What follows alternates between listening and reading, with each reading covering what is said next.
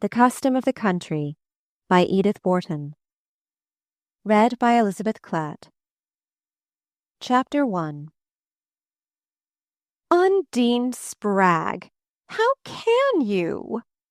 her mother wailed, raising a prematurely wrinkled hand heavy with rings to defend the note which a languid bellboy had just brought in. But her defense was as feeble as her protest, and she continued to smile on her visitor, while Miss Spragg, with a turn of her quick young fingers, possessed herself of the missive and withdrew to the window to read it. "I guess it's meant for me." She merely threw over her shoulder at her mother. "Did you ever, Mrs. Heeny?" Mrs. Spragg murmured, with deprecating pride. Mrs. Heeny, a stout, professional-looking person in a waterproof, her rusty veil thrown back, and a shabby alligator bag at her feet, followed the mother's glance with good-humoured approval. "I never met with a lovelier form," she agreed, answering the spirit rather than the letter of her hostess's enquiry. Mrs. Spragg and her visitor were enthroned in two heavy gilt armchairs in one of the private drawing-rooms of the Hotel Stentorian. The Spragg rooms were known as one of the Louis suites, and the drawing-room walls, above their wainscoting of highly varnished mahogany, were hung with salmon-pink damask and adorned with oval portraits of Marie Antoinette and the Princess de Lamballe. In the centre of the florid carpet, a gilt table with a top of Mexican onyx sustained a palm in a gilt basket tied with a pink bow. But for this ornament, and a copy of The Hound of the Baskervilles which lay beside it, the room showed no traces of human use, and Mrs. Spragg herself wore as complete an air of detachment as if she had been a wax figure in a show window. Her attire was fashionable enough to justify such a post, and her pale, soft-cheeked face, with puffy eyelids and drooping mouth, suggested a partially melted wax figure which had run to double chin. Mrs. Heeny, in comparison, had a reassuring look of solidity and reality. The planting of her firm black bulk in its chair, and the grasp of her broad red hands on the gilt arms, bespoke an organized and self-reliant activity, accounted for by the fact that Mrs. Heeny was a society manicure and masseuse. Toward Mrs. Spragg and her daughter she filled the double role of manipulator and friend, and it was in the latter capacity that, her day's task ended, she had dropped in for a moment to cheer up the lonely ladies of the Stentorian. The young girl whose form had won Mrs. Heeny's professional commendation suddenly shifted its lovely lines as she turned back from the window. "Here, you can have it after all," she said, crumpling the note and tossing it with a contemptuous gesture into her mother's lap. "Why, isn't it from Mr. Popple?" Mrs. Spragg exclaimed unguardedly. "No, it isn't. What made you think I thought it was?" snapped her daughter. But the next instant she added, with an outbreak of childish disappointment, "It's only from Mr. Marvell's sister. At least, she says she's his sister." Mrs. Spragg, with a puzzled frown, groped for her eyeglass among the jet fringes of her tightly girded front. Mrs. Heeny's small blue eyes shot out sparks of curiosity. "Marvell? What Marvell is that?" The girl explained languidly. "A little fellow. I think Mr. Popple said his name was Ralph." While her mother continued, "Undine met them both last night at that party downstairs, and from something Mr. Popple said to her about going to one of the new plays, she thought—" "How on earth do you know what I thought?" Undine flashed back, her grey eyes darting warnings at her mother under their straight black brows. "Why, you said you thought—" Mrs. Spragg began reproachfully, but Mrs. Heeny, heedless of their bickerings, was pursuing her own train of thought. "What Popple? Claude Walsingham Popple, the portrait painter?" "Yes, I suppose so. He said he'd like to paint me. Mabel Lipscomb introduced him. I don't care if I never see him again," the girl said, bathed in angry pink. "Do you know him, Mrs. Heeny?" Mrs. Spragg inquired. "I should say I did. I manicured him for his first society portrait, a full length of Mrs. Harmon B. Driscoll." Mrs. Heeny smiled indulgently on her hearers. "I know everybody. If they don't know me, they ain't in, and Claude Walsingham Popple's in it.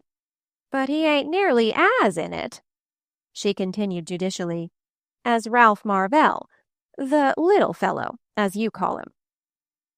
Undine Spragg, at the word, swept round on the speaker with one of the quick turns that revealed her youthful flexibility. She was always doubling and twisting on herself, and every movement she made seemed to start at the nape of her neck, just below the lifted roll of reddish-gold hair, and flow without a break through her whole slim length to the tips of her fingers and the points of her slender, restless feet. "Why? Do you know the Marvells? Are they stylish?" she asked. Mrs. Heeny gave the discouraged gesture of a pedagogue who has vainly striven to implant the rudiments of knowledge in a rebellious mind. "Why, Undine Spragg, I've told you all about them, time and again. His mother was a Dagonet. They live with old Urban Dagonet down in Washington Square." To Mrs. Spragg this conveyed even less than to her daughter. "Way down there? Why do they live with somebody else? Haven't they got the means to have a home of their own?" Undine's perceptions were more rapid, and she fixed her eyes searchingly on Mrs. Heeny. "Do you mean to say Mr. Marvell's as swell as Mr. Popple?" "As swell? Why, Claude Walsingham Popple ain't in the same class with him." The girl was upon her mother with a spring, snatching and smoothing out the crumpled note. "Laura Fairford, is that the sister's name?" "Mrs. Henley Fairford, yes. What does she write about?" Undine's face lit up, as if a shaft of sunset had struck it through the triple-curtained windows of the Stentorian. "She says she wants me to dine with her next Wednesday. Isn't it queer?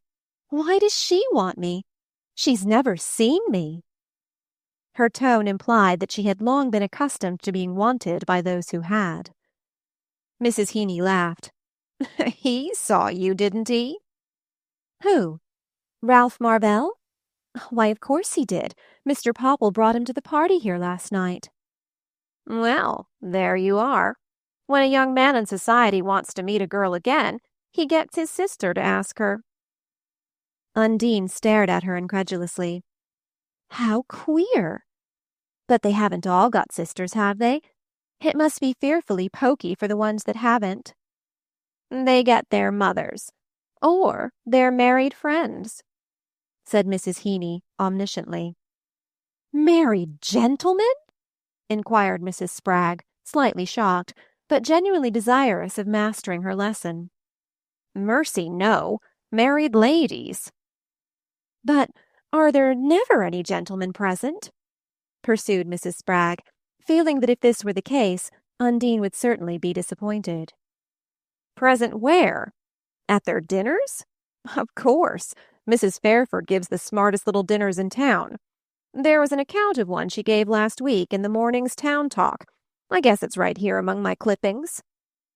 Mrs. Heeny, swooping down on her bag, drew from it a handful of newspaper cuttings, which she spread on her ample lap, and proceeded to sort with a moistened finger. "Here," she said, holding one of the slips at arm's length, and throwing back her head, she read in a slow, unpunctuated chant, "Mrs. Henley Fairford gave another of her natty little dinners last Wednesday as usual. It was smart, small, and exclusive, and there was much gnashing of teeth among the left-outs, as Madame Olga Lukowska gave some of her new step dances after dinner." That's the French for new dance steps, Mrs. Heeny concluded, thrusting the documents back into her bag. "Do you know Mrs. Fairford, too?" Undine asked eagerly, while Mrs. Spragg, impressed but anxious for facts, pursued, "Does she reside on Fifth Avenue?" "No, she has a little house in 38th Street, down beyond Park Avenue." The ladies' faces drooped again, and the masseuse went on promptly. "But they're glad enough to have her in the big houses. Why, yes, I know her," she added, addressing herself to Undine. "I masked her for a sprained ankle a couple of years ago. She's got a lovely manner, but no conversation. Some of my patients converse exquisitely," Mrs. Heeny added with discrimination. Undine was brooding over the note. "It is written to Mother, Mrs. Abner E. Spragg. I never saw anything so funny. Will you allow your daughter to dine with me?" "Allow? Is Mrs. Fairford peculiar?" "No, you are," said Mrs. Heeny bluntly. "Don't you know it's the thing in the best society to pretend that girls can't do anything without their mother's permission? You just remember that, Undine. You mustn't accept invitations from gentlemen without you say you've got to ask your mother first." "Mercy! But how will Mother know what to say?" "Why, she'll say what you tell her to, of course. You'd better tell her you want to dine with Mrs. Fairford," Mrs. Heeny added humorously, as she gathered her waterproof together and stooped for her bag. "Have I got to write the note, then?" Mrs. Spragg asked with rising agitation. Mrs. Heeny reflected. "Why, no. I guess Undine can write it as if it was from you. Mrs. Fairford don't know you're writing." This was an evident relief to Mrs. Spragg, and as Undine swept to her room with the note, her mother sank back, murmuring plaintively, "Oh, don't go yet, Mrs. Heeny. I haven't seen a human being all day, and I can't seem to find anything to say to that French maid." Mrs. Heeny looked at her hostess with friendly compassion. She was well aware that she was the only bright spot on Mrs. Spragg's horizon.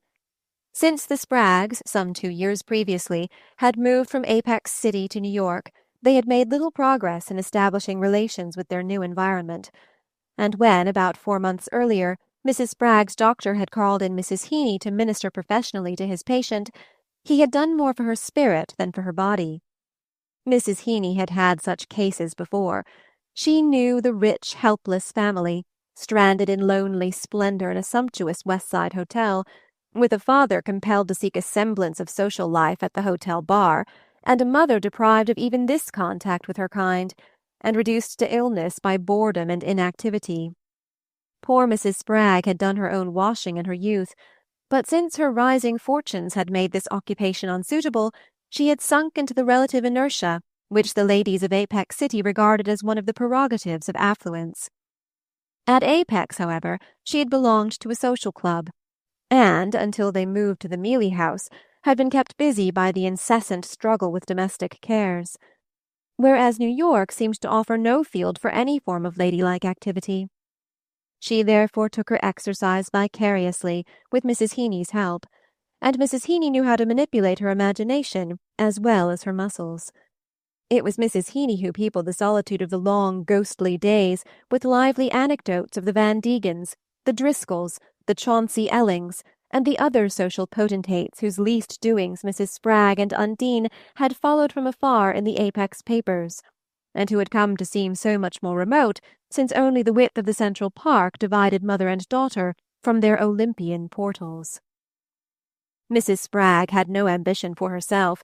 She seemed to have transferred her whole personality to her child. But she was passionately resolved that Undine should have whatever she wanted, and she sometimes fancied that Mrs. Heeny, who crossed those sacred thresholds so familiarly, might some day gain admission for Undine. "Well, I'll stay a mite longer if you want. And supposing I was to rub up your nails while we're talking? It'll be more sociable," the masseuse suggested, lifting her bag to the table and covering its shiny onyx surface with bottles and polishers. Mrs. Spragg consentingly slipped the rings from her small mottled hands. It was soothing to feel herself in Mrs. Heeny's grasp, and though she knew the attention would cost her $3, she was secure in the sense that Abner wouldn't mind. It had been clear to Mrs. Spragg, ever since their rather precipitate departure from Apex City, that Abner was resolved not to mind, resolved at any cost to see through the New York adventure. It seemed likely now that the cost would be considerable. They had lived in New York for 2 years without any social benefit to their daughter, and it was, of course, for that purpose that they had come. If, at the time, there had been other and more pressing reasons, they were such as Mrs. Spragg and her husband never touched on, even in the gilded privacy of their bedroom at the Stentorian, and so completely had silence closed in on the subject that to Mrs. Spragg it had become non-existent. She really believed that, as Abner put it, they had left Apex because Undine was too big for the place. She seemed as yet, poor child, too small for New York. actually imperceptible to its heedless multitudes, and her mother trembled for the day when her invisibility should be borne in on her. Mrs. Spragg did not mind the long delay for herself. She had stores of lymphatic patience. But she had noticed lately that Undine was beginning to be nervous, and there was nothing that Undine's parents dreaded so much as her being nervous. Mrs. Spragg's maternal apprehensions unconsciously escaped in her next words. "I do hope she'll quiet down now," she murmured, feeling quieter herself as her hand sank into Mrs. Heeny's roomy palm. "Who's that? Undine?" "Yes. She seemed so set on that Mr. Popple's coming round. From the way he acted last night, she thought he'd be sure to come round this morning. She's so lonesome, poor child. I can't say as I blame her." "Oh, he'll come round. Things don't happen as quick as that in New York," said Mrs. Heeny, driving her nail-polisher cheeringly. Mrs. Spragg sighed again. "They don't appear to. They say New Yorkers are always in a hurry, but I can't say as they've hurried much to make our acquaintance." Mrs. Heeny drew back to study the effect of her work. "You wait, Mrs. Spragg, you wait. If you go too fast, you sometimes have to rip out the whole seam." "Oh, that's so, that's so," Mrs. Spragg exclaimed, with a tragic emphasis that made the masseuse glance up at her. "Of course it's so, and it's more so in New York than anywhere. The wrong sets like fly-paper. Once you're in it, you can pull and pull, but you'll never get out of it again." Undine's mother heaved another and more helpless sigh. "I wish you'd tell Undine that, Mrs. Heeny." "Oh, I guess Undine's all right. A girl like her can afford to wait. And if young Marvell's really taken with her, she'll have the run of the place in no time." This solacing thought enabled Mrs. Spragg to yield herself unreservedly to Mrs. Heeny's ministrations, which were prolonged for a happy confidential hour, and she had just bidden the masseuse good-bye and was restoring the rings to her fingers when the door opened to admit her husband. Mr. Spragg came in silently, setting his high hat down on the centre table and laying his overcoat across one of the gilt chairs. He was tallish, grey-bearded, and somewhat stooping, with the slack figure of the sedentary man who would be stout if he were not dyspeptic, and his cautious grey eyes with pouch-like underlids had straight black brows like his daughter's. His thin hair was worn a little too long over his coat-collar, and a Masonic emblem dangled from the heavy gold chain which crossed his crumpled black waistcoat. He stood still in the middle of the room, casting a slow, pioneering glance about its gilded void, and then he said gently, "Well, mother?" Mrs. Spragg remained seated, but her eyes dwelt on him affectionately. "Undine's been asked out to a dinner party, and Mrs. Heeny says it's to one of the first families. It's the sister of one of the gentlemen that Mabel Lipscomb introduced her to last night." There was a mild triumph in her tone, for it was owing to her insistence and Undine's that Mr. Spragg had been induced to give up the house they had bought in West End Avenue and move with his family to the Stentorian. Undine had early decided that they could not hope to get on while they kept house. All the fashionable people she knew either boarded or lived in hotels. Mrs. Spragg was easily induced to take the same view, but Mr. Spragg had resisted, being at the moment unable either to sell his house or to let it as advantageously as he had hoped. After the move was made, it seemed for a time as though he had been right, and the first social steps would be as difficult to make in a hotel as in one's own house, and Mrs. Spragg was therefore eager to have him know that Undine really owed her first invitation to a meeting under the roof of the Stentorian. "You see, we were right to come here, Abner," she added, and he absently rejoined, "I guess you two always manage to be right." But his face remained unsmiling, and instead of seating himself and lighting his cigar, as he usually did before dinner, he took 2 or 3 aimless turns about the room, and then paused in front of his wife. "What's the matter? Anything wrong downtown?" she asked, her eyes reflecting his anxiety. Mrs. Spragg's knowledge of what went on downtown was of the most elementary kind, but her husband's face was the barometer on which she had long been accustomed to read the leave to go on unrestrictedly or the warning to pause and abstain till the coming storm should be weathered. He shook his head. No, nothing worse than what I can see to, if you and Undine will go steady for a while. He paused and looked across the room at his daughter's door. Where is she? Out? I guess she's in her room, going over her dresses with that French maid. I don't know if she's got anything fit to wear to that dinner, Mrs. Spragg added, in a tentative murmur. Mr. Spragg smiled at last. Well, I guess she will have, he said prophetically.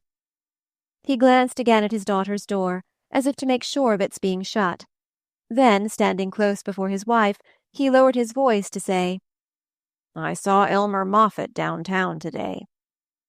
Oh, Abner! A wave of almost physical apprehension passed over Mrs. Spragg.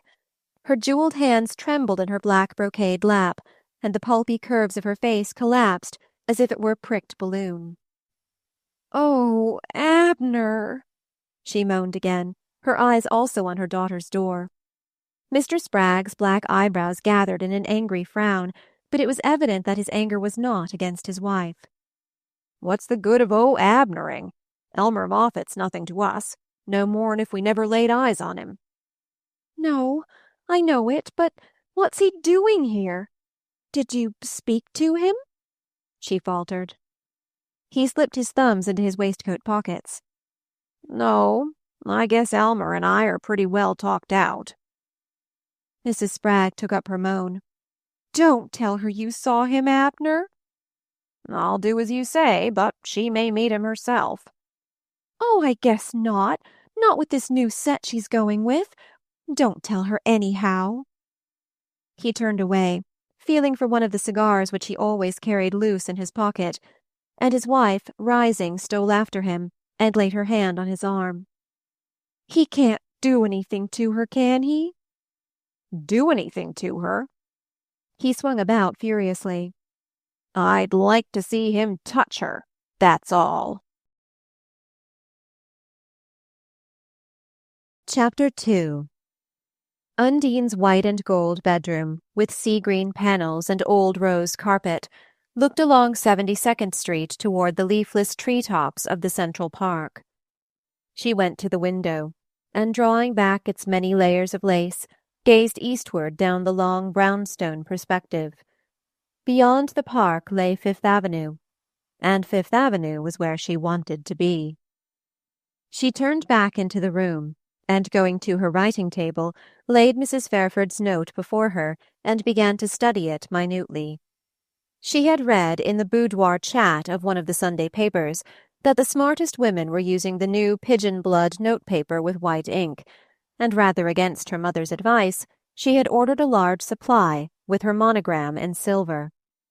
It was a disappointment, therefore, to find that Mrs. Fairford wrote on the old-fashioned white sheet without even a monogram, simply her address and telephone number. It gave Undine rather a poor opinion of Mrs. Fairford's social standing, and for a moment she thought with considerable satisfaction of answering the note on her pigeon-blood paper. Then she remembered Mrs. Heeny's emphatic commendation of Mrs. Fairford, and her pen wavered. What if white paper were really newer than pigeon-blood? It might be more stylish, anyhow.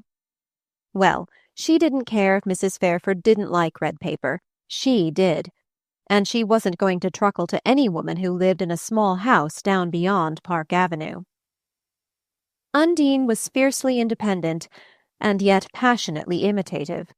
She wanted to surprise everyone by her dash and originality, but she could not help modeling herself on the last person she met, and the confusion of ideals thus produced caused her much perturbation when she had to choose between two courses. She hesitated a moment longer, and then took from the drawer a plain sheet with the hotel address. It was amusing to write the note in her mother's name. She giggled as she formed the phrase, "I shall be happy to permit my daughter to take dinner with you." Take dinner seemed more elegant than Mrs. Fairford's dine. But when she came to the signature, she was met by a new difficulty. Mrs. Fairford had signed herself Laura Fairford, just as one schoolgirl would write to another. But could this be a proper model for Mrs. Spragg? Undine could not tolerate the thought of her mother's abasing herself to a denizen of regions beyond Park Avenue, and she resolutely formed the signature, "Sincerely, Mrs. Abner E. Spragg." Then uncertainty overcame her, and she rewrote her note and copied Mrs. Fairford's formula. "Yours sincerely, Leota B. Spragg." But this struck her as an odd juxtaposition of formality and freedom, and she made a third attempt. "Yours with love, Leota B. Spragg." This, however, seemed excessive, as the ladies had never met, and after several other experiments she finally decided on a compromise, and ended the note, "Yours sincerely, Mrs. Leota B. Spragg." That might be conventional, Undine reflected, but it was certainly correct. This point settled, she flung open her door, calling imperiously down the passage, "Celeste!" and adding, as the French maid appeared, "I want to look over all my dinner dresses." Considering the extent of Miss Spragg's wardrobe, her dinner dresses were not many.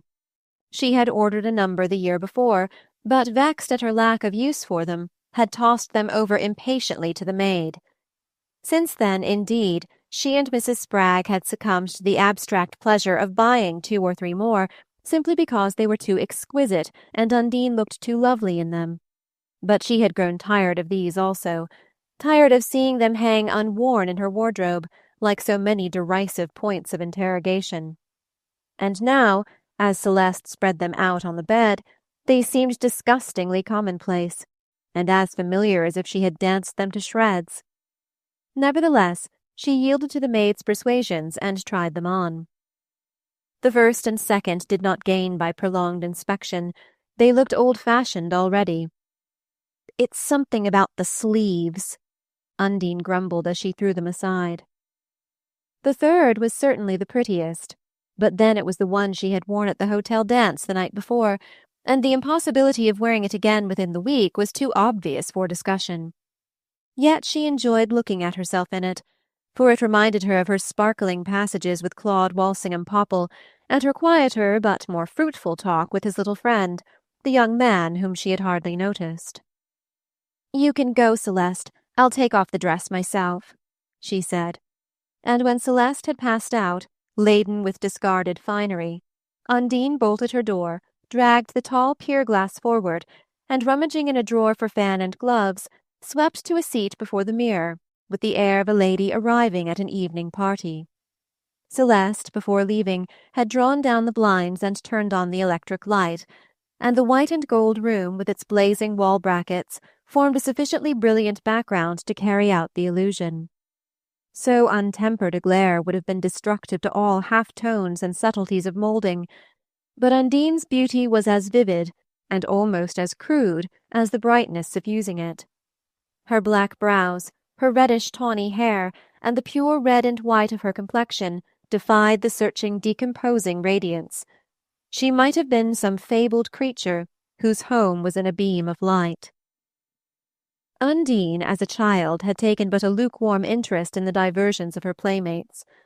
Even in the early days when she had lived with her parents in a ragged outskirt of Apex, and hung on the fence with Indiana Frusk, the freckled daughter of the plumber across the way, she had cared little for dolls or skipping ropes, and still less for the riotous games in which the loud Indiana played Atalanta to all the boyhood of the quarter.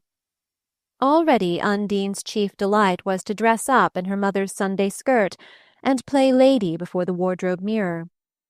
The taste had outlasted childhood, and she still practiced the same secret pantomime, gliding in, settling her skirts, swaying her fan, moving her lips in soundless talk and laughter. But lately she had shrunk from everything that reminded her of her baffled social yearnings. Now, however, she could yield without afterthought to the joy of dramatizing her beauty. Within a few days she would be enacting the scene she was now mimicking, and it amused her to see in advance just what impression she would produce on Mrs. Fairford's guests. For a while she carried on her chat with an imaginary circle of admirers, twisting this way and that, fanning, fidgeting, twitching at her draperies, as she did in real life when people were noticing her. Her incessant movements were not the result of shyness. She thought it the correct thing to be animated in society, and noise and restlessness were her only notion of vivacity. She therefore watched herself approvingly, admiring the light on her hair, the flash of teeth between her smiling lips, the pure shadows of her throat and shoulders as she passed from one attitude to another. Only one fact disturbed her. There was a hint of too much fullness in the curves of her neck and in the spring of her hips. She was tall enough to carry off a little extra weight, but excessive slimness was the fashion, and she shuddered at the thought that she might some day deviate from the perpendicular. Presently she ceased to twist and sparkle at her image, and sinking into her chair, gave herself up to retrospection.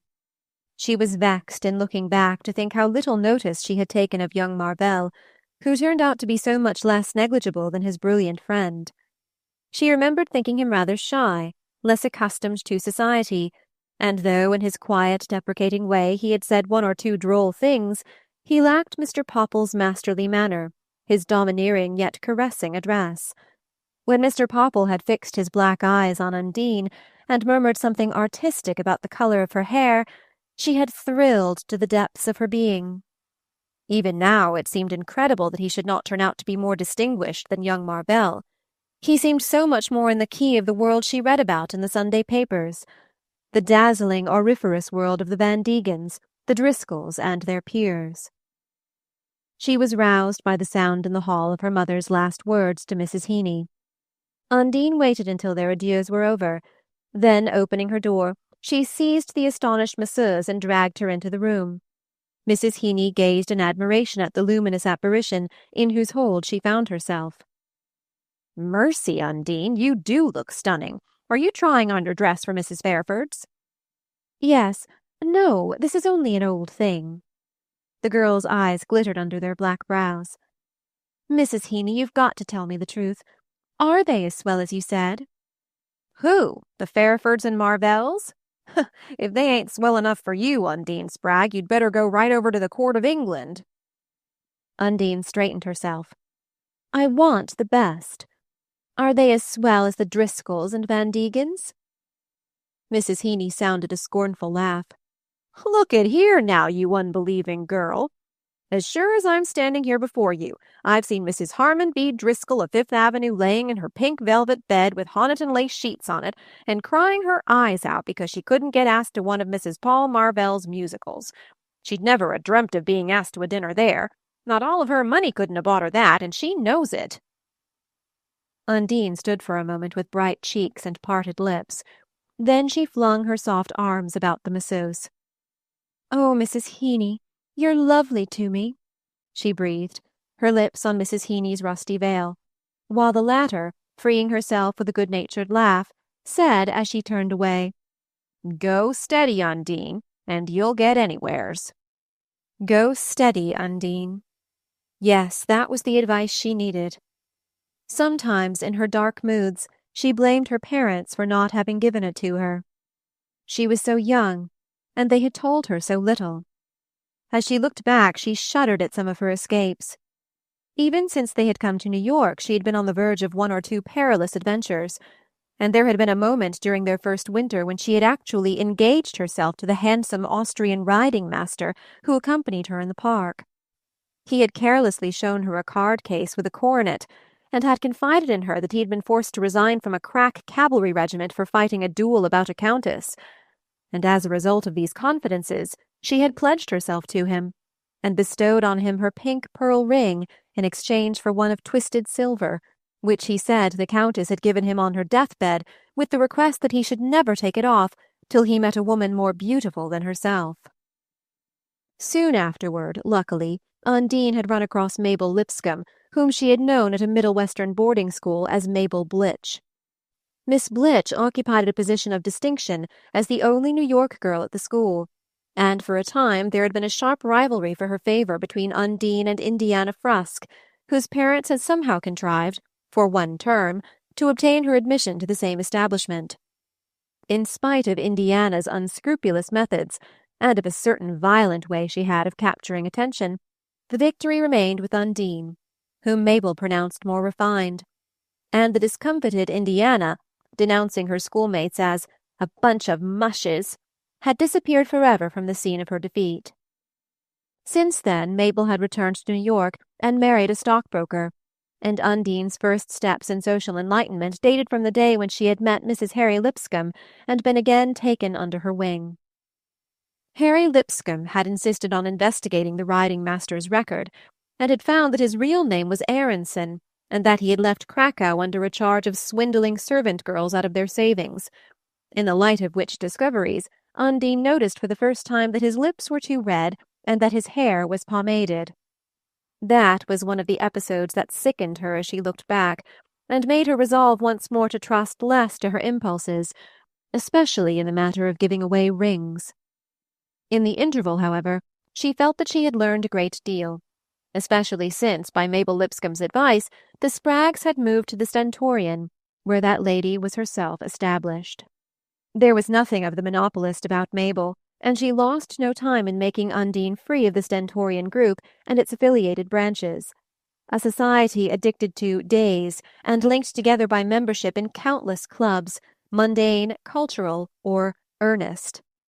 Mabel took Undine to the days and introduced her as a guest to the club meetings, where she was supported by the presence of many other guests.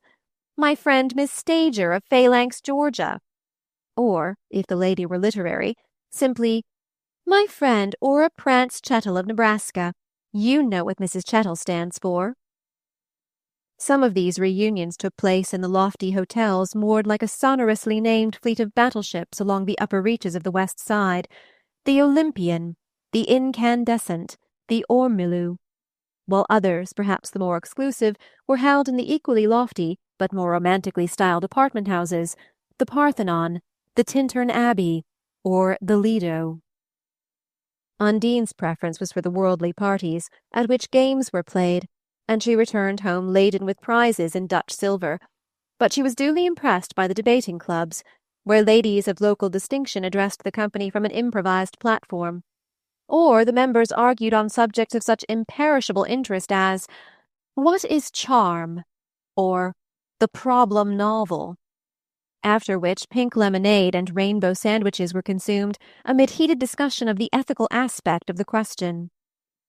It was all very novel and interesting, and at first Undine envied Mabel Lipscomb for having made herself a place in such circles. But in time she began to despise her for being content to remain there. For it did not take Undine long to learn that introduction to Mabel's set had brought her no nearer to Fifth Avenue. Even in Apex, Undine's tender imagination had been nurtured on the feats and gestures of Fifth Avenue. She knew all of New York's golden aristocracy by name, and the lineaments of its most distinguished scions had been made familiar by passionate poring over the daily press.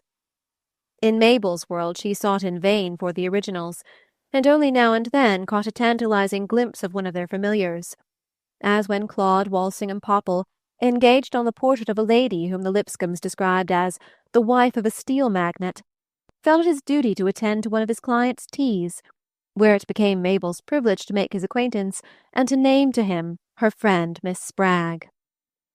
Unsuspected social gradations were thus revealed to the attentive Undine, but she was beginning to think that her sad proficiency had been acquired in vain when her hopes were revived by the appearance of Mr. Popple and his friend at the Stentorian dance. She thought she had learned enough to be safe from any risk of repeating the hideous Aronson mistake. Yet she now saw she had blundered again in distinguishing Claude Walsingham Popple, while she almost snubbed his more retiring companion. It was all very puzzling, and her perplexity had been farther increased by Mrs. Heeny's tale of the great Mrs. Harmon B. Driscoll's despair. Hitherto Undine had imagined that the Driscoll and Van Degen clans and their allies held undisputed suzerainty over New York society.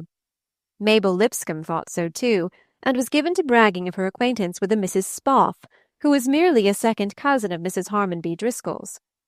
Yet here was she, Undine Spragg of Apex, about to be introduced into an inner circle to which Driscolls and Van Degens had laid siege in vain. It was enough to make her feel a little dizzy with her triumph, to work her up into that state of perilous self-confidence in which all her worst follies had been committed. She stood up, and going close to the glass, examined the reflection of her bright eyes and glowing cheeks. This time her fears were superfluous. There were to be no more mistakes and no more follies now. She was going to know the right people at last. She was going to get what she wanted.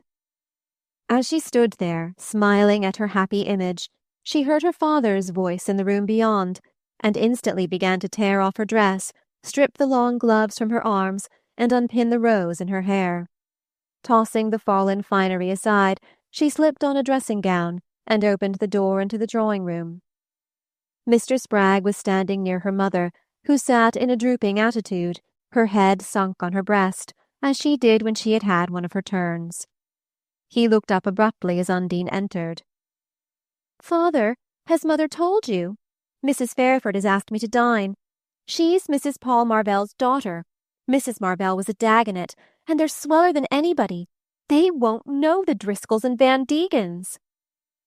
Mr. Spragg surveyed her with humorous fondness. "That's so. What do they want to know you for, I wonder?" He jeered. "Can't imagine, unless they think I'll introduce you." She jeered back in the same key, her arms around his stooping shoulders, her shining hair against his cheek. "Well, and are you going to? Have you accepted?" He took up her joke as she held him pinioned, while Mrs. Spragg, behind them, stirred in her seat with a little moan. Undine threw back her head, plunging her eyes in his, and pressing so close that to his tired elderly sight her face was a mere bright blur. "I want to awfully," she declared, "but I haven't got a single thing to wear." Mrs. Spragg at this moaned more audibly. "Undine, I wouldn't ask Father to buy any more clothes right on top of those last bills." "I ain't on top of those last bills yet. I'm way down under them," Mr. Spragg interrupted, raising his hands to imprison his daughter's slender wrists. "Oh, well, if you want me to look like a scarecrow and not get asked again, I've got a dress that'll do perfectly," Undine threatened, in a tone between banter and vexation. Mr. Spragg held her away at arm's length, a smile drawing up the loose wrinkles about his eyes. "Well, that kind of dress might come in mighty handy on some occasions, so I guess you'd better hold on to it for future use.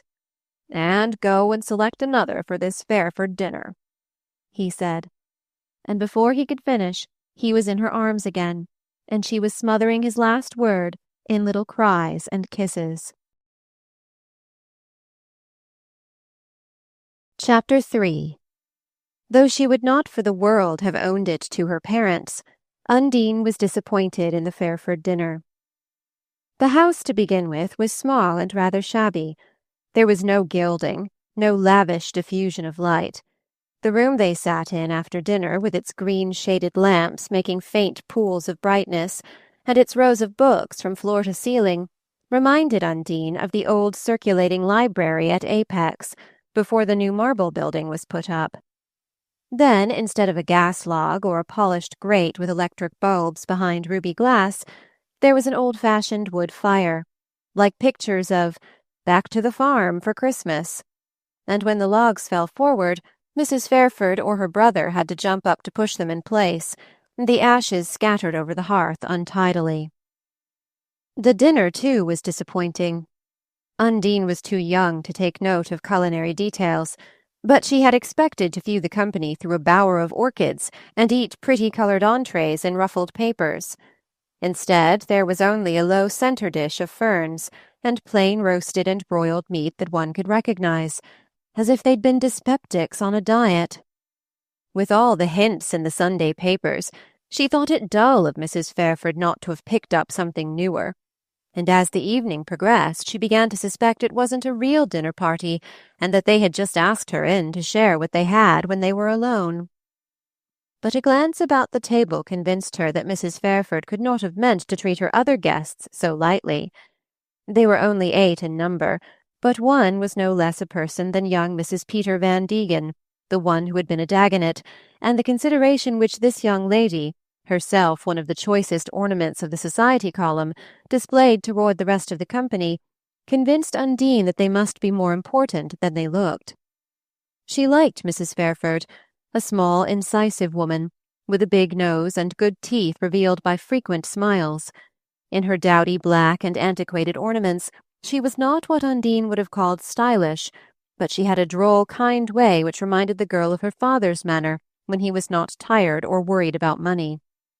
One of the other ladies, having white hair, did not long arrest Undine's attention, and the fourth, a girl like herself, who was introduced as Miss Harriet Ray, she dismissed at a glance as plain and wearing last year's model. The men, too, were less striking than she had hoped. She had not expected much of Mr. Fairford, since married men were intrinsically uninteresting, and his baldness and grey moustache seemed naturally to relegate him to the background. But she had looked for some brilliant youths of her own age. In her inmost heart she had looked for Mr. Popple. He was not there, however, and of the other men, one whom they called Mr. Bowen was hopelessly elderly.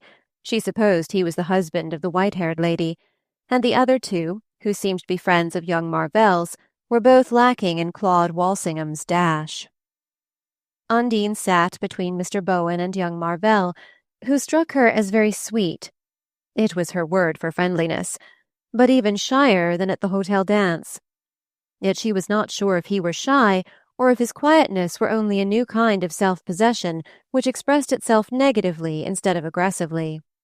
Small, well-knit, fair, he sat stroking his slight blonde moustache and looking at her with kindly, almost tender eyes, but he left it to his sister and the others to draw her out and fit her into the pattern.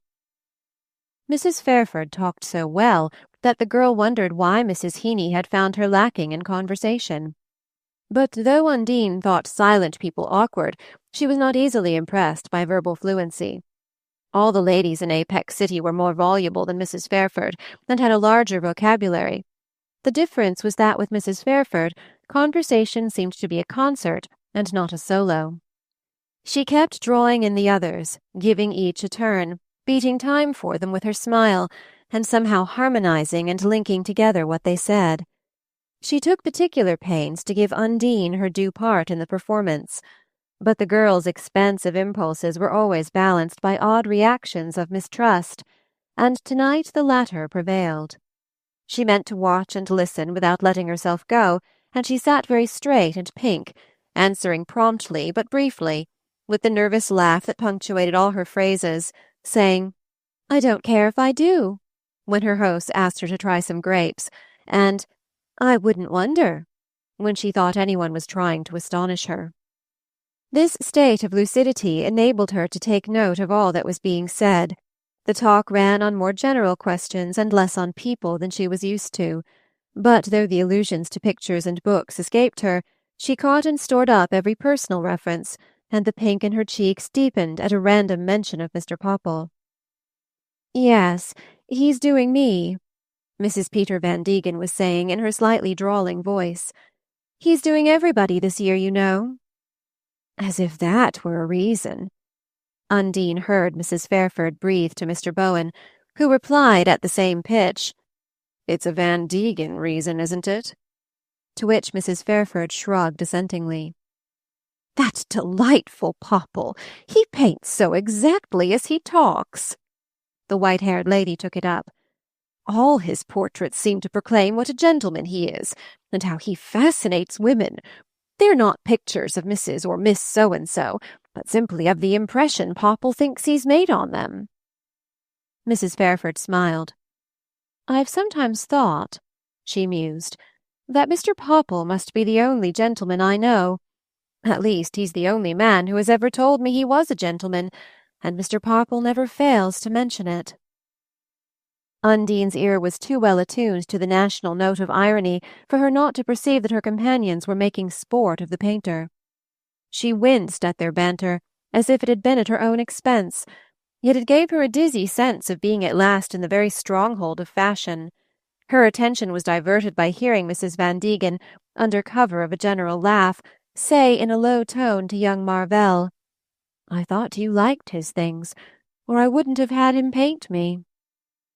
Something in her tone made all Undine's perceptions bristle, and she strained her ears for the answer. "I think he'll do you capitally. You must let me come and see you some day soon." Marvell's tone was always so light, so unemphasized, that she could not be sure of its being as indifferent as it sounded. She looked down at the fruit on her plate, and shot a side glance through her lashes at Mrs. Peter Van Degen. Mrs. Van Degen was neither beautiful nor imposing, just a dark, girlish-looking creature with plaintive eyes and a fidgety, frequent laugh. But she was more elaborately dressed and jewelled than the other ladies, and her elegance and her restlessness made her seem less alien to Undine. She had turned on Marvell a gaze at once pleading and possessive, but whether betokening merely an inherited intimacy, Undine had noticed that they were all more or less cousins, or a more personal feeling, her observer was unable to decide, just as the tone of the young man's reply might have expressed the open avowal of good fellowship or the disguise of a different sentiment. All was blurred and puzzling to the girl in this world of half-lights, half-tones, eliminations, and abbreviations, and she felt a violent longing to brush away the cobwebs and assert herself as the dominant figure of the scene. Yet in the drawing-room, with the ladies, where Mrs. Fairford came and sat by her, the spirit of caution once more prevailed. She wanted to be noticed, but she dreaded to be patronized, and here again her hostess's gradations of tone were confusing. Mrs. Fairford made no tactless allusions to her being a newcomer in New York. There was nothing as bitter to the girl as that, but her questions as to what pictures had interested Undine at the various exhibitions of the moment, and which of the new books she had read, were almost as open to suspicion, since they had to be answered in the negative.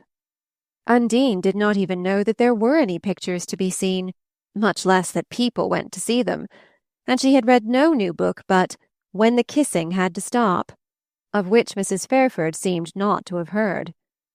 On the theatre they were equally at odds, for while Undine had seen Oolaloo 14 times and was wild about Ned Norris and the soda-water fountain, she had not heard of the famous Berlin comedians who were performing Shakespeare at the German theatre, and knew only by name the clever American actress who was trying to give repertory plays with a good stock company. The conversation was revived for a moment by her recalling that she had seen Sarah Bernhardt in a play she called Leg-long, and another which she pronounced Fade, but even this did not carry them far, as she had forgotten what both plays were about, and had found the actress a good deal older than she expected. Matters were not improved by the return of the men from the smoking-room. Henley Fairford replaced his wife at Undine's side, and since it was unheard of at Apex for a married man to force his society on a young girl, she inferred that the others didn't care to talk to her, or that her host and hostess were in league to take her off their hands. This discovery resulted in her holding her vivid head very high and answering, "I couldn't really say," or "Is that so?" to all Mr. Fairford's ventures, and as these were neither numerous nor striking, it was a relief to both when the rising of the elderly lady gave the signal for departure. In the hall, where young Marvell had managed to precede her, Undine found Mrs. Van Degen putting on her cloak. As she gathered it about her, she laid her hand on Marvell's arm. "Ralphie, dear, you'll come to the opera with me on Friday?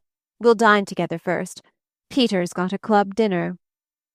They exchanged what seemed a smile of intelligence, and Undine heard the young man accept. Then Mrs. Van Degen turned to her. "Good-bye, Miss Spragg. I hope you'll come." To dine with me, too? That must be what she was going to say, and Undine's heart gave a bound. "To see me some afternoon," Mrs. Van Degen ended, going down the steps to her motor, at the door of which a much-furred footman waited with more furs on his arm. Undine's face burned as she turned to receive her cloak. When she had drawn it on with haughty deliberation, she found Marvell at her side, in hat and overcoat, and her heart gave a higher bound. He was going to escort her home, of course. This brilliant youth, she felt now that he was brilliant, who dined alone with married women, whom the Van Degen set called Ralphie dear, had really no eyes for anyone but herself, and at the thought her lost self-complacency flowed back warm through her veins. The street was coated with ice, and she had a delicious moment descending the steps on Marvell's arm and holding it fast while they waited for her cab to come up, but when he had helped her in, he closed the door and held his hand out over the lowered window. "Good-bye," he said, smiling, and she could not help the break of pride in her voice as she faltered out stupidly from the depths of her disillusionment, "Oh, good-bye." Chapter 4. Father, you've got to take a box for me at the opera next Friday. From the tone of her voice, Undine's parents knew at once that she was nervous. They had counted a great deal on the Fairford dinner as a means of tranquilization, and it was a blow to detect signs of the opposite result, when, late the next morning, their daughter came dawdling into the sodden splendor of the stentorian breakfast-room. The symptoms of Undine's nervousness were unmistakable to Mr. and Mrs. Spragg. They could read the approaching storm in the darkening of her eyes from limpid gray to slate color, and in the way her straight black brows met above them, and the red curve of her lips narrowed to a parallel line below. Mr. Spragg, having finished the last course of his heterogeneous meal, was adjusting his gold eyeglasses for a glance at the paper when Undine trailed down the sumptuous stuffy room, where coffee fumes hung perpetually under the emblazoned ceiling, and the spongy carpet might have absorbed a year's crumbs without a sweeping. About them sat other pallid families, richly dressed and silently eating their way through a bill of fare which seemed to have ransacked the globe for gastronomic incompatibilities, and in the middle of the room a knot of equally pallid waiters, engaged in languid conversation, turned their backs by common consent on the persons they were supposed to serve. Undine, who rose too late to share the family breakfast, usually had her chocolate brought to her in bed by Celeste, after the manner described in the articles on "A Society Woman's Day," which were appearing in boudoir chat. Her mere appearance in the restaurant, therefore, prepared her parents for those symptoms of excessive tension which a nearer inspection confirmed, and Mr. Spragg folded his paper and hooked his glasses to his waistcoat, with the air of a man who prefers to know the worst and have it over. "An opera box?" faltered Mrs. Spragg, pushing aside the bananas and cream with which she had been trying to tempt an appetite too languid for fried liver or crab mayonnaise. "A parterre box," Undine corrected, ignoring the exclamation, and continuing to address herself to her father. "Friday's the stylish night, and that new tenor's going to sing again in Cavalleria," she condescended to explain. "That's so." Mr. Spragg thrust his hands into his waistcoat pockets and began to tilt his chair till he remembered there was no wall to meet it. He regained his balance and said, "Wouldn't a couple of good orchestra seats do you?" "No, they wouldn't," Undine answered with a darkening brow. He looked at her humorously. "You've invited the whole dinner party, I suppose?" "No, no one." "Going all alone in a box?" She was disdainfully silent. "I don't suppose that you're thinking of taking Mother and me?" This was so obviously comic that they all laughed, even Mrs. Spragg, and Undine went on more mildly. "I want to do something for Mabel Lipscomb, make some return. She's always taking me round, and I've never done a thing for her, not a single thing." This appeal to the national belief in the duty of reciprocal treating could not fail of its effect, and Mrs. Spragg murmured, "She never has, Abner." But Mr. Spragg's brow remained unrelenting. "Do you know what a box costs?" "No, but I suppose you do," Undine returned with unconscious flippancy. "I do. That's the trouble. Why won't seats do you?" "Mabel could buy seats for herself." "That's so," interpolated Mrs. Spragg, always the first to succumb to her daughter's arguments. "Well, I guess I can't buy a box for her." Undine's face gloomed more deeply. She sat silent, her chocolate thickening in the cup, while one hand, almost as much beringed as her mother's, drummed on the crumpled tablecloth. "We might as well go straight back to Apex," she breathed at last between her teeth. Mrs. Spragg cast a frightened glance at her husband. These struggles between two resolute wills always brought on her palpitations, and she wished she had her phial of digitalis with her. "A parterre box costs $125 a night," said Mr. Spragg, transferring a toothpick to his waistcoat pocket. "I only want it once." He looked at her with a quizzical puckering of his crow's feet. "You only want most things once, Undine." It was an observation they had made in her earliest youth. Undine never wanted anything long, but she wanted it right off, and until she got it, the house was uninhabitable.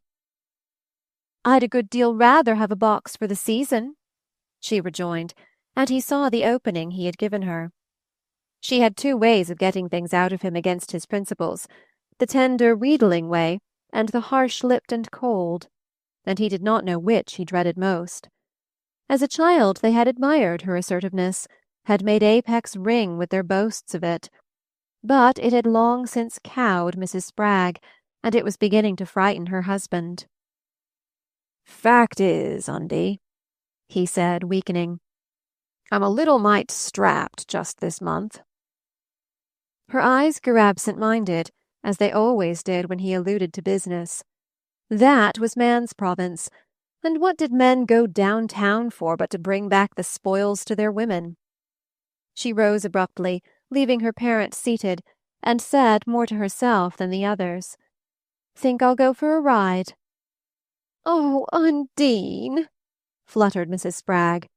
She always had palpitations when Undine rode, and since the Aronson episode her fears were not confined to what the horse might do.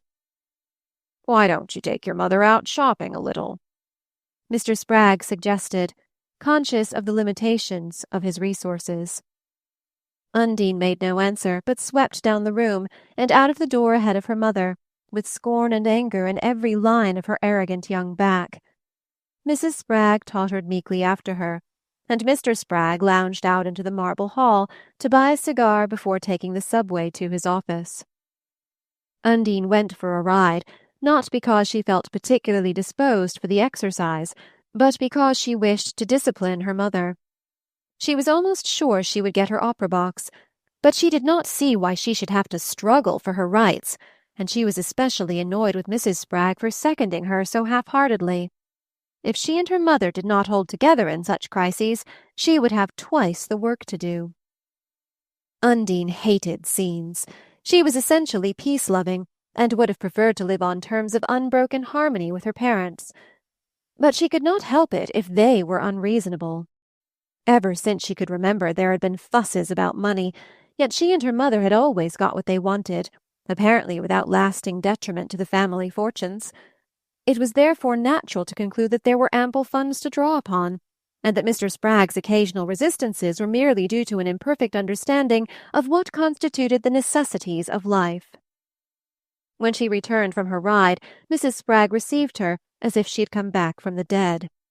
It was absurd, of course, but Undine was inured to the absurdity of parents. "Has father telephoned?" was her first brief question. "No, he hasn't yet." Undine's lips tightened, but she proceeded deliberately with the removal of her habit. "You'd think I'd asked him to buy me the opera house, the way he's acting over a single box," she muttered, flinging aside her smartly fitting coat. Mrs. Spragg received the flying garment and smoothed it out on the bed. Neither of the ladies could bear to have their maid about when they were at their toilet, and Mrs. Spragg had always performed these ancillary services for Undine.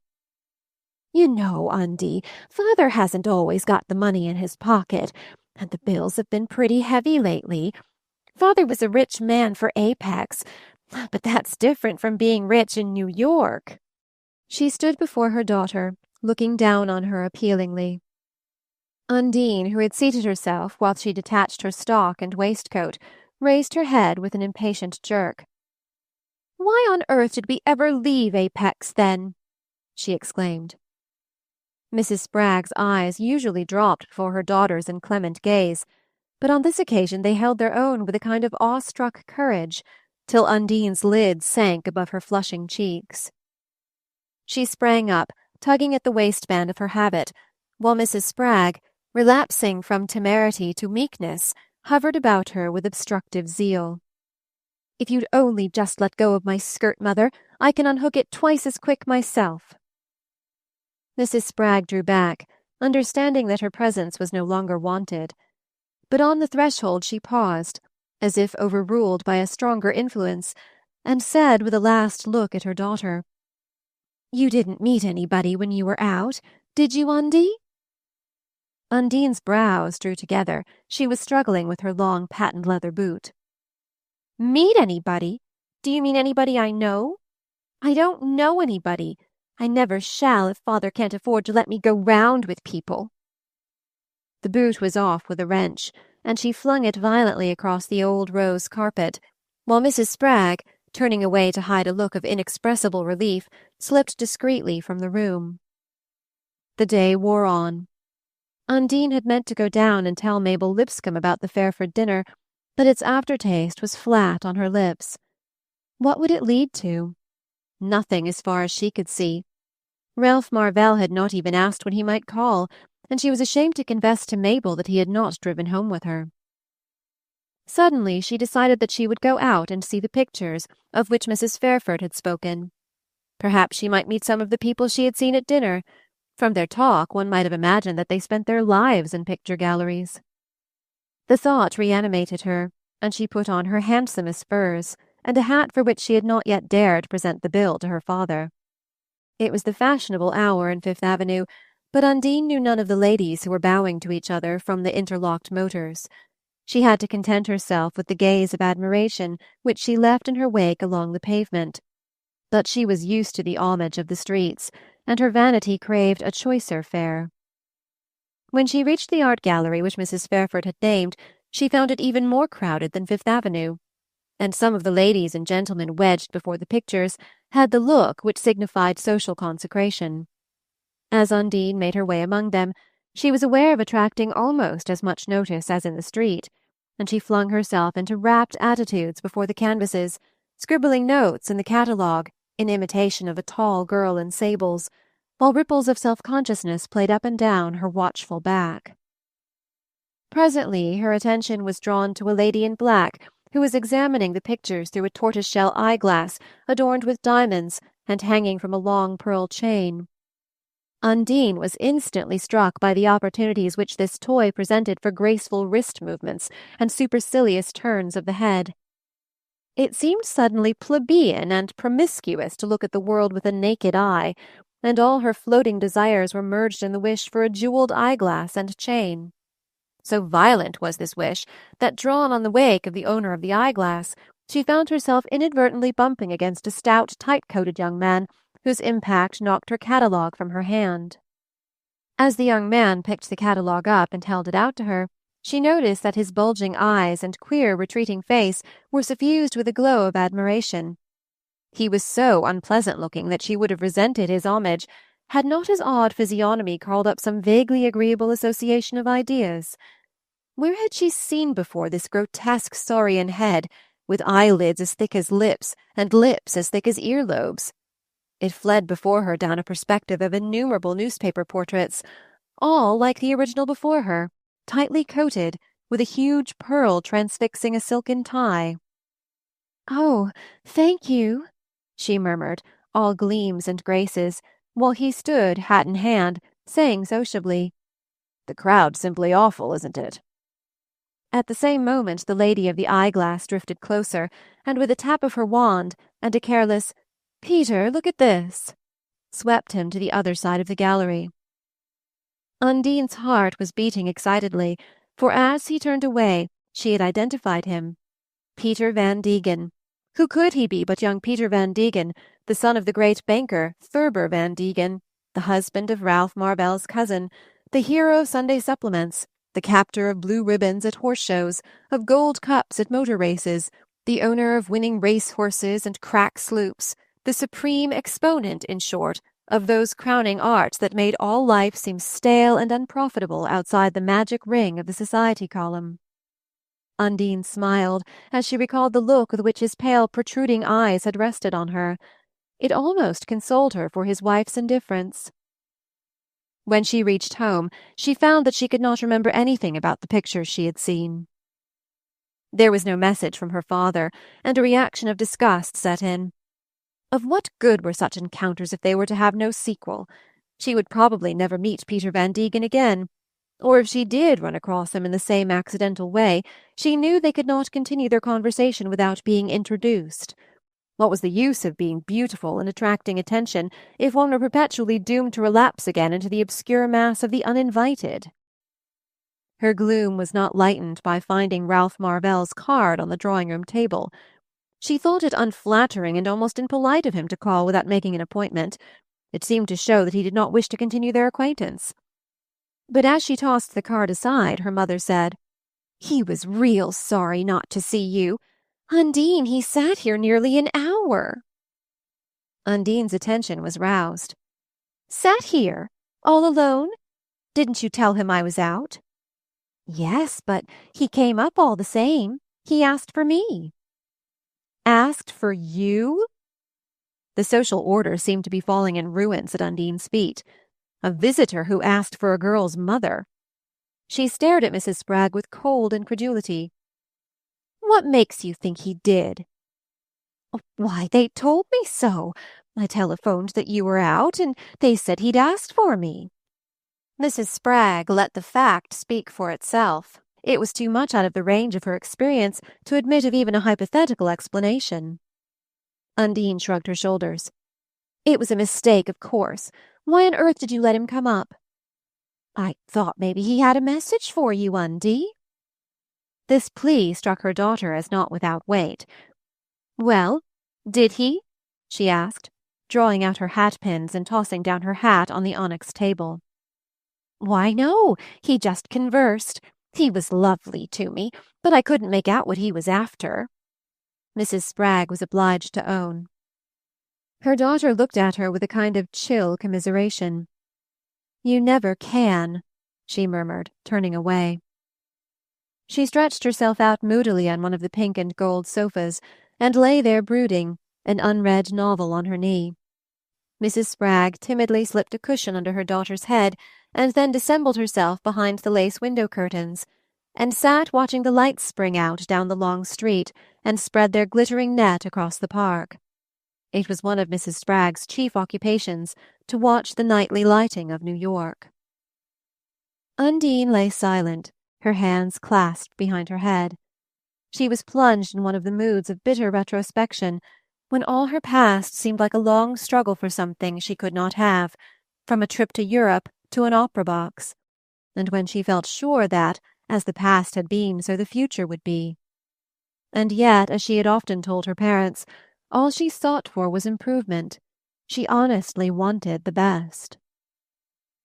Her first struggle, after she had ceased to scream for candy or sulk for a new toy, had been to get away from Apex in summer. Her summers, as she looked back on them, seemed to typify all that was dreariest and most exasperating in her life. The earliest had been spent in the yellow frame cottage where she had hung on the fence, kicking her toes against the broken palings and exchanging moist chewing gum and half-eaten apples with Indiana Frusk. Later on, she had returned from her boarding school to the comparative gentility of summer vacations at the Mealey House, whither her parents, forsaking their squalid suburb, had moved in the first flush of their rising fortunes. The tessellated floors, the plush parlors, and organ-like radiators of the Mealey House had, aside from their intrinsic elegance, the immense advantage of lifting the Spraggs high above the Frusks, and making it possible for Undine, when she met Indiana in the street or at school, to chill her advances by a careless allusion to the splendors of hotel life. But even in such a setting, and in spite of the social superiority it implied, the long months of the Middle Western summer, fly-blown, torrid, exhaling stale odors, soon became as insufferable as they had been in the little yellow house. At school, Undine met other girls whose parents took them to the Great Lakes for August. Some even went to California. Others, oh bliss ineffable, went east. Pale and listless under the stifling boredom of the Mealey House routine, Undine secretly sucked lemons, nibbled slate pencils, and drank pints of bitter coffee to aggravate her look of ill health. And when she learned that even Indiana Frusk was to go on a month's visit to Buffalo, it needed no artificial aids to emphasize the ravages of envy. Her parents, alarmed by her appearance, were at last convinced of the necessity of change, and timidly, tentatively, they transferred themselves for a month to a staring hotel on a glaring lake. There, Undine enjoyed the satisfaction of sending ironic postcards to Indiana, and discovering that she could more than hold her own against the youth and beauty of the other visitors. Then she made the acquaintance of a pretty woman from Richmond, whose husband, a mining engineer, had brought her west with him while he inspected the newly developed U-Ball mines, and the southern visitor's dismay, her repugnances, her recoil from the faces, the food, the amusements, the general bareness and stridency of the scene, were a terrible initiation to Undine. There was something still better beyond, then, more luxurious, more exciting, more worthy of her. She once said to herself afterward that it was always her fate to find out just too late about the something beyond. But in this case it was not too late, and obstinately, inflexibly, she set herself to the task of forcing her parents to take her east the next summer. Yielding to the inevitable, they suffered themselves to be impelled to a Virginia resort, where Undine had her first glimpse of more romantic possibilities: leafy moonlight rides and drives, picnics in the mountain glades, and an atmosphere of Christmas chromo-sentimentality that tempered her hard edges a little, and gave her glimpses of a more delicate kind of pleasure. But here again everything was spoiled by a peep through another door. Undine, after a first mustering of the other girls in the hotel, had as usual found herself easily first, till the arrival from Washington of Mr. and Mrs. Wincher and their daughter. Undine was much handsomer than Miss Wincher, but she saw at a glance that she did not know how to use her beauty as the other used her plainness. She was exasperated, too, by the discovery that Miss Wincher seemed not only unconscious of any possible rivalry between them, but actually unaware of her existence. Listless, long-faced, supercilious, the young lady from Washington sat apart reading novels or playing solitaire with her parents, as though the huge hotel's loud life of gossip and flirtation were invisible and inaudible to her. Undine never even succeeded in catching her eye. She always lowered it to her book when the apex beauty trailed or rattled past her secluded corner. But one day an acquaintance of the Winchers turned up, a lady from Boston, who had come to Virginia on a botanizing tour, and from scraps of Miss Wincher's conversation with the newcomer, Undine, straining her ears behind a column of the long veranda, obtained a new glimpse into the unimagined. The Winchers, it appeared, found themselves at Potash Springs merely because a severe illness of Mrs. Wincher's had made it impossible, at the last moment, to move her farther from Washington. They had let their house on the North Shore, and as soon as they could leave this dreadful hole, were going to Europe for the autumn. Miss Wincher simply didn't know how she got through the days, though no doubt it was as good as a rest cure after the rush of the winter. Of course they would have preferred to hire a house, but the hole, if one could believe it, didn't offer one. So they had simply shut themselves off as best as they could from the hotel crew. Had her friend, Miss Wincher parenthetically asked, happened to notice the Sunday young men? They were queerer even than the belles they came for, and had escaped the promiscuity of the dinner hour by turning one of their rooms into a dining room and picnicking there. With the Persimmon House standards, one couldn't describe it in any other way. But luckily the awful place was doing mamma good, and now they had nearly served their term. Undine turned sick as she listened. Only the evening before she had gone on a buggy ride with a young gentleman from Deposit, a dentist's assistant, and had let him kiss her, and given him the flower from her hair. She loathed the thought of him now. She loathed all the people about her, and most of all the disdainful Miss Wincher. It enraged her to think that the Winchers classed her with the hotel crew, with the belles who awaited their Sunday young men. The place was forever blighted for her, and the next week she dragged her amazed but thankful parents back to Apex. But Miss Wincher's depreciatory talk had opened ampler vistas, and the pioneer blood in Undine would not let her rest. She had heard the call of the Atlantic seaboard, and the next summer found the Spraggs at Skog Harbor, Maine. Even now Undine felt a shiver of boredom as she recalled it. That summer had been the worst of all. The bare, wind-beaten inn, all shingles without and blueberry pie within, was exclusive, parochial, Bostonian, and the Spraggs wore through the interminable weeks in blank, unmitigated isolation. The incomprehensible part of it was that every other woman in the hotel was plain, dowdy, or elderly, and most of them all three. If there had been any competition on ordinary lines, Undine would have won, as Van Degen said, hands down. But there wasn't. The other guests simply formed a cold, impenetrable group who walked, boated, played golf, and discussed Christian Science and the subliminal, unaware of the tremulous organism drifting helplessly against their rock-bound circle. It was on the day the Spraggs left Skog Harbor that Undine vowed to herself with set lips, "I'll never try anything again till I try New York." Now she had gained her point and tried New York, and so far it seemed with no better success. From small things to great, everything went against her. In such hours of self-searching she was ready enough to acknowledge her own mistakes, but they exasperated her less than the blunders of her parents. She was sure, for instance, that she was on what Mrs. Heeny called the right tack at last, yet just at the moment when her luck seemed about to turn, she was to be thwarted by her father's stupid obstinacy about that opera box. She lay brooding over these things till long after Mrs. Spragg had gone away to dress for dinner, and it was nearly 8 o'clock when she heard her father's dragging tread in the hall. She kept her eyes fixed on her book when he entered the room and moved about behind her, laying aside his hat and overcoat. Then his steps came close, and a small parcel dropped on the pages of her book. "Oh, father!" She sprang up, all alight, the novel on the floor, her fingers twitching for the tickets. But a substantial packet emerged, like nothing she had ever seen. She looked at it, hoping, fearing. She beamed blissful interrogation on her father while his sallow smile continued to tantalize her. But then she closed on him with a rush, smothering his words against her hair.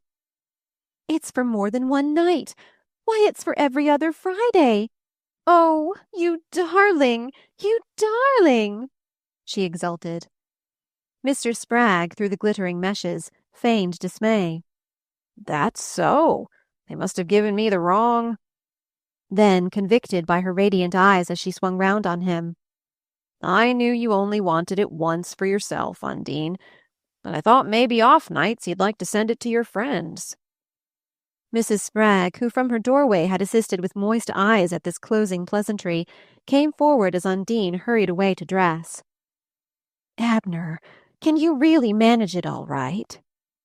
He answered her with one of his awkward, brief caresses. "Don't you fret about that, Leota. I'm bound to have her go round with these people she knows. I want her to be with them all she can." A pause fell between them, while Mrs. Spragg looked anxiously into his fagged eyes. "You seen Elmer again?" "No, once was enough," he returned with a scowl like Undine's. "Why, you said he couldn't come after her, Abner." "No more he can. But what if she was to get nervous and lonesome and want to go after him?" Mrs. Spragg shuddered away from the suggestion. "How'd he look? Just the same?" she whispered. "No, spruced up. That's what scared me." It scared her, too, to the point of blanching her habitually lifeless cheek. She continued to scrutinize her husband broodingly. "You look fairly sick, Abner. You better let me get you some of those stomach drops right off," she proposed. But he parried this with his unfailing humor. "I guess I'm too sick to risk that."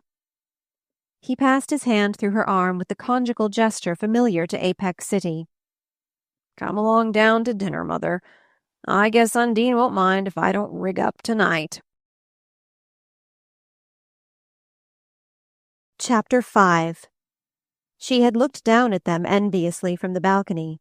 She had looked up at them reverentially from the stalls. But now at last she was on a line with them, among them. She was part of the sacred semicircle whose privilege it is between the acts to make the mere public forget that the curtain has fallen. As she swept to the left-hand seat of their crimson niche, waving Mabel Lipscomb to the opposite corner with a gesture learned during her apprenticeship in the stalls, Undine felt that quickening of the faculties that comes in the high moments of life. Her consciousness seemed to take in at once the whole bright curve of the auditorium, from the unbroken lines of spectators below her to the culminating blaze of the central chandelier, and she herself was the core of that vast illumination, the sentient throbbing surface which gathered all the shafts of light into a center. It was almost a relief when, a moment later, the lights sank, the curtain rose, and the focus of illumination was shifted. The music, the scenery, and the movement on the stage were like a rich mist tempering the radiance that shot on her from every side, and giving her time to subside, draw breath, adjust herself to this new clear medium which made her feel so oddly brittle and transparent. When the curtain fell on the first act, she began to be aware of a subtle change in the house. In all the boxes, cross-currents of movement had set in. Groups were coalescing and breaking up, fans waving and heads twinkling, black coats emerging among white shoulders, latecomers dropping their furs and laces in the red penumbra of the background. Undine, for the moment unconscious of herself, swept the house with her opera glasses, searching for familiar faces. Some she knew without being able to name them, fixed figureheads of the social prow. Others she recognized from their portraits in the papers.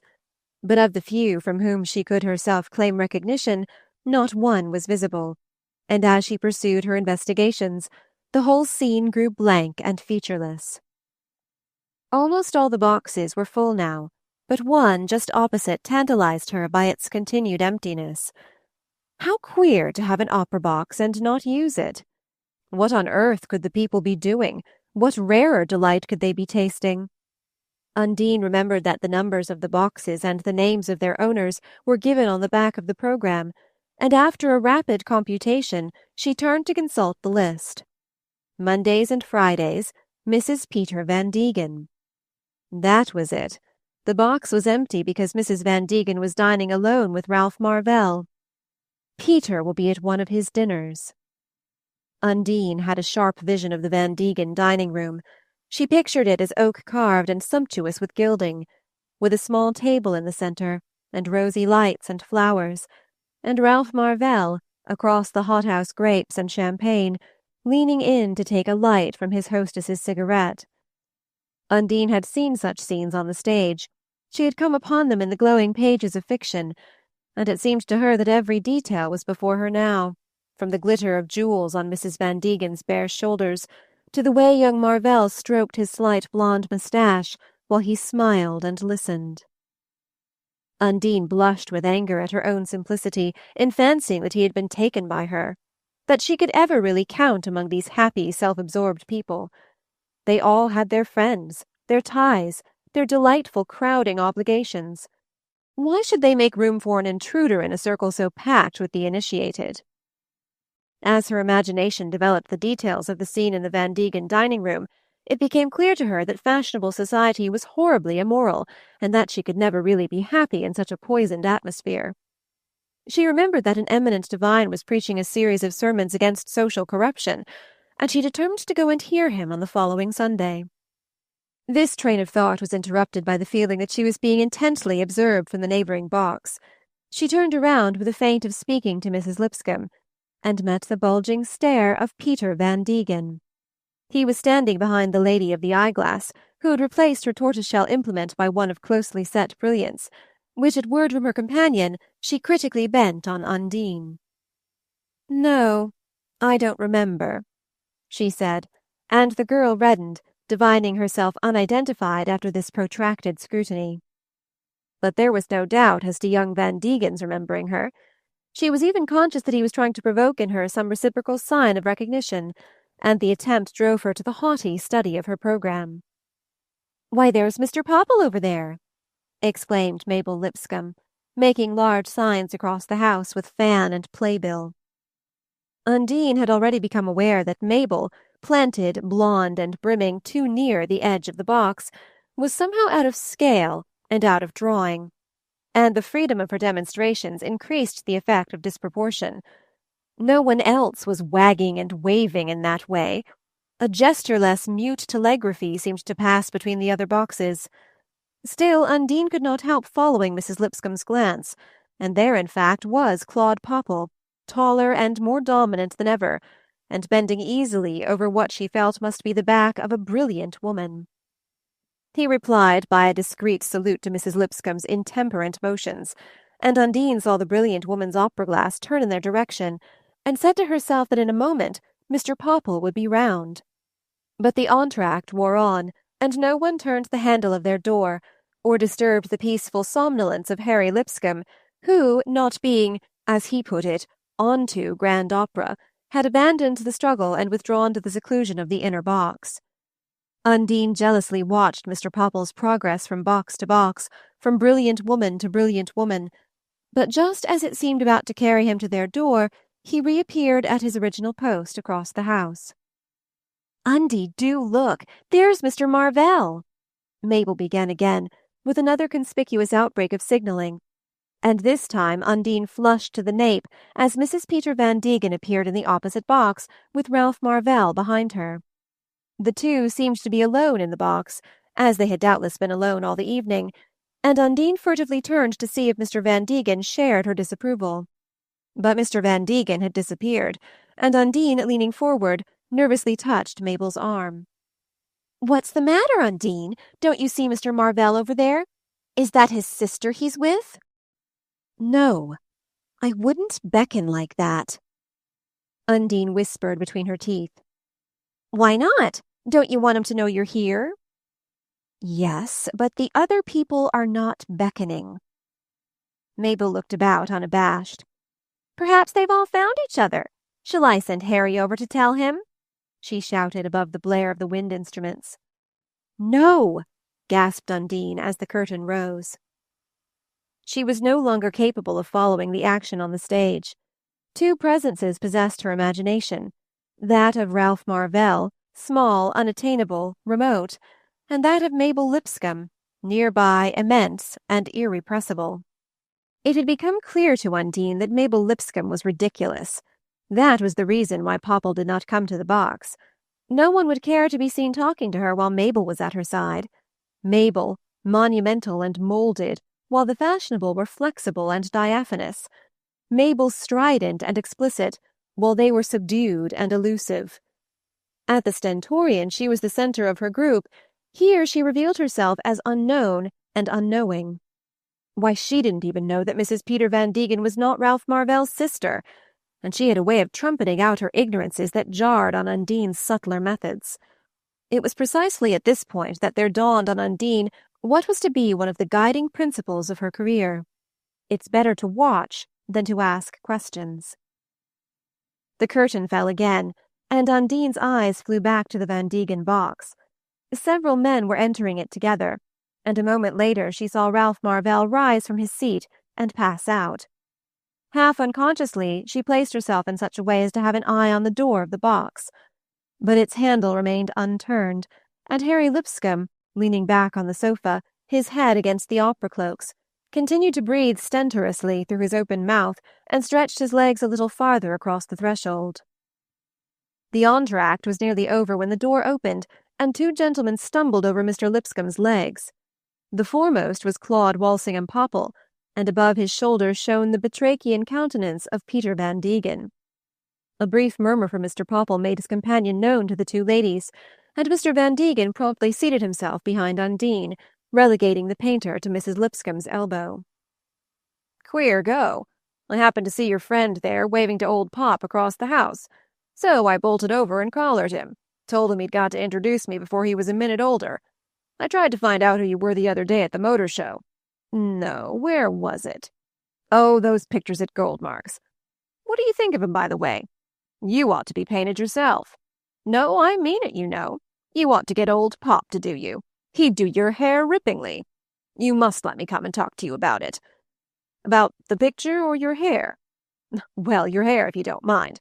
Where'd you say you were staying? Oh, you live here, do you? I say, that's first rate." Undine sat well forward, curving toward him a little, as she had seen the other women do, but holding back sufficiently to let it be visible to the house that she was conversing with no less a person than Mr. Peter Van Degen.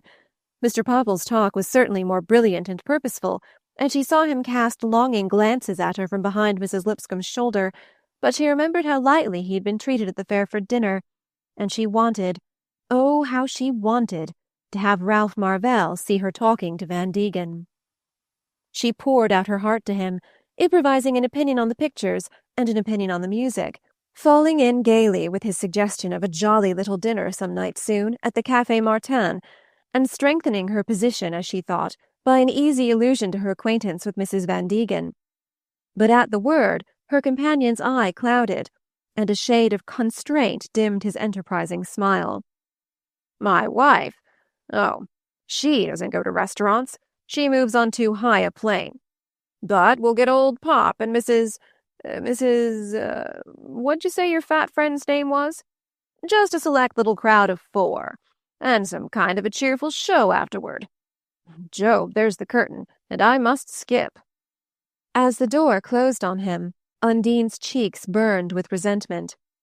If Mrs. Van Degen didn't go to restaurants, why had he supposed that she would? And to have to drag Mabel in her wake. The leaden sense of failure overcame her again. Here was the evening nearly over, and what had it led to? Looking up from the stalls, she had fancied that to sit in a box was to be in society. Now she saw it might but emphasize one's exclusion. And she was burdened with the box for the rest of the season. It was really stupid of her father to have exceeded his instructions. Why had he not done as she told him? Undine felt helpless and tired. Hateful memories of Apex crowded back on her. Was it going to be as dreary here as there? She felt Lipscomb's loud whisper in her back. "Say, you girls, I guess I'll cut this and come back for you when the show busts up." They heard him shuffle out of the box, and Mabel settled back to undisturbed enjoyment of the stage. When the last entr'acte began, Undine stood up, resolved to stay no longer. Mabel, lost in the study of the audience, had not noticed her movement, and as she passed alone into the back of the box, the door opened, and Ralph Marvell came in. Undine stood with one arm listlessly raised to detach her cloak from the wall. Her attitude showed the long slimness of her figure and the fresh curve of the throat below her bent-back head. Her face was paler and softer than usual, and the eyes she rested on Marvell's face looked deep and starry under their fixed brows. "Oh, you're not going?" he exclaimed. "I thought you weren't coming," she answered simply. "I waited till now on purpose to dodge your other visitors." She laughed with pleasure. "Oh, we hadn't so many." Some intuition had already told her that frankness was the tone to take with him. They sat down together on the red damask sofa, against the hanging cloaks. As Undine leaned back, her hair caught in the spangles of the wrap behind her, and she had to sit motionless while the young man freed the captive mesh. Then they settled themselves again, laughing a little at the incident. A glance had made the situation clear to Mrs. Lipscomb, and they saw her return to her rapt inspection of the boxes. In their mirror-hung recess, the light was subdued to a rosy dimness, and the hum of the audience came to them through half-drawn silken curtains. Undine noticed the delicacy and finish of her companion's features as his head detached itself against the red silk walls. The hand with which he stroked his small moustache was finely finished too, but sinewy and not effeminate. She had always associated finish and refinement entirely with her own sex, but she began to think they might be even more agreeable in a man. Marvell's eyes were grey, like her own, with chestnut eyebrows and darker lashes, and his skin was as clear as a woman's, but pleasantly reddish, like his hands.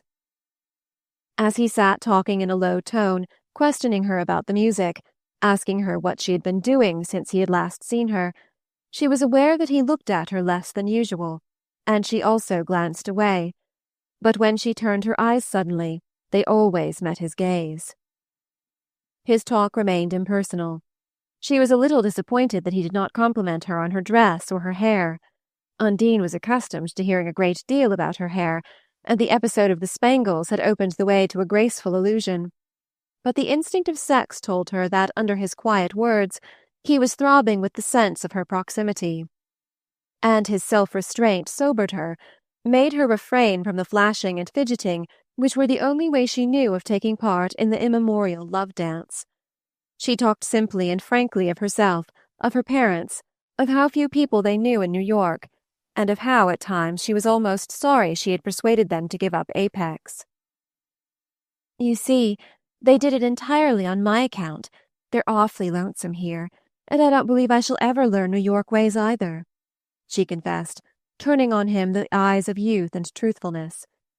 "Of course I know a few people, but they're not the way I expected New York people to be." She risked what seemed an involuntary glance at Mabel. "I've seen girls here tonight that I just long to know. They look so lovely and refined, but I don't suppose I ever shall. New York's not very friendly to strange girls, is it? I suppose you've got so many of your own already, and they're all so fascinating you don't care." As she spoke, she let her eyes rest on his, half laughing, half wistful, and then dropped her lashes while the pink stole slowly up to them. When he left her, he asked if he might hope to find her at home the next day. The night was fine, and Marvell, having put his cousin into her motor, started to walk home to Washington Square. At the corner he was joined by Mr. Popple. "Hello, Ralph, old man. Did you run across our Auburn beauty of the Stentorian? Who'd have thought old Harry Lipscomb had put us onto anything as good as that? Peter Van Degen was fairly taken off his feet, pulled me out of Mrs. Monty Thurber's box and dragged me round by the collar to introduce him. Planning a dinner at Martin's already. Gad, young Peter must have what he wants when he wants it. I put in a word for you, told him you and I ought to be let in on the ground floor. Funny the luck some girls have about getting started. I believe this one'll take if she can manage to shake the Lipscombs. I think I'll be asked to paint her. Might be a good thing for the spring show. She'd show up splendidly as a pendant to my Mrs. Van Degen, blonde and brunette, night and morning. Of course, I prefer Mrs. Van Degen's type. Personally, I must have breeding, but as a mere bit of flesh and blood. Hello, ain't you coming into the club?" Marvell was not coming into the club, and he drew a long breath of relief as his companion left him. Was it possible that he had ever thought leniently of the egregious Popple? The tone of social omniscience which he had found once so comic was now as offensive to him as a coarse physical touch. And the worst of it was that Popple, with the slight exaggeration of a caricature, really expressed the ideals of the world he frequented. As he spoke of Miss Spragg, so others at any rate would think of her. Almost everyone in Ralph's set would agree that it was luck for a girl from Apex to be started by Peter Van Degen at a Café Martin dinner. Ralph Marvell, mounting his grandfather's doorstep, looked up at the symmetrical old red house front, with its frugal marble ornament, as he might have looked into a familiar human face. "They're right. After all, in some ways they're right," he murmured, slipping his key into the door. They were his mother and old Mr. Urban Dagonet, both from Ralph's earliest memories so closely identified with the old house in Washington Square that they might have passed for its inner consciousness as it might have stood for their outward form. And the question as to which the house now seemed to affirm their intrinsic rightness was that of the social disintegration expressed by widely different architectural physiognomies at the other end of Fifth Avenue. As Ralph pushed the bolts behind him and passed into the hall, with its dark mahogany doors and the quiet Dutch interior effect of its black and white marble paving, he said to himself that what Popple called society was really just like the houses it lived in, a muddle of misapplied ornament over a thin steel shell of utility.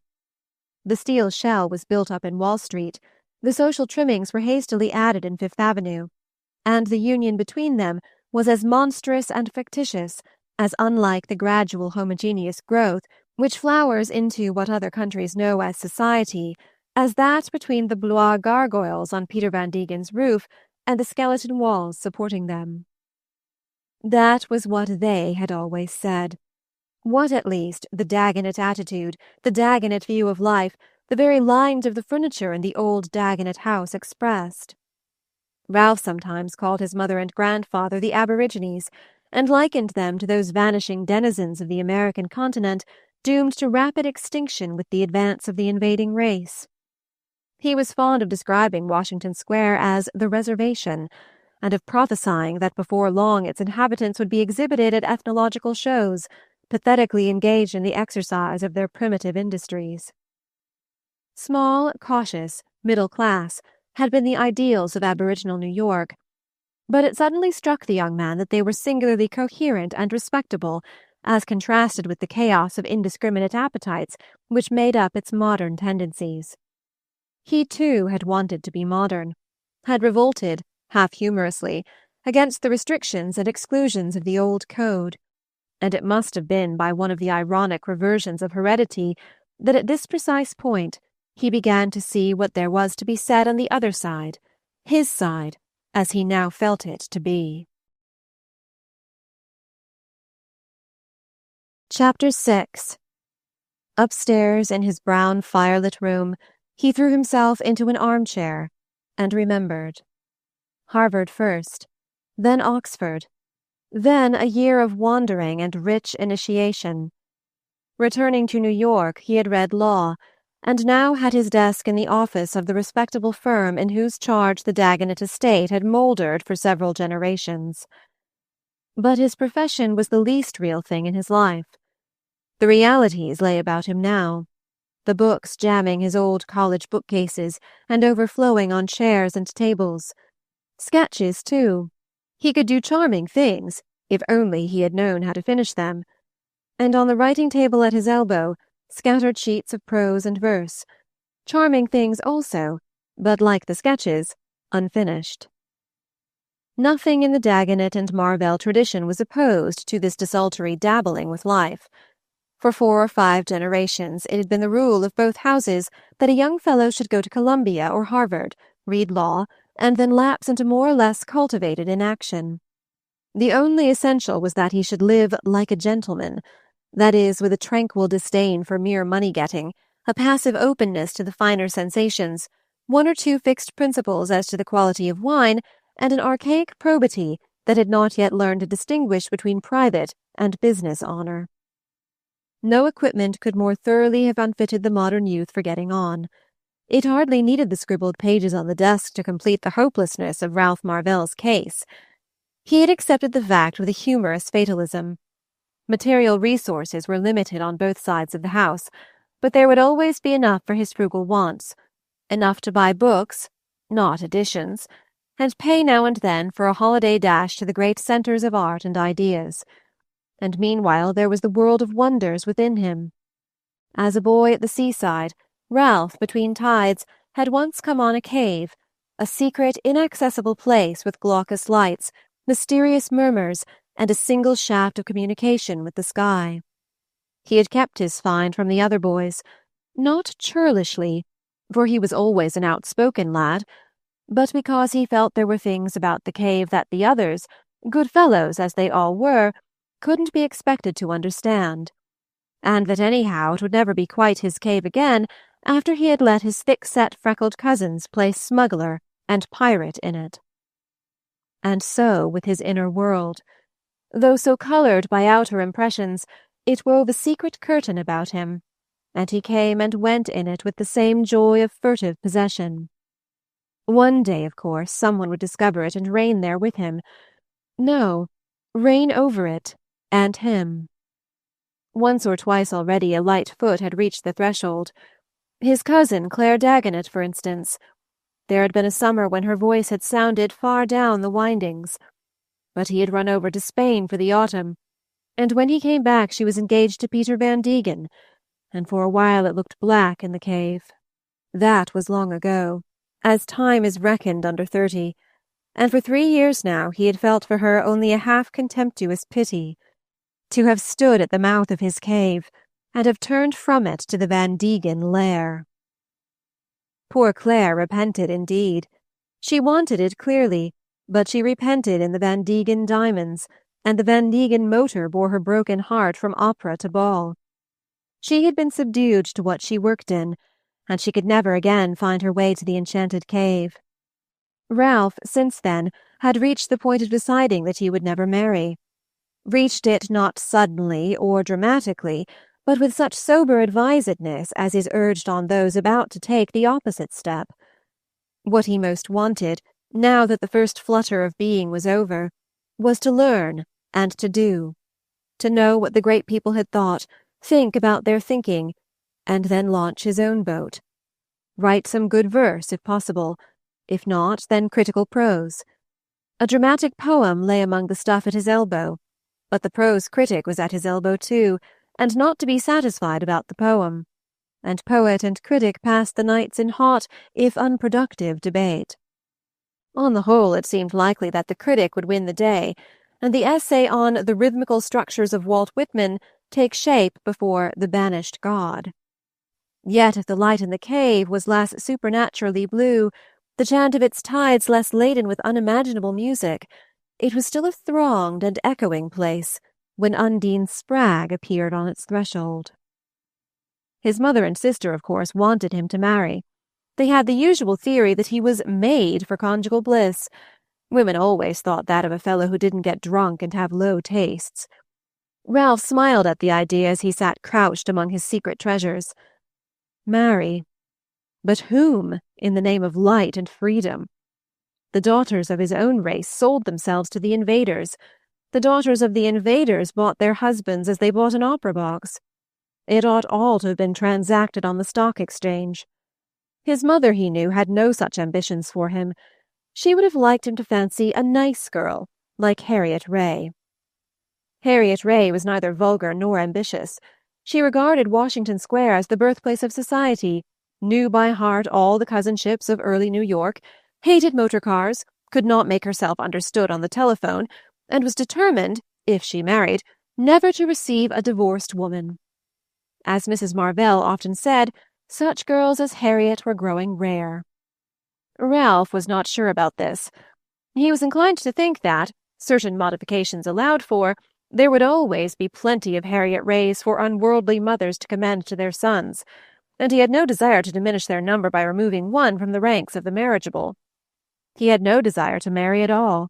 That had been the whole truth of it, till he met Undine Spragg. And now... He lit a cigar, and began to recall his hour's conversation with Mrs. Spragg. Ralph had never taken his mother's social faiths very seriously. Surveying the march of civilization from a loftier angle, he had early mingled with the invaders, and curiously observed their rites and customs. But most of those he had met already had been modified by contact with the indigenous. They spoke the same language as his, though on their lips it had so often a different meaning. Ralph had never actually seen them in the making, before they had acquired the speech of the conquered race. But Mrs. Spragg still used the dialect of her people, and before the end of the visit Ralph had ceased to regret that her daughter was out. He felt obscurely that in the girl's presence, frank and simple as he thought her, he should have learned less of life in early Apex. Mrs. Spragg, once reconciled, or at least resigned, to the mysterious necessity of having to entertain a friend of Undine's, had yielded to the first touch on the weak springs of her garrulity. She had not seen Mrs. Heeny for 2 days, and this friendly young man with the gentle manner was almost as easy to talk to as the masseuse. And then she could tell him things that Mrs. Heeny already knew, and Mrs. Spragg liked to repeat her stories. To do so gave her almost her sole sense of permanence among the shifting scenes of life. So that, after she had lengthily deplored the untoward accident of Undine's absence, and her visitor, with a smile, and echoes of divers et ondoyant in his brain, had repeated her daughter's name after her, saying, "It's a wonderful find. How could you tell it would be such a fit?" It came to her quite easily to answer, "Why, we called her after a hair waver father put on the market the week she was born." And then to explain, as he remained struck and silent, "It's from undulé, you know, the French for crimping. Father always thought the name made it take. He was quite a scholar, and had the greatest knack for finding names. I remember the time he invented his Goliath glue, he sat up all night over the Bible to get the name. No, Father didn't start in as a druggist," she went on, expanding with the signs of Marvell's interest. "He was educated for an undertaker, and built up a first-class business, but he was always a beautiful speaker, and after a while he sort of drifted into the ministry. Of course it didn't pay him anything like as well, so he finally opened a drugstore, and he did first-rate at that too, though his heart was always in the pulpit. But after he made such a success with his hair waver, he got speculating in land out at Apex, and somehow everything went, though Mr. Spragg did all he could." Mrs. Spragg, when she found herself embarked on a long sentence, always ballasted it by italicizing the last word. Her husband, she continued, could not at the time do much for his father-in-law. Mr. Spragg had come to Apex as a poor boy, and their early married life had been a protracted struggle, darkened by domestic affliction. 2 of their 3 children had died of typhoid in the epidemic which devastated Apex before the new waterworks were built, and this calamity, by causing Mr. Spragg to resolve that thereafter Apex should drink pure water, had led directly to the founding of his fortunes. He had taken over some of poor father's land for a bad debt, and when he got up the pure water move, the company voted to buy the land and build the new reservoir up there. And after that we began to be better off, and it did seem as if it had come out so to comfort us some about the children. Mr. Spragg thereafter had begun to be a power in Apex, and fat years had followed on the lean. Ralph Marvell was too little versed in affairs to read between the lines of Mrs. Spragg's untutored narrative, and he understood no more than she the occult connection between Mr. Spragg's domestic misfortunes and his business triumph. Mr. Spragg had helped out his ruined father-in-law, and had vowed on his children's graves that no Apex child should ever again drink poisoned water, and out of those 2 disinterested impulses, by some impressive law of compensation, material prosperity had come. What Ralph understood and appreciated was Mrs. Spragg's unaffected frankness in talking of her early life.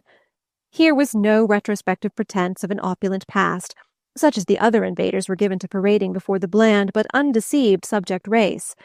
The Spraggs had been plain people, and had not yet learned to be ashamed of it. The fact drew them much closer to the Dagonet ideals than any sham elegance in the past tense. Ralph felt that his mother, who shuddered away from Mrs. Harmon B. Driscoll, would understand and esteem Mrs. Spragg. But how long would their virgin innocence last? People's vulgar hands were on it already. Popples and the unspeakable Van Degens. Once they and theirs had begun the process of initiating Undine, there was no knowing, or rather there was too easy knowing, how it would end. It was incredible that she too should be destined to swell the ranks of the cheaply fashionable.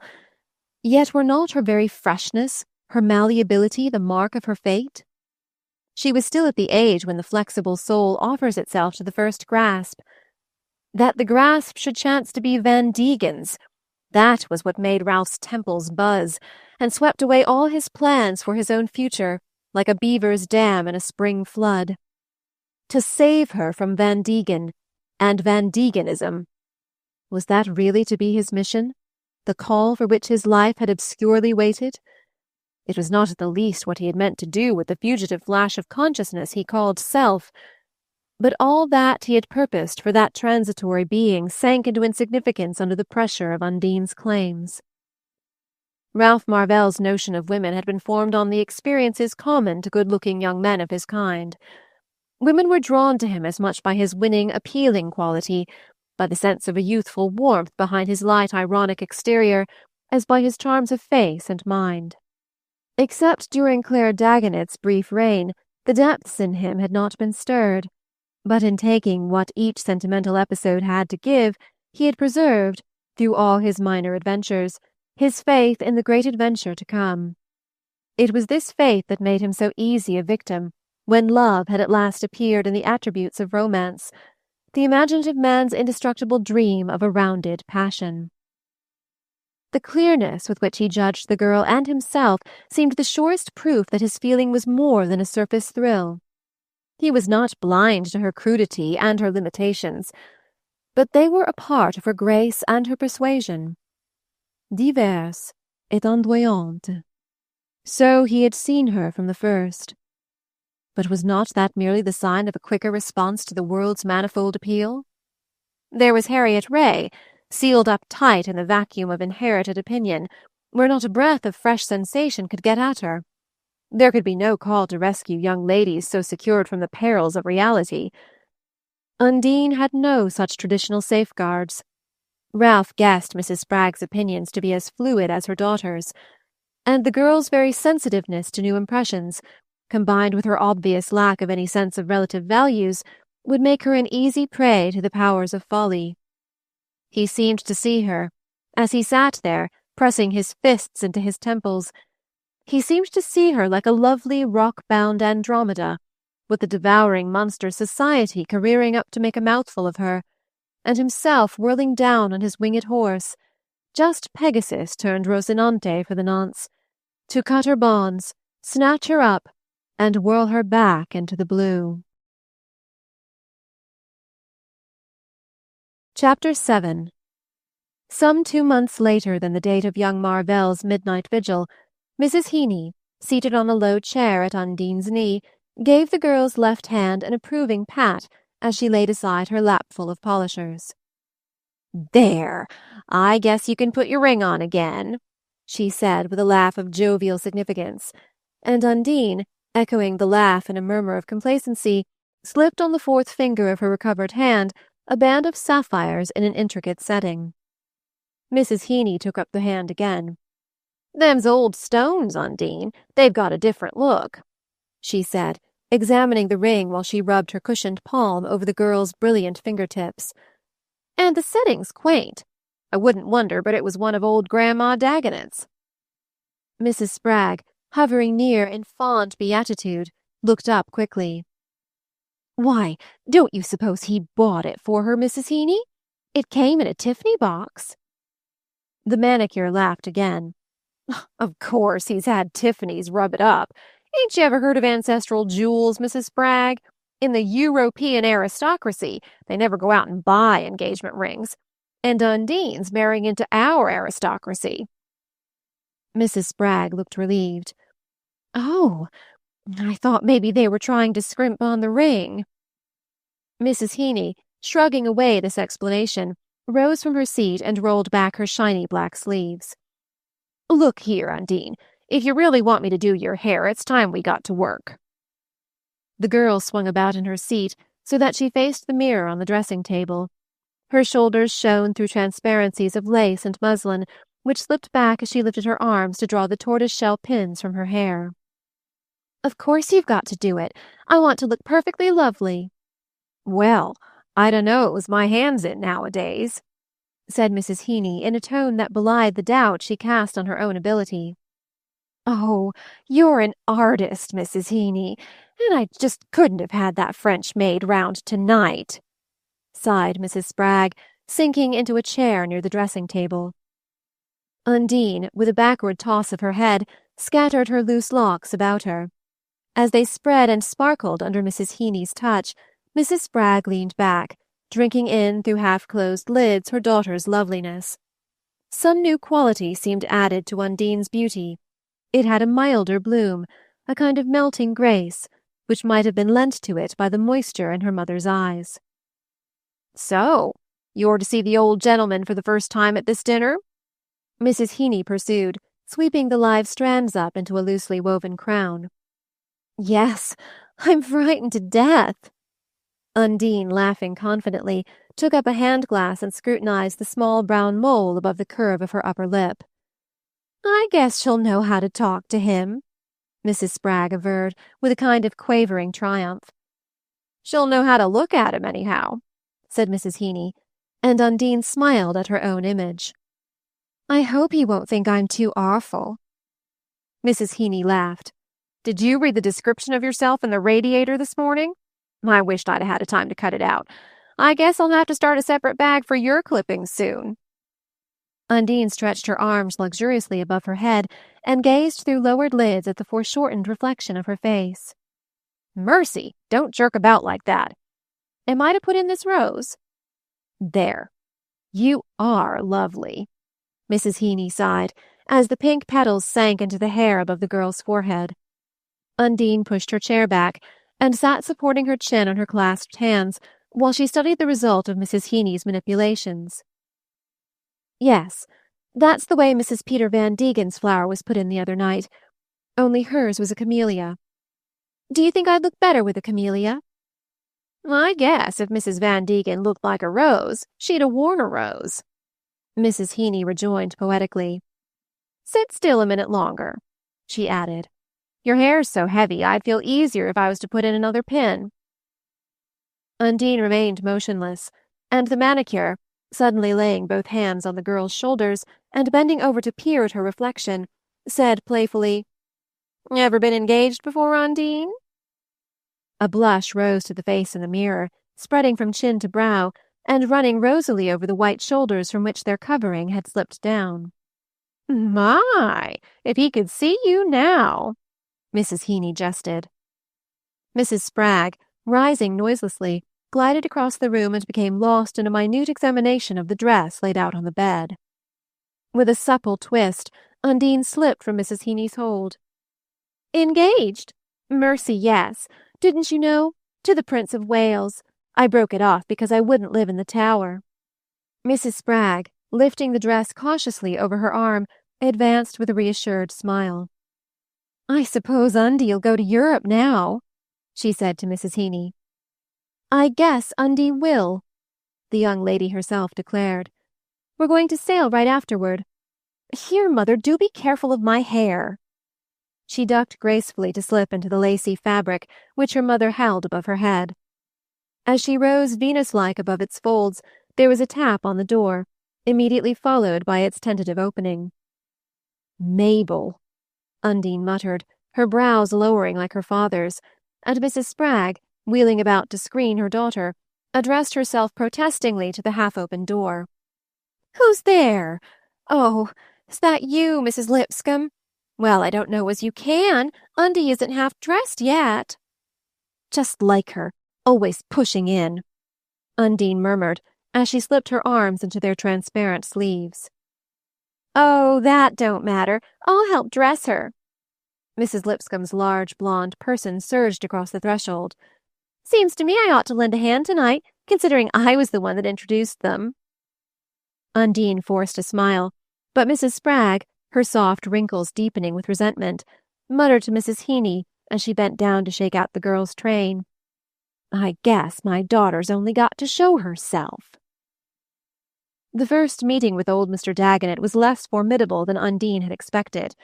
She had been once before to the house in Washington Square, when with her mother she had returned Mrs. Marvell's ceremonial visit, but on that occasion Ralph's grandfather had not been present. All the rites connected with her engagement were new and mysterious to Undine, and none more so than the unaccountable necessity of dragging, as she phrased it, Mrs. Spragg into the affair. It was an accepted article of the Apex Creed that parental detachment should be completest at the moment when the filial fate was decided, and to find that New York reversed this rule was as puzzling to Undine as to her mother.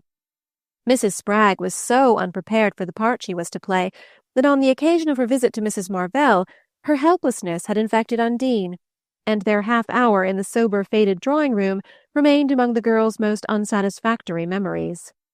She re-entered it alone with more assurance. Her confidence in her beauty had hitherto carried her through every ordeal, and it was fortified now by the feeling of power that came with the sense of being loved. If they would only leave her mother out, she was sure, in her own phrase, of being able to run the thing, and Mrs. Spragg had providentially been left out of the Dagonet dinner. It was to consist, it appeared, only of the small family group Undine had already met, and seated at old Mr. Dagonet's right, in the high, dark dining-room with mahogany doors and dim portraits of Signors and their females, she felt a conscious joy in her ascendancy. Old Mr. Dagonet, small, frail, and softly sardonic, appeared to fall at once under her spell. If she felt beneath his amenity a kind of delicate dangerousness, like that of some fine surgical instrument, she ignored it as unimportant, for she had as yet no clear perception of forces that did not directly affect her. Mrs. Marvell, low-voiced, faded, yet impressive, was less responsive to her arts, and Undine divined in her the head of the opposition to Ralph's marriage. Mrs. Heeny had reported that Mrs. Marvell had other views for her son, and this was confirmed by such echoes of the short, sharp struggle as reached the throbbing listeners at the Stentorian. But the conflict over, the air had immediately cleared, showing the enemy in the act of unconditional surrender. It surprised Undine that there had been no reprisals, no return on the points conceded. That was not her idea of warfare, and she could ascribe the completeness of the victory only to the effect of her charms. Mrs. Marvell's manner did not express entire subjugation, yet she seemed anxious to dispel any doubts of her good faith, and if she left the burden of the talk to her lively daughter, it might have been because she felt more capable of showing indulgence by her silence than in her speech. As for Mrs. Fairford, she had never seemed more brilliantly bent on fusing the various elements under her hand. Undine had already discovered that she adored her brother, and had guessed that this would make her either a strong ally or a determined enemy. The latter alternative, however, did not alarm the girl. She thought Mrs. Fairford bright, and wanted to be liked by her, and she was in the state of dizzy self-assurance when it seemed easy to win any sympathy she chose to seek. For the only other guests, Mrs. Fairford's husband, and the elderly Charles Bowen, who seemed to be her special friend, Undine had no attention to spare. They remained on a plane with the dim pictures hanging at her back. She had expected a larger party, but she was relieved on the whole that it was small enough to permit of her dominating it. Not that she wished to do so by any loudness of assertion. Her quickness in noting external differences had already taught her to modulate and lower her voice, and to replace "the idea" and "I wouldn't wonder" by more polished locutions, and she had not been 10 minutes at table before she found that to seem very much in love and a little confused and subdued by the newness and intensity of the sentiment was, to the Dagonet mind, the becoming attitude for a young lady in her situation. The part was not hard to play, for she was in love, of course. It was pleasant, when she looked across the table, to meet Ralph's grey eyes, with that new look in them, and to feel that she had kindled it. But it was only part of her larger pleasure in the general homage to her beauty, in the sensations of interest and curiosity excited by everything about her, from the family portraits overhead to the old Dagonet silver on the table, which were to be hers too, after all. The talk, as at Mrs. Fairford's, confused her by its lack of the personal allusion, its tendency to turn to books, pictures, and politics. Politics, to Undine, had always been a kind of back kitchen to business, the place where the refuse was thrown and the doubtful messes were brewed. As a drawing-room topic, and one to provoke disinterested sentiments, it had the hollowness of 4th of July orations, and her mind wandered in spite of the desire to appear informed and competent. Old Mr. Dagonet, with his reedy staccato voice that gave polish and relief to every syllable, tried to come to her aid by questioning her affably about her family and the friends she had made in New York. But the caryatid parent, who exists simply as a filial prop, is not a fruitful theme, and Undine, called on for the first time to view her own progenitors as a subject of conversation, was struck by their lack of points. She had never paused to consider what her father and mother were interested in, and, challenged to specify, could have named, with sincerity, only herself. On the subject of her New York friends, it was not much easier to enlarge, for so far her circle had grown less rapidly than she expected. She had fancied Ralph's wooing would at once admit her to all his social privileges, but he had shown a puzzling reluctance to introduce her to the Van Degen set, where he came and went with such familiarity, and the persons he seemed anxious to have her know, a few frumpy, clever women of his sister's age, and 1 or 2 brisk old ladies in shabby houses with mahogany furniture and Stuart portraits, did not offer the opportunities she sought. "Oh, I don't know many people yet. I tell Ralph he's got to hurry up and take me round," she said to Mr. Dagonet, with a side sparkle for Ralph, whose gaze between the flowers and lights she was aware of perpetually drawing. "My daughter will take you. You must know his mother's friends," the old gentleman rejoined, while Mrs. Marvell smiled noncommittally. "But you have a great friend of your own, the lady who takes you into society," Mr. Dagonet pursued, and Undine had the sense that the irrepressible Mabel was again pushing in. "Oh, yes, Mabel Lipscomb. We were schoolmates," she said indifferently. "Lipscomb. Lipscomb. What is Mr. Lipscomb's occupation?" "He's a broker," said Undine, glad to be able to place her friend's husband in so handsome a light. The subtleties of a professional classification unknown to Apex had already taught her that in New York it is more distinguished to be a broker than a dentist, and she was surprised at Mr. Dagonet's lack of enthusiasm. "Ah, a broker." He said it almost as Popple might have said, "a dentist," and Undine found herself astray in a new labyrinth of social distinctions. She felt a sudden contempt for Harry Lipscomb, who had already struck her as too loud and irrelevantly comic. "I guess Mabel will get a divorce pretty soon," she added, desiring for personal reasons to present Mrs. Lipscomb as favorably as possible. Mr. Dagonet's handsome eyebrows drew together. "A divorce? That's bad. Has he been misbehaving himself?" Undine looked innocently surprised. "Oh, I guess not. They like each other well enough, but he's been a disappointment to her. He isn't in the right set, and I think Mabel realizes she'll never really get anywhere till she gets rid of him." These words, uttered in the high fluting tone that she rose to when sure of her subject, fell on a pause which prolonged and deepened itself to receive them, while every face at the table, Ralph Marvell's excepted, reflected in varying degree Mr. Dagonet's pained astonishment. "But, my dear young lady, what would your friend's situation be if, as you put it, she got rid of her husband on so trivial a pretext?" Undine, surprised at his dullness, tried to explain. "Oh, that wouldn't be the reason given, of course. Any lawyer could fix it up for them. Don't they generally call it desertion?"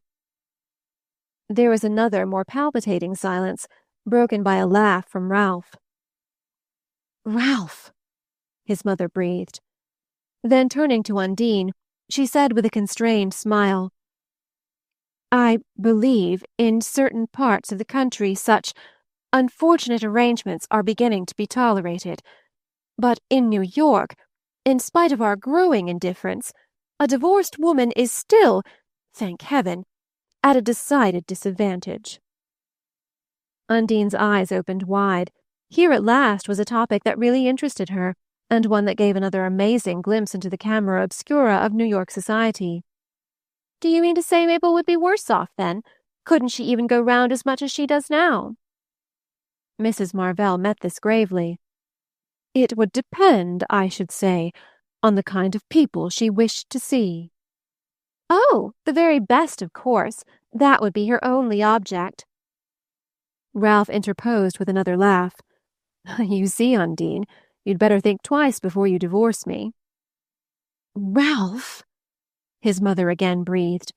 But the girl, flushed and sparkling, flung back, "Oh, it all depends on you. Out in Apex, if a girl marries a man who don't come up to what she expected, people consider it's to her credit to want to change. You'd better think twice of that." "If I were only sure of knowing what you expect." He caught up her joke, tossing it back at her across the fascinated silence of their listeners. "Why, everything," she announced. And Mr. Dagonet, turning, laid an intricately veined old hand on hers, and said, with a change of tone that relaxed the tension of the listeners, "My child, if you look like that, you'll get it." Chapter 8. It was doubtless owing to Mrs. Fairford's foresight that such possibilities of tension were curtailed after dinner by her carrying off Ralph and his betrothed to the theatre. Mr. Dagonet, it was understood, always went to bed after an hour's whist with his daughter, and the silent Mr. Fairford gave his evenings to bridge at his club. The party, therefore, consisted only of Undine and Ralph, with Mrs. Fairford and her attendant friend.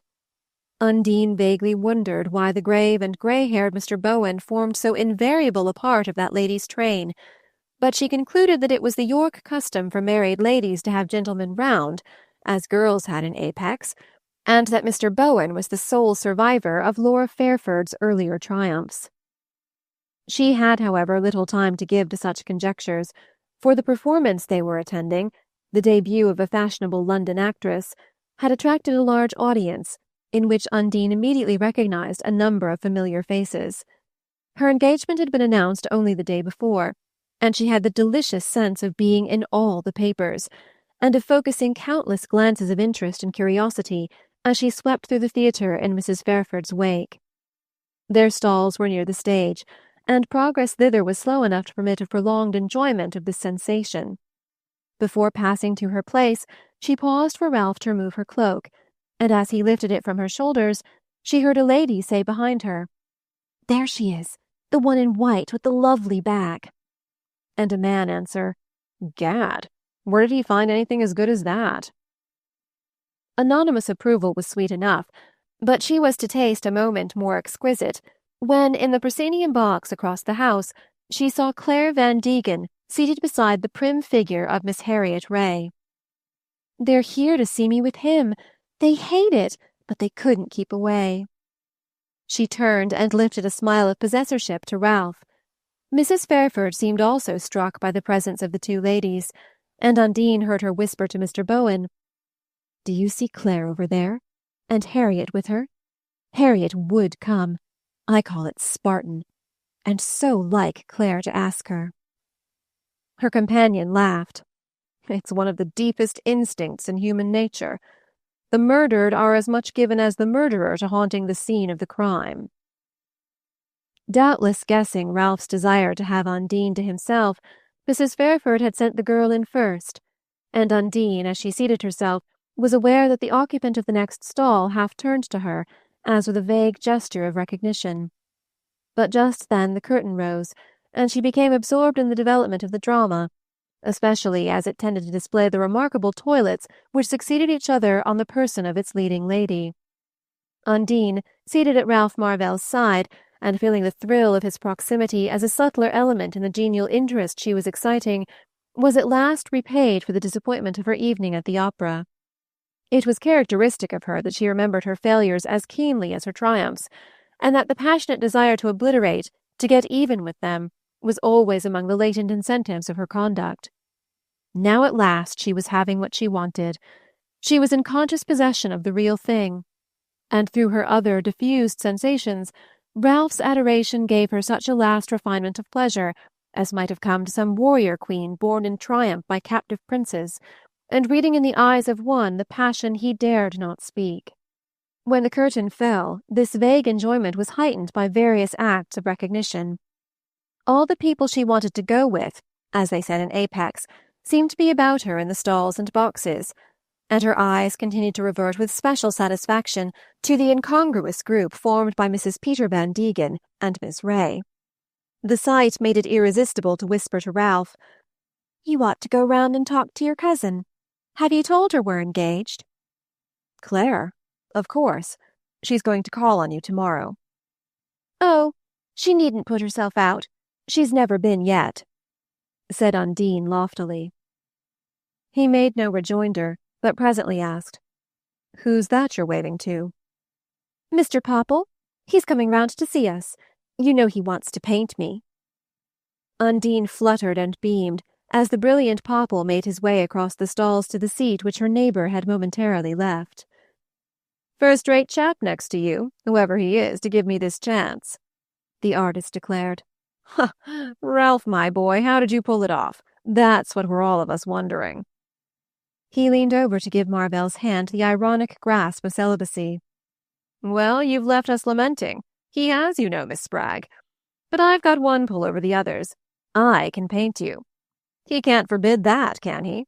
Not before marriage, anyhow." Undine divided her shining glances between the two. "I guess he isn't going to treat me any different afterward," she proclaimed with joyous defiance. "Oh, well, there's no telling, you know. Hadn't we better begin at once? Seriously, I want awfully to get you into the spring show." "Oh, really? That would be too lovely." "You would be, certainly, the way I mean to do you. But I see Ralph getting glum. Cheer up, my dear fellow. I dare say you'll be invited to some of the sittings. That's for Miss Spragg to say.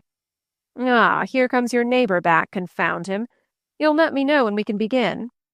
As Popple moved away, Undine turned eagerly to Marvell. "Do you suppose there's time? I'd love to have him to do me." Ralph smiled. "My poor child, he would do you with a vengeance. Infernal cheek his asking you to sit." She stared.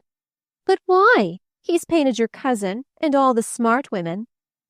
"Oh, if a smart portrait's all you want." "I want what the others want," she answered, frowning and pouting a little. She was already beginning to resent in Ralph the slightest sign of resistance to her pleasure, and her resentment took the form, a familiar one in Apex courtships, of turning on him, in the next entr'acte, a deliberately averted shoulder. The result of this was to bring her, for the first time, in more direct relation to her other neighbor. As she turned, he turned too, showing her, above a shining shirt-front fastened with a large imitation pearl, a ruddy, plump, snub face without an angle in it, which yet looked sharper than a razor.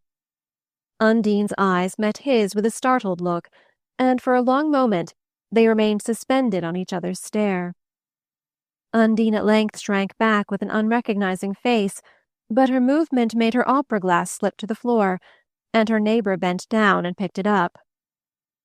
"Well, don't you know me yet?" he said with a slight smile as he restored the glass to her. She had grown white to the lips, and when she tried to speak, the effort produced only a faint click in her throat. She felt that the change in her appearance must be visible, and the dread of letting Marvell see it made her continue to turn her ravaged face to her other neighbor. The round black eyes set prominently in the latter's round, glossy countenance had expressed at first only an impersonal and slightly ironic interest, but a look of surprise grew in them as Undine's silence continued. "What's the matter? Don't you want me to speak to you?" She became aware that Marvell, as if unconscious of her slight show of displeasure, had left his seat and was making his way toward the aisle, and this assertion of independence, which a moment before she would so deeply have resented, now gave her a feeling of intense relief.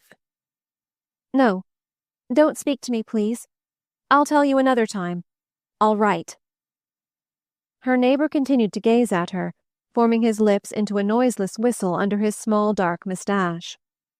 "Well, that's about the stiffest," he murmured, and as she made no answer, he added, "Afraid I'll ask to be introduced to your friend?"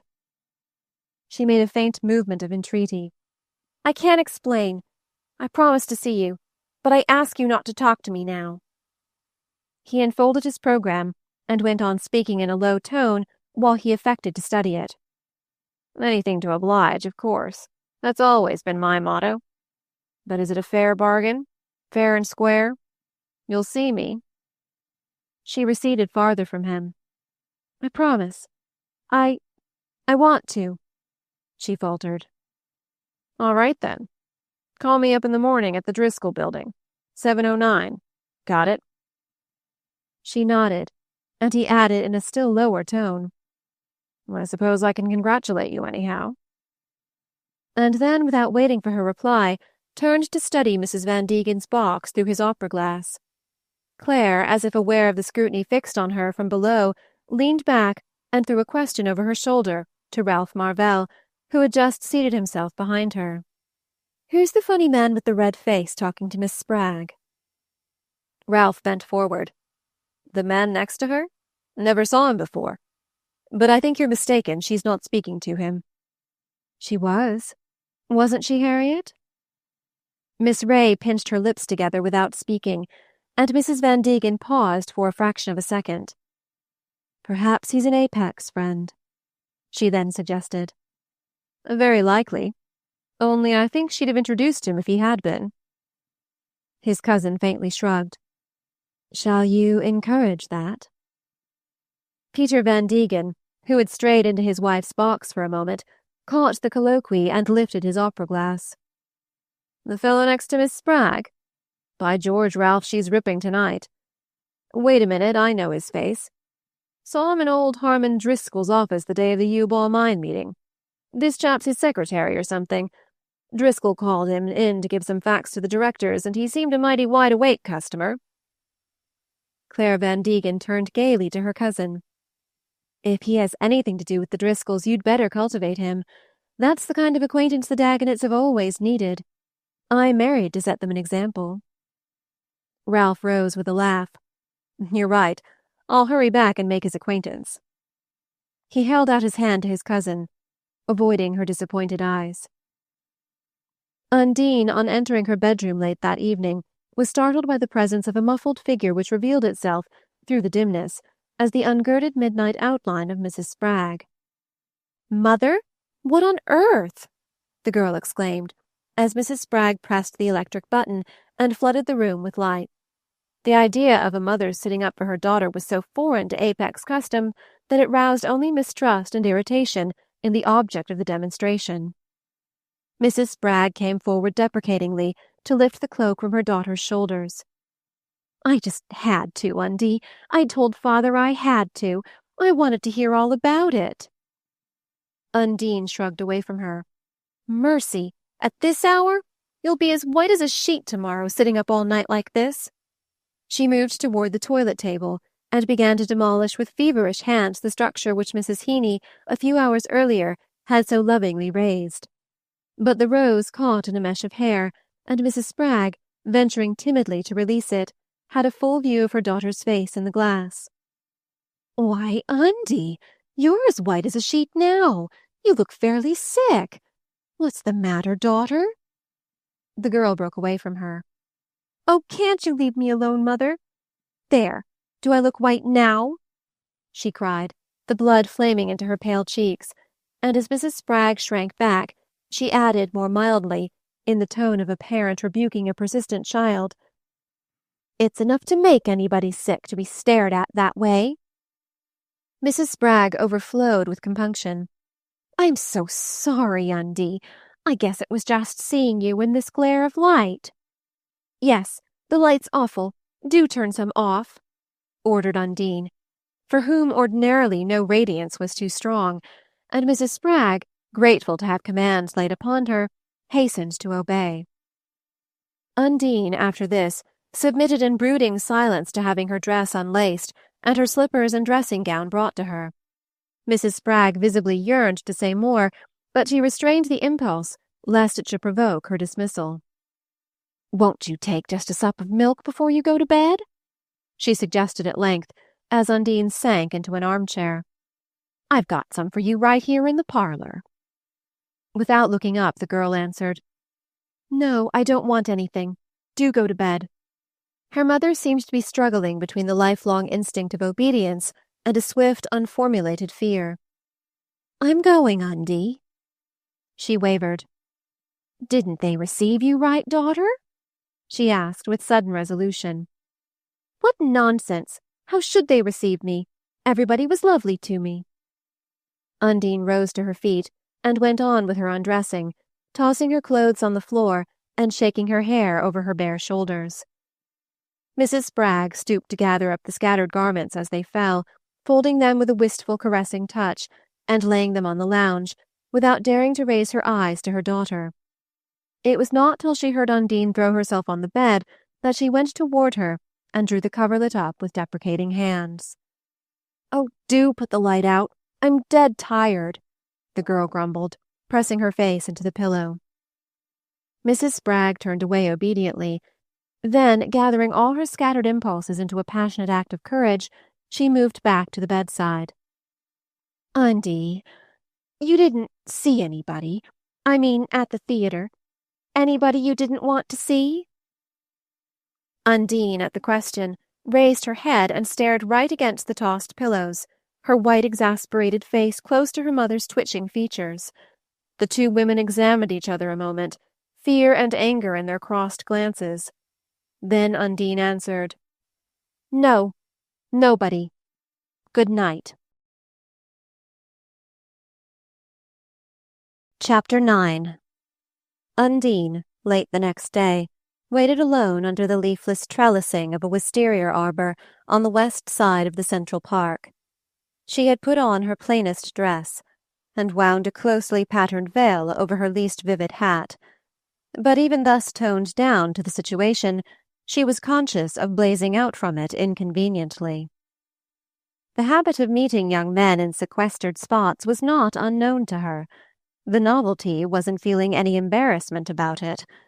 Even now she was disturbed not so much by the unlikely chance of an accidental encounter with Ralph Marvell as by the remembrance of similar meetings, far from accidental, with the romantic Aronson. Could it be that the hand now adorned with Ralph's engagement ring had once in this very spot surrendered itself to the riding master's pressure? At the thought, a wave of physical disgust passed over her, blotting out another memory as distasteful but more remote.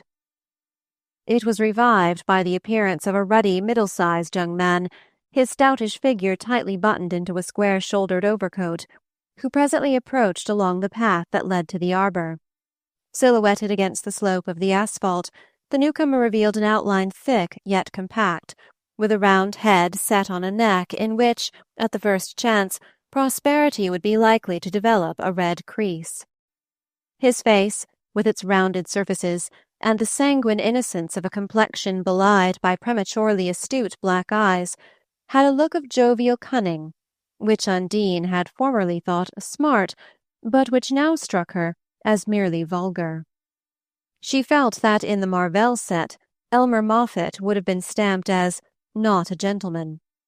Nevertheless, something in his look seemed to promise the capacity to develop into any character he might care to assume, though it did not seem probable that, for the present, that of a gentleman would be among them.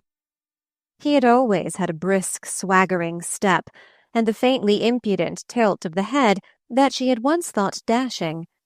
But whereas this look had formerly denoted a somewhat desperate defiance of the world and its judgments, it now suggested an almost assured relation to these powers, and Undine's heart sank at the thought of what the change implied.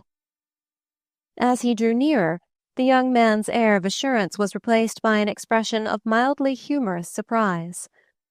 "Well, this is white of you, Undine," he said, taking her lifeless fingers into his dapperly gloved hand. Through her veil she formed the words, "I said I'd come." He laughed. "That's so. And you see, I believed you, though I might not have." "I don't see the use of beginning like this," she interrupted nervously. "That's so, too. Suppose we walk along a little ways. It's rather chilly standing round." He turned down the path that descended toward the ramble, and the girl moved on beside him with her long, flowing steps. When they had reached the comparative shelter of the interlacing trees, Moffatt paused again to say, "If we're going to talk, I'd like to see you, Undine." And after a first moment of reluctance, she submissively threw back her veil. He let his eyes rest on her in silence, then said judicially, "You've filled out some, but you're paler." After another appreciative scrutiny, he added, "There's mighty few women as well worth looking at, and I'm obliged to you for letting me have the chance again." Undine's brows drew together, but she softened her frown to a quivering smile. "I'm glad to see you too, Elmer. I am, really." He returned her smile while his glance continued to study her humorously. "You didn't betray the fact last night, Miss Spragg." "I was so taken aback. I thought you were out in Alaska somewhere." The young man shaped his lips into the mute whistle by which he habitually vented his surprise. "You did? Didn't Abner E. Spragg tell you he'd seen me downtown?" Undine gave him a startled glance. "Father? Why? Have you seen him? He never said a word about it." Her companion's whistle became audible. "He's running yet," he said gaily. "I wish I could scare some people as easy as I can your father." The girl hesitated. "I never felt toward you the way Father did," she hazarded at length, and he gave her another long look in return. "Well, if they'd let you alone, I don't believe you'd ever have acted mean to me," was the conclusion he drew from it.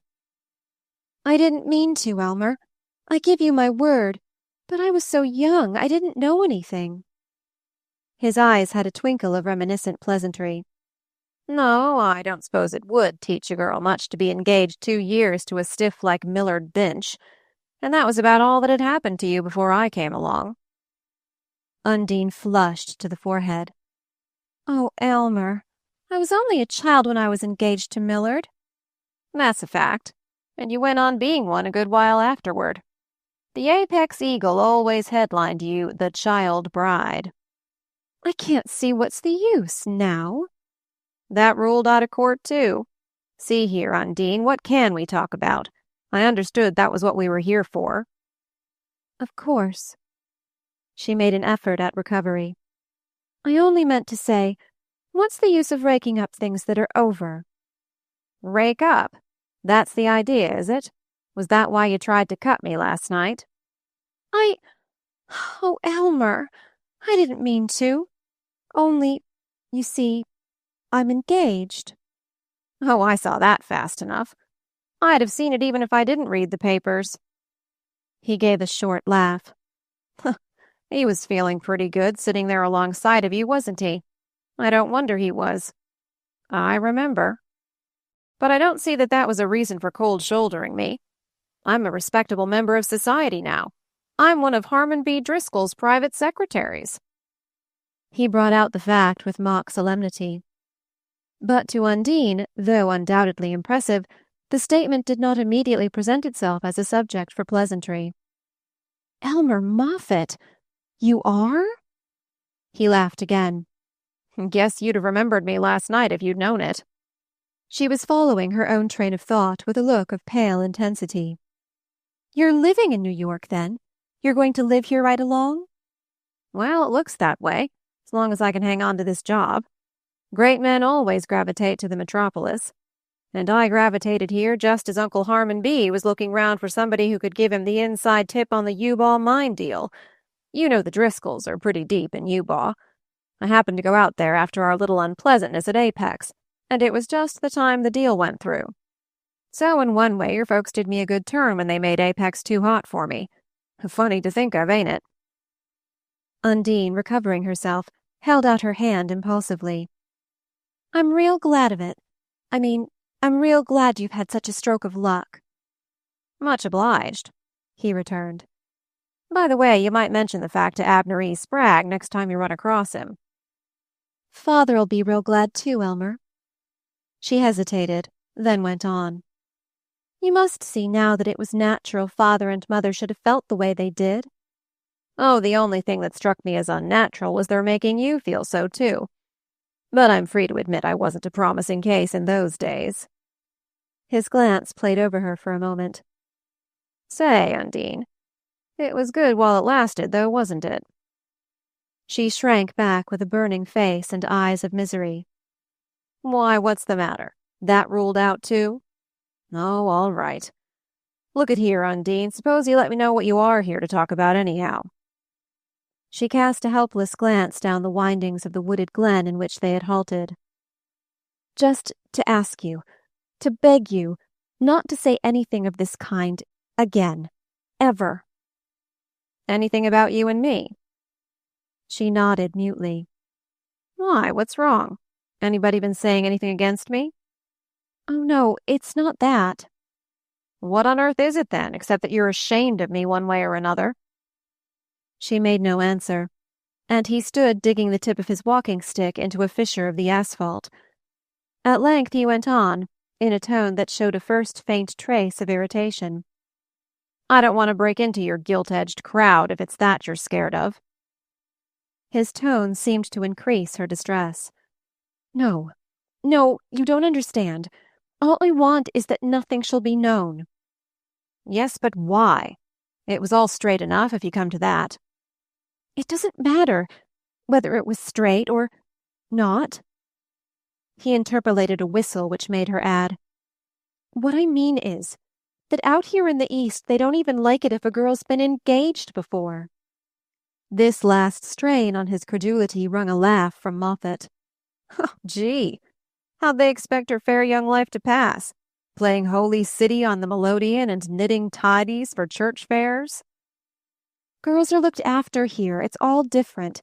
Their mothers go round with them."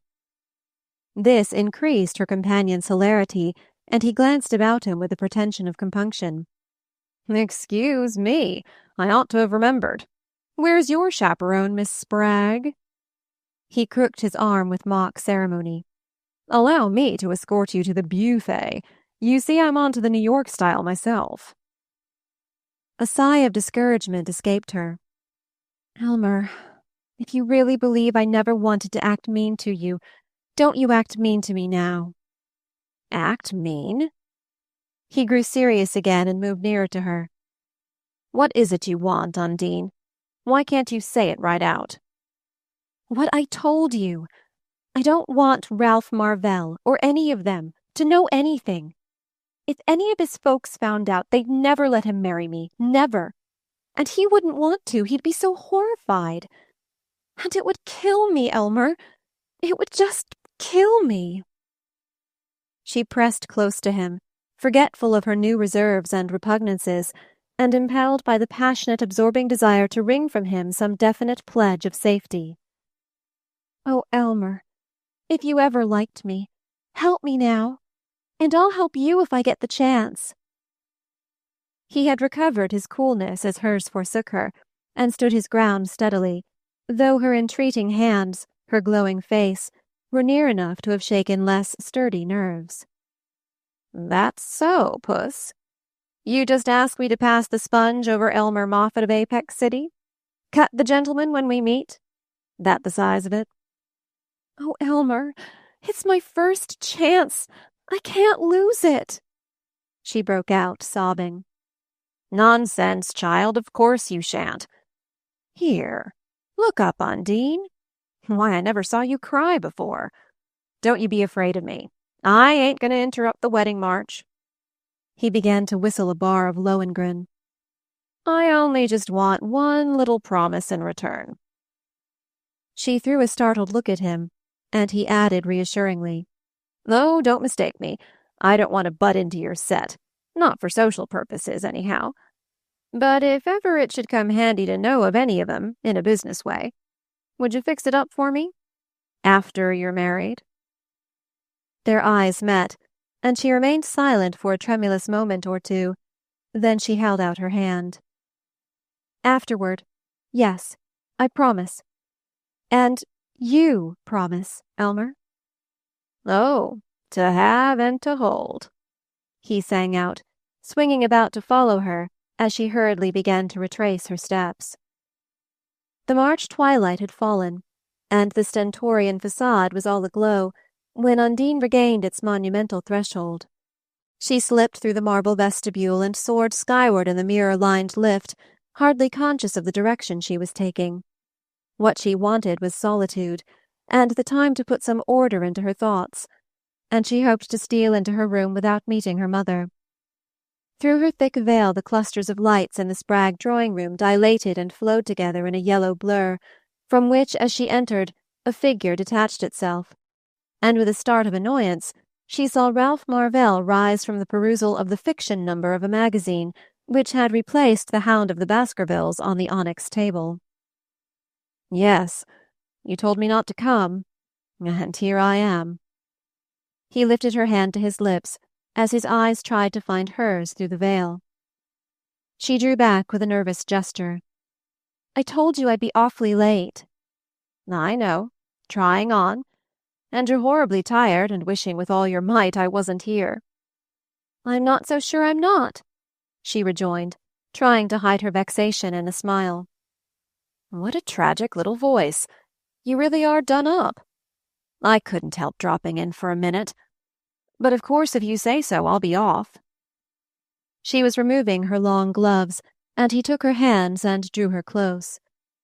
"Only take off your veil and let me see you." A quiver of resistance ran through her. He felt it and dropped her hands. "Please don't tease. I never could bear it," she stammered, drawing away. "Till tomorrow, then. That is, if the dressmakers permit." She forced a laugh. "If I showed myself now, you might not come back tomorrow. I look perfectly hideous.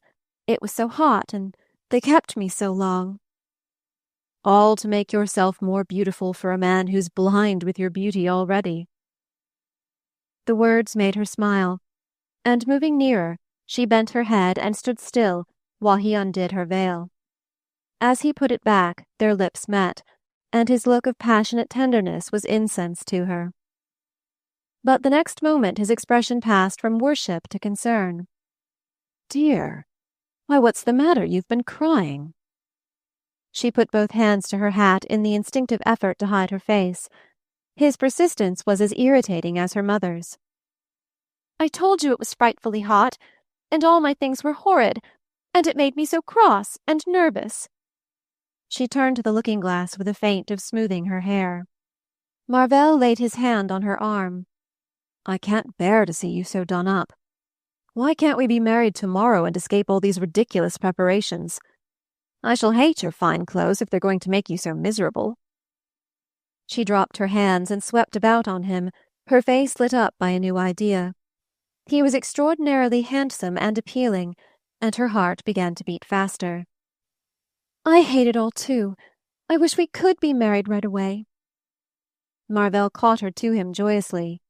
"Dearest, dearest, don't if you don't mean it. The thought's too glorious." Undine lingered in his arms, not with any intent of tenderness, but as if too deeply lost in a new train of thought to be conscious of his hold. "I suppose most of the things could be got ready sooner, if I said they must," she brooded, with a fixed gaze that travelled past him. "And the rest? Why shouldn't the rest be sent over to Europe after us? I want to go straight off with you, away from everything, ever so far away, where there'll be nobody but you and me alone." She had a flash of illumination which made her turn her lips to his. "Oh, my darling, Marvell whispered. Chapter 10. Mr. and Mrs. Spragg were both given to such long periods of ruminating apathy that the student of inheritance might have wondered whence Undine derived her overflowing activity. The answer would have been obtained by observing her father's business life. From the moment he set foot in Wall Street, Mr. Spragg became another man. Physically, the change revealed itself only by the subtlest signs. As he steered his way to his office through the jostling crowds of William Street, his relaxed muscles did not grow more taut or his lounging gait less desultory. His shoulders were hollowed by the usual droop, and his rusty black waistcoat showed the same creased concavity at the waist, the same flabby prominence below. It was only in his face that the difference was perceptible, though even here it rather lurked behind the features than openly modified them, showing itself now and then in the cautious glint of half-closed eyes, the forward thrust of black brows, or a tightening of the lax lines of the mouth, as the gleam of a night watchman's light might flash across the darkness of a shuttered house-front. The shutters were more tightly barred than usual, when, on a morning some 2 weeks later than the date of the incidents last recorded, Mr. Spragg approached the steel and concrete tower in which his office occupied a lofty pigeonhole. Events had moved rapidly and somewhat surprisingly in the interval, and Mr. Spragg had already accustomed himself to the fact that his daughter was to be married within the week, instead of awaiting the traditional post-Lenten date. Conventionally, the change meant little to him, but on the practical side, it presented unforeseen difficulties. Mr. Spragg had learned within the last weeks that a New York marriage involved material obligations unknown to Apex. Marvell, indeed, had been loftily careless of such questions, but his grandfather, on the announcement of the engagement, had called on Mr. Spragg and put before him, with polished precision, the young man's financial situation. Mr. Spragg at the moment had been inclined to deal with his visitor in a spirit of indulgent irony. As he leaned back in his revolving chair, with feet adroitly balanced against a tilted scrap-basket, his air of relaxed power made Mr. Dagonet's venerable elegance seem as harmless as that of an ivory jackstraw, and his first replies to his visitor were made with the mildness of a kindly giant. "Ralph don't make a living out of the law, you say? No, it didn't strike me he'd be likely to, from the talks I've had with him. Fact is, the law's a business that wants—" Mr. Spragg broke off, checked by a protest from Mr. Dagonet. "Oh, a profession, you call it? It ain't a business?" His smile grew more indulgent as this novel distinction dawned on him. "Why, I guess that's the whole trouble with Ralph. Nobody expects to make money in a profession, and if you've taught him to regard the law that way, he'd better go right into cooking stoves and be done with it." Mr. Dagonet, within a narrower range, had his own play of humour, and it met Mr. Spragg's with a leap. "It's because I knew he would manage to make cooking stoves as unremunerative as a profession that I saved him from so glaring a failure by putting him into the law." The retort drew a grunt of amusement from Mr. Spragg, and the eyes of the two men met in unexpected understanding. "That's so? What can he do, then?" the future father-in-law inquired. "He can write poetry. At least he tells me he can." Mr. Dagonet hesitated, as if aware of the inadequacy of the alternative, and then added, "And he can count on 3,000 a year from me." Mr. Spragg tilted himself farther back without disturbing his subtly calculated relation to the scrap basket. "Does it cost anything like that to print his poetry?" Mr. Dagonet smiled again. He was clearly enjoying his visit. "Dear, no. He doesn't go in for luxe editions. And now and then he gets $10 from a magazine." Mr. Spragg mused. "Wasn't he ever taught to work?" "No, I really couldn't have afforded that." "I see. Then they've got to live on $250 a month." Mr. Dagonet remained pleasantly unmoved.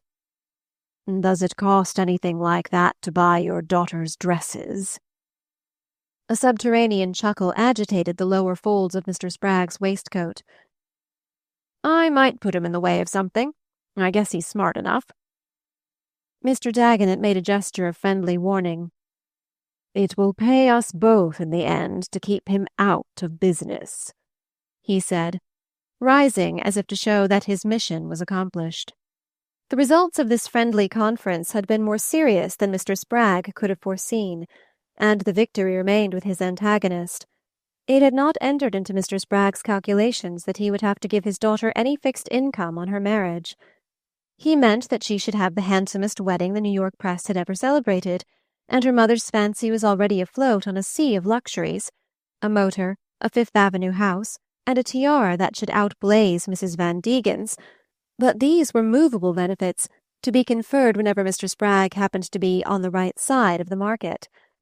It was a different matter to be called on at such short notice to bridge the gap between young Marvell's allowance and Undine's requirements, and her father's immediate conclusion was that the engagement had better be broken off. Such decisions were almost painless in Apex, and he had fancied it would be easy, by an appeal to the girl's pride, to make her see that she owed it to herself to do better. "You'd better wait a while and look round again," was the way he had put it to her at the opening of the talk, of which even now he could not recall the close without a tremor. Undine, when she took his meaning, had been terrible. Everything had gone down before her as towns and villages went down before one of the tornadoes of her native state. Wait a while? Look round? Did he suppose she was marrying for money? Didn't he see it was all a question, now and here, of the kind of people she wanted to go with? Did he want to throw her straight back into the Lipscomb set, to have her marry a dentist and live in a West Side flat? Why hadn't they stayed in Apex, if that was all he thought she was fit for? She might as well have married Millard Binch, instead of handing him over to Indiana Frusk. Couldn't her father understand that nice girls in New York didn't regard getting married like going on a buggy ride? It was enough to ruin a girl's chances if she broke her engagement to a man in Ralph Marvell's set. All kinds of spiteful things would be said about her, and she would never be able to go with one of the right people again. They had better go back to Apex right off. It was they and not she who had wanted to leave Apex anyhow. She could call her mother to witness it. She had always, when it came to that, done what her father and mother wanted, but she'd given up trying to make out what they were after, unless it was to make her miserable. And if that was it, hadn't they had enough of it by this time? She had, anyhow. But after this she meant to lead her own life, and they needn't ask her where she was going or what she meant to do, because this time she'd die before she told them, and they'd made life so hateful to her that she only wished she was dead already. Mr. Spragg heard her out in silence, pulling at his beard with one sallow, wrinkled hand, while the other dragged down the armhole of his waistcoat. Suddenly he looked up and said, "Ain't you in love with the fellow, Undie?" The girl glared back at him, her splendid brows beetling like an Amazon's. "Do you think I'd care a cent for all the rest of it if I wasn't?" "Well, if you are, You and he won't mind beginning in a small way." Her look poured contempt on his ignorance. "Do you suppose I'd drag him down?" With a magnificent gesture, she tore Marvell's ring from her finger. "I'll send this back this minute. I'll tell him I thought he was a rich man, and now I see I'm mistaken." She burst into shattering sobs, rocking her beautiful body back and forth in all the abandonment of young grief, and her father stood over her, stroking her shoulder and saying helplessly, "I'll see what I can do, Undine." All his life, and at ever-diminishing intervals, Mr. Spragg had been called on by his womenkind to see what he could do, and the seeing had almost always resulted as they wished. Undine did not have to send back her ring, and in her state of trance-like happiness she hardly asked by what means her path had been smoothed, but merely accepted her mother's assurance that "father had fixed everything all right." Mr. Spragg accepted the situation also. A son-in-law who expected to be pensioned like a Grand Army veteran was a phenomenon new to his experience, but if that was what Undine wanted, she should have it. Only 2 days later, however, he was met by a new demand. The young people had decided to be married right off, instead of waiting till June. This change of plan was made known to Mr. Spragg at a moment when he was peculiarly unprepared for the financial readjustment it necessitated. He had always declared himself able to cope with any crisis if Undine and her mother would go steady, but he now warned them of his inability to keep up with the new pace they had set. Undine, not deigning to return to the charge, had commissioned her mother to speak for her, and Mr. Spragg was surprised to meet in his wife a firmness as inflexible as his daughter's. "I can't do it, Lute. I can't put my hand on the cash," he had protested. But Mrs. Spragg fought him inch by inch, her back to the wall, flinging out at last as he pressed her closer, "Well, if you want to know, she's seen Elmer." The bolt reached its mark, and her husband turned an agitated face on her. "Elmer? What on earth? He didn't come here." "No, but he sat next to her the other night at the theatre, and she's wild with us for not having warned her." Mr. Spragg's scowl drew his projecting brows together. "Warned her of what? What's Elmer to her? Why's she afraid of Elmer Moffatt?" "She's afraid of his talking." "Talking? What on earth can he say that'll hurt her?" "Oh, I don't know," Mrs. Spragg wailed. "She's so nervous I can hardly get a word out of her." Mr. Spragg's whitening face showed the touch of a new fear. "Is she afraid he'll get round her again? Make up to her? Is that what she means by talking?" "I don't know. I don't know. I only know she's afraid. She's afraid as death of him." For a long interval they sat silently looking at each other, while their heavy eyes exchanged conjectures. Then Mr. Spragg rose from his chair, saying as he took up his hat, "Don't you fret, Leota. I'll see what I can do." He had been seeing now for an arduous fortnight, and the strain on his vision had resulted in a state of tension such as he had not undergone since the epic days of the pure water move at Apex. It was not his habit to impart his fears to Mrs. Spragg and Undine, and they continued the bridal preparations, secure in their invariable experience that once father had been convinced of the impossibility of evading their demands, he might be trusted to satisfy them by means with which his womenkind need not concern themselves. Mr. Spragg, as he approached his office on the morning in question, felt reasonably sure of fulfilling these expectations, but he reflected that a few more such victories would mean disaster. He entered the vast marble vestibule of the Ararat Trust Building and walked toward the express elevator that was to carry him to his office. At the door of the elevator a man turned to him, and he recognized Elmer Moffatt, who put out his hand with an easy gesture. Mr. Spragg did not ignore the gesture. He did not even withhold his hand. In his code the cut, as a conscious sign of disapproval, did not exist. In the South, if you had a grudge against a man, you tried to shoot him. In the West, you tried to do him in a mean turn in business. But in neither region was the cut among the social weapons of offense. Mr. Spragg, therefore, seeing Moffatt in his path, extended a lifeless hand while he faced the young man scowlingly.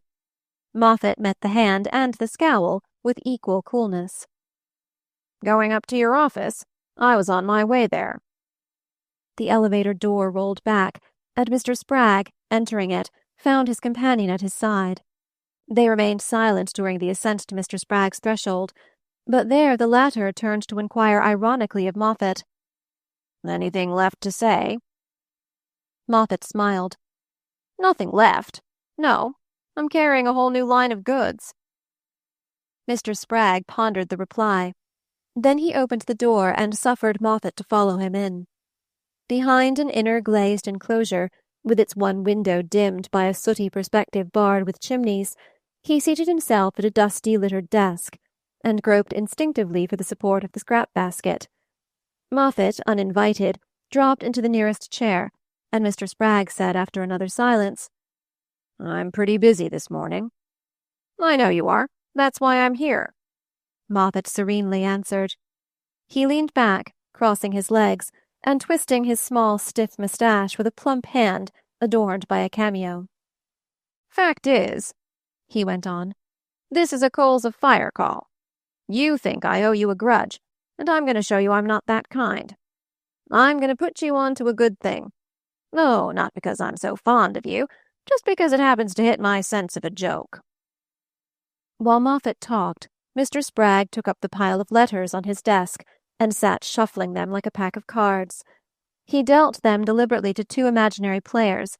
Then he pushed them aside and drew out his watch.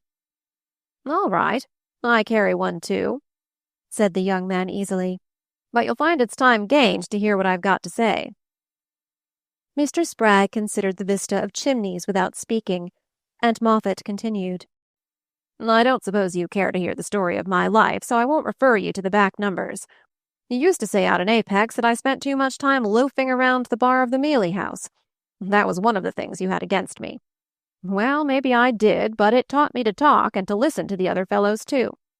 Just at present, I'm one of Harmon B. Driscoll's private secretaries, and some of that Mealy House loafing has come in more useful than any job I ever put my hand to. The old man happened to hear I knew something about the inside of the U-Baw deal, and took me on to have the information where he could get at it. I've given him good talk for his money, but I've done some listening, too. U-Baw ain't the only commodity the Driscolls deal in." Mr. Spragg restored his watch to his pocket and shifted his drowsy gaze from the window to his visitor's face. "Yes," said Moffat, as if in reply to the movement. "The Driscolls are getting busy out in Apex. Now they've got all the street railroads in their pocket, they want the water supply, too. But you know that as well as I do. Fact is, they've got to have it, and that's where you and I come in." Mr. Spragg thrust his hands in his waistcoat armholes and turned his eyes back to the window. "I'm out of that long ago," he said indifferently.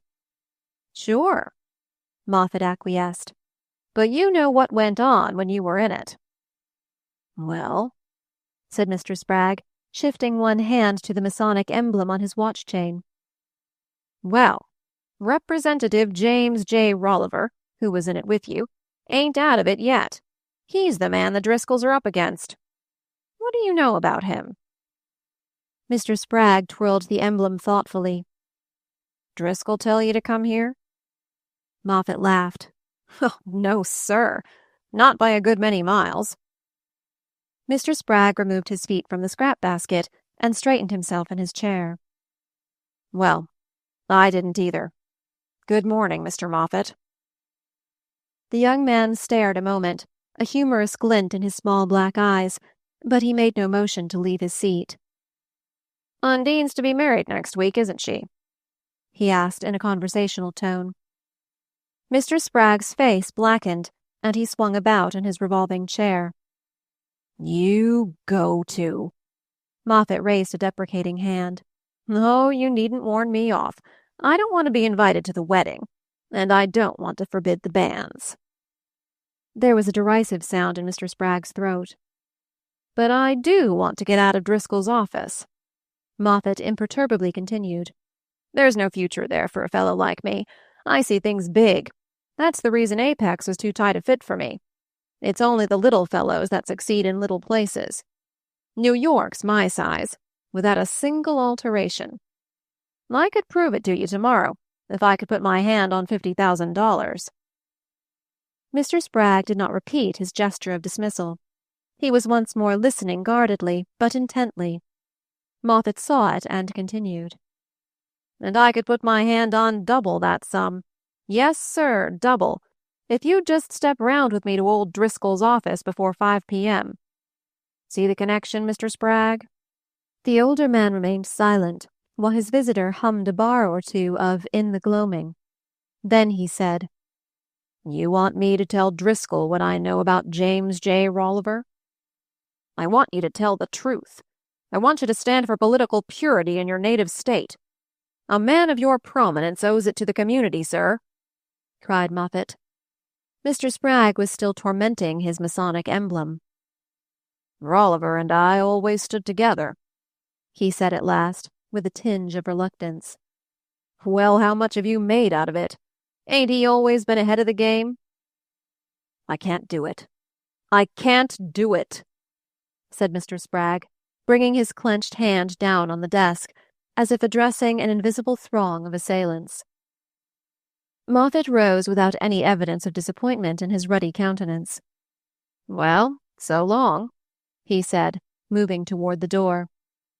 Near the threshold he paused to add carelessly, Excuse my referring to a personal matter, but I understand Miss Spragg's wedding takes place next Monday. Mr. Spragg was silent. How's that? Moffat continued unabashed. I saw in the papers the date was set for the end of June. Mr. Spragg rose heavily from his seat. I presume my daughter has her reasons, he said, moving toward the door in Moffat's wake. I guess she has. Same as I have for wanting you to step round with me to old Driscoll's. If Undine's reasons are as good as mine. Stop right here, Elmer Moffat, the older man broke out with lifted hand. Moffat made a burlesque feint of evading a blow. Then his face grew serious, and he moved close to Mr. Spragg, whose arm had fallen to his side. See here. I know Undine's reasons. I've had a talk with her. Didn't she tell you? She don't beat about the bush the way you do. She told me straight out what was bothering her. She wants the Marvells to think she's right out of kindergarten. No goods sent out on approval from this counter. And I see her point. I don't mean to publish my memoirs. Only a deal's a deal. He paused a moment, twisting his fingers about the heavy gold watch chain that crossed his waistcoat. Tell you what, Mr. Spragg, I don't bear malice. Not against Undine, anyway. And if I could have afforded it, I'd have been glad enough to oblige her and forget old times. But you didn't hesitate to kick me when I was down, and it's taken me a day or two to get on my legs again after that kicking. I see my way now to get there and keep there, and there's a kinder poetic justice in your being the men to help me up. If I can get hold of $50,000 within a day or so, I don't care who's got the start of me. I've got a dead sure thing in sight, and you're the only man that can get it for me. Now do you see where we're coming out? Mr. Spragg, during this discourse, had remained motionless, his hands in his pockets, his jaws moving mechanically, as though he mumbled a toothpick under his beard. His sallow cheek had turned a shade paler, and his brows hung threateningly over his half-closed eyes. But there was no threat. There was scarcely more than a note of dull curiosity in the voice with which he said, You mean to talk? Moffat's rosy face grew as hard as a steel safe. I mean you to talk to old Driscoll. He paused and then added, It's 100,000 down, between us. Mr. Spragg once more consulted his watch. I'll see you again, he said with an effort. Moffat struck one fist against the other. No, sir, you won't. You'll only hear from me, through the Marvell family. Your news ain't worth $1 to Driscoll if you don't get it today. He was checked by the sound of steps in the outer office, and Mr. Spragg's stenographer appeared in the doorway. It's Mr. Marvell, she announced, and Ralph Marvell, glowing with haste and happiness, stood between the two men, holding out his hand to Mr. Spragg. "Am I awfully in the way, sir? Turn me out if I am, but first let me just say a word about this necklace I've ordered for He broke off, made aware by Mr. Spragg's glance of the presence of Elmer Moffatt, who, with unwonted discretion, had dropped back into the shadow of the door. Marvell turned on Moffatt a bright gaze full of the instinctive hospitality of youth, but Moffatt looked straight past him at Mr. Spragg. The latter, as if in response to an imperceptible signal, mechanically pronounced his visitor's name, and the two young men moved toward each other. "I beg your pardon most awfully. Am I breaking up an important conference?" Ralph asked as he shook hands. "I know. I guess we're pretty nearly through. I'll step outside and woo the blonde while you're talking," Moffatt rejoined in the same key. "Thanks so much. I shan't take 2 seconds." Ralph broke off to scrutinize him. "But haven't we met before? It seems to me I've seen you, just lately." Moffatt seemed about to answer, but his reply was checked by an abrupt movement on the part of Mr. Spragg. There was a perceptible pause, during which Moffatt's bright black glance rested questioningly on Ralph. Then he looked again at the older man, and their eyes held each other for a silent moment. "Why, no, not as I'm aware of, Mr. Marvell," Moffatt said, addressing himself amicably to Ralph. "Better late than never, though, and I hope to have the pleasure soon again." He divided a nod between the two men, and passed into the outer office, where they heard him addressing the stenographer in a strain of exaggerated gallantry. Chapter 11. The July sun enclosed in a ring of fire the ilex grove of a villa in the hills near Siena. Below, by the roadside, the long yellow house seemed to waver and palpitate in the glare. But steep by steep behind it, the cool ilex dusk mounted to the ledge, where Ralph Marvell, stretched on his back in the grass, lay gazing up at a black reticulation of branches, between which bits of sky gleamed with the hardness and brilliancy of blue enamel. Up there, too, the air was thick with heat, but compared with the white fire below it was a dim and tempered warmth, like that of the churches in which he and Undine sometimes took refuge at the height of the torrid days. Ralph loved the heavy Italian summer, as he had loved the light spring days leading up to it, the long line of dancing days that had drawn them on and on ever since they had left their ship at Naples 4 months earlier. 4 months of beauty, changeful, inexhaustible, weaving itself about him in shapes of softness and strength, and beside him, hand in hand with him, embodying that spirit of shifting magic, the radiant creature through whose eyes he saw it. This was what their hastened marriage had blessed them with, giving them leisure before summer came to penetrate to remote folds of the southern mountains, to linger in the shade of Sicilian orange groves, and finally, travelling by slow stages to the Adriatic, to reach the central hill country, where even in July they might hope for a breathable air. To Ralph, the Sienese air was not only breathable, but intoxicating. The sun, treading the earth like a vintager, drew from it heady fragrances, crushed out of it new colours. All the values of the temperate landscape were reversed.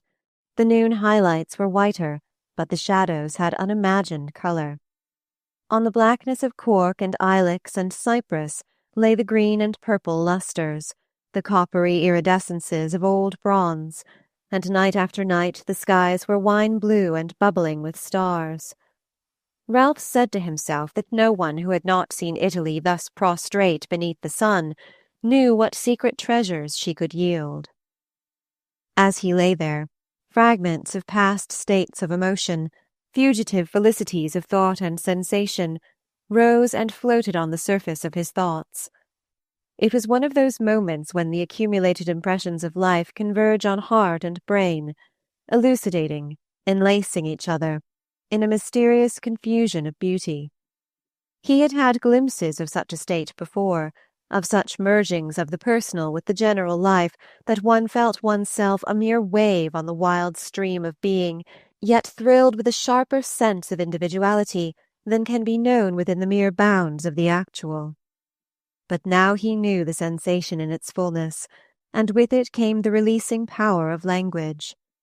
Words were flashing like brilliant birds through the boughs overhead.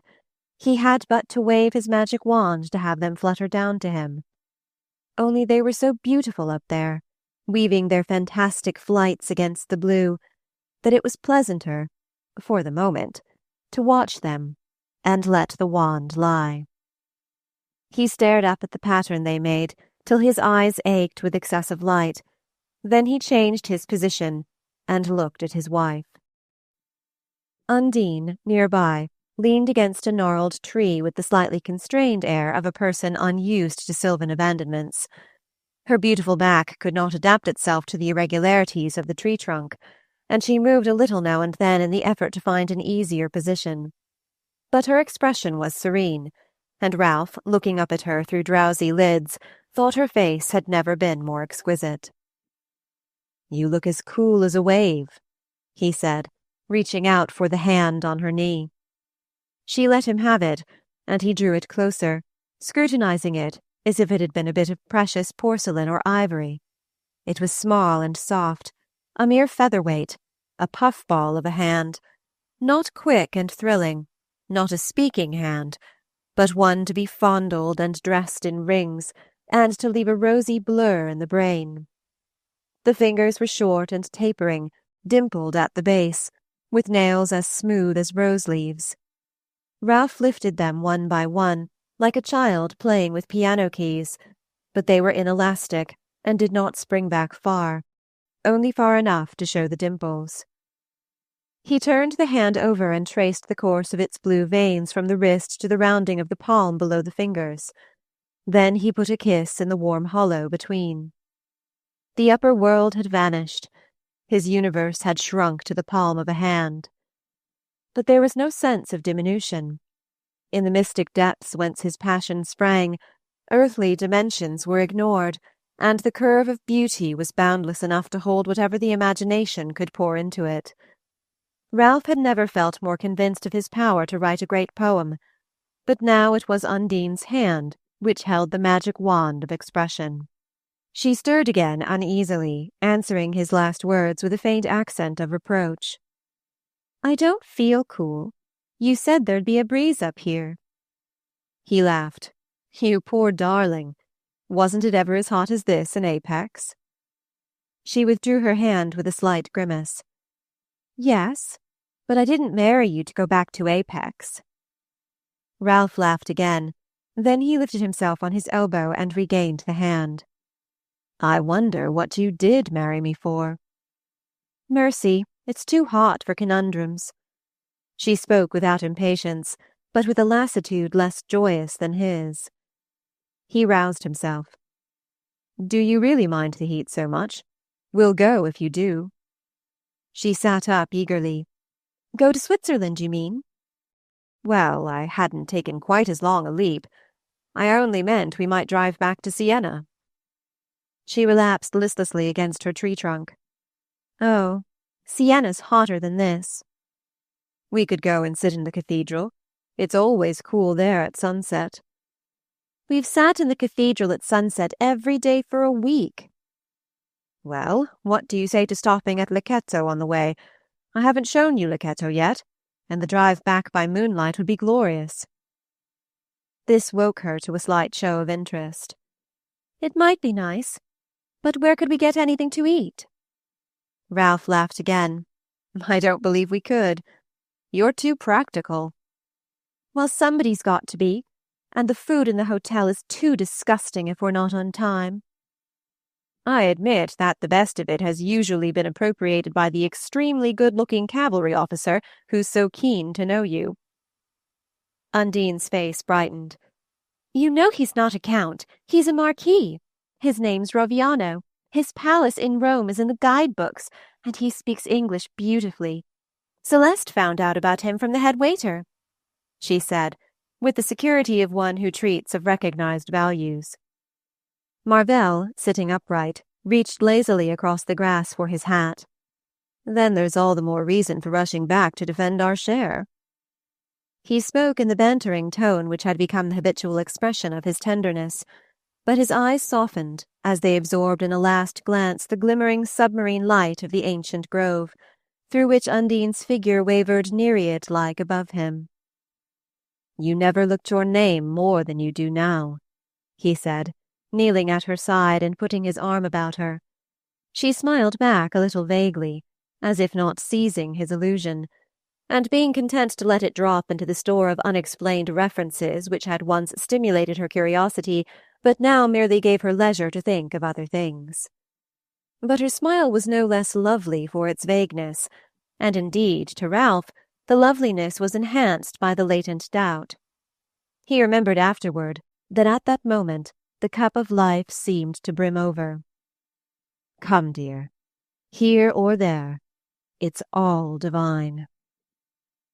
In the carriage, however, she remained insensible to the soft spell of the evening, noticing only the heat and dust, and saying, as they passed under the wooded cliff of Lecceto, that they might as well have stopped there after all, since with such a headache as she felt coming on, she didn't care if she dined or not. Ralph looked up yearningly at the long walls overhead, but Undine's mood was hardly favourable to communion with such scenes, and he made no attempt to stop the carriage. Instead, he presently said, "If you're tired of Italy, we've got the world to choose from." She did not speak for a moment. Then she said, "It's the heat I'm tired of. Don't people generally come here earlier?"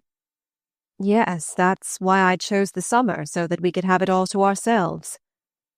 She tried to put a note of reasonableness into her voice. "If you told me we were going everywhere at the wrong time, of course I could have arranged about my clothes." "You poor darling. Let us by all means go to the place where the clothes will be right. They're too beautiful to be left out of our scheme of life." Her lips hardened. "I know you don't care how I look, but you didn't give me time to order anything before we married, and I've got nothing but my last winter's things to wear." Ralph smiled. Even his subjugated mind perceived the inconsistency of Undine's taxing him with having hastened their marriage, but her variations on the eternal feminine still enchanted him. "We'll go wherever you please. You make every place the one place," he said, as if he were humouring an irresistible child. "To Switzerland, then? Celeste says St. Moritz is too heavenly," exclaimed Undine, who gathered her ideas of Europe chiefly from the conversation of her experienced attendant. "One can be cool short of the Engadine. Why not go south again?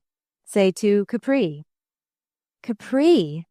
Is that the island we saw from Naples where the artists go?" She drew her brows together. "It would be simply awful getting there in this heat." "Well, then, I know a little place in Switzerland where one can still get away from the crowd, and we can sit and look at a green waterfall, while I lie in wait for adjectives." Mr. Spragg's astonishment on learning that his son-in-law contemplated maintaining a household on the earnings of his muse was still matter for pleasantry between the pair, and one of the humours of their first weeks together had consisted in picturing themselves as a primeval couple setting forth across a virgin continent and subsisting on the adjectives which Ralph was to trap for his epic. On this occasion, however, his wife did not take up the joke, and he remained silent while their carriage climbed the long dusty hill to the Fontebranda gate. He had seen her face droop as he suggested the possibility of an escape from the crowds in Switzerland, and it came to him, with the sharpness of a knife thrust, that a crowd was what she wanted, that she was sick to death of being alone with him. He sat motionless, staring ahead at the red-brown walls and towers on the steep above them. After all, there was nothing sudden in this discovery. For weeks it had hung on the edge of consciousness, but he had turned from it with the heart's instinctive clinging to the unrealities by which it lives. Even now 100 qualifying reasons rushed to his aid. They told him it was not of himself that Undine had wearied, but only of their present way of life. He had said a moment before, without conscious exaggeration, that her presence made any place the one place. Yet how willingly would he have consented to share in such a life as she was leading before their marriage? And he had to acknowledge their months of desultory wandering from one remote Italian hilltop to another must have seemed as purposeless to her as balls and dinners would have been to him. An imagination like his, peopled with such varied images and associations, fed by so many currents from the long stream of human experience, could hardly picture the bareness of the small half-lit place in which his wife's spirit fluttered. Her mind was as destitute of beauty and mystery as the prairie schoolhouse in which she had been educated, and her ideals seemed to Ralph as pathetic as the ornaments made of corks and cigar bands with which her infant hands had been taught to adorn it. He was beginning to understand this, and learning to adapt himself to the narrow compass of her experience. The task of opening new windows in her mind was inspiring enough to give him infinite patience, and he would not yet own to himself that her pliancy and variety were imitative rather than spontaneous. Meanwhile, he had no desire to sacrifice her wishes to his, and it distressed him that he dared not confess his real reason for avoiding the Engadine. The truth was that their funds were shrinking faster than he had expected.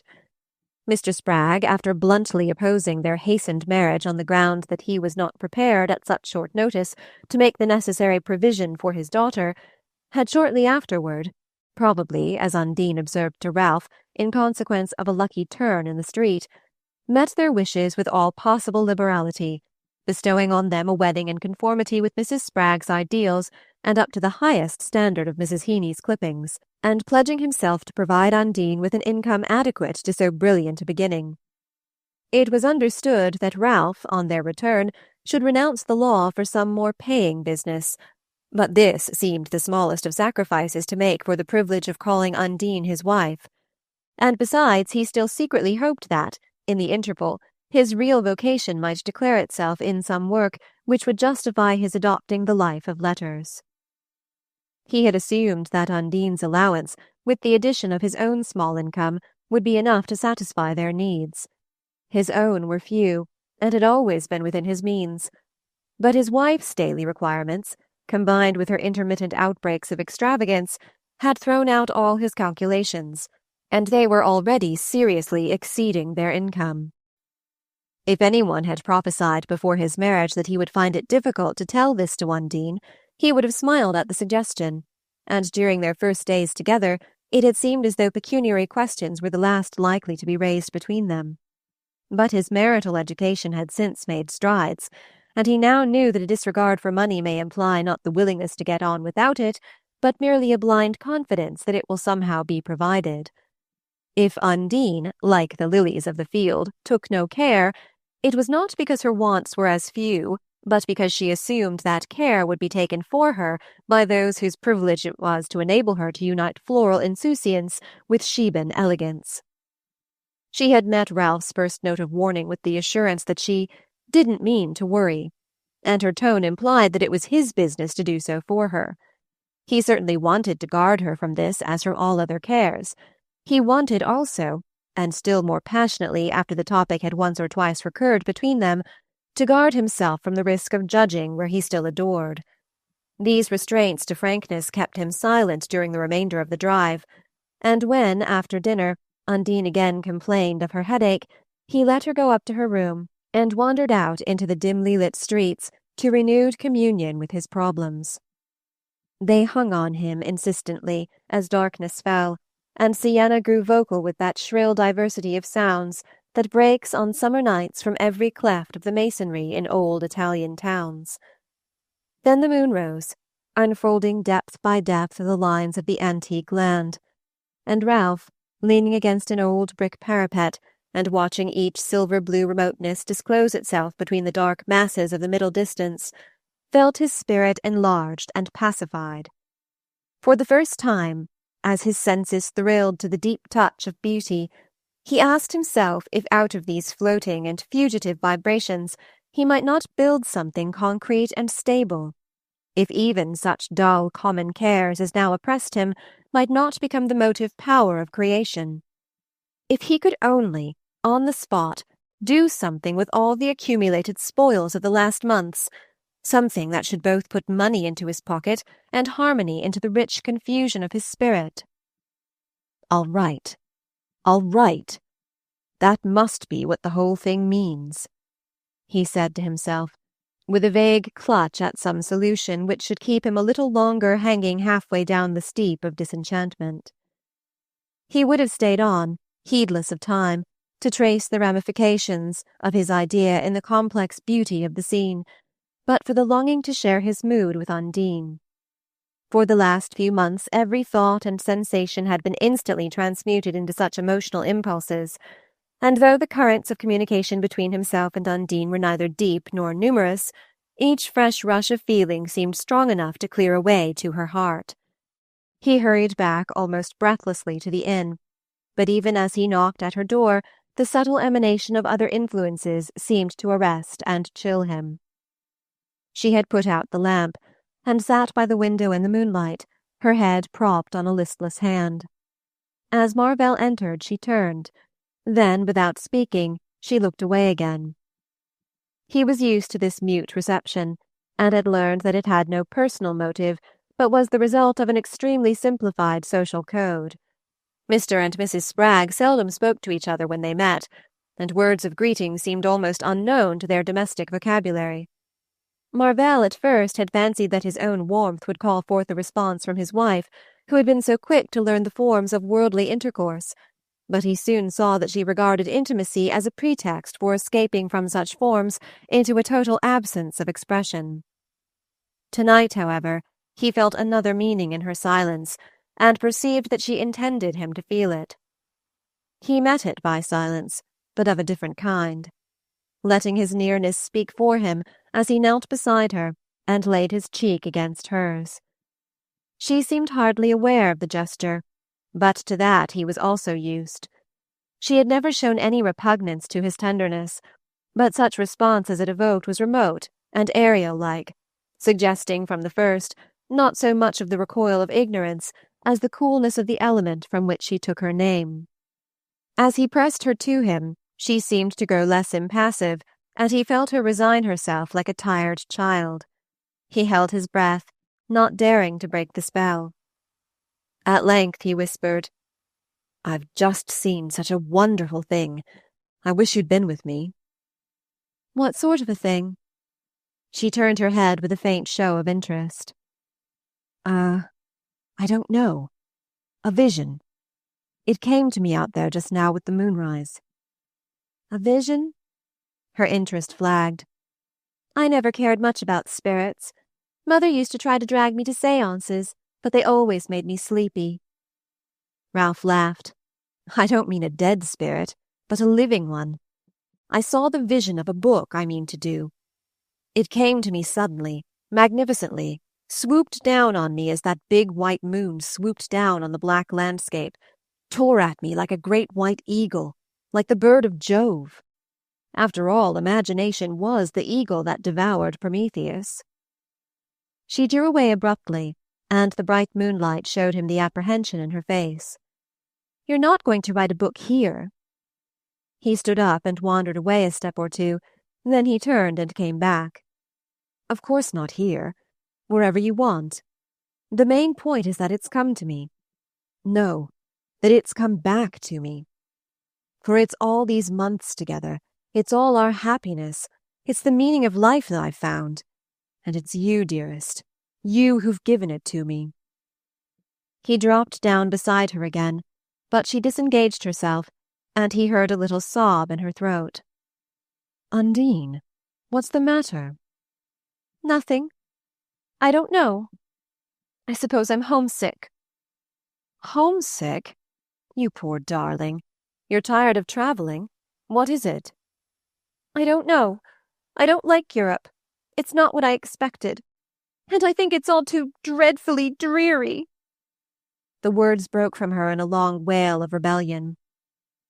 Marvell gazed at her perplexedly. It seemed strange that such unguessed thoughts should have been stirring in the heart pressed to his. "It's less interesting than you expected? Or less amusing? Is that it?" "It's dirty and ugly. All the towns we've been to are disgustingly dirty. I loathe the smells and the beggars. I'm sick and tired of all the stuffy rooms in the hotels. I thought it would all be so splendid, but New York's ever so much nicer." "Not New York in July." I don't care. There are the roof gardens anyway, and there are always people around. All these places seem as if they were dead. It's like some awful cemetery." A sense of compunction checked Marvell's laughter. "Don't cry, dear, don't. I see, I understand. You're lonely, and the heat has tired you out. It is dull here, awfully dull. I've been stupid not to feel it. But we'll start at once. We'll get out of it." She brightened instantly. "We'll go up to Switzerland?" "We'll go up to Switzerland." He had a fleeting glimpse of the quiet place with the green waterfall, where he might have made tryst with his vision. Then he turned his mind from it and said, "We'll go just where you want. How soon can we be ready to start?" "Oh, tomorrow, the first thing tomorrow. I'll make Celeste get out of bed now and pack. Can we go right through to St. Moritz? I'd rather sleep in the train than in another of these awful places." She was on her feet in a flash, her face alight, her hair waving and floating about her as though it rose on her happy heartbeats. "Oh, Ralph, it's sweet of you, and I love you," she cried out, letting him take her to his breast. Chapter 12. In the quiet place with the green waterfall, Ralph's vision might have kept faith with him. But how could he hope to surprise it in the midsummer crowds of St. Moritz? Undine, at any rate, had found there what she wanted, and when he was at her side, and her radiant smile included him, every other question was in abeyance. But there were hours of solitary striding over bare, grassy slopes, face to face with the ironic interrogation of sky and mountains, when his anxieties came back, more persistent and importunate. Sometimes they took the form of merely material difficulties. How, for instance, was he to meet the cost of their ruinous suite at the Engadine Palace while he awaited Mr. Spragg's next remittance? And once the hotel bills were paid, what would be left for the journey back to Paris, the looming expenses there, the price of the passage to America? These questions would fling him back on the thought of his projected book, which was, after all, to be what the masterpieces of literature had mostly been, a potboiler. Well, why not? Did not the worshipper always heap the rarest essences on the altar of his divinity? Ralph still rejoiced in the thought of giving back to Undine something of the beauty of their first months together. But even on his solitary walks the vision eluded him, and he could spare so few hours to its pursuit. Undine's days were crowded, and it was still a matter of course that where she went, he should follow. He had risen visibly in her opinion since they had been absorbed into the life of the big hotels, and she had seen that his command of foreign tongues put him at an advantage even in circles where English was generally spoken, if not understood. Undine herself, hampered by her lack of languages, was soon drawn into the group of compatriots who struck the social pitch of their hotel. Their types were familiar enough to Ralph, who had taken their measure in former wanderings, and come across their duplicates in every scene of continental idleness. Foremost among them was Mrs. Harvey Shallum, a showy Parisianized figure, with a small wax-featured husband whose ultra-fashionable clothes seemed a tribute to his wife's importance rather than the mark of his personal taste. Mr. Shallum, in fact, could not be said to have any personal bent. Though he conversed with a colourless fluency in the principal European tongues, he seldom exercised his gift except in intercourse with hotel managers and head waiters, and his long silences were broken only by resigned allusions to the enormities he had suffered at the hands of this gifted but unscrupulous class. Mrs. Shallum, though in command of but a few verbs, all of which on her lips became irregular, managed to express a polyglot personality as vivid as her husband's was effaced. Her only idea of intercourse with her kind was to organize it into bands and subject it to frequent displacements, and society smiled at her for these exertions like an infant vigorously rocked. She saw at once Undine's value as a factor in her scheme, and the two formed an alliance on which Ralph refrained from shedding the cold light of depreciation. It was a point of honor with him not to seem to disdain any of Undine's amusements, the noisy, interminable picnics, the hot, promiscuous balls, the concerts, the bridge parties, and theatricals which helped to disguise the difference between the high Alps and Paris or New York. He told himself that there is always a Narcissus element in youth, and that what Undine really enjoyed was the image of her own charm mirrored in the general admiration. With her quick perceptions and adaptabilities, she would soon learn to care more about the quality of the reflecting surface, and meanwhile no criticism of his should mar her pleasure. The appearance at their hotel of the cavalry officer from Siena was not a wholly agreeable surprise, but even after the handsome Marquis had been introduced to Undine and had whirled her through an evening's dances, Ralph was not seriously disturbed. Husband and wife had grown closer to each other since they had come to St. Moritz, and in the brief moments she could give him, Undine was now always gay and approachable. Her fitful humours had vanished, and she showed qualities of comradeship that seemed the promise of a deeper understanding. But this very hope made him more subject to her moods, more fearful of disturbing the harmony between them. Least of all could he broach the subject of money. He had too keen a memory of the way her lips could narrow and her eyes turn from him as if he were a stranger. It was a different matter that one day brought the look he feared to her face. She had announced her intention of going on an excursion with Mrs. Shallum and 3 or 4 of the young men who formed the nucleus of their shifting circle. And for the first time she did not ask Ralph if he were coming. But he felt no resentment at being left out. He was tired of these noisy assaults on the high solitudes, and the prospect of a quiet afternoon turned his thoughts to his book. Now if ever there seemed a chance of recapturing the moonlight vision. From his balcony he looked down on the assembling party. Mrs. Shallum was already screaming bilingually at various windows in the long façade, and Undine presently came out of the hotel with the Marchese Roviano and 2 young English diplomatists. Slim and tall in her trim mountain garb, she made the ornate Mrs. Shallum look like a piece of ambulant upholstery. The high air brightened her cheeks and struck new lights from her hair, and Ralph had never seen her so touched with morning freshness. The party was not yet complete, and he felt a movement of annoyance when he recognized, in the last person to join it, a Russian lady of cosmopolitan notoriety whom he had run across in his unmarried days, and as to whom he had already warned Undine. Knowing what strange specimens from the depths slip through the wide meshes of the watering-place world, he had foreseen that a meeting with the Baroness Adolstein was inevitable, but he had not expected her to become one of his wife's intimate circle. When the excursionists had started, he turned back to his writing-table and tried to take up his work, but he could not fix his thoughts. They were far away, in pursuit of Undine. He had been but 5 months married, and it seemed after all rather soon for him to be dropped out of such excursions as unquestioningly as poor Harvey Shallum. He smiled away this first twinge of jealousy, but the irritation it left found a pretext in his displeasure at Undine's choice of companions. Mrs. Shallum grated on his taste, but she was as open to inspection as a shop window, and he was sure that time would teach his wife the cheapness of what she had to show.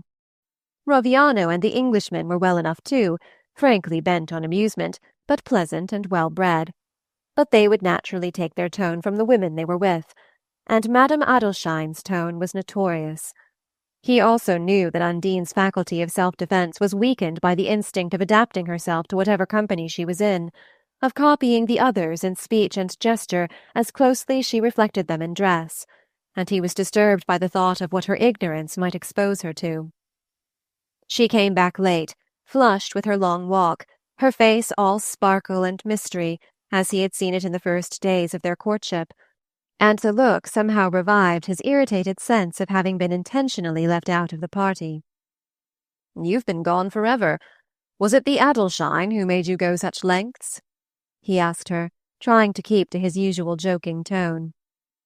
Undine, as she dropped down on the sofa and unpinned her hat, shed on him the light of her guileless gaze.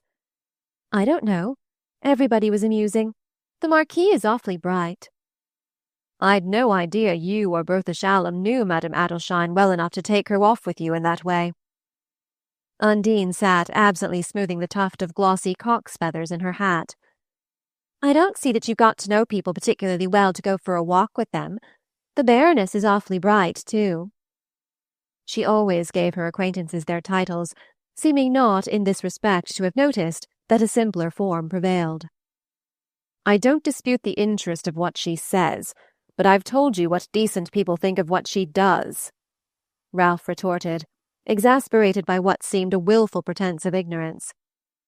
She continued to scrutinize him with her clear eyes, in which there was no shadow of offense. "You mean they don't want to go round with her? You're mistaken. It's not true. She goes round with everybody. She dined last night with the Grand Duchess. Roviano told me so." This was not calculated to make Ralph take a more tolerant view of the question. "Does he also tell you what's said of her?" "What's said of her?" Undine's limpid glance rebuked him. "Do you mean that disgusting scandal you told me about? Do you suppose I'd let him talk to me about such things? I meant you're mistaken about her social position. He says she goes everywhere." Ralph laughed impatiently. "No doubt Roviano's an authority, but it doesn't happen to be his business to choose your friends for you." Undine echoed his laugh. "Well, I guess I don't need anybody to do that. I can do it myself," she said, with the good-humored curtness that was the habitual note of intercourse with the Spraggs. Ralph sat down beside her and laid a caressing touch on her shoulder. "No, you can't, you foolish child. You know nothing of this society you're in, of its antecedents, its rules, its conventions, and it's my affair to look after you and warn you when you're on the wrong track." "Mercy, what a solemn speech!" She shrugged away his hand without ill temper. "I don't believe an American woman needs to know such a lot about their old rules. They can see I mean to follow my own, and if they don't like it, they needn't go with me." "Oh, they'll go with you fast enough, as you call it. They'll be too charmed to. The question is how far they'll make you go with them, and where they'll finally land you." She tossed her head back with the movement she had learned in speaking school pieces about freedom and the British tyrant. "No one's ever yet gone any farther with me than I wanted," she declared. She was really exquisitely simple. "I'm not sure Roviano hasn't, in vouching for Madame Adelsheim, but he probably thinks you know about her. To him this isn't society any more than the people in an omnibus are. Society to everybody here means the sanction of their own special group, and of the corresponding groups elsewhere. The Adelsheim goes about in a place like this because it's nobody's business to stop her, but the women who tolerate her here would drop her like a shot if she set foot on their own ground." The thoughtful air with which Undine heard him out made him fancy this argument had carried, and as he ended she threw him a bright look. "Well, that's easy enough. I can drop her if she comes to New York." Ralph sat silent for a moment. Then he turned away and began to gather up his scattered pages. Undine in the ensuing days was no less often with Madame Adelsheim, and Ralph suspected a challenge in her open frequentation of the lady. But if challenge there were, he let it lie.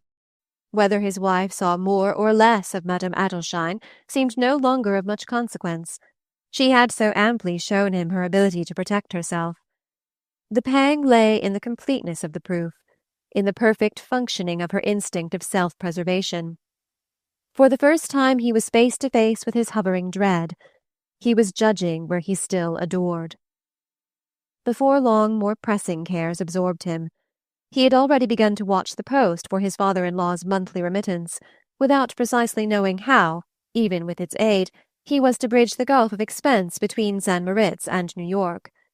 The non-arrival of Mr. Spragg's cheque was productive of graver fears, and these were abruptly confirmed when, coming in one afternoon, he found Undine crying over a letter from her mother. Her distress made him fear that Mr. Spragg was ill, and he drew her to him soothingly, but she broke away with an impatient movement. "Oh, they're all well enough, but father's lost a lot of money. He's been speculating, and he can't send us anything for at least 3 months." Ralph murmured reassuringly, "As long as there's no one ill." But in reality, he was following her despairing gaze down the long perspective of their barren quarter. 3 months! 3 months! Undine dried her eyes, and sat with lips set and tapping foot while he read her mother's letter. "Your poor father. It's a hard knock for him. I'm sorry," he said, as he handed it back. For a moment she did not seem to hear. Then she said between her teeth, "It's hard for us. I suppose now we'll have to go straight home. He looked at her with wonder. If that were all. In any case, I should have to be back in a few weeks. But we needn't have left here in August. It's the first place in Europe that I've liked, and it's just my luck to be dragged away from it. I'm so awfully sorry, dearest. It's my fault for persuading you to marry a pauper. It's Father's fault. Why on earth did he go and speculate? There's no use his saying he's sorry now. She sat brooding for a moment, and then suddenly took Ralph's hand. Couldn't your people do something? Help us out just this once, I mean? He flushed to the forehead. It seemed inconceivable that she should make such a suggestion. I couldn't ask them. It's not possible. My grandfather does as much as he can for me, and my mother has nothing but what he gives her. Undine seemed unconscious of his embarrassment.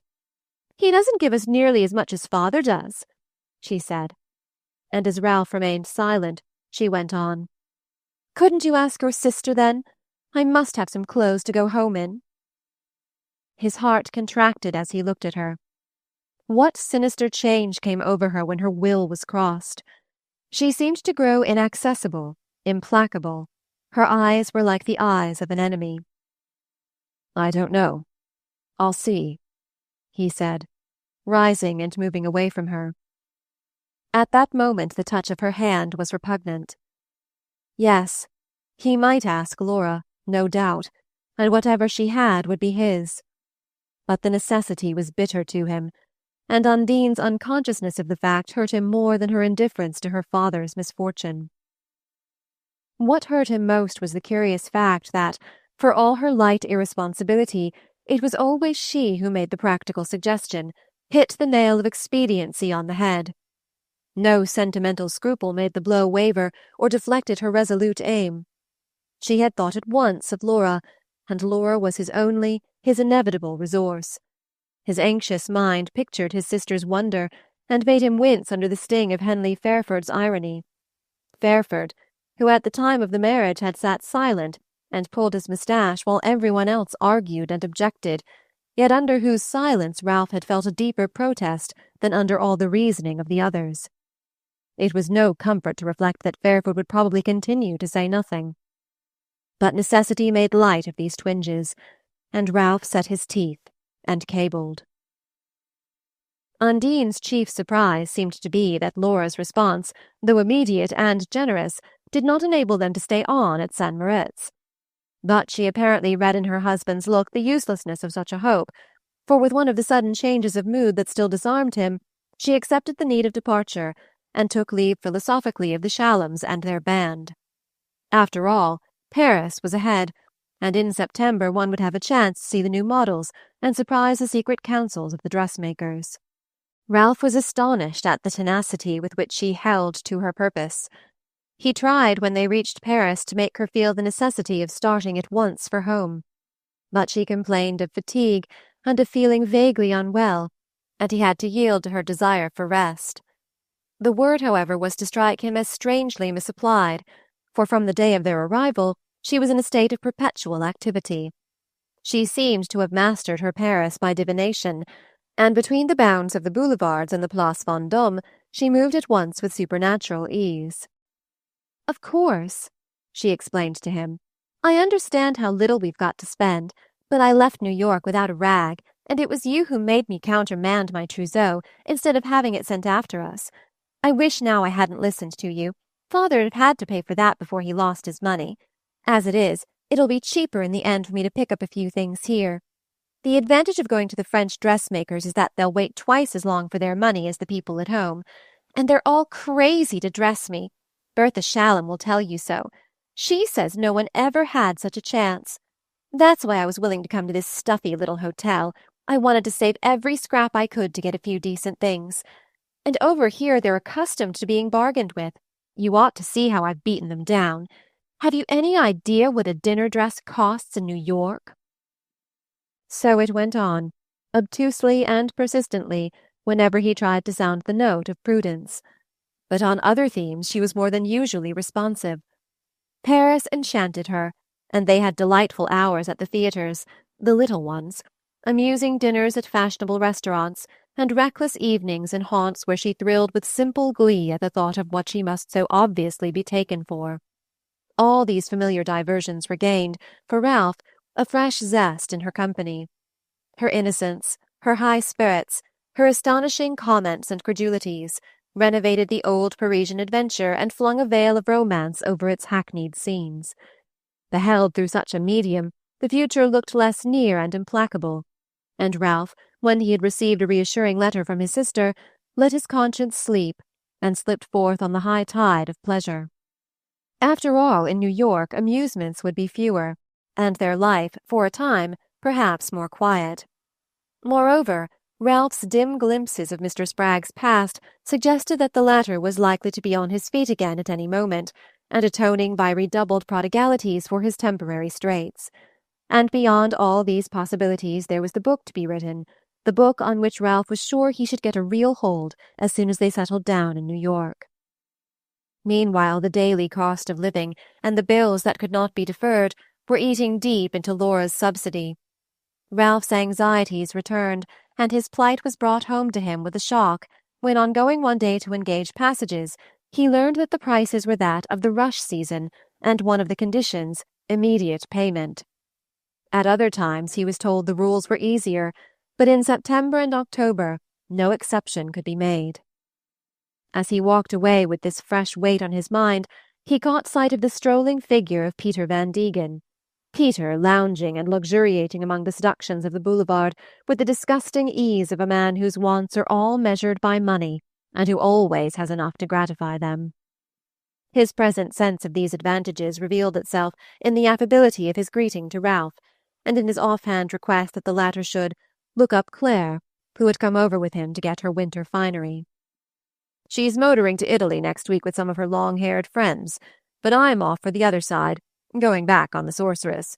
She's just been overhauled at Greenock, and we ought to have a good spin over. Better come along with me, old man." The Sorceress was Van Degen's steam yacht, most huge and complicated of her kind. It was his habit, after his semi-annual flights to Paris and London, to take a joyous company back on her and let Claire return by steamer. The character of these parties made the invitation almost an offence to Ralph, but reflecting that it was probably a phrase distributed to every acquaintance when Van Degen was in a rosy mood, he merely answered, "Much obliged, my dear fellow, but Undine and I are sailing immediately." Peter's glassy eye grew livelier. "Ah, to be sure, you're not over the honeymoon yet. How's the bride? Stunning as ever? My regards to her, please. I suppose she's too deep in dressmaking to be called on. Don't you forget to look up Claire." He hurried on in pursuit of a flitting petticoat, and Ralph continued his walk home.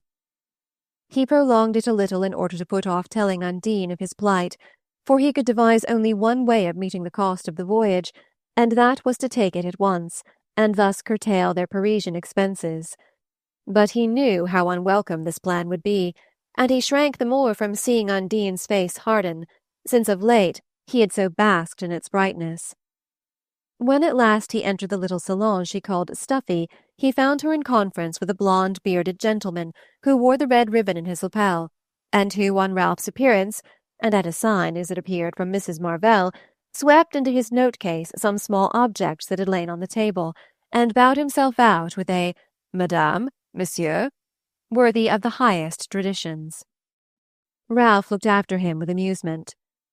"Who's your friend? An ambassador or a tailor?"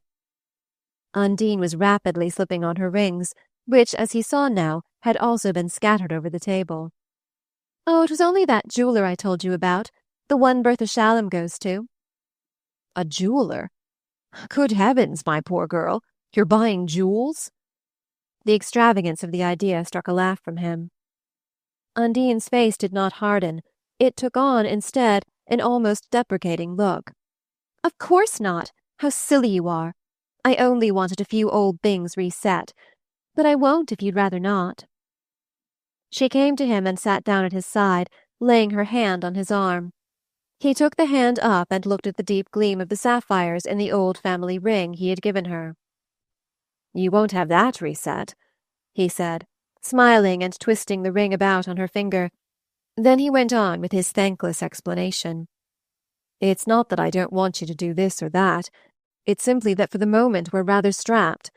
I've just been to see the steamer people, and our passages will cost a good deal more than I thought." He mentioned the sum, and the fact that he must give an answer the next day. Would she consent to sail that very Saturday, or should they go a fortnight later, in a slow boat from Plymouth? Undine frowned on both alternatives.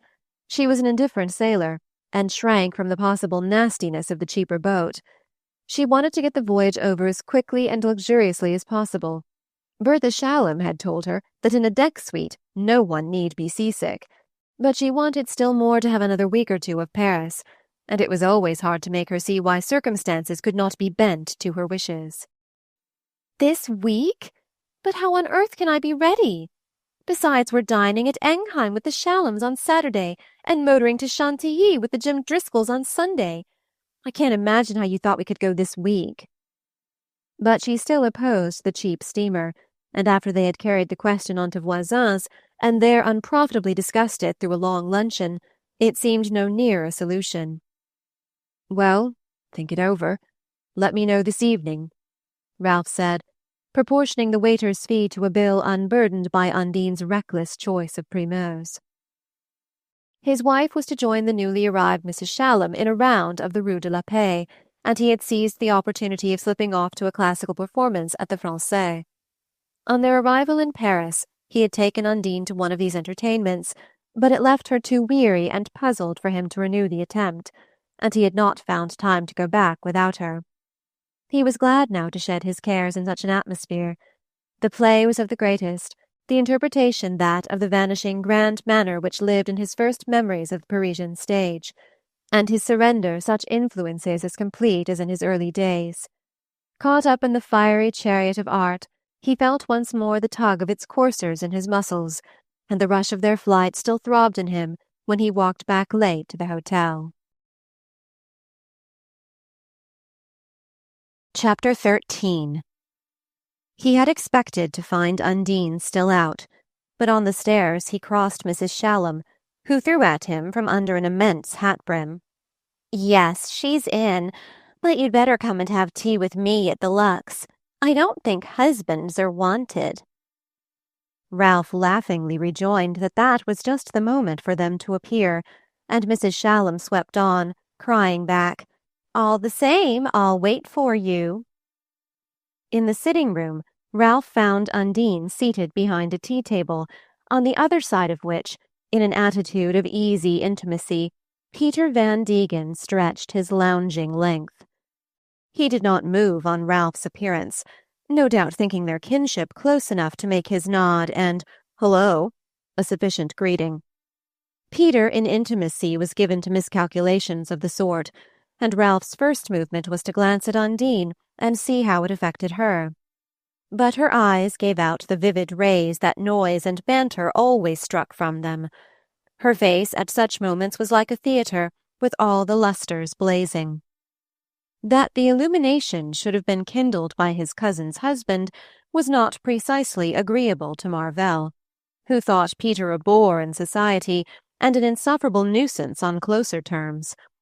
But he was becoming blunted to Undine's lack of discrimination, and his own treatment of Van Degen was always tempered by his sympathy for Claire. He therefore listened with apparent good humour to Peter's suggestion of an evening at a petit théâtre with the Harvey Shallums, and joined in the laugh with which Undine declared, "Oh, Ralph won't go.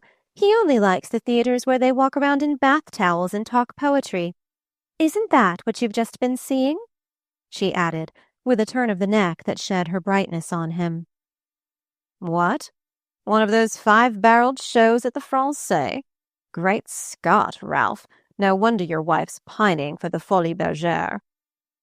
"She needn't, my dear fellow. We never interfere with each other's vices."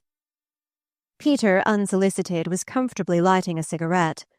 "Ah, there's the secret of domestic happiness.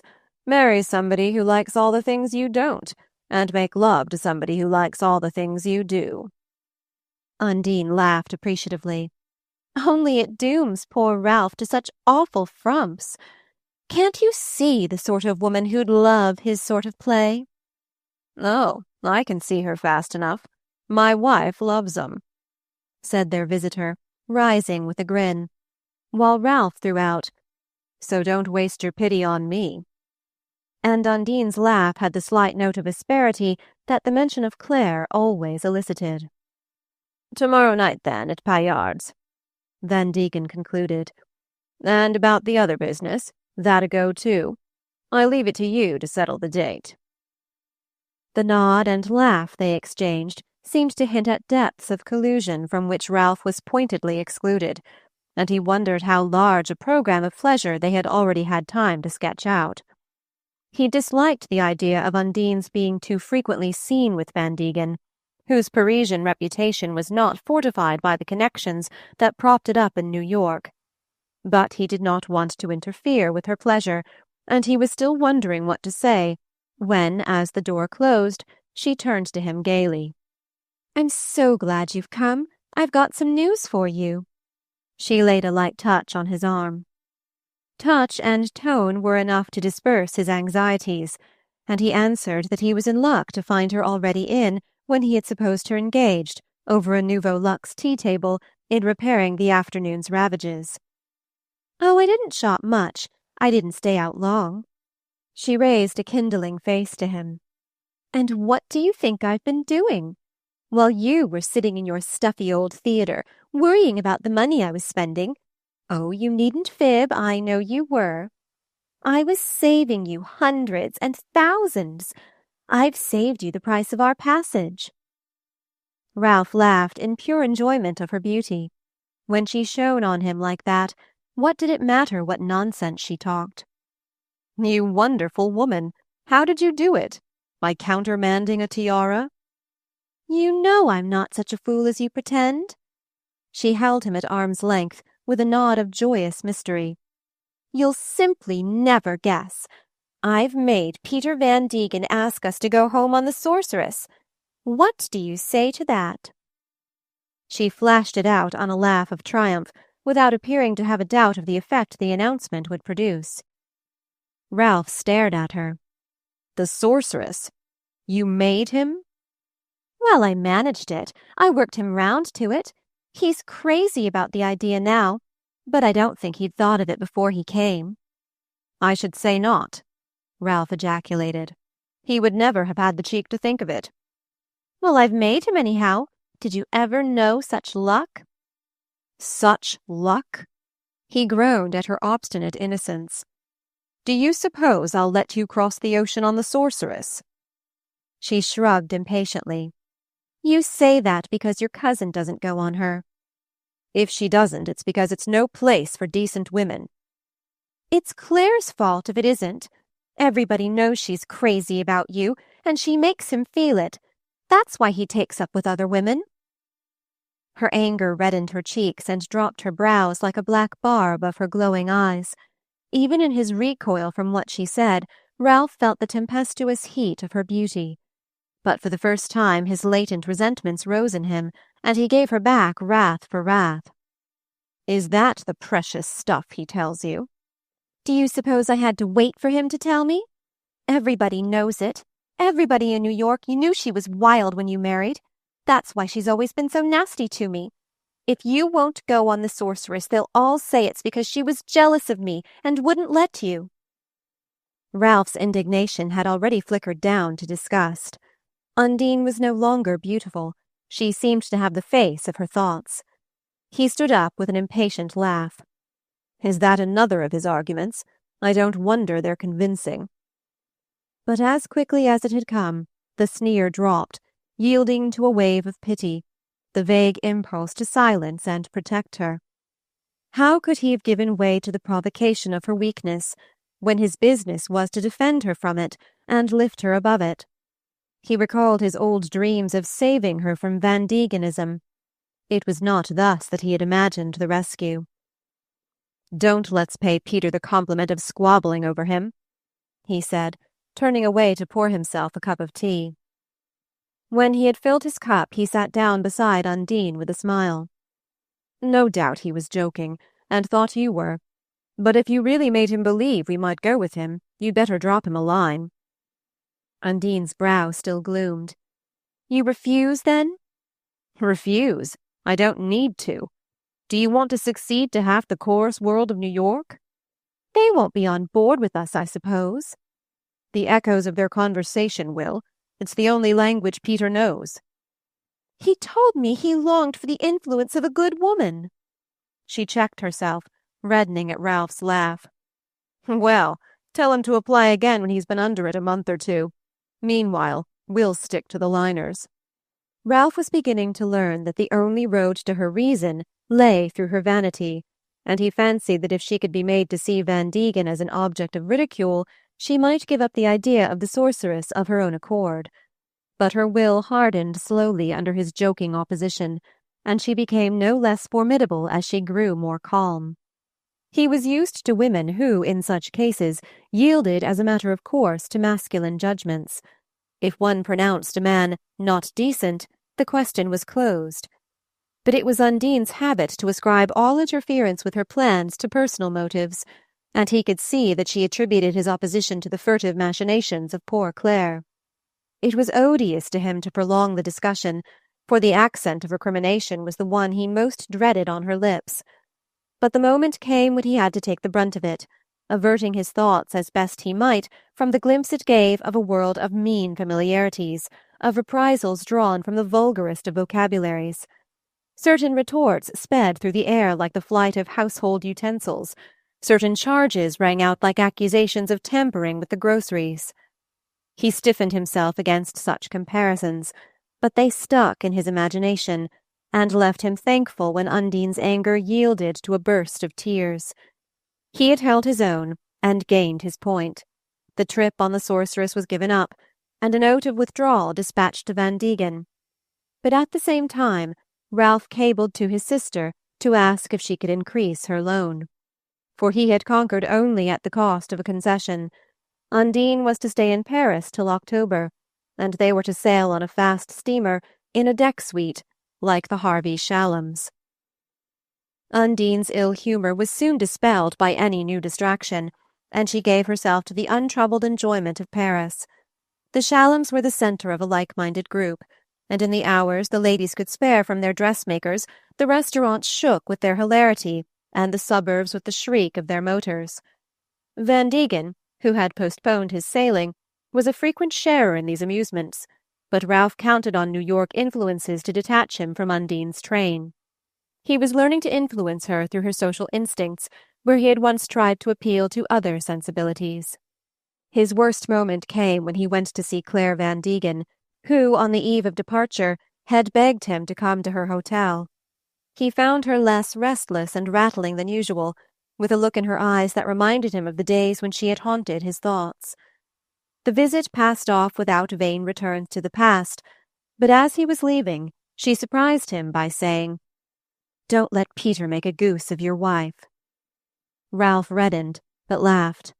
Oh, Undine's wonderfully able to defend herself, even against such seductions as Peter's. Mrs. Van Degen looked down with a smile at the bracelets on her thin brown wrist. His personal seductions, yes, but as an inventor of amusements he's inexhaustible, and Undine likes to be amused. Ralph made no reply, but showed no annoyance. He simply took her hand and kissed it as he said good-bye, and she turned from him without audible farewell. As the day of departure approached, Undine's absorption in her dresses almost precluded the thought of amusement. Early and late she was closeted with fitters and packers, even the competent Celeste not being trusted to handle the treasures now pouring in, and Ralph cursed his weakness in not restraining her, and then fled for solace to museums and galleries. He could not rouse in her any scruple about incurring fresh debts, yet he knew she was no longer unaware of the value of money. She had learned to bargain, pare down prices, evade fees, browbeat the small tradespeople and wheedle concessions from the great, not, as Ralph perceived, from any effort to restrain her expenses, but only to prolong and intensify the pleasure of spending. Pained by the trait, he tried to laugh her out of it. He told her once that she had a miserly hand, showing her in proof that for all their softness the fingers would not bend back or the pink palm open. But she retorted a little sharply that it was no wonder, since she'd heard nothing talked of since their marriage but economy, and this left him without any answer. So the purveyors continued to mount to their apartment, and Ralph, in the course of his frequent nights from it, found himself always dodging the corners of black glazed boxes and swaying pyramids of pasteboard, always lifting his hat to sidling milliners' girls, or effacing himself before slender vendeuses floating by in a mist of opopanax. He felt incompetent to pronounce on the needs to which these visitors ministered, but the reappearance among them of the blonde-bearded jeweler gave him ground for fresh fears. Undine had assured him that she had given up the idea of having her ornaments reset, and there had been ample time for their return. But on his questioning her, she explained that there had been delays and bothers, and put him in the wrong by asking ironically if he supposed she was buying things for pleasure, when she knew as well as he that there wasn't any money to pay for them. But his thoughts were not all dark. Undine's moods still infected him, and when she was happy he felt an answering lightness. Even when her amusements were too primitive to be shared, he could enjoy their reflection in her face. Only as he looked back he was struck by the evanescence, the lack of substance, in their moments of sympathy, and by the permanent marks left by each breach between them.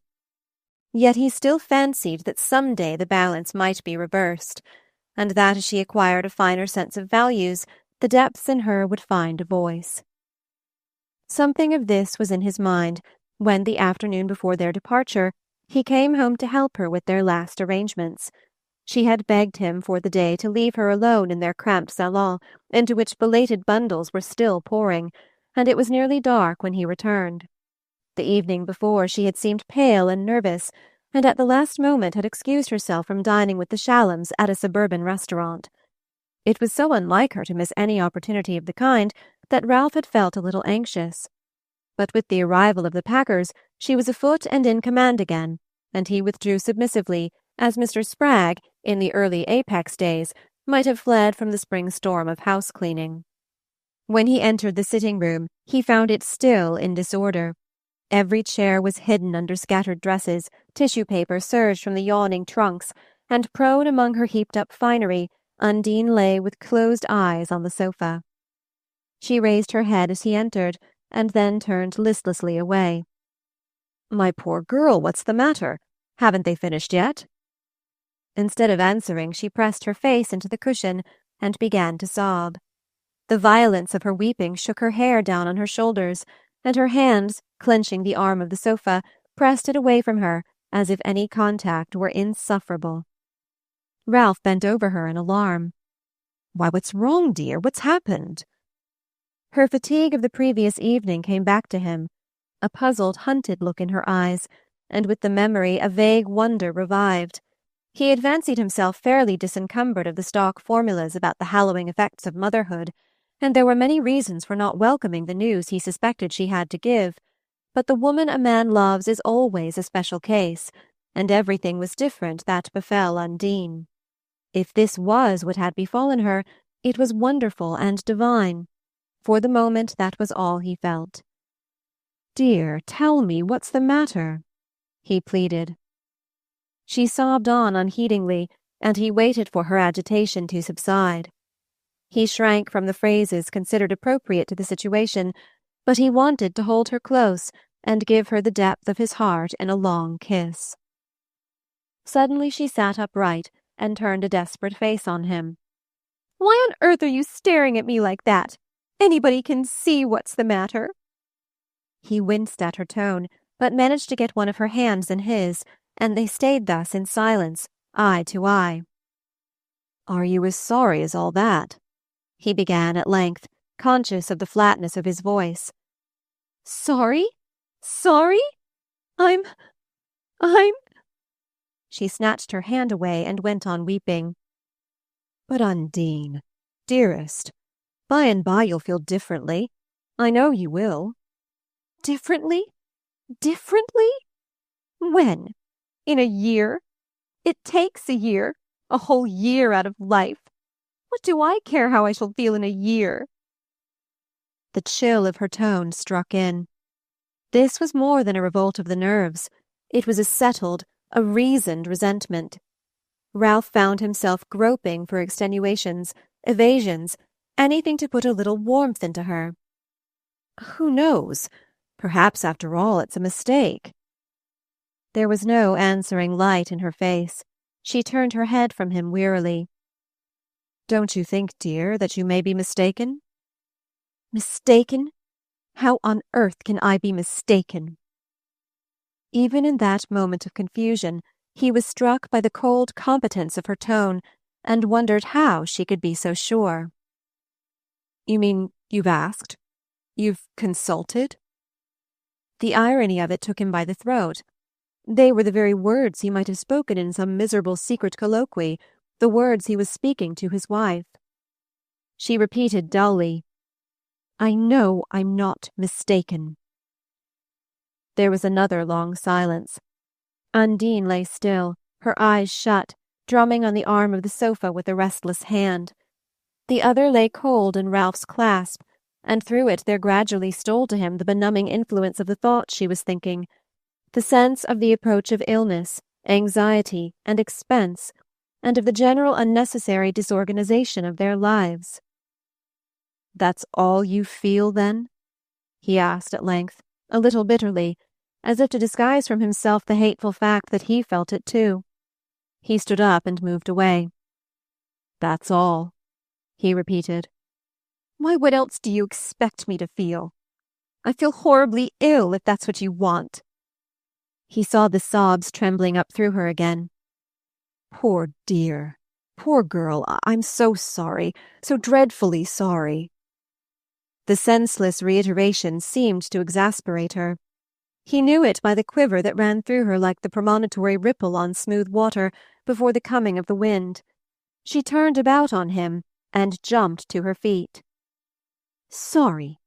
You're sorry. You're sorry. Why, what earthly difference will it make to you?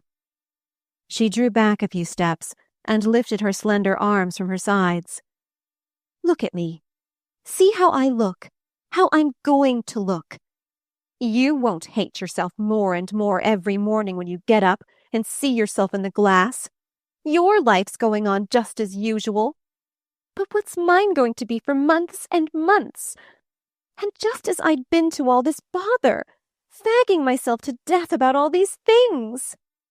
Her tragic gesture swept the disordered room. Just as I thought I was going home to enjoy myself, and look nice, and see people again, and have a little pleasure after all our worries. She dropped back on the sofa with another burst of tears. For all the good this rubbish will do me now. I loathe the very sight of it, she sobbed, with her face in her hands. Chapter 14. It was one of the distinctions of Mr. Claude Walsingham Popple that his studio was never too much encumbered with the attributes of his art to permit the installing, in one of its cushioned corners, of an elaborately furnished tea-table, flanked by the most varied seductions in sandwiches and pastry. Mr. Popple, like all great men, had at first had his ups and downs, but his reputation had been permanently established by the verdict of a wealthy patron, who, returning from an excursion into other fields of portraiture, had given it as the final fruit of his experience that Popple was the only man who could do pearls. To sitters for whom this was of the first consequence, it was another of the artist's merits that he always subordinated art to elegance, in life as well as in his portraits. The messy element of production was no more visible in his expensively screened and tapestried studio than its results were perceptible in his painting. And it was often said, in praise of his work, that he was the only artist who kept his studio tidy enough for a lady to sit to him in a new dress. Mr. Popple, in fact, held that the personality of the artist should at all times be dissembled behind that of the man. It was his opinion that the essence of good breeding lay in tossing off a picture as easily as you lit a cigarette. Ralph Marvell had once said of him that when he began a portrait he always turned back his cuffs and said, "Ladies and gentlemen, you can see there's absolutely nothing here." And Mrs. Fairford supplemented the description by defining his painting as chafing-dish art. On a certain late afternoon of December, Some 4 years after Mr. Popple's first meeting with Miss Undine Spragg of Apex, even the symbolic chafing dish was nowhere visible in his studio, the only evidence of its recent activity being the full-length portrait of Mrs. Ralph Marvell, who, from her lofty easel and her heavily garlanded frame, faced the doorway with the air of having been invited to receive for Mr. Popple. The artist himself, becomingly clad in mouse-colored velveteen, had just turned away from the picture to hover above the teacups, but his place had been taken by the considerably broader bulk of Mr. Peter Van Degen, who, tightly molded into a coat of the latest cut, stood before the portrait in the attitude of a first arrival. "Yes, it's good. It's damn good, Pop. You've hit the hair off rippingly. But the pearls ain't big enough," he pronounced. A slight laugh sounded from the raised dais behind the easel. "Of course they're not. But it's not his fault, poor man. He didn't give them to me." As she spoke, Mrs. Ralph Marvell rose from a monumental gilt armchair of pseudo-Venetian design and swept her long draperies to Van Degen's side. "He might, then, for the privilege of painting you," the latter rejoined, transferring his bulging stare from the counterfeit to the original. His eyes rested on Mrs. Marvell's in what seemed a quick exchange of understanding. Then they passed on to a critical inspection of her person. She was dressed for the sitting in something faint and shining, above which the long curves of her neck looked dead white in the cold light of the studio, and her hair, all a shadowless rosy gold, was starred with a hard glitter of diamonds. "The privilege of painting me? Mercy, I have to pay for being painted. He'll tell you he's giving me the picture, but what do you suppose this cost?" She laid a fingertip on her shimmering dress. Van Degen's eye rested on her with cold enjoyment. "Does the price come higher than the dress?" She ignored the allusion. "Of course what they charge is for the cut." "What they cut away? That's what they ought to charge for, ain't it, Pop?" Undine took this with cool disdain, but Mr. Popple's sensibilities were offended. "My dear Peter, really, the artist, you understand, sees all this as a pure question of colour, of pattern, and it's a point of honour with the man to steel himself against the personal seduction." Mr. Van Degen received this protest with a sound of almost vulgar derision, but Undine thrilled agreeably under the glance which her portrayer cast on her. She was flattered by Van Degen's notice, and thought his impertinence witty, but she glowed inwardly at Mr. Popple's eloquence. After more than 3 years of social experience, she still thought he spoke beautifully, like the hero of a novel, and she ascribed to jealousy the lack of seriousness with which her husband's friends regarded him. His conversation struck her as intellectual, and his eagerness to have her share his thoughts was in flattering contrast to Ralph's growing tendency to keep his to himself. Popple's homage seemed the subtlest proof of what Ralph could have made of her if he had really understood her. It was but another step to ascribe all her past mistakes to the lack of such understanding, and the satisfaction derived from this thought had once impelled her to tell the artist that he alone knew how to rouse her higher self. He had assured her that the memory of her words would thereafter hallow his life, and as he hinted that it had been stained by the darkest errors, she was moved at the thought of the purifying influence she exerted. Thus it was that a man should talk to a true woman, but how few whom she had known possessed the secret. Ralph, in the first months of their marriage, had been eloquent too, had even gone the length of quoting poetry. But he disconcerted her by his baffling twists and strange allusions. She always scented ridicule in the unknown, and the poets he quoted were esoteric and abstruse. Mr. Popple's rhetoric was drawn from more familiar sources, and abounded in favourite phrases and in moving reminiscences of the Fifth Reader. He was, moreover, as literary as he was artistic, possessing an unequalled acquaintance with contemporary fiction, and dipping even into the lighter type of memoirs, in which the old acquaintances of history are served up in the disguise of a royal sorceress or a passion in a palace. The mastery with which Mr. Popple discussed the novel of the day, especially in relation to the sensibilities of its hero and heroine, gave Undine a sense of intellectual activity, which contrasted strikingly with Marvell's flippant estimate of such works. Passion, the artist implied, would have been the dominant note of his life, had it not been held in check by a sentiment of exalted chivalry, and by the sense that a nature of such emotional intensity as his must always be ridden on the curb. Van Degen was helping himself from the tray of iced cocktails which stood near the tea-table, and Popple, turning to Undine, took up the thread of his discourse. But why, he asked, why allude before others to feelings so few could understand?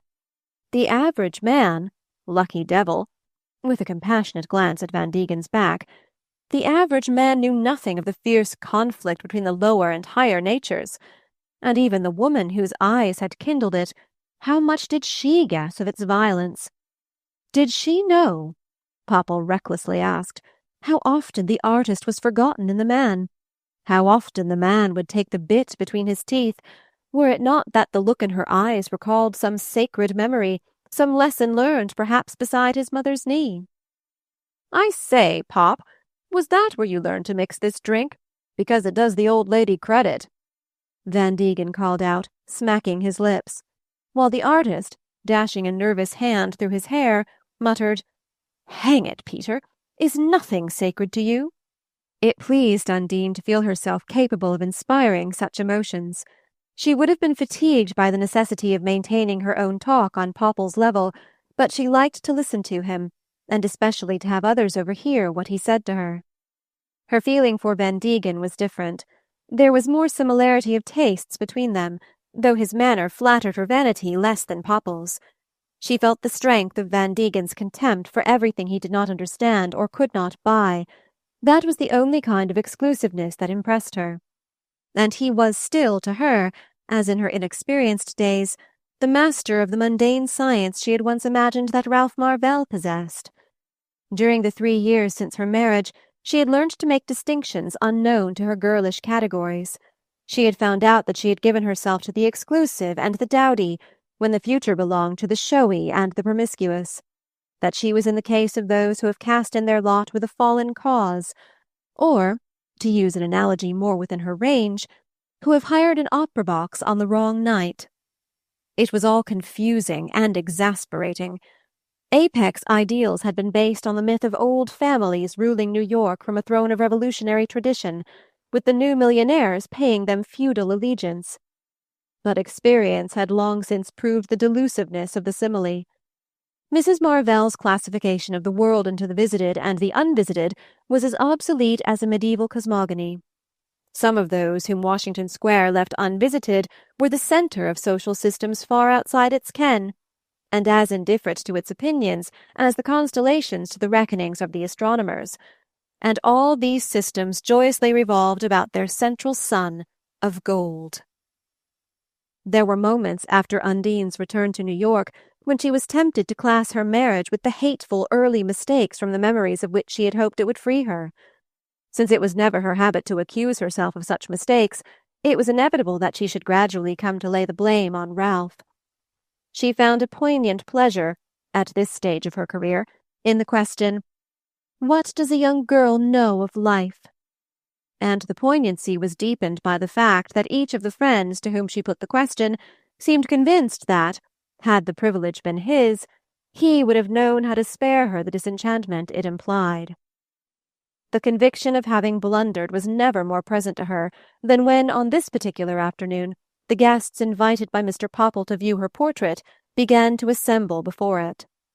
Some of the principal figures of Undine's group had rallied for the occasion, and almost all were in exasperating enjoyment of the privileges for which she pined. There was young Jim Driscoll, heir apparent of the house, with his short, stout, mistrustful wife, who hated society, but went everywhere lest it might be thought she had been left out.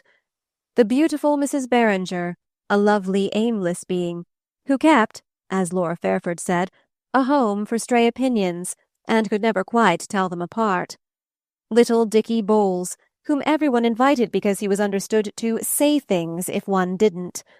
The Harvey Shallums, fresh from Paris, and dragging in their wake a bewildered nobleman vaguely designated as the Count, who offered cautious conversational openings, like an explorer trying beads on savages, and behind these more salient types the usual filling in of those who were seen everywhere because they have learned to catch the social eye. Such a company was one to flatter the artist as much as his sitter, so completely did it represent that unanimity of opinion which constitutes social strength. Not one in the number was troubled by any personal theory of art.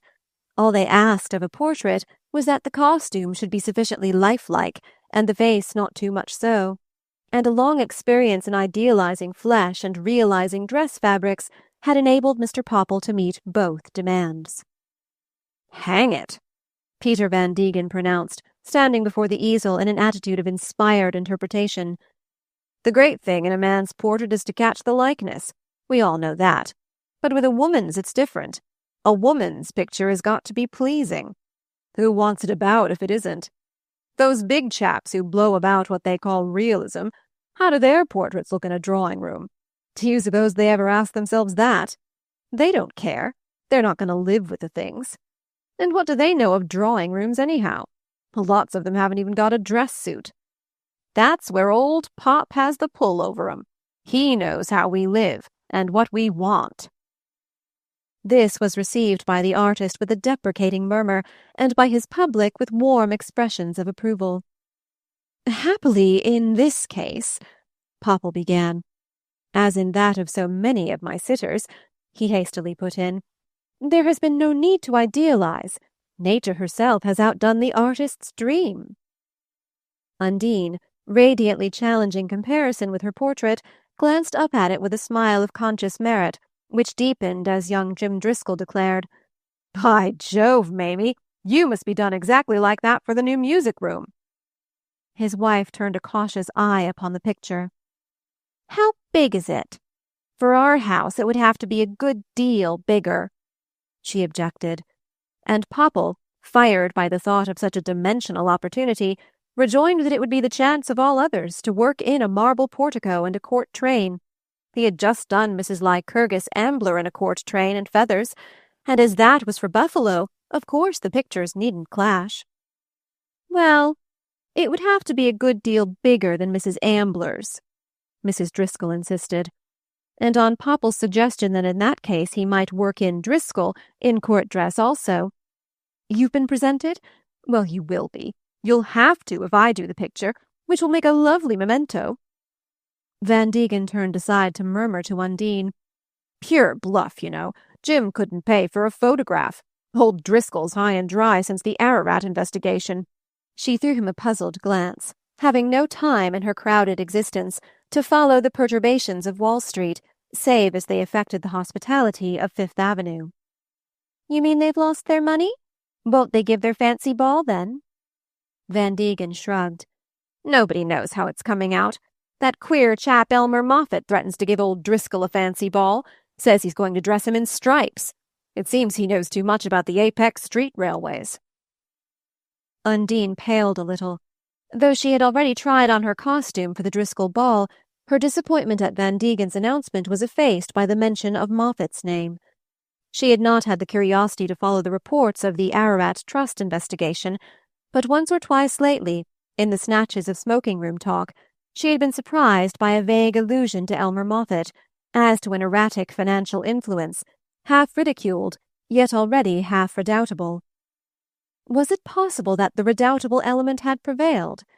That the time had come when Elmer Moffatt, the Elmer Moffatt of Apex, could, even for a moment, cause consternation in the Driscoll camp? He had always said he saw things big, but no one had ever believed he was destined to carry them out on the same scale. Yet apparently in those idle Apex days, while he seemed to be loafing and fooling, as her father called it, he had really been sharpening his weapons of aggression. There had been something, after all, in the effect of loose-drifting power she had always felt in him. Her heart beat faster, and she longed to question Van Degen, but she was afraid of betraying herself, and turned back to the group about the picture. Mrs. Driscoll was still presenting objections in a tone of small, mild obstinacy. "Oh, it's a likeness, of course. I can see that. But there's one thing I must say, Mr. Popple. It looks like a last year's dress." The attention of the ladies instantly rallied to the picture, and the artist paled at the challenge. "It doesn't look like a last year's face, anyhow. That's what makes them all wild," Van Degen murmured. Undine gave him back a quick smile. She had already forgotten about Moffatt. Any triumph in which she shared left a glow in her veins, and the success of the picture obscured all other impressions. She saw herself throning in a central panel at the spring exhibition, with the crowd pushing about the picture, repeating her name, and she decided to stop on the way home and telephone her press agent to do a paragraph about Popple's tea. But in the hall, as she drew on her cloak, her thoughts reverted to the Driscoll fancy ball. What a blow if it were given up after she had taken so much trouble about her dress.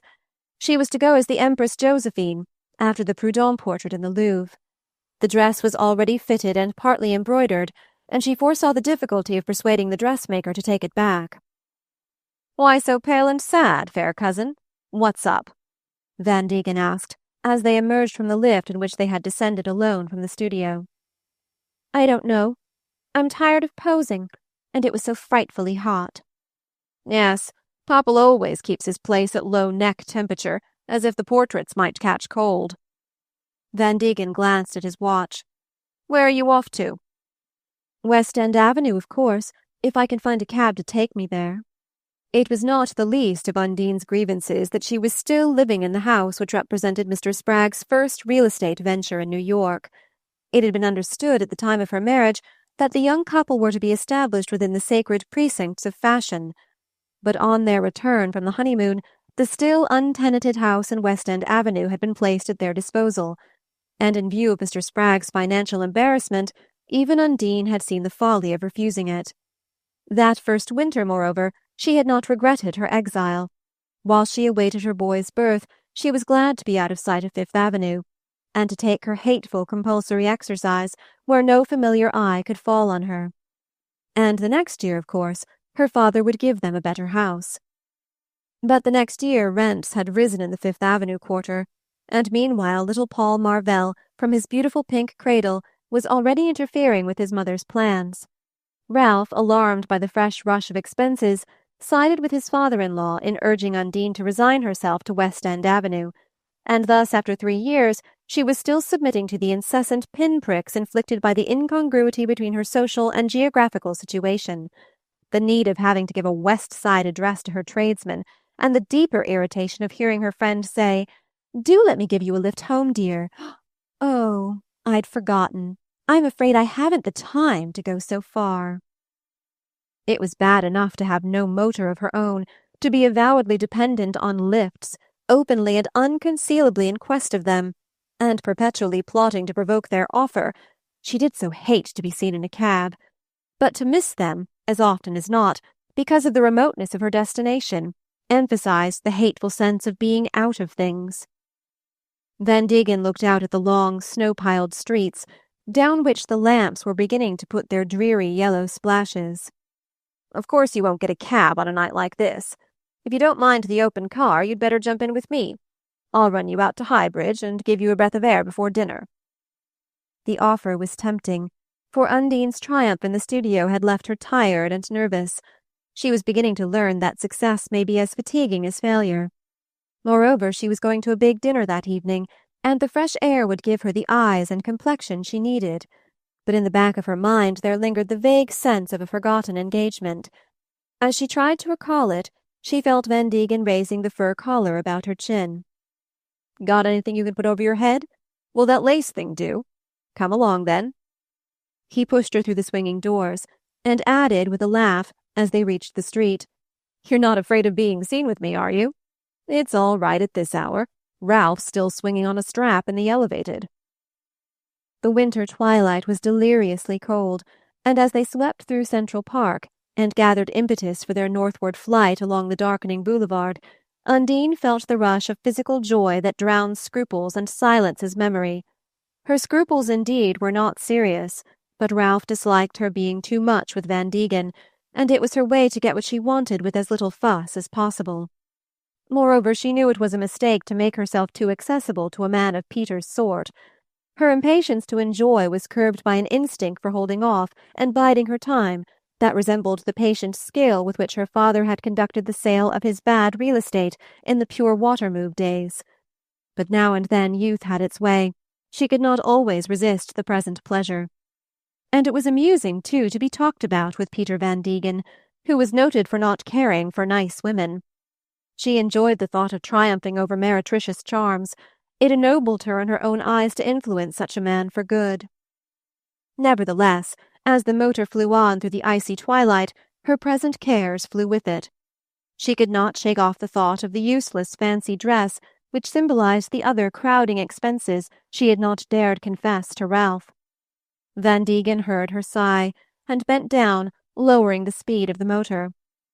"What's the matter? Isn't everything all right?"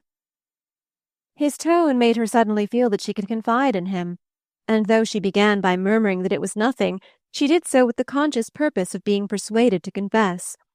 And his extraordinary niceness seemed to justify her, and to prove that she had been right in trusting her instinct rather than in following the counsels of prudence. Heretofore, in their talks, she had never gone beyond the vaguest hint of material bothers, as to which dissimulation seemed vain while one lived in West End Avenue. But now that the avowal of a definite worry had been wrung from her, she felt the injustice of the view generally taken of poor Peter.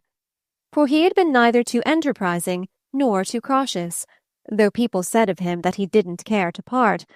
He had just laughed away, in bluff, brotherly fashion, the gnawing thought of the fancy dress, had assured her he'd give a ball himself rather than miss seeing her wear it, and had added, "Oh, hang waiting for the bill. Won't a couple of thou make it all right?" in a tone that showed what a small matter money was to anyone who took the larger view of life. The whole incident passed off so quickly and easily that within a few minutes she had settled down, with a nod for his "everything jolly again now?" to untroubled enjoyment of the hour. Peace of mind, she said to herself, was all she needed to make her happy, and that was just what Ralph had never given her. At the thought his face seemed to rise before her, with the sharp lines of care between the eyes. It was almost like a part of his nagging that he should thrust himself in at such a moment. She tried to shut her eyes to the face, but a moment later it was replaced by another, a small odd likeness of itself, and with a cry of compunction she started up from her furs. "Mercy! It's the boy's birthday. I was to take him to his grandmother's. She was to have a cake for him, and Ralph was to come uptown. I knew there was something I'd forgotten." Chapter 15. In the Dagonets' drawing-room the lamps had long been lit, and Mrs. Fairford, after a last impatient turn, had put aside the curtains of worn damask to strain her eyes into the darkening square. She came back to the hearth, where Charles Bowen stood leaning between the prim caryatides of the white marble chimney-piece. "No sign of her. She's simply forgotten." Bowen looked at his watch, and turned to compare it with the high-waisted Empire clock. 6 o'clock. Why not telephone again? There must be some mistake. Perhaps she knew Ralph would be late." Laura laughed. "I haven't noticed that she follows Ralph's movements so closely. When I telephoned just now, the servant said she'd been out since 2. The nurse waited till 4:30, not liking to come without orders, and now it's too late for Paul to come." She wandered away toward the farther end of the room, where, through half-open doors, a shining surface of mahogany reflected a flower-wreathed cake in which 2 candles dwindled. "Put them out, please," she said to someone in the background. Then she shut the doors and turned back to Bowen. "It's all so unlucky. My grandfather giving up his drive, and Mother backing out of her hospital meeting, and having all the committee down on her. And Henley, I'd even coaxed Henley away from his bridge. He escaped again just before you came. Undine promised she'd have the boy here at 4. It's not as if it hasn't happened before. She's always breaking her engagements. She has so many that it's inevitable some should get broken. Oh, if she'd only choose. Now that Ralph has had to go into business and is kept in his office so late, it's cruel of her to drag him out every night. He told us the other day they hadn't dined at home for a month. Undine doesn't seem to notice how hard he works." Bowen gazed meditatively at the crumbling fire. No. Why should she? Why should she? Really, Charles? Why should she when she knows nothing about it? She may know nothing about his business, but she must know it's her extravagance that forced him into it. Mrs. Fairford looked at Bowen reproachfully. You talk as if you were on her side. Are there sides already? If so, I want to look down on them impartially from the heights of pure speculation. I want to get a general view of the whole problem of American marriages. Mrs. Fairford dropped into her armchair with a sigh. If that's what you want, you must make haste. Most of them don't last long enough to be classified. I grant you it takes an active mind. But the weak point is so frequently the same that after a time one knows where to look for it. What do you call the weak point? He paused. The fact that the average American looks down on his wife. Mrs. Fairford was up with a spring. If that's where paradox lands you. Bowen mildly stood his ground. Well, doesn't he prove it? How much does he let her share in the real business of life? How much does he rely on her judgment and help in the conduct of serious affairs? Take Ralph, for instance. You say his wife's extravagance forces him to work too hard. But that's not what's wrong. It's normal for a man to work hard for a woman. What's abnormal is his not caring to tell her anything about it. To tell Undine? She'd be bored to death if he did. Just so. She'd even feel aggrieved. But why? Because it's against the custom of the country. And whose fault is that? The man's again. I don't mean Ralph. I mean the genus he belongs to. Homo sapiens Americanus. Why haven't we taught our women to take an interest in our work? Simply because we don't take enough interest in them. Mrs. Fairford, sinking back into her chair, sat gazing at the vertiginous depths above which his thought seemed to dangle her. You don't? The American man doesn't? The most slaving, self-effacing, self-sacrificing? Yes, and the most indifferent. There's the point. The slaving's no argument against the indifference. To slave for women is part of the old American tradition. Lots of people give their lives for dogmas they've ceased to believe in. Then again, in this country the passion for making money has preceded the knowing how to spend it, and the American man lavishes his fortune on his wife because he doesn't know what else to do with it. Then you call it a mere want of imagination for a man to spend his money on his wife? Not necessarily, but it's a want of imagination to fancy it's all he owes her. Look about you, and you'll see what I mean. Why does the European woman interest herself so much more in what the men are doing? Because she's so important to them that they make it worth her while. She's not a parenthesis, as she is here. She's in the very middle of the picture. I'm not implying that Ralph isn't interested in his wife. He's a passionate, a pathetic exception. But even he has to conform to an environment where all the romantic values are reversed. Where does the real life of most American men lie? In some woman's drawing room or in their offices? The answer's obvious, isn't it? The emotional center of gravity is not the same in the two hemispheres. In the effete societies, it's love. In our new one, it's business. In America, the real crime passionnel is a big steal. There's more excitement in wrecking railways than homes. Bowen paused to light another cigarette, and then took up his theme. Isn't that the key to our easy divorces? If we cared for women in the old barbarous possessive way, do you suppose we'd give them up as readily as we do? The real paradox is the fact that the men who make, materially, the biggest sacrifices for their women should do least for them ideally and romantically. And what's the result? How do the women avenge themselves?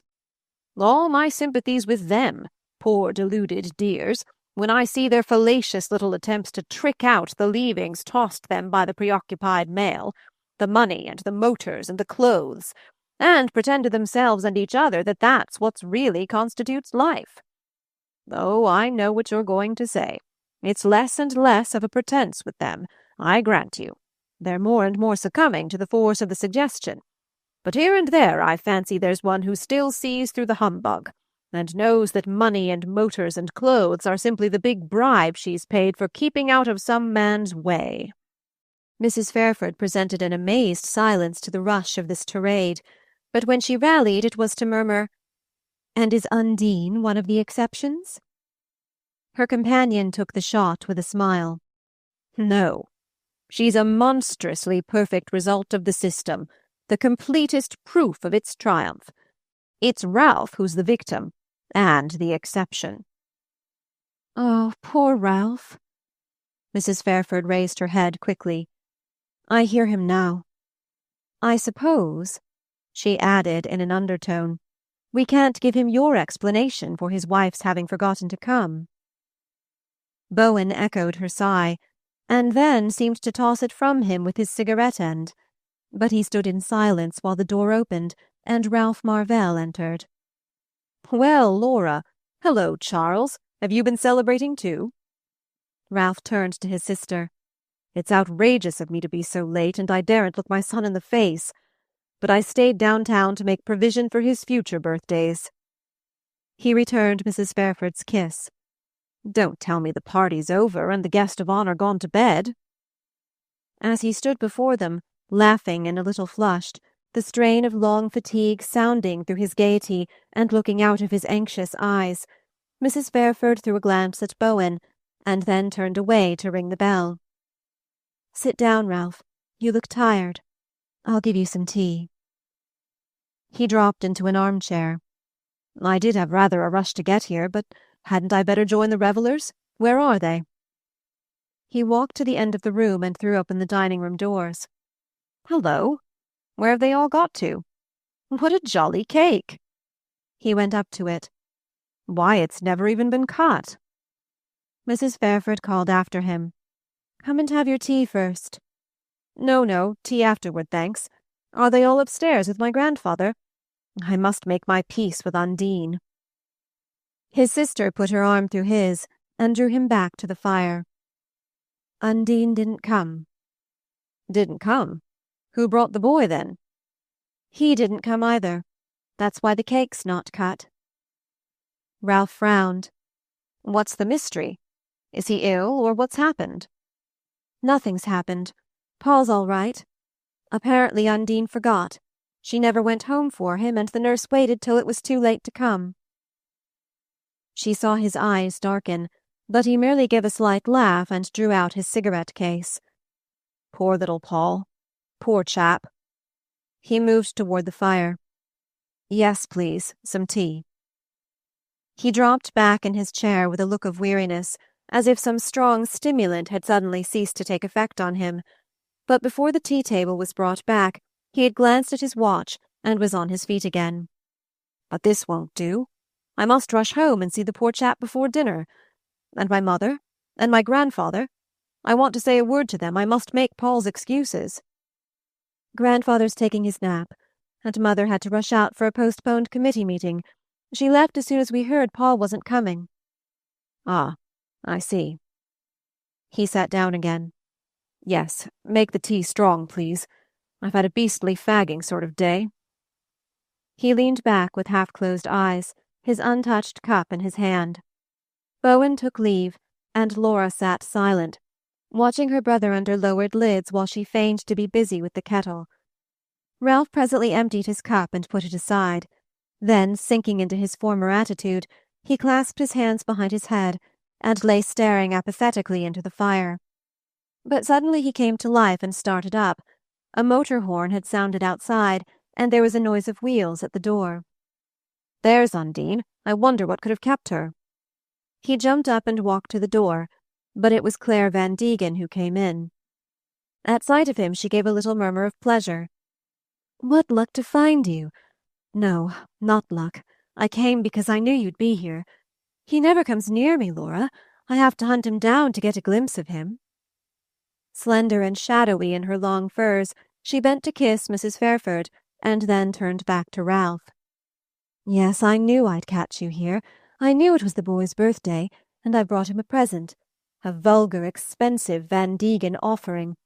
I've not enough imagination left to find the right thing, the thing it takes feeling and not money to buy. When I look for a present nowadays, I never say to the shopman, I want this or that. I simply say, give me something that costs so much. She drew a parcel from her muff. Where's the victim of my vulgarity? Let me crush him under the weight of my gold. Mrs. Fairford sighed out, Claire, Claire. And Ralph smiled at his cousin. I'm sorry, but you'll have to depute me to present it. The birthday's over. You're too late. She looked surprised. Why, I've just left Mamie Driscoll, and she told me Undine was still at Popple's studio a few minutes ago. Popple's giving a tea to show the picture. Popple's giving a tea? Ralph struck an attitude of mock consternation. Ah, in that case, in Popple's society you wouldn't forget the flight of time. He had recovered his usual easy tone, and Laura saw that Mrs. Van Degen's words had dispelled his preoccupation. He turned to his cousin. Will you trust me with your present to the boy? Claire gave him the parcel. I'm sorry not to give it myself. I said what I did because I knew what you and Laura were thinking. But it's really a battered old Dagonet bowl that came down to me from our revered great-grandmother. What? The heirloom you used to eat your porridge out of? Ralph detained her hand to put a kiss on it. That's dear of you. She threw him one of her strange glances. Why not say, that's like you? But you don't remember what I'm like. She turned away to glance at the clock. It's late and I must be off. I'm going to a big dinner at the Chauncey Ellingses. But you must be going there too, Ralph. You'd better let me drive you home. In the motor, Ralph leaned back in silence, while the rug was drawn over their knees, and Claire restlessly fingered the row of gold-topped objects in the rack at her elbow. It was restful to be swept through the crowded streets in this smooth fashion, and Claire's presence at his side gave him a vague sense of ease. For a long time now feminine nearness had come to mean to him, not this relief from tension, but the ever-renewed dread of small daily deceptions, evasions, subterfuges. The change had come gradually, marked by one disillusionment after another. But there had been one moment that formed the point beyond which there was no returning. It was the moment, a month or two before his boy's birth, when, glancing over a batch of belated Paris bills, he had come on one from the jeweler he had once found in private conference with Undine. The bill was not large, but two of its items stood out sharply. Resetting pearl and diamond pendant, resetting sapphire and diamond ring. The pearl and diamond pendant was his mother's wedding present. The ring was the one he had given Undine on their engagement. That they were both family relics, kept unchanged through several generations, scarcely mattered to him at the time. He felt only the stab of his wife's deception. She had assured him in Paris that she had not had her jewels reset. He had noticed, soon after their return to New York, that she had left off her engagement ring, but the others were soon discarded also, and in answer to his question she had told him that, in her ailing state, rings worried her. Now he saw she had deceived him, and forgetting everything else, he went to her, bill in hand. Her tears and distress filled him with immediate contrition. Was this a time to torment her about trifles? His anger seemed to cause her actual physical fear, and at the sight he abased himself in entreaties for forgiveness. When the scene ended, she had pardoned him, and the reset ring was on her finger. Soon afterward, the birth of the boy seemed to wipe out these humiliating memories, yet Marvell found in time that they were not effaced, but only momentarily crowded out of sight. In reality, the incident had a meaning out of proportion to its apparent seriousness, for it put in his hand a clue to a new side of his wife's character. He no longer minded her having lied about the jeweler. What pained him was that she had been unconscious of the wound she inflicted in destroying the identity of the jewels. He saw that, even after their explanation, she still supposed he was angry only because she had deceived him, and the discovery that she was completely unconscious of states of feeling on which so much of his inner life depended marked a new stage in their relation. He was not thinking of all this as he sat beside Claire Van Degen. but it was part of the chronic disquietude which made him more alive to his cousin's sympathy, her shy, unspoken understanding. After all, he and she were of the same blood and had the same traditions. She was light and frivolous, without strength of will or depth of purpose, but she had the frankness of her foibles, and she would never have lied to him or traded on his tenderness. Claire's nervousness gradually subsided, and she lapsed into a low-voiced mood which seemed like an answer to his secret thought. But she did not sound the personal note, and they chatted quietly of commonplace things, of the dinner dance at which they were presently to meet, of the costume she had chosen for the Driscoll fancy ball, the recurring rumors of old Driscoll's financial embarrassment, and the mysterious personality of Elmer Moffatt, on whose movements Wall Street was beginning to fix a fascinated eye. When Ralph, the year after marriage, had renounced his profession to go into partnership with a firm of real estate agents, he had come in contact for the first time with the drama of business, and whenever he could turn his attention from his own tasks, he found a certain interest in watching the fierce interplay of its forces. In the downtown world, he had heard things of Moffatt that seemed to single him out from the common herd of money-makers. Anecdotes of his coolness, his lazy good temper, the humorous detachment he preserved in the heat of conflicting interests, and his figure was enlarged by the mystery that hung about it, the fact that no one seemed to know whence he came or how he had acquired the information which, for the moment, was making him so formidable. "I should like to see him," Ralph said. "He must be a good specimen of one of the few picturesque types we've got." "Yes, it might be amusing to fish him out, but the most picturesque types in Wall Street are generally the tamest in a drawing-room," Claire considered. "But doesn't Undine know him? I seem to remember seeing them together." "Undine and Moffatt? Then you know him. You've met him." "Not actually met him, but he's been pointed out to me. It must have been some years ago. Yes, it was one night at the theatre, just after you announced your engagement." He fancied her voice trembled slightly, as though she thought he might notice her odd way of dating her memories. "You came into our box," she went on, "and I asked you the name of the red-faced man who was sitting in the stall next to Undine. You didn't know, but someone told us it was Moffatt." Marvell was more struck by her tone than by what she was saying. "If Undine knows him, it's odd she's never mentioned it," he answered indifferently. The motor stopped at his door, and Claire, as she held out her hand, turned a first full look on him. "Why do you never come to see me? I miss you more than ever," she said. He pressed her hand without answering, but after the motor had rolled away, he stood for a while on the pavement, looking after it. When he entered the house, the hall was still dark, and the small, over-furnished drawing-room empty. The parlour-maid told him that Mrs. Marvell had not yet come in, and he went upstairs to the nursery. But on the threshold the nurse met him with the whispered request not to make a noise, as it had been hard to quiet the boy after the afternoon's disappointment, and she had just succeeded in putting him to sleep. Ralph went down to his own room and threw himself in the old college armchair in which, 4 years previously, he had sat the night out, dreaming of Undine. He had no study of his own, and he had crowded into his narrow bedroom his prints and bookshelves and the other relics of his youth. As he sat among them now, the memory of that other night swept over him, the night when he had heard the call. Fool as he had been not to recognize its meaning then, he knew himself triply mocked in being even now at its mercy. The flame of love that had played about his passion for his wife had died down to its embers. All the transfiguring hopes and illusions were gone, but they had left an unquenchable ache for her nearness, her smile, her touch. His life had come to be nothing but a long effort to win these mercies by one concession after another, the sacrifice of his literary projects, the exchange of his profession for an uncongenial business, and the incessant struggle to make enough money to satisfy her increasing exactions. That was where the call had led him. The clock struck 8, but it was useless to begin to dress until Undine came in, and he stretched himself out in his chair, reached for a pipe, and took up the evening paper. His passing annoyance had died out, He was usually too tired after his day's work for such feelings to keep their edge long.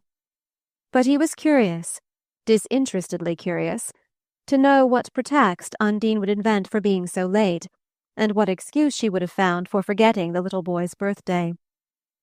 He read on till 8:30. Then he stood up and sauntered to the window. The avenue below it was deserted. Not a carriage or motor turned the corner around which he expected Undine to appear, and he looked idly in the opposite direction. There, too, the perspective was nearly empty, so empty that he singled out, a dozen blocks away, the blazing lamps of a large touring car that was bearing furiously down the avenue from Morningside. As it drew nearer, its speed slackened, and he saw it hug the curb and stop at his door. By the light of the street lamp he recognized his wife as she sprang out, and detected a familiar silhouette in her companion's fur-coated figure. Then the motor flew on, and Undine ran up the steps. Ralph went out on the landing. He saw her coming up quickly, as if to reach her room unperceived. But when she caught sight of him she stopped, her head thrown back and the light falling on her blown hair and glowing face. "Well?" she said, smiling up at him. "They waited for you all the afternoon in Washington Square. The boy never had his birthday," he answered. Her color deepened, but she instantly rejoined, "Why, what happened? Why didn't the nurse take him?" "You said you were coming to fetch him, so she waited." "But I telephoned." He said to himself, "Is that the lie?" and answered, "Where from?" "Why, the studio, of course." She flung her cloak open, as if to attest her veracity. "The sitting lasted longer than usual. There was something about the dress he couldn't get." "But I thought he was giving a tea." "He had tea afterward. He always does. And he asked some people in to see my portrait. That detained me, too. I didn't know they were coming, and when they turned up I couldn't rush away. It would have looked as if I didn't like the picture." She paused, and they gave each other a searching, simultaneous glance. "Who told you it was a tea?" she asked. "Claire Van Degen. I saw her at my mother's." "So you weren't unconsoled after all." "The nurse didn't get any message. My people were awfully disappointed, and the poor boy has cried his eyes out." "Dear me, what a fuss! But I might have known my message wouldn't be delivered. Everything always happens to put me in the wrong with your family." With a little air of injured pride, she started to go to her room, but he put out a hand to detain her. "You've just come from the studio?" "Yes. Is it awfully late? I must go and dress. We're dining with the Ellings, you know." "I know. How did you come? In a cab?" She faced him limpidly. "No, I couldn't find one that would bring me, so Peter gave me a lift, like an angel. I'm blown to bits. He had his open car." Her color was still high, and Ralph noticed that her lower lip twitched a little. He had led her to the point they had reached solely to be able to say, "If you're straight from the studio, how was it that I saw you coming down from Morningside?" Unless he asked her that, there would be no point in his cross-questioning, and he would have sacrificed his pride without a purpose. But suddenly, as they stood there face to face, almost touching, she became something immeasurably alien and far off, and the question died on his lips. "Is that all?" she asked with a slight smile. "Yes. You'd better go and dress," he said, and turned back to his room. Chapter 16. The turnings of life seldom show a signpost. Or rather, though the sign is always there, it is usually placed some distance back, like the notices that give warning of a bad hill or a level railway crossing. Ralph Marvell, pondering upon this, reflected that for him the sign had been set more than 3 years earlier in an Italian ilex grove. That day his life had brimmed over. So he had put it at the time. He saw now that it had brimmed over indeed, brimmed to the extent of leaving the cup empty, or at least of uncovering the dregs beneath the nectar. He knew now that he should never hereafter look at his wife's hand without remembering something he had read in it that day. Its surface language had been sweet enough, but under the rosy lines he had seen the warning letters. Since then he had been walking with a ghost, the miserable ghost of his illusion.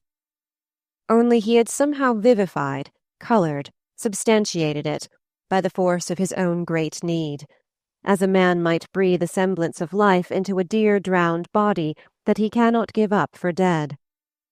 All this came to him with aching distinctness the morning after his talk with his wife on the stairs. He had accused himself in midnight retrospect of having failed to press home his conclusion because he dared not face the truth. But he knew this was not the case. It was not the truth he feared, it was another lie. If he had foreseen a chance of her saying, "Yes, I was with Peter Van Degen, and for the reason you think," he would have put it to the touch, stood up to the blow like a man. But he knew she would never say that.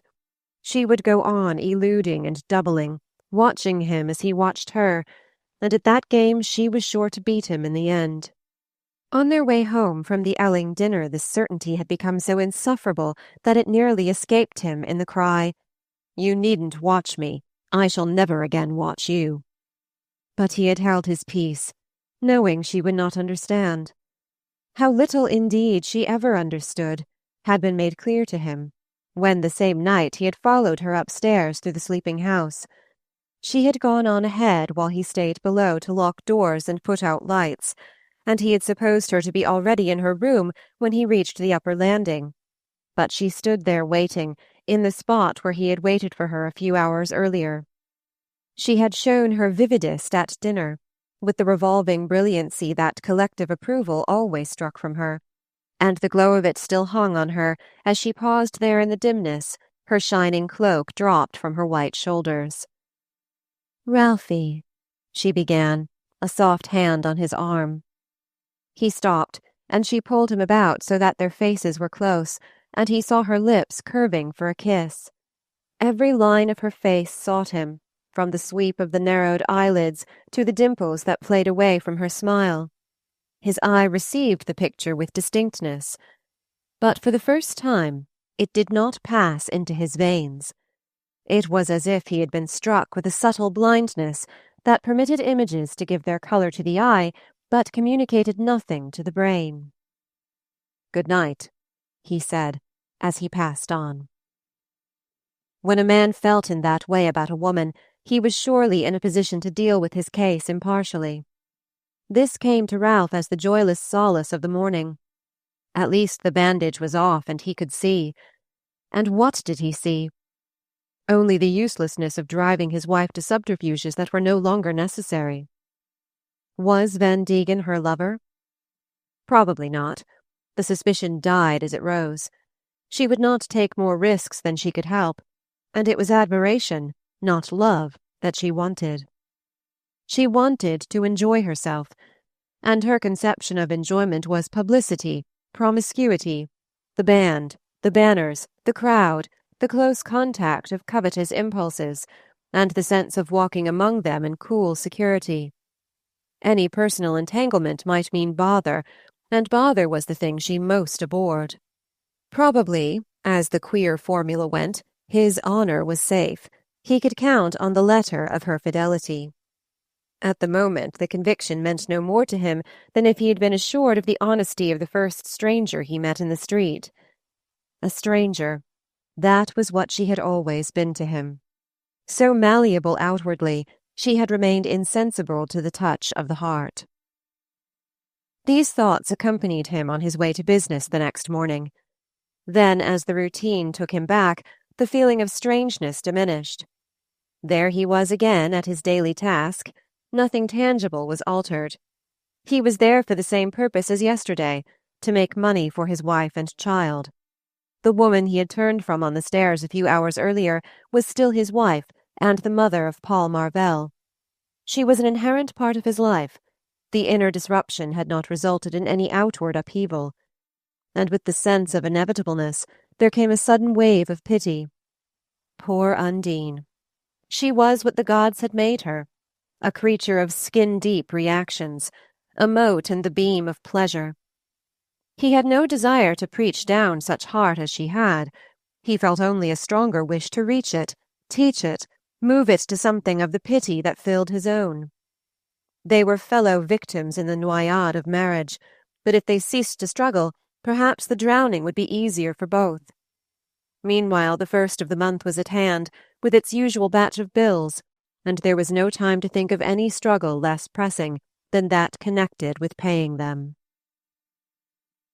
Undine had been surprised, and a little disconcerted, at her husband's acceptance of the birthday incident. Since the resetting of her bridal ornaments, the relations between Washington Square and West End Avenue had been more and more strained, and the silent disapproval of the Marvell ladies was more irritating to her than open recrimination. She knew how keenly Ralph must feel her last slight to his family, and she had been frightened when she guessed that he had seen her returning with Van Degen.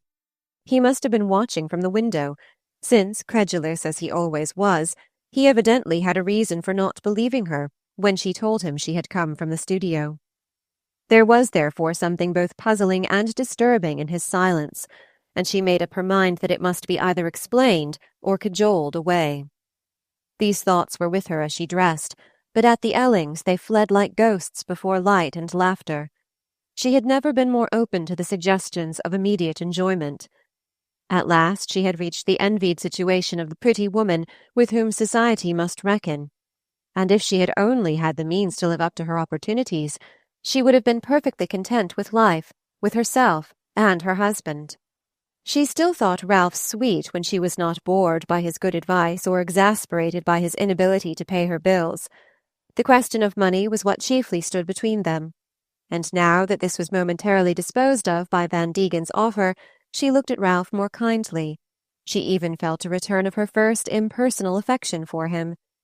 Everybody could see that Claire Van Degen was gone on him, and Undine always liked to know that what belonged to her was coveted by others.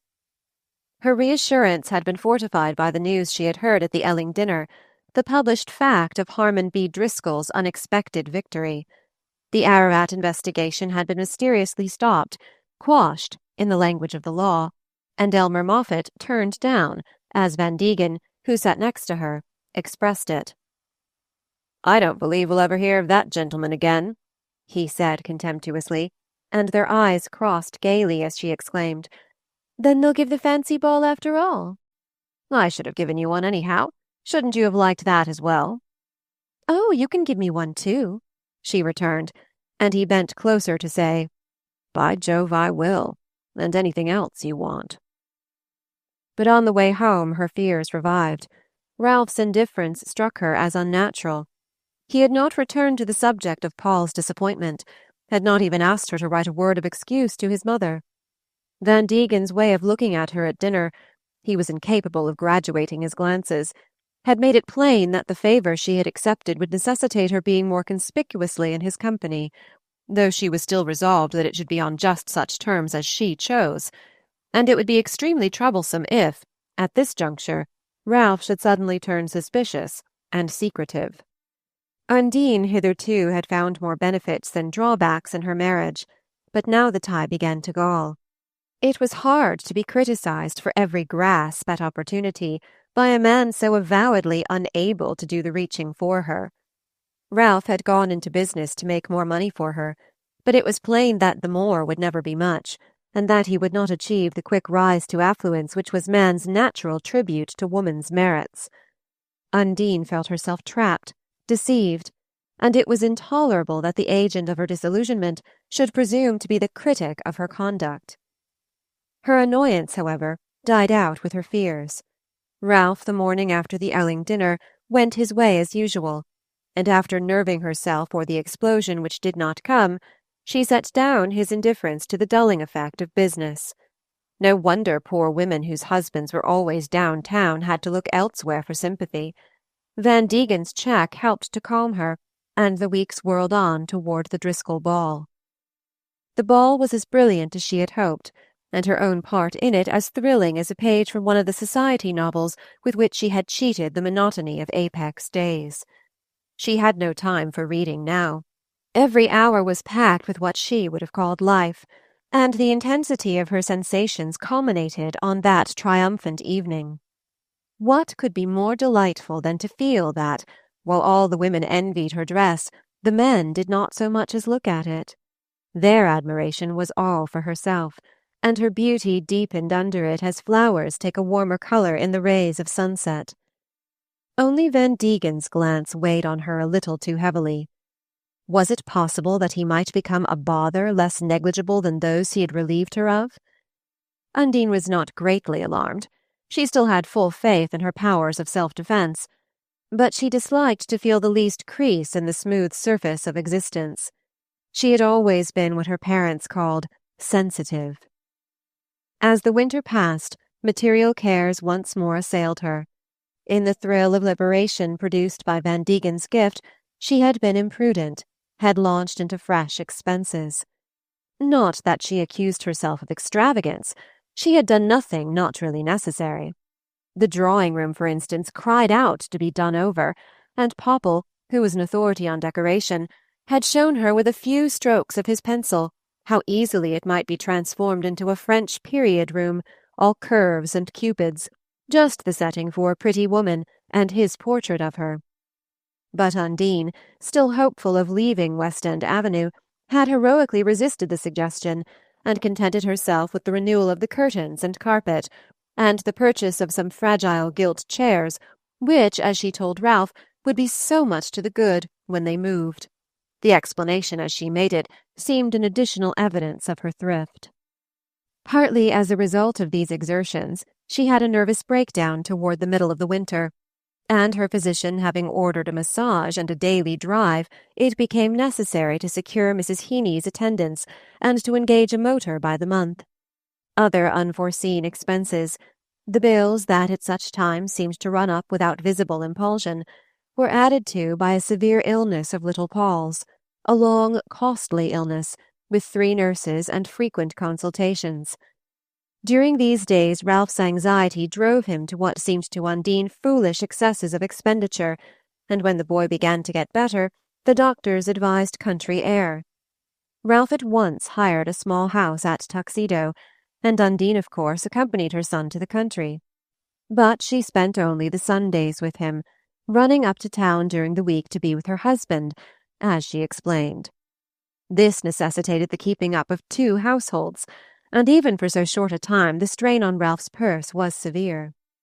So it came about that the bill for the fancy dress was still unpaid, and Undine left to wonder distractedly what had become of Van Degen's money. That Van Degen seemed also to wonder was becoming unpleasantly apparent. His cheque had evidently not brought in the return he expected, and he put his grievance to her frankly one day when he motored down to lunch at Tuxedo. They were sitting after luncheon in the low-ceilinged drawing-room to which Undine had adapted her usual background of cushions, bric-a-brac, and flowers, since one must make one's setting homelike, however little one's habits happened to correspond with that particular effect. Undine, conscious of the intimate charm of her mise-en-scène, and of the recovered freshness and bloom which put her in harmony with it, had never been more sure of her power to keep her friend in the desired state of adoring submission. But Peter, as he grew more adoring, became less submissive, and there came a moment when she needed all her wits to save the situation. It was easy enough to rebuff him, the easier as his physical proximity always roused in her a vague instinct of resistance. But it was so hard to temper the rebuff with promise that the game of suspense should still delude him. He put it to her at last, standing squarely before her, his batrachian sallowness unpleasantly flushed, and primitive man looking out of the eyes from which a frock-coated gentleman usually pined at her. "Look here, the installment plan's all right, but ain't you a bit behind even on that?" She had brusquely eluded a nearer approach. "Anyhow, I think I'd rather let the interest accumulate for a while. This is goodbye till I get back from Europe." The announcement took her by surprise. "Europe? Why, when are you sailing?" "On the 1st of April. Good day for a fool to acknowledge his folly. I'm beaten, and I'm running away." She sat looking down, her hand absently occupied with the twist of pearls he had given her.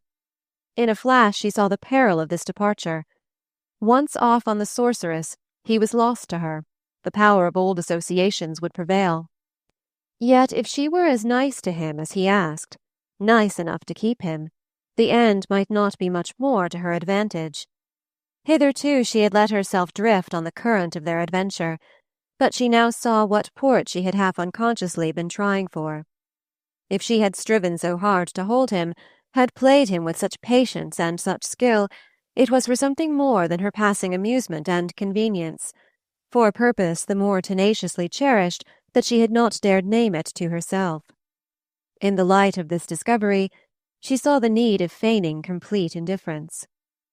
"Ah, you happy man, it's good-bye indeed, then," she threw back at him, lifting a plaintive smile to his frown.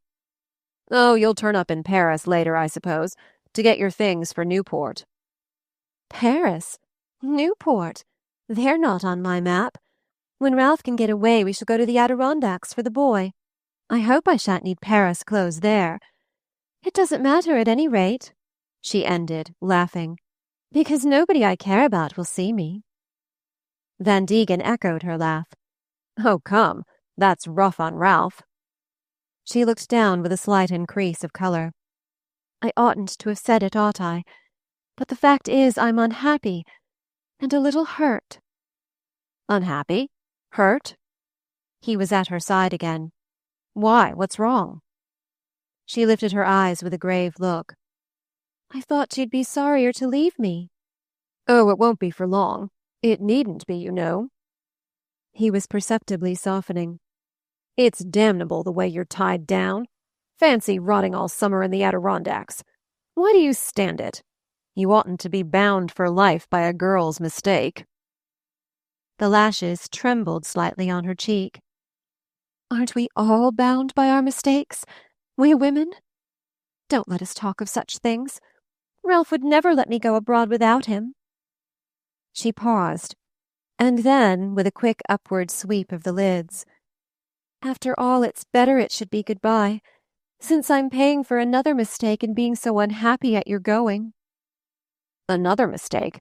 Why do you call it that?" "Because I've misunderstood you, or you me." She continued to smile at him wistfully. "And some things are best mended by a break." He met her smile with a loud sigh. She could feel him in the meshes again.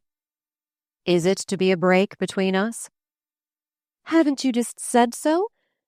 Anyhow, it might as well be, since we shan't be in the same place again for months." The frock-coated gentleman once more languished from his eyes. She thought she trembled on the edge of victory. "Hang it," he broke out. "You ought to have a change. You're looking awfully pulled down. Why can't you coax your mother to run over to Paris with you? Ralph couldn't object to that." She shook her head. "I don't believe she could afford it, even if I could persuade her to leave father. You know father hasn't done very well lately. I shouldn't like to ask him for the money." "You're so confoundedly proud."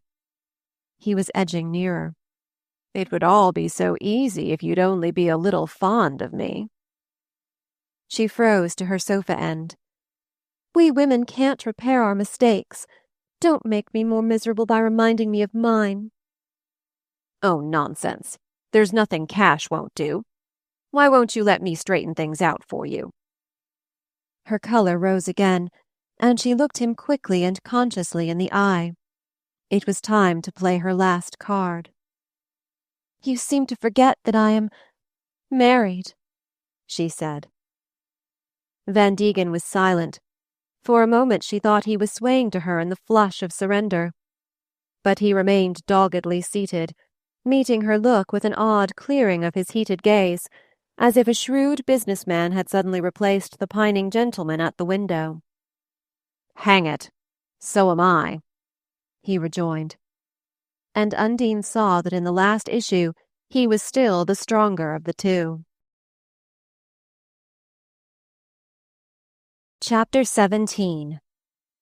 Nothing was bitterer to her than to confess to herself the failure of her power, but her last talk with Van Degen had taught her a lesson almost worth the abasement. She saw the mistake she had made in taking money from him, and understood that if she drifted into repeating that mistake, Her future would be irretrievably compromised. What she wanted was not a hand-to-mouth existence of precarious intrigue. To one with her gifts, the privileges of life should come openly. Already in her short experience she had seen enough of the women who sacrifice future security for immediate success, and she meant to lay solid foundations before she began to build up the light superstructure of enjoyment. Nevertheless, it was galling to see Van Degen leave, and to know that for the time he had broken away from her. Over a nature so insensible to the spells of memory, the visible and tangible would always prevail. If she could have been with him again in Paris, where in the shining spring days every sight and sound ministered to such influences, she was sure she could have regained her hold. And the sense of frustration was intensified by the fact that everyone she knew was to be there. Her potential rivals were crowding the eastbound steamers. New York was a desert, and Ralph's seeming unconsciousness of the fact increased her resentment. She had had but one chance at Europe since her marriage, and that had been wasted through her husband's unaccountable perversity. She knew now with what packed hours of Paris and London they had paid for their empty weeks in Italy. Meanwhile, the long months of the New York spring stretched out before her in all their social vacancy to the measureless blank of a summer in the Adirondacks. In her girlhood she had plumbed the dim depths of such summers, but then she had been sustained by the hope of bringing some capture to the surface. Now she knew better. There were no finds for her in that direction. The people she wanted would be at Newport or in Europe, and she was too resolutely bent on a definite object, too sternly animated by her father's business instinct, to turn aside in quest of casual distractions.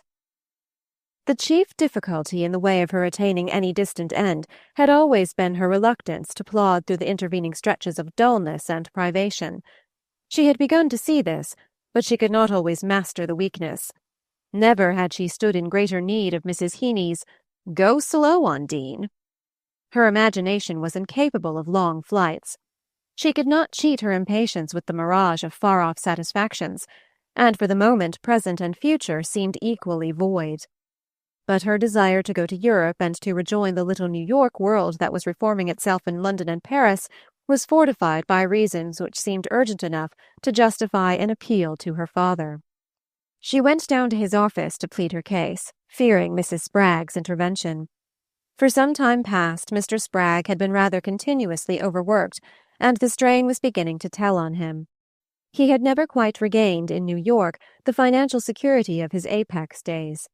Since he had changed his base of operations, his affairs had followed an uncertain course, and Undine suspected that his breach with his old political ally, the representative Rolliver who had seen him through the muddiest reaches of the pure water move, was not unconnected with his failure to get a footing in Wall Street.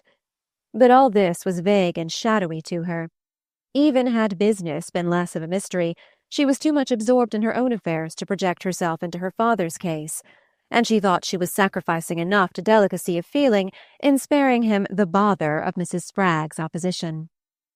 When she came to him with a grievance, he always heard her out with the same mild patience, but the long habit of managing him had made her, in his own language, discount this tolerance, and when she ceased to speak, her heart throbbed with suspense as he leaned back, twirling an invisible toothpick under his sallow moustache. Presently he raised a hand to stroke the limp beard in which the moustache was merged. Then he groped for the Masonic emblem that had lost itself in one of the folds of his depleted waistcoat. He seemed to fish his answer from the same rusty depths, for as his fingers closed about the trinket, he said, "Yes, the heated term is trying in New York. That's why the Fresh Air Fund pulled my last dollar out of me last week." Undine frowned. There was nothing more irritating in these encounters with her father than his habit of opening the discussion with a joke. "I wish you'd understand that I'm serious, Father. I've never been strong since the baby was born, and I need a change.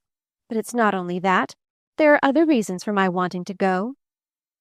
Mr. Spragg still held to his mild tone of banter. "I never knew you short on reasons, Undie. Trouble is, you don't always know other people's when you see 'em." His daughter's lips tightened.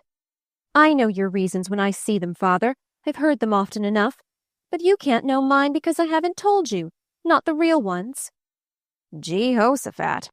I thought they were all real as long as you had a use for them. Experience had taught her that such protracted trifling usually concealed an exceptional vigor of resistance, and the suspense strengthened her determination. "My reasons are all real enough," she answered, "but there's one more serious than the others." Mr. Spragg's brows began to jut. "More bills?" "No." She stretched out her hand and began to finger the dusty objects on his desk. "I'm unhappy at home." "Unhappy?" His start overturned the gorged waste-paper basket and shot a shower of paper across the rug. He stooped to put the basket back.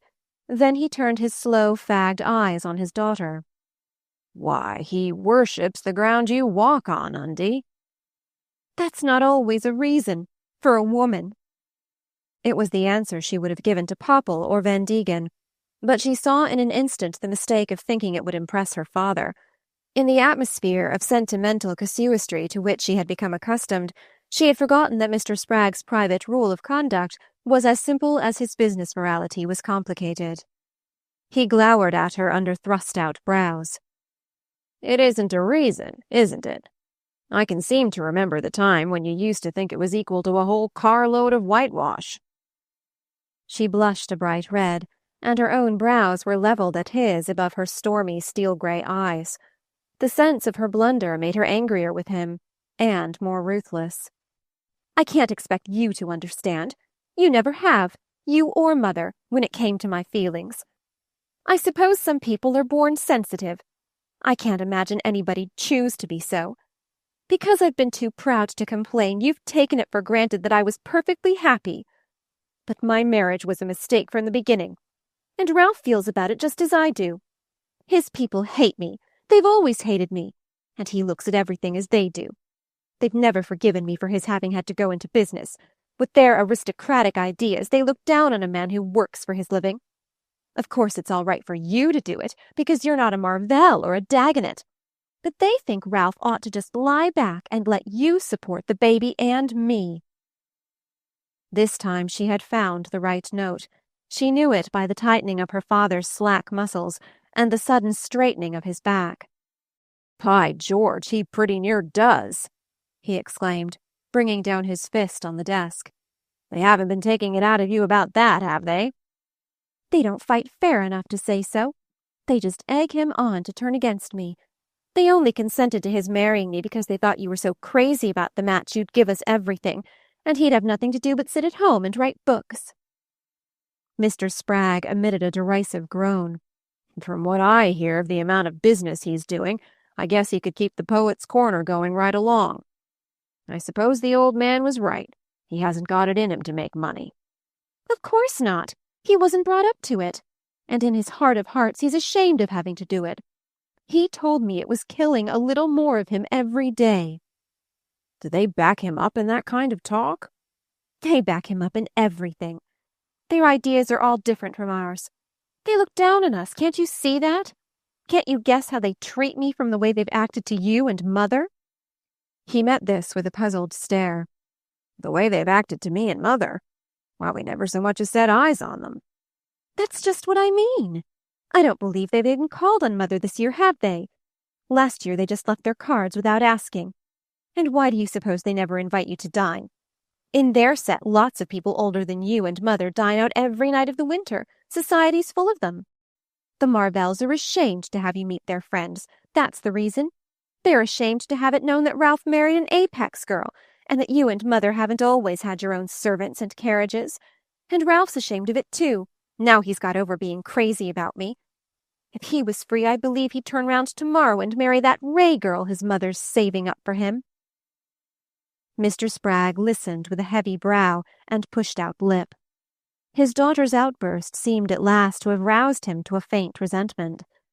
After she had ceased to speak, he remained silent, twisting an inky pen-handle between his fingers. Then he said, "I guess Mother and I can worry along without having Ralph's relatives drop in. But I'd like to make it clear to them that if you came from Apex, your income came from there too. I presume they'd be sorry if Ralph was left to support you on his." She saw that she had scored in the first part of the argument, but every watchful nerve reminded her that the hardest stage was still ahead. "Oh, they're willing enough he should take your money. That's only natural, they think." A chuckle sounded deep down under Mr. Spragg's loose collar. "There seems to be practical unanimity on that point," he observed. "But I don't see," he continued, jerking round his bushy brows on her, "how going to Europe is going to help you out." Undine leaned close enough for her lowered voice to reach him. "Can't you understand that, knowing how they all feel about me, and how Ralph feels, I'd give almost anything to get away?" Her father looked at her compassionately. "I guess most of us feel that once in a way when we're young, Undine. Later on you'll see going away ain't much use when you've got to turn around and come back." She nodded at him with close-pressed lips, like a child in possession of some solemn secret. "That's just it. That's the reason I'm so wild to go. Because it might mean I wouldn't ever have to come back." "Not come back? What on earth are you talking about?" "It might mean that I could get free. Begin over again." He had pushed his seat back with a sudden jerk, and cut her short by striking his palm on the arm of the chair. "For the Lord's sake, Undine, do you know what you're saying?" "Oh, yes, I know." She gave him back a confident smile. "If I can get away soon, go straight over to Paris. There's someone there who'd do anything, who could do anything, if I was free." Mr. Spragg's hands continued to grasp his chair arms. "Good God, Undine Marvell!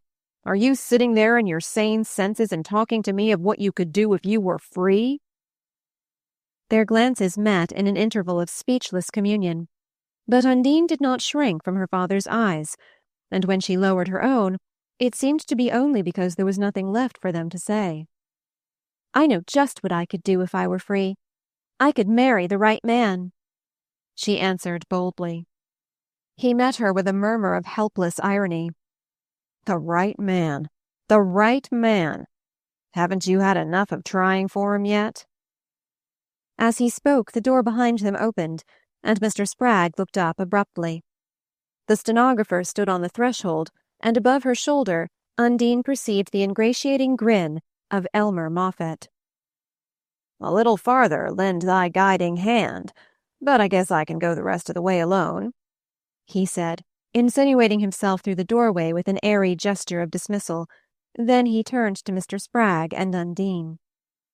"I agree entirely with Mrs. Marvell, and I'm happy to have the opportunity of telling her so," he proclaimed, holding his hand out gallantly. Undine stood up with a laugh. "It sounded like old times, I suppose. You thought that father and I were quarreling? But we never quarrel any more. He always agrees with me." She smiled at Mr. Spragg, and turned her shining eyes on Moffatt. "I wish that treaty had been signed a few years sooner," the latter rejoined in his usual tone of humorous familiarity. Undine had not met him since her marriage, and of late the adverse turn of his fortunes had carried him quite beyond her thoughts. But his actual presence was always stimulating, and even through her self-absorption she was struck by his air of almost defiant prosperity. He did not look like a man who has been beaten, or rather he looked like a man who does not know when he is beaten, and his eye had the gleam of mocking confidence that had carried him unabashed through his lowest hours at Apex. "I presume you're here to see me on business?"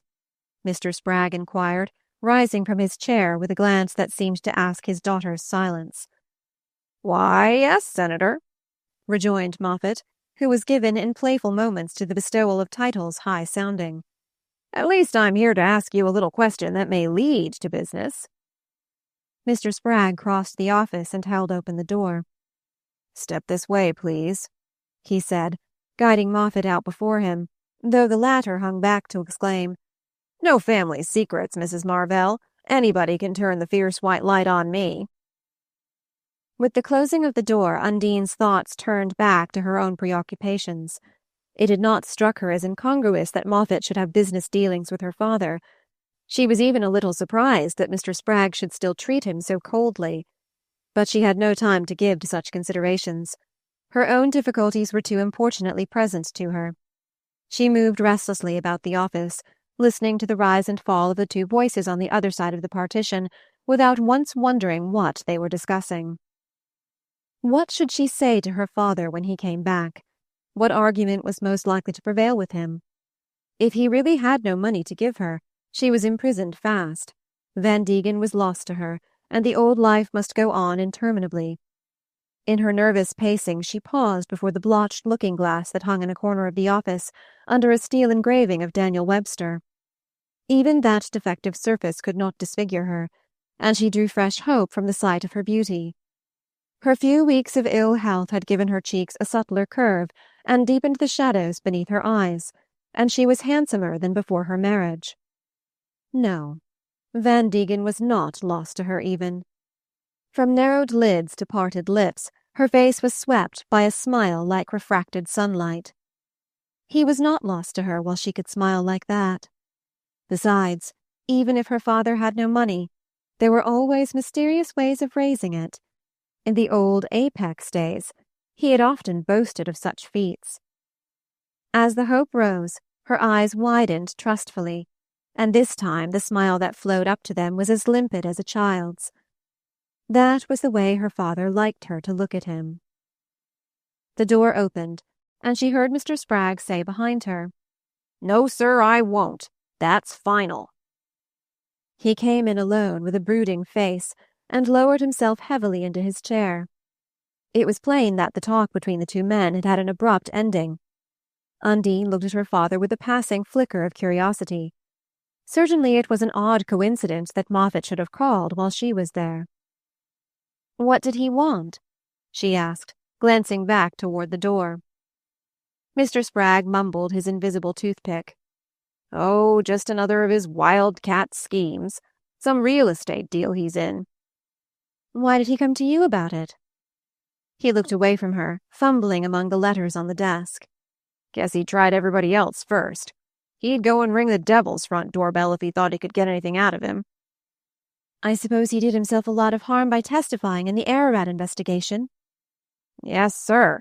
He's down and out this time." He uttered the words with a certain satisfaction. His daughter did not answer, and they sat silent, facing each other across the littered desk. Under their brief talk about Elmer Moffatt, currents of rapid intelligence seemed to be flowing between them. Suddenly Undine leaned over the desk, her eyes widening trustfully, and the limpid smile flowing up to them. "Father, I did what you wanted that one time anyhow. Won't you listen to me and help me out now?" Chapter 18. Undine stood alone on the landing outside her father's office. Only once before had she failed to gain her end with him, and there was a peculiar irony in the fact that Moffatt's intrusion should have brought before her the providential result of her previous failure. Not that she confessed to any real resemblance between the two situations. In the present case she knew well enough what she wanted and how to get it, but the analogy had served her father's purpose, and Moffatt's unlucky entrance had visibly strengthened his resistance. The worst of it was that the obstacles in the way were real enough. Mr. Spragg had not put her off with vague asseverations. Somewhat against her will he had forced his proofs on her, showing her how much above his promised allowance he had contributed in the last 3 years to the support of her household. Since she could not accuse herself of extravagance, having still full faith in her gift of managing, she could only conclude that it was impossible to live on what her father and Ralph could provide, and this seemed a practical reason for desiring her freedom. If she and Ralph parted, he would of course return to his family, and Mr. Spragg would no longer be burdened with a helpless son-in-law. But even this argument did not move him.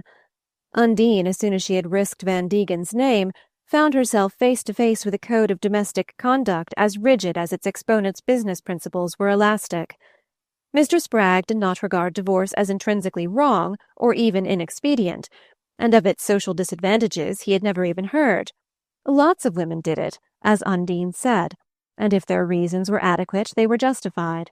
If Ralph Marvell had been a drunkard or unfaithful, Mr. Spragg would have approved Undine's desire to divorce him.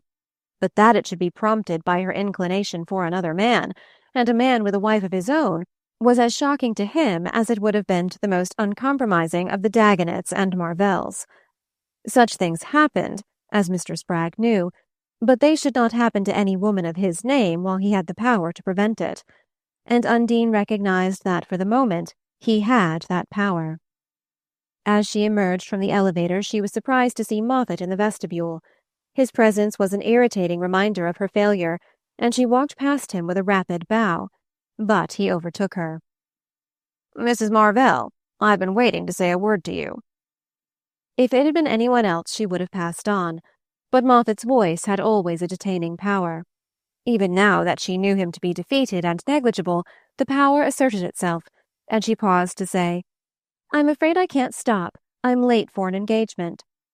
"I shan't make you much later, but if you'd rather have me call round at your house—" "Oh, I'm so seldom in."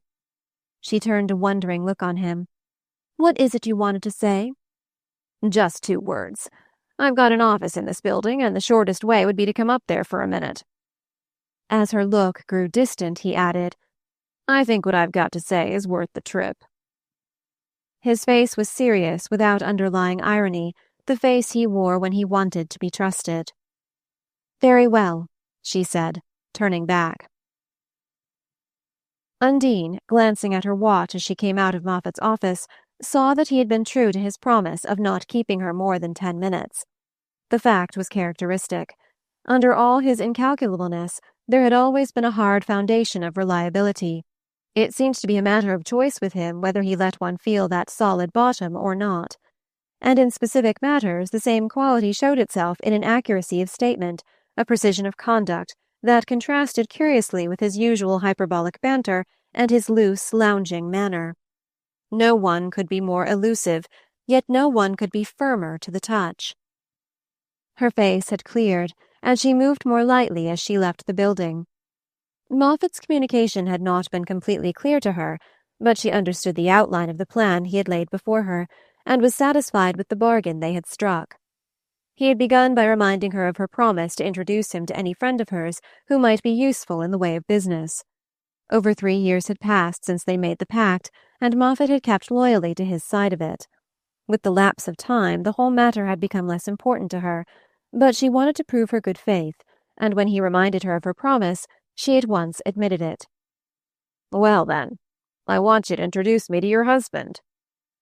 Undine was surprised, but beneath her surprise she felt a quick sense of relief.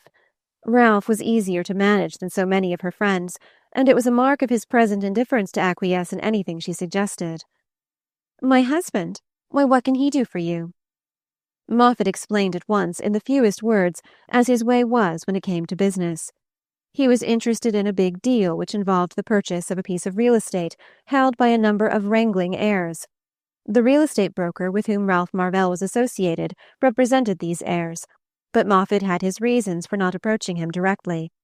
And he didn't want to go to Marvell with a business proposition.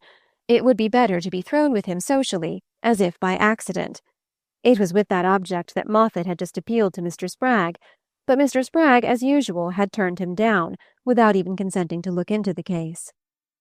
"He'd rather have you miss a good thing than have it come to you through me. I don't know what on earth he thinks it's in my power to do to you, or ever was, for that matter," he added. "Anyhow," he went on to explain, "the power's all on your side now, and I'll show you how little the doing will hurt you as soon as I can have a quiet chat with your husband." He branched off again into technicalities, nebulous projections of capital and interest, taxes and rents, from which she finally extracted, and clung to, the central fact that if the deal went through, it would mean a commission of $40,000 to Marvell's firm, of which something over a fourth would come to Ralph. "By Jove, that's an amazing fellow!" Ralph Marvell exclaimed, turning back into the drawing-room a few evenings later, at the conclusion of one of their little dinners. Undine looked up from her seat by the fire.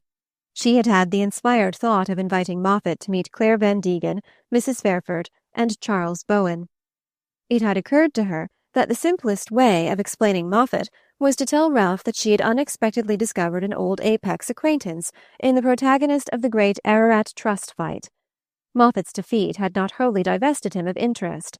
As a factor in affairs he no longer inspired apprehension, but as the man who had dared to defy Harmon B. Driscoll, he was a conspicuous, and to some minds, almost an heroic figure. Undine remembered that Claire and Mrs. Fairford had once expressed a wish to see this braver of the Olympians, and her suggestion that he should be asked to meet them gave Ralph evident pleasure. It was long since she had made any conciliatory sign to his family. Moffat's social gifts were hardly of a kind to please the two ladies. He would have shone more brightly in Peter Van Degen's set than in his wife's. But neither Claire nor Mrs. Fairford had expected a man of conventional cut, and Moffat's loud easiness was obviously less disturbing to them than to their hostess.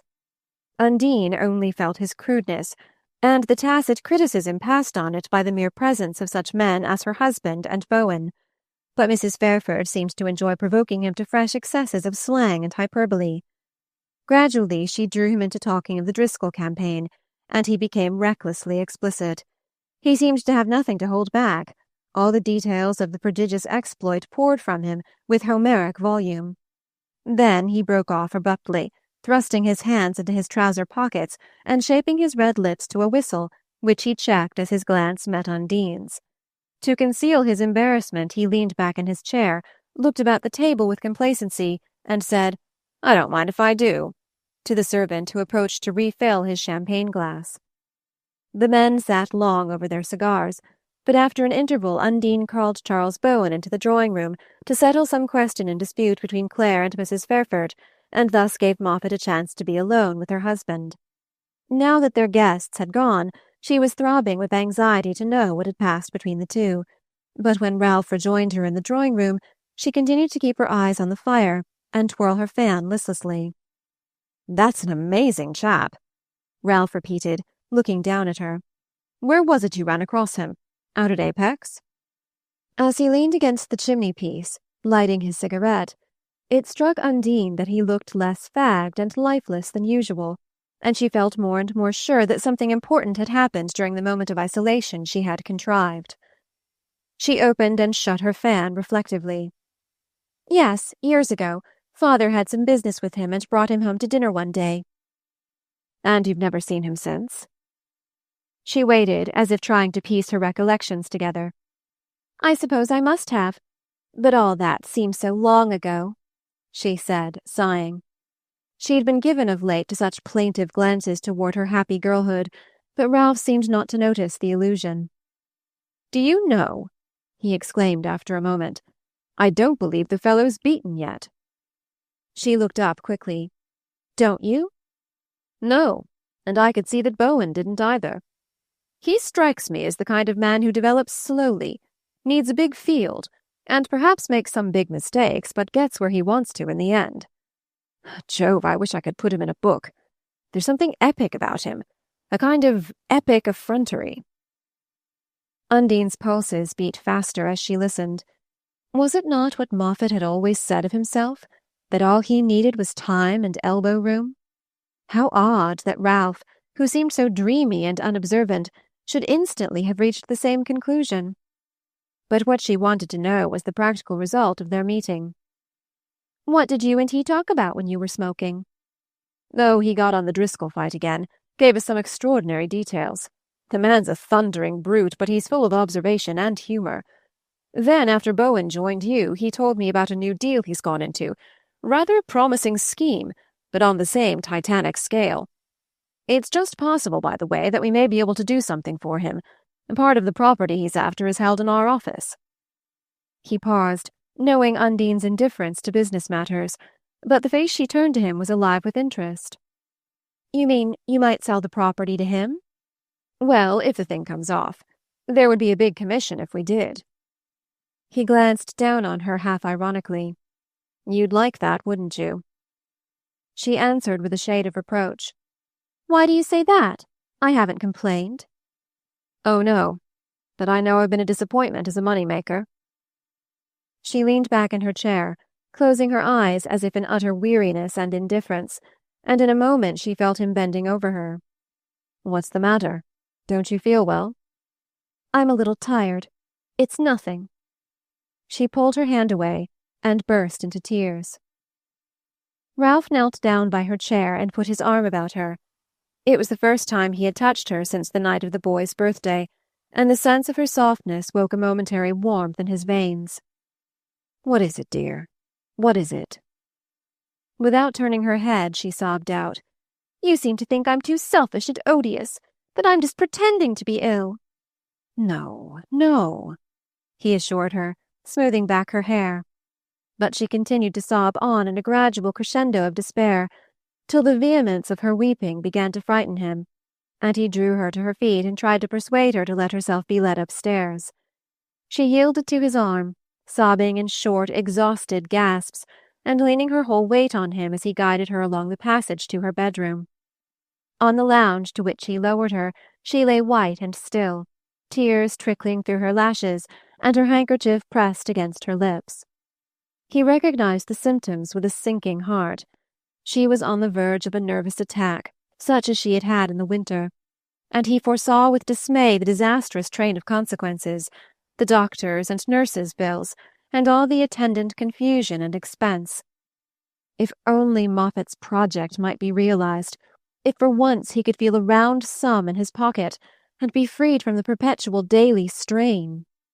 The next morning Undine, though calmer, was too weak to leave her bed, and her doctor prescribed rest and absence of worry, later perhaps a change of scene. He explained to Ralph that nothing was so wearing to a high-strung nature as monotony, and that if Mrs. Marvell were contemplating a Newport season, it was necessary that she be fortified to meet it. In such cases he often recommended a dash to Paris or London, just to tone up the nervous system. Undine regained her strength slowly, and as the days dragged on, the suggestion of the European trip recurred with increasing frequency. But it came always from her medical adviser. She herself had grown strangely passive and indifferent. She continued to remain upstairs on her lounge, seeing no one but Mrs. Heeny, whose daily ministrations had once more been prescribed, and asking only that the noise of Paul's play should be kept from her. His scamperings overhead disturbed her sleep, and his bed was moved into the day-nursery, above his father's room. The child's early romping did not trouble Ralph, since he himself was always awake before daylight. The days were not long enough to hold his cares, and they came and stood by him through the silent hours, when there was no other sound to drown their voices. Ralph had not made a success of his business. The real estate brokers who had taken him into partnership had done so only with the hope of profiting by his social connections, and in this respect the alliance had been a failure. It was in such directions that he most lacked facility, and so far he had been of use to his partners only as an office drudge. He was resigned to the continuance of such drudgery, though all his powers cried out against it. But even for the routine of business his aptitude was small, and he began to feel that he was not considered an addition to the firm. The difficulty of finding another opening made him fear a break, and his thoughts turned hopefully to Elmer Moffatt's hint of a deal. The success of the negotiation might bring advantages beyond the immediate pecuniary profit, and that, at the present juncture, was important enough in itself. Moffatt reappeared 2 days after the dinner, presenting himself in West End Avenue in the late afternoon, with the explanation that the business in hand necessitated discretion, and that he preferred not to be seen in Ralph's office. It was a question of negotiating with the utmost privacy for the purchase of a small strip of land between 2 large plots already acquired by purchasers cautiously designated by Moffatt as his parties. How far he stood in with the parties he left it to Ralph to conjecture, but it was plain that he had a large stake in the transaction, and that it offered him his first chance of recovering himself since Driscoll had thrown him.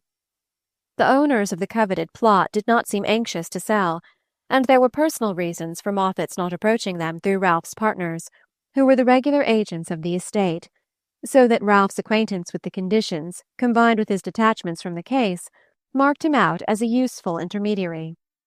Their first talk left Ralph with a dazzled sense of Moffatt's strength and keenness, but with a vague doubt as to the straightness of the proposed transaction. Ralph had never seen his way clearly in that dim underworld of affairs where men of the Moffat and Driscoll type moved like shadowy, destructive monsters beneath the darting small fry of the surface. He knew that business had created its own special morality, and his musings on man's relation to his self-imposed laws had shown him how little human conduct is generally troubled about its own sanctions. He had a vivid sense of the things a man of his kind didn't do, but his inability to get a mental grasp on large financial problems made it hard to apply to them so simple a measure as this inherited standard. He only knew, as Moffat's plan developed, that it seemed all right while he talked of it with its originator, but vaguely wrong when he thought it over afterward. It occurred to him to consult his grandfather, and if he renounced the idea for the obvious reason that Mr. Dagonet's ignorance of business was as fathomless as his own, this was not his sole motive. Finally, it occurred to him to put the case hypothetically to Mr. Spragg. As far as Ralph knew, his father-in-law's business record was unblemished, yet one felt in him an elasticity of adjustment not allowed for in the Dagonet Code. Mr. Spragg listened thoughtfully to Ralph's statement of the case, growling out here and there a tentative correction, and turning his cigar between his lips as he seemed to turn the problem over in the loose grasp of his mind. "Well, what's the trouble with it?" he asked at length, stretching his big square-toed shoes against the grate of his son-in-law's dining room, where, in the after-dinner privacy of a family evening, Ralph had seized the occasion to consult him. "The trouble?" Ralph considered. "Why, that's just what I should like you to explain to me." Mr. Spragg threw back his head and stared at the garlanded French clock on the chimney-piece. Mrs. Spragg was sitting upstairs in her daughter's bedroom, and the silence of the house seemed to hang about the two men like a listening presence. "Well, I don't know but what I agree with the doctor who said there weren't any diseases, but only sick people. Every case is different, I guess." Mr. Spragg, munching his cigar, turned a ruminating glance on Ralph. "Seems to me it all boils down to one thing.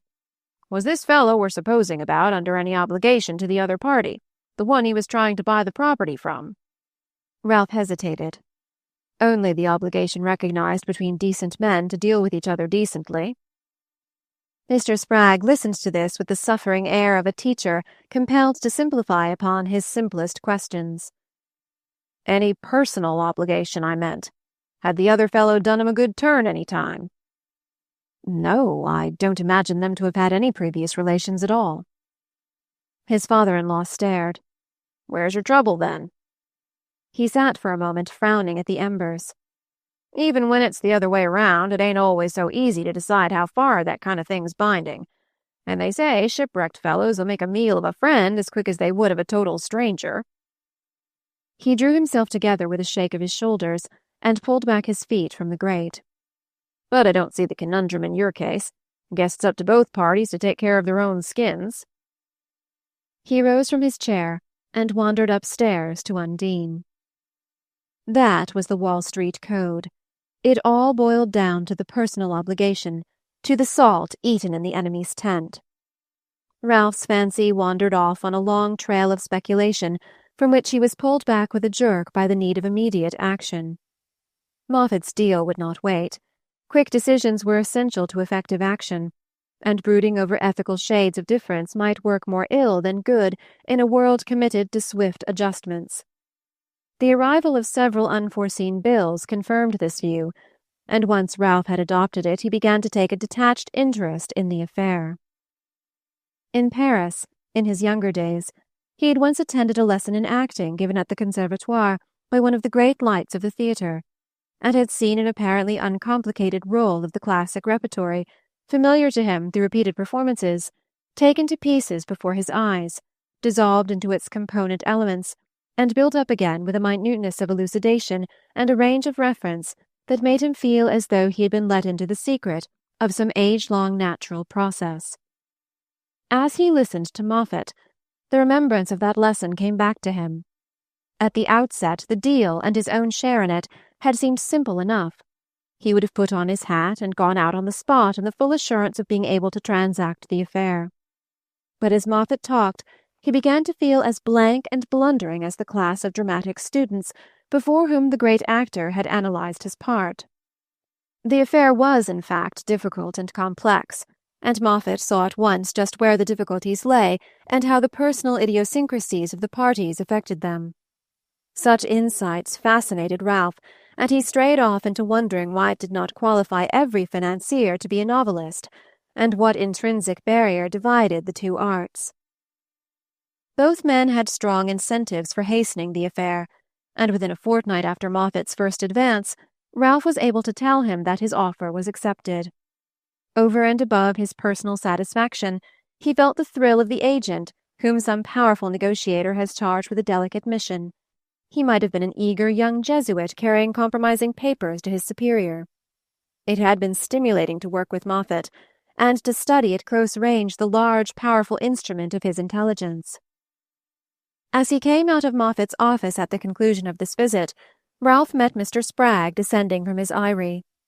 He stopped short with a backward glance at Moffat's door. "Hello. What were you doing in there with those cutthroats?" Ralph judged discretion to be essential.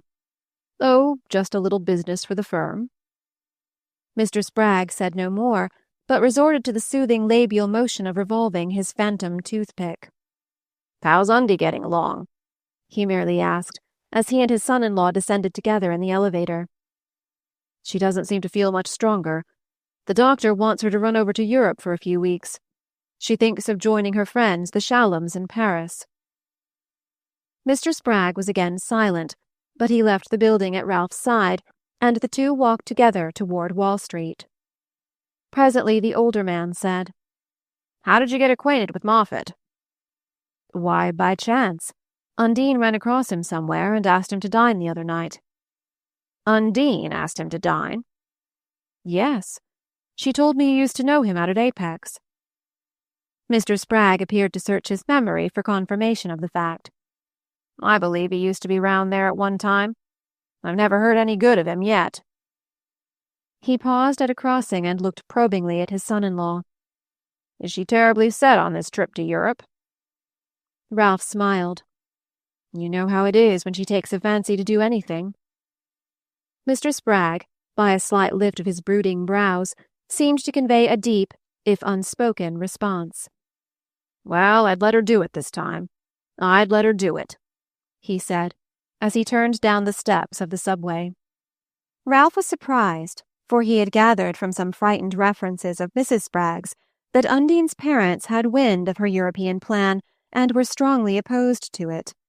He concluded that Mr. Spragg had long since measured the extent of profitable resistance and knew just when it became vain to hold out against his daughter or advise others to do so. Ralph, for his own part, had no inclination to resist. As he left Moffat's office, his inmost feeling was one of relief. He had reached the point of recognizing that it was best for both that his wife should go. When she returned, perhaps their lives would readjust themselves. But for the moment he longed for some kind of benumbing influence, something that should give relief to the dull daily ache of feeling her so near and yet so inaccessible. Certainly there were more urgent uses for their brilliant windfall. Heavy arrears of household debts had to be met, and the summer would bring its own burden. But perhaps another stroke of luck might befall him. He was getting to have the drifting dependence on luck of the man conscious of his inability to direct his life. And meanwhile, it seemed easier to let Undine have what she wanted.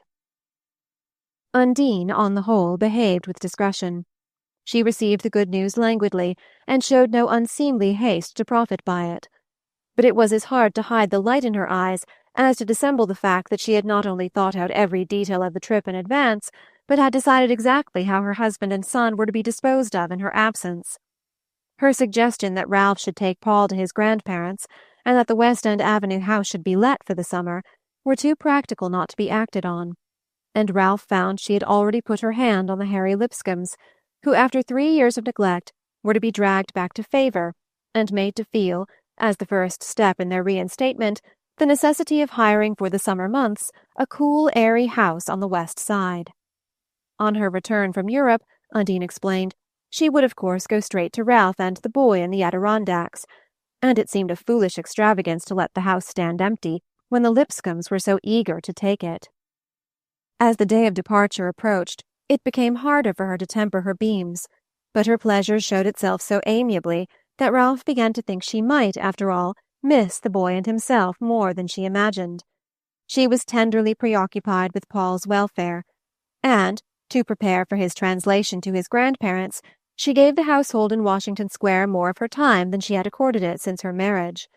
She explained that she wanted Paul to grow used to his new surroundings, and with that object she took him frequently to his grandmother's, and won her way into old Mr. Dagonet's sympathies by her devotion to the child and pretty way of joining in his games. Undine was not consciously acting a part. This new phase was as natural to her as the other. In the joy of her gratified desires, she wanted to make everybody about her happy. If only everyone would do as she wished, she would never be unreasonable. She much preferred to see smiling faces about her, and her dread of the reproachful and dissatisfied countenance gave the measure of what she would do to avoid it. These thoughts were in her mind when, a day or two before sailing, she came out of the Washington Square house with her boy. It was a late spring afternoon, and she and Paul had lingered on till long past the hour sacred to his grandfather's nap. Now, as she came out into the square, she saw that, however well Mr. Dagonet had borne their protracted romp, it had left his playmate flushed and sleepy, and she lifted Paul in her arms to carry him to the nearest cab-stand. As she raised herself, she saw a thick-set figure approaching her across the square, and a moment later she was shaking hands with Elmer Moffatt. In the bright spring air he looked seasonably glossy and prosperous, and she noticed that he wore a bunch of violets in his buttonhole. His small black eyes twinkled with approval as they rested on her, and Undine reflected that with Paul's arms about her neck and his little flushed face against her own, she must present a not unpleasing image of young motherhood. "That the heir apparent?" Moffatt asked, adding, "Happy to make your acquaintance, sir," as the boy, at Undine's bidding, held out a fist sticky with sugar plums. "He's been spending the afternoon with his grandfather, and they played so hard that he's sleepy," she explained. Little Paul, at that stage in his career, had a peculiar grace of wide-gazing, deep-lashed eyes and arched cherubic lips, and Undine saw that Moffatt was not insensible to the picture she and her son composed. She did not dislike his admiration, for she no longer felt any shrinking from him. She would even have been glad to thank him for the service he had done her husband, if she had known how to allude to it without awkwardness. Moffatt seemed equally pleased at the meeting, and they looked at each other almost intimately over Paul's tumbled curls. "He's a mighty fine fellow and no mistake, but isn't he rather an armful for you?" Moffatt asked, his eyes lingering with real kindliness on the child's face. "Oh, we haven't far to go. I'll pick up a cab at the corner." "Well, let me carry him that far anyhow," said Moffatt. Undine was glad to be relieved of her burden, for she was unused to the child's weight, and disliked to feel that her skirt was dragging on the pavement. "Go to the gentleman, Polly. He'll carry you better than mother," she said. The little boy's first movement was one of recoil from the ruddy, sharp-eyed countenance that was so unlike his father's delicate face. But he was an obedient child, and after a moment's hesitation, he wound his arms trustfully about the red gentleman's neck. "That's a good fellow. Sit tight and I'll give you a ride," Moffatt cried, hoisting the boy to his shoulder. Paul was not used to being perched at such a height, and his nature was hospitable to new impressions. "Oh, I like it up here. You're higher than father," he exclaimed, and Moffatt hugged him with a laugh.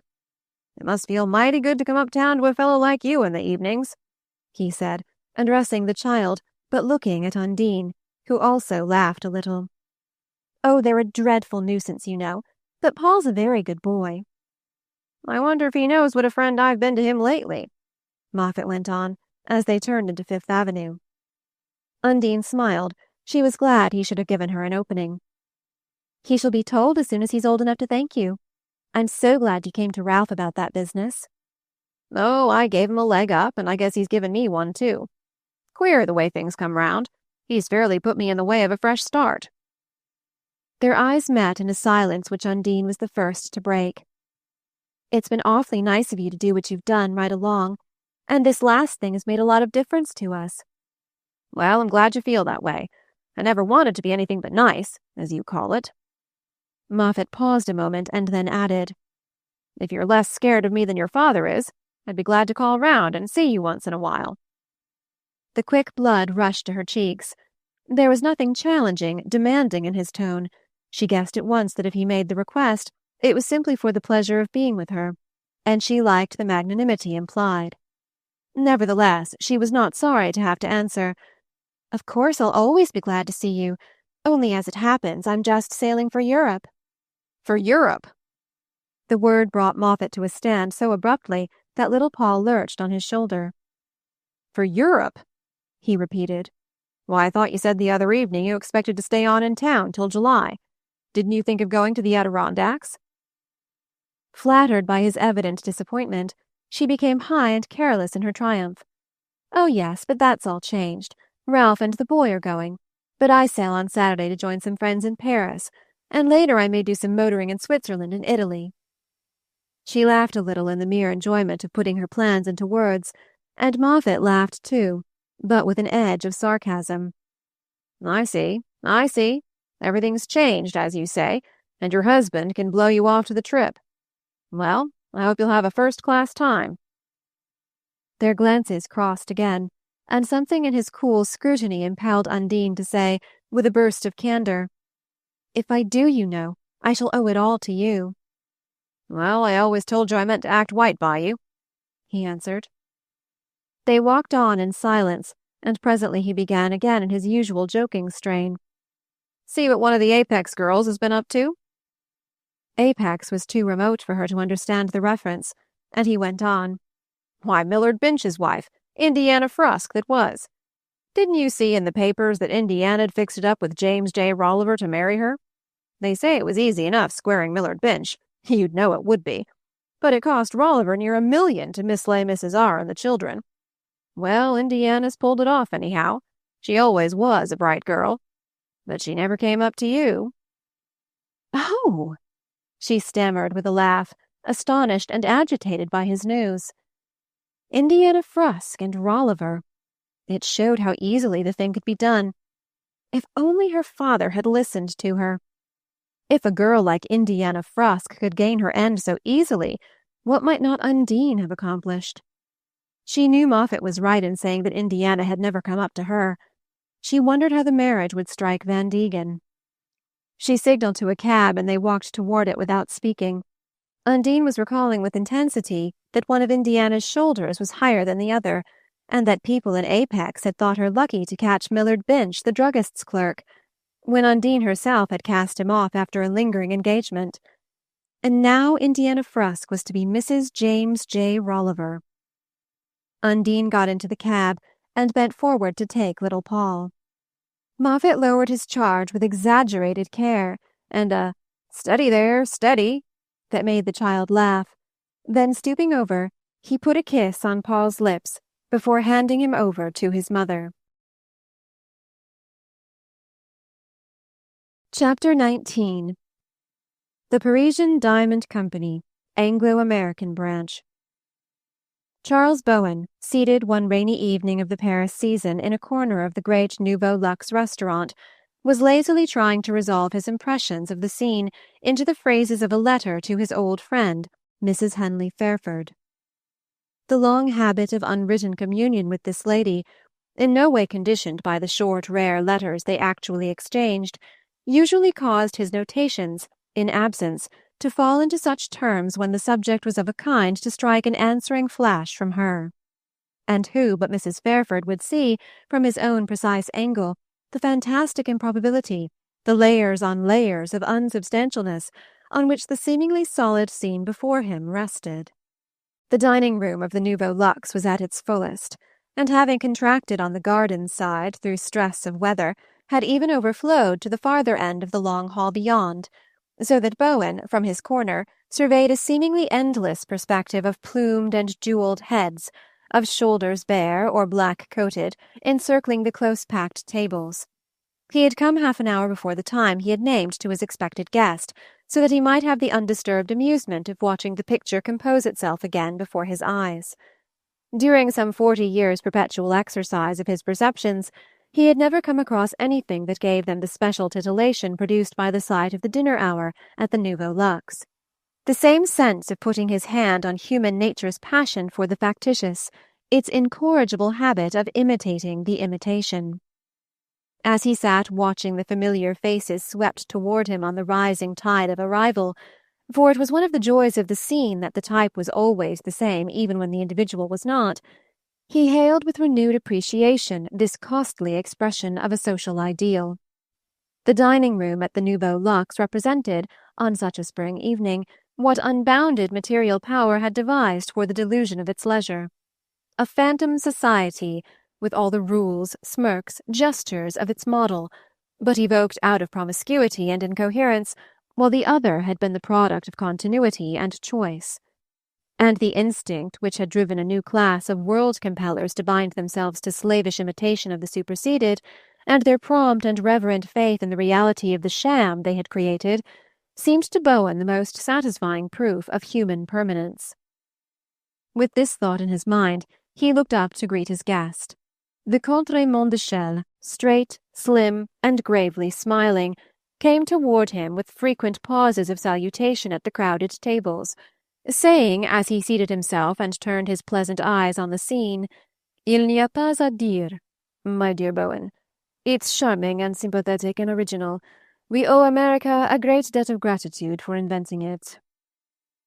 Bowen felt a last touch of satisfaction. They were the very words to complete his thought. "My dear fellow, it's really you and your kind who are responsible. It's the direct creation of feudalism, like all the great social upheavals." Raymond de Chelles stroked his handsome brown moustache. "I should have said, on the contrary, that one enjoyed it for the contrast. It's such a refreshing change from our institutions, which are nevertheless the necessary foundations of society. But just as one may have an infinite admiration for one's wife, and yet occasionally—" He waved a light hand toward the spectacle. "This, in the social order, is the diversion, the permitted diversion, that your original race has devised, a kind of superior bohemia, where one may be respectable without being bored." Bowen laughed. "You've put it in a nutshell.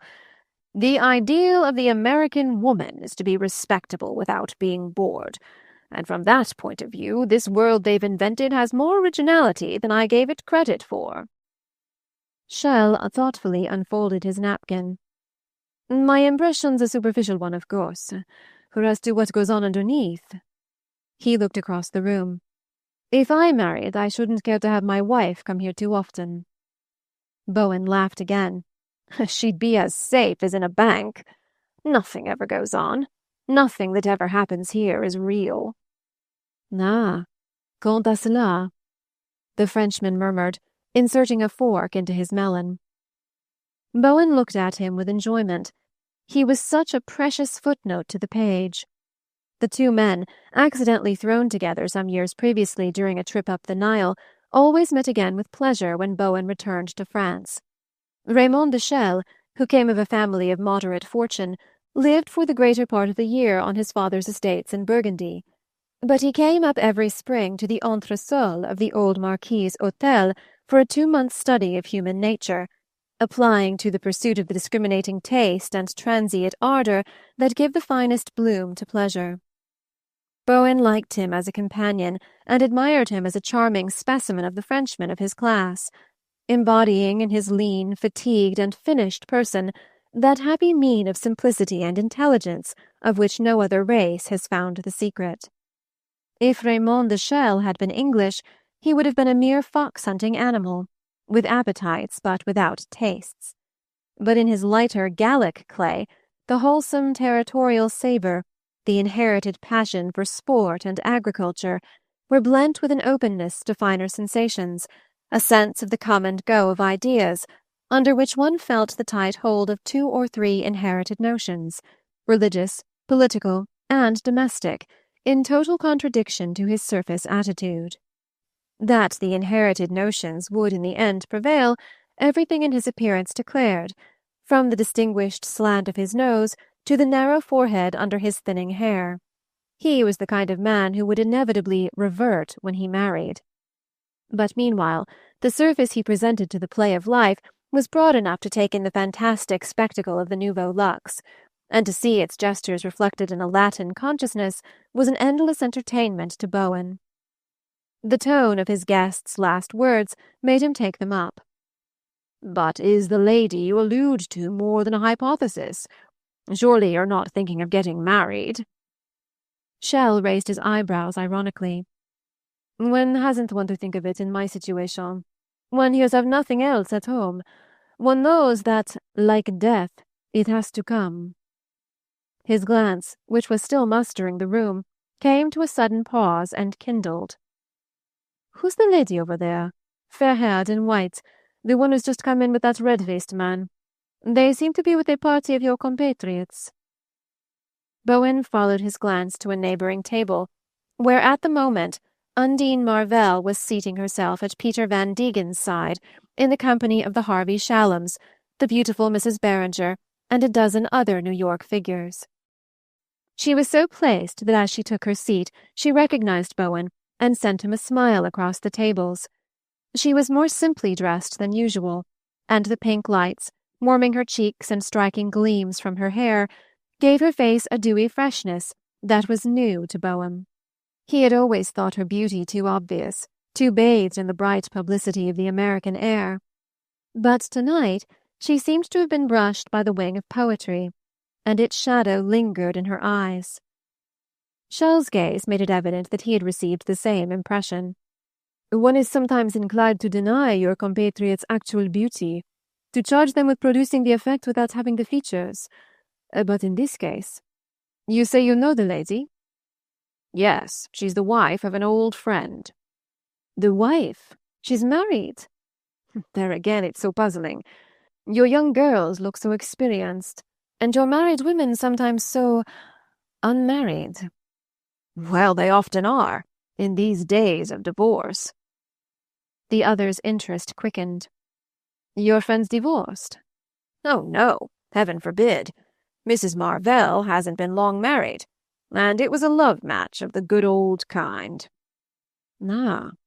And the husband's? Which is he?" "He's not here. He's in New York." "Feverishly adding to a fortune already monstrous?"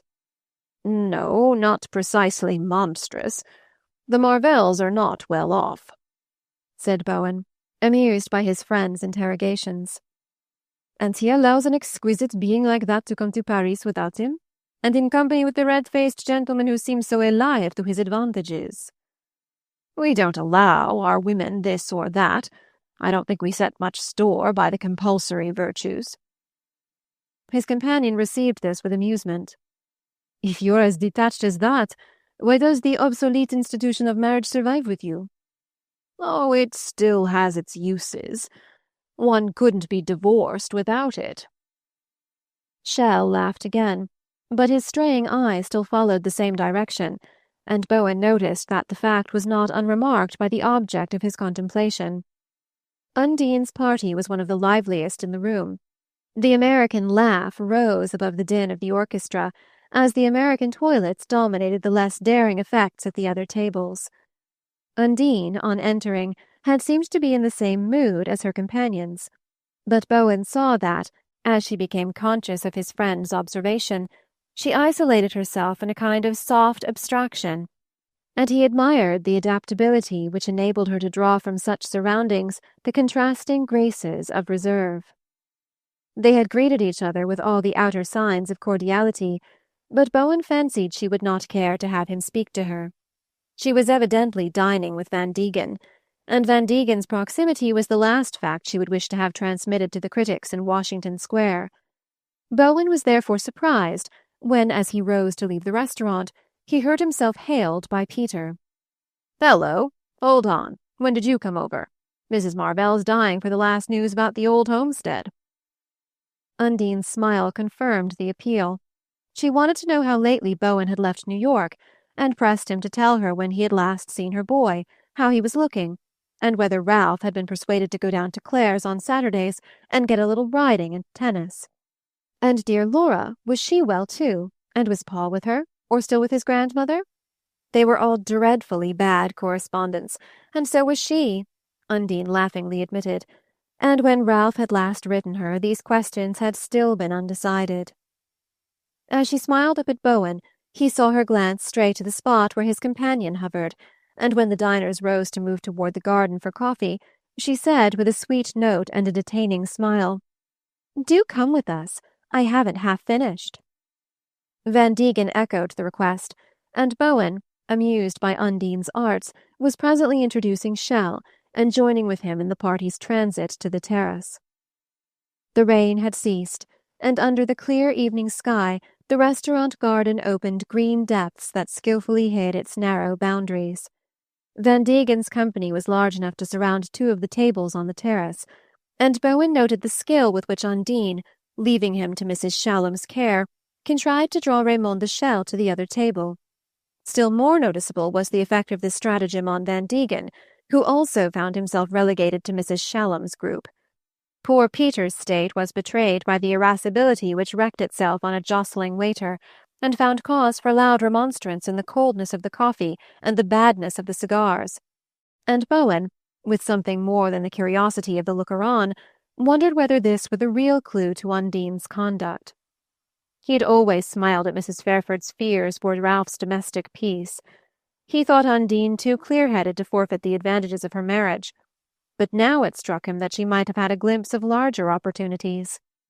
Bowen, at the thought, felt the pang of the sociologist over the individual havoc wrought by every social readjustment. It had so long been clear to him that poor Ralph was a survival, and destined, as such, to go down in any conflict with the rising forces. Chapter 20. Some 6 weeks later, Undine Marvell stood at the window smiling down on her recovered Paris. Her hotel sitting-room had, as usual, been flowered, cushioned, and lamp-shaded into a delusive semblance of stability, and she had really felt for the last few weeks that the life she was leading there must be going to last. It seemed so perfect in answer to all her wants. As she looked out at the thronged street, on which the summer light lay like a blush of pleasure, she felt herself naturally akin to all the bright and careless freedom of the scene. She had been away from Paris for 2 days, and the spectacle before her seemed more rich and suggestive after her brief absence from it. Her senses luxuriated in all its material details, the thronging motors, the brilliant shops, the novelty and daring of the women's dresses, the piled-up colours of the ambulant flower carts, the appetizing expanse of the fruiterers' windows, even the chromatic effects of the pettifours behind the plate-glass of the pastry-cooks, all the surface sparkle and variety of the inexhaustible streets of Paris. The scene before her typified to Undine her first real taste of life. How meagre and starved the past appeared in comparison with this abundant present. The noise, the crowd, the promiscuity beneath her eyes symbolized the glare and movement of her life. Every moment of her days was packed with excitement and exhilaration. Everything amused her. The long hours of bargaining and debate with dressmakers and jewelers, the crowded lunches at fashionable restaurants, the perfunctory dash through a picture show, or the lingering visit to the last new milliner, the afternoon motor rush to some leafy suburb where tea and music and sunset were hastily absorbed on a crowded terrace above the Seine, the whirl home through the Bois to dress for dinner and start again on the round of evening diversions, the dinner at the Nouveau Luxe or the Café de Paris, and the little play at the Capucine or the Variété, followed, because the night was too lovely and it was a shame to waste it, by a breathless flight back to the Bois, with supper in one of its lamp-hung restaurants, or, if the weather forbade, a tumultuous progress through the midnight haunts, where ladies were not supposed to show themselves, and might consequently taste the thrill of being occasionally taken for their opposites. As the varied vision unrolled itself, Undine contrasted it with the pale monotony of her previous summers. The one she most resented was the first after her marriage, the European summer out of whose joys she had been cheated by her own ignorance and Ralph's perversity. They had been free then. There had been no child to hamper their movements. Their money anxieties had hardly begun. The face of life had been fresh and radiant, and she had been doomed to waste such opportunities on a succession of ill-smelling Italian towns. She still felt it to be her deepest grievance against her husband, and now that, after 4 years of petty household worries, another chance of escape had come, he already wanted to drag her back to bondage. This bit of retrospection had been provoked by 2 letters which had come that morning. One was from Ralph, who began by reminding her that he had not heard from her for weeks, and went on to point out, in his usual tone of good-humoured remonstrance, that since her departure the drain on her letter of credit had been deep and constant. "I wanted you," he wrote, "to get all the fun you could out of the money I made last spring, but I didn't think you'd get through it quite so fast. Try to come home without leaving too many bills behind you.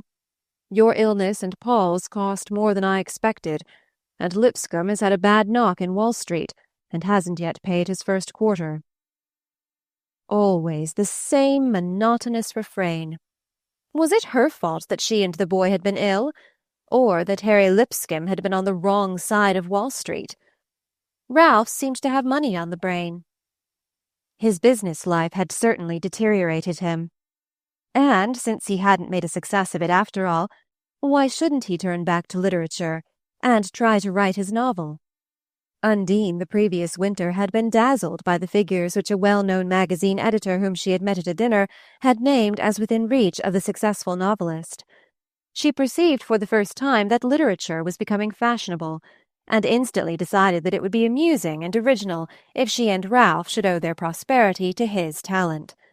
She already saw herself as the wife of a celebrated author, wearing artistic dresses, and doing the drawing-room over with Gothic tapestries and dim lights in altar candlesticks.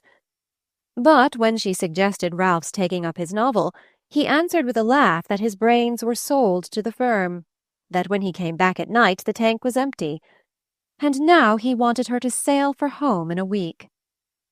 The other letter excited a deeper resentment.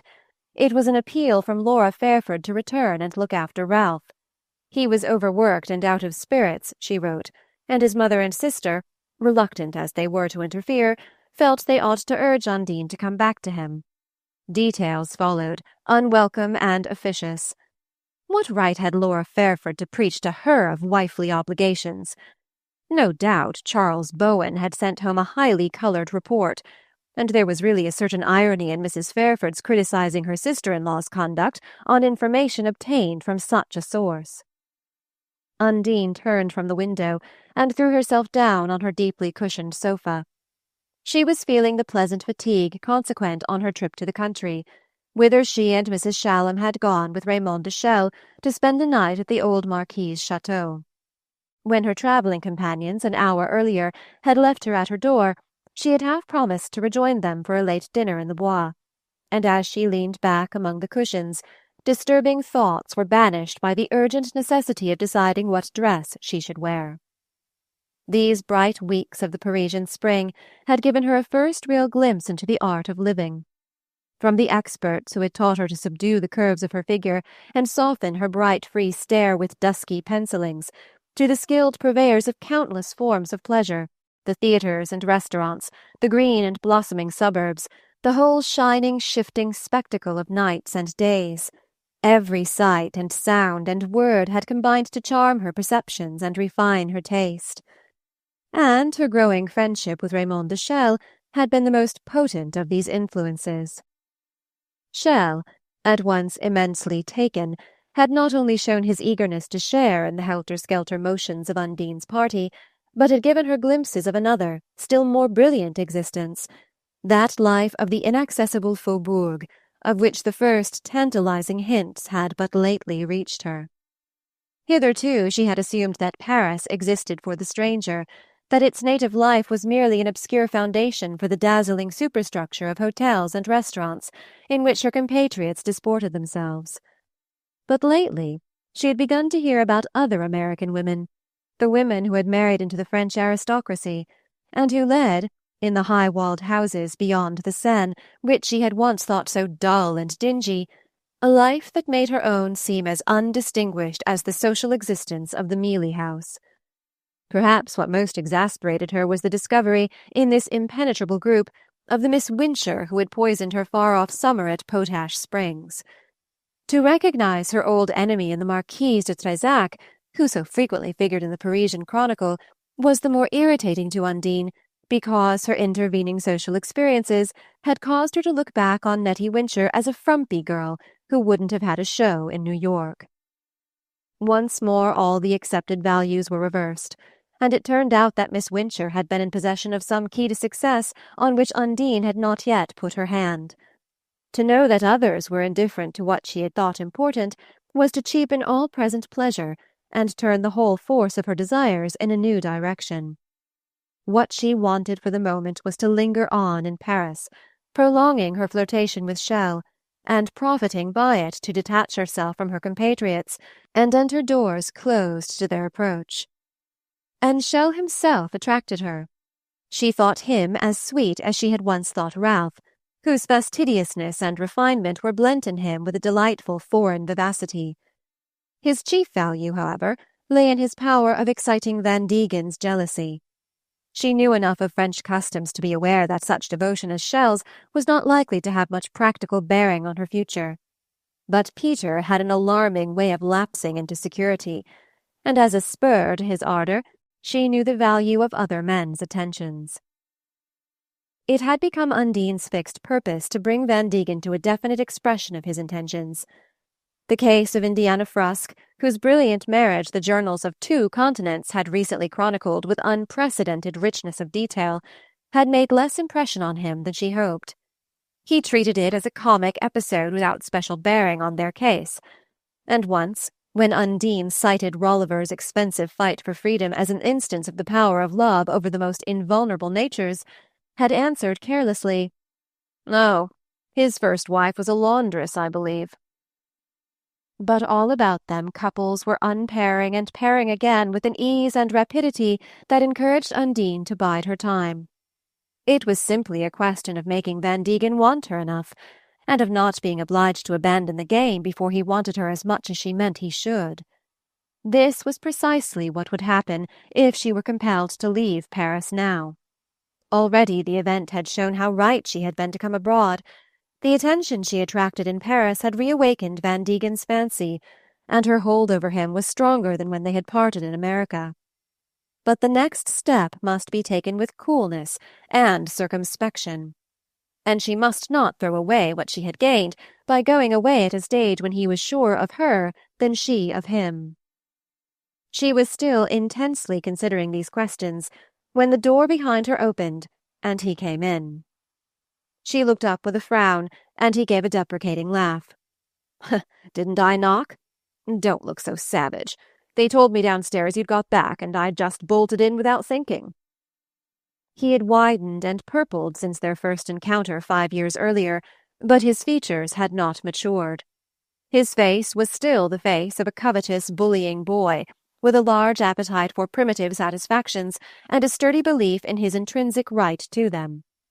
It was all the more satisfying to Undine's vanity to see his look change at her tone from command to conciliation, and from conciliation to the entreaty of a capriciously treated animal. "What a ridiculous hour for a visit!" she exclaimed, ignoring his excuse. "Well, if you disappear like that without a word." "I told my maid to telephone you I was going away." "You couldn't make time to do it yourself, I suppose." "We rushed off suddenly. I'd hardly time to get to the station." "You rushed off where, may I ask?" Van Degen still lowered down on her. "Oh, didn't I tell you? I've been down staying at Chelles' Chateau in Burgundy."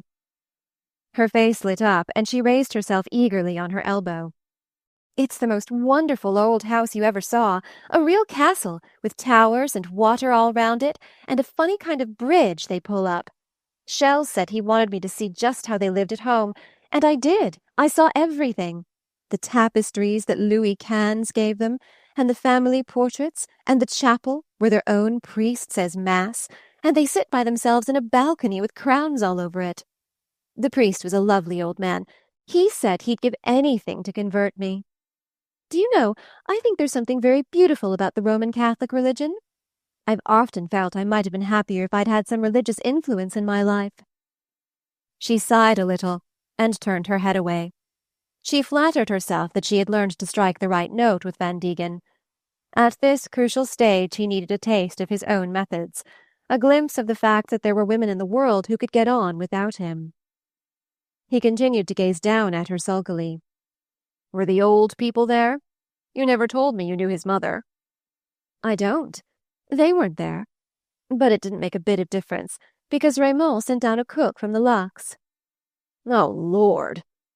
Van Degen groaned, dropping down on the end of the sofa. "Was the cook got down to chaperone you?" Undine laughed. "You talk like Ralph. I had Bertha with me." "Bertha?" His tone of contempt surprised her. She had supposed that Mrs. Shallum's presence had made the visit perfectly correct. "You went without knowing his parents, and without their inviting you? Don't you know what that sort of thing means out here? Shell did it to brag about you at his club. He wants to compromise you. That's his game." "Do you suppose he does?" A flicker of a smile crossed her lips. "I'm so unconventional. When I like a man, I never stop to think about such things. But I ought to, of course. You're quite right." She looked at Van Degen thoughtfully. "At any rate, he's not a married man." Van Degen had got to his feet again and was standing accusingly before her. But as she spoke, the blood rose to his neck and ears. "What difference does that make?" "It might make a good deal. I see," she added, "how careful I ought to be about going round with you." "With me?" His face fell at the retort. Then he broke into a laugh. He adored Undine's smartness, which was of precisely the same quality as his own. "Oh, that's another thing. You can always trust me to look after you." "With your reputation? Much obliged." Van Degen smiled. She knew he liked such allusions, and was pleased that she thought him compromising. "Oh, I'm as good as gold. You've made a new man of me." "Have I?" She considered him in silence for a moment. "I wonder what you've done to me but make a discontented woman of me, discontented with everything I had before I knew you." The change of tone was thrilling to him. He forgot her mockery, forgot his rival, and sat down at her side, almost in possession of her waist. "Look here," he asked, "where are we going to dine tonight?" His nearness was not agreeable to Undine, but she liked his free way, his contempt for verbal preliminaries. Ralph's reserves and delicacies, his perpetual desire that he and she should be attuned to the same key, had always vaguely bored her, whereas in Van Degen's manner she felt a hint of the masterful way that had once subdued her in Elmer Moffatt. But she drew back, releasing herself. "Tonight? I can't. I'm engaged." "I know you are. Engaged to me. You promised last Sunday you'd dine with me out of town tonight." "How can I remember what I promised last Sunday? Besides, after what you've said, I see I oughtn't to." "What do you mean by what I've said?" "Why, that I'm imprudent, that people are talking." He stood up with an angry laugh. "I suppose you're dining with Shell. Is that it?" "Is that the way you cross-examine Claire?" "I don't care a hang what Claire does. I never have." "That must, in some ways, be rather convenient for her." "Glad you think so. Are you dining with him?" She slowly turned the wedding ring upon her finger. "You know I'm not married to you. Yet." He took a random turn through the room. Then he came back and planted himself wrathfully before her. "Can't you see the man's doing his best to make a fool of you?" She kept her amused gaze on him. "Does it strike you that it's such an awfully easy thing to do?" The edges of his ears were purple. "I sometimes think it's easier for these damned little dancing masters than for one of us." Undine was still smiling up at him, but suddenly her face grew grave. "What does it matter what I do or don't do, when Ralph has ordered me home next week?" "Ordered you home?" His face changed. "Well, you're not going, are you?" "What's the use of saying such things?" She gave a disenchanted laugh. "I'm a poor man's wife, and can't do the things my friends do. It's not because Ralph loves me that he wants me back. It's simply because he can't afford to let me stay." Van Degen's perturbation was increasing. "But you mustn't go. It's preposterous. Why should a woman like you be sacrificed when a lot of dreary frumps have everything they want? Besides, you can't chuck me like this. Why, we're all to motor down to X next week, and perhaps take a dip into Italy." "Oh, Italy," she murmured, on a note of yearning. He was closer now and had her hands. "You'd love that, wouldn't you? As far as Venice, anyhow. And then in August there's Trouville. You've never tried Trouville? There's an awfully jolly crowd there, and the motoring's ripping in Normandy. If you say so, I'll take a villa there instead of going back to Newport. And I'll put the sorceress in commission, and you can make up parties and run off whenever you like to Scotland or Norway." He hung above her. "Don't dine with Shell tonight.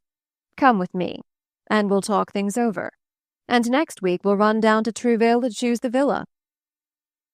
Undine's heart was beating fast, but she felt within her a strange lucid force of resistance.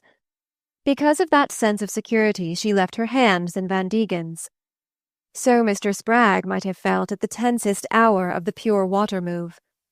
She leaned forward, holding her suitor off by the pressure of her bent-back palms. "Kiss me good-bye, Peter. I sail on Wednesday," she said. It was the first time she had permitted him a kiss, and as his face darkened down on her, she felt a moment's recoil. But her physical reactions were never very acute. She always vaguely wondered why people made such a fuss, were so violently for or against such demonstrations. A cool spirit within her seemed to watch over and regulate her sensations, and leave her capable of measuring the intensity of those she provoked. She turned to look at the clock. "You must go now. I shall be hours late for dinner." "Go? After that?" He held her fast. "Kiss me again," he commanded. It was wonderful how cool she felt, how easily she could slip out of his grasp. Any man could be managed like a child, if he were really in love with one. "Don't be a goose, Peter. Do you suppose I'd have kissed you if—" "If what? What?" He mimicked her ecstatically, not listening. She saw that if she wished to make him hear her, she must put more distance between them, and she rose and moved across the room. From the fireplace she turned to add, "If we hadn't been saying good-bye." "Good-bye? Now? What's the use of talking like that?" He jumped up and followed her. "Look here, Undine, I'll do anything on earth you want, only don't talk of going. If you'll only stay, I'll make it all as straight and square as you please. I'll get Bertha Shallon to stop over with you for the summer. I'll take a house at Trouville and make my wife come out there. Hang it, she shall, if only you say so. Only be a little good to me." Still she stood before him without speaking, aware that her implacable brows and narrowed lips would hold him off as long as she chose. "What's the matter, Undine? Why don't you answer? You know you can't go back to that deadly dry rot." She swept about on him with indignant eyes. "I can't go on with my present life either. It's hateful as the other. If I don't go home, I've got to decide on something different." "What do you mean by something different?" She was silent, and he insisted. "Are you really thinking of marrying Shell?" She started as if he had surprised a secret. "I'll never forgive you if you speak of it." Good Lord! Good Lord!" he groaned. She remained motionless, with lowered lids, and he went up to her and pulled her about so that she faced him. "Undine, honor bright, do you think he'll marry you?" She looked at him with a sudden hardness in her eyes. "I really can't discuss such things with you." "Oh, for the Lord's sake, don't take that tone. I don't half know what I'm saying. But you mustn't throw yourself away a second time. I'll do anything you want, I swear I will." A knock on the door sent them apart, and a servant entered with a telegram. Undine turned away to the window with the narrow blue slip. She was glad of the interruption. The sense of what she had at stake made her want to pause a moment and to draw breath. The message was a long cable, signed with Laura Fairford's name. It told her that Ralph had been taken suddenly ill with pneumonia, that his condition was serious, and that the doctors advised his wife's immediate return. Undine had to read the words over 2 or 3 times to get them into her crowded mind, and even after she had done so, she needed more time to see their bearing on her own situation. If the message had concerned her boy, her brain would have acted more quickly. She had never troubled herself over the possibility of Paul's falling ill in her absence, but she understood now that if the cable had been about him, she would have rushed to the earliest steamer. With Ralph it was different. Ralph was always perfectly well. She could not picture him as being suddenly at death's door and in need of her. Probably his mother and sister had had a panic. They were always full of sentimental terrors. The next moment an angry suspicion flashed across her. What if the cable were a device of the Marvell women to bring her back? Perhaps it had been sent with Ralph's connivance. No doubt Bowen had written home about her. Washington Square had received some monstrous report of her doings. Yes, the cable was clearly an echo of Laura's letter. Mother and daughter had cooked it up to spoil her pleasure. Once the thought had occurred to her, it struck root in her mind and began to throw out giant branches. Van Degen followed her to the window, his face still flushed and working. "What's the matter?" he asked, as she continued to stare silently at the telegram. She crumpled the strip of paper in her hand. If only she had been alone, had had a chance to think out her answers. "What on earth's the matter?" he repeated. "Oh, nothing. Nothing." "Nothing? When you're as white as a sheet?" "Am I?"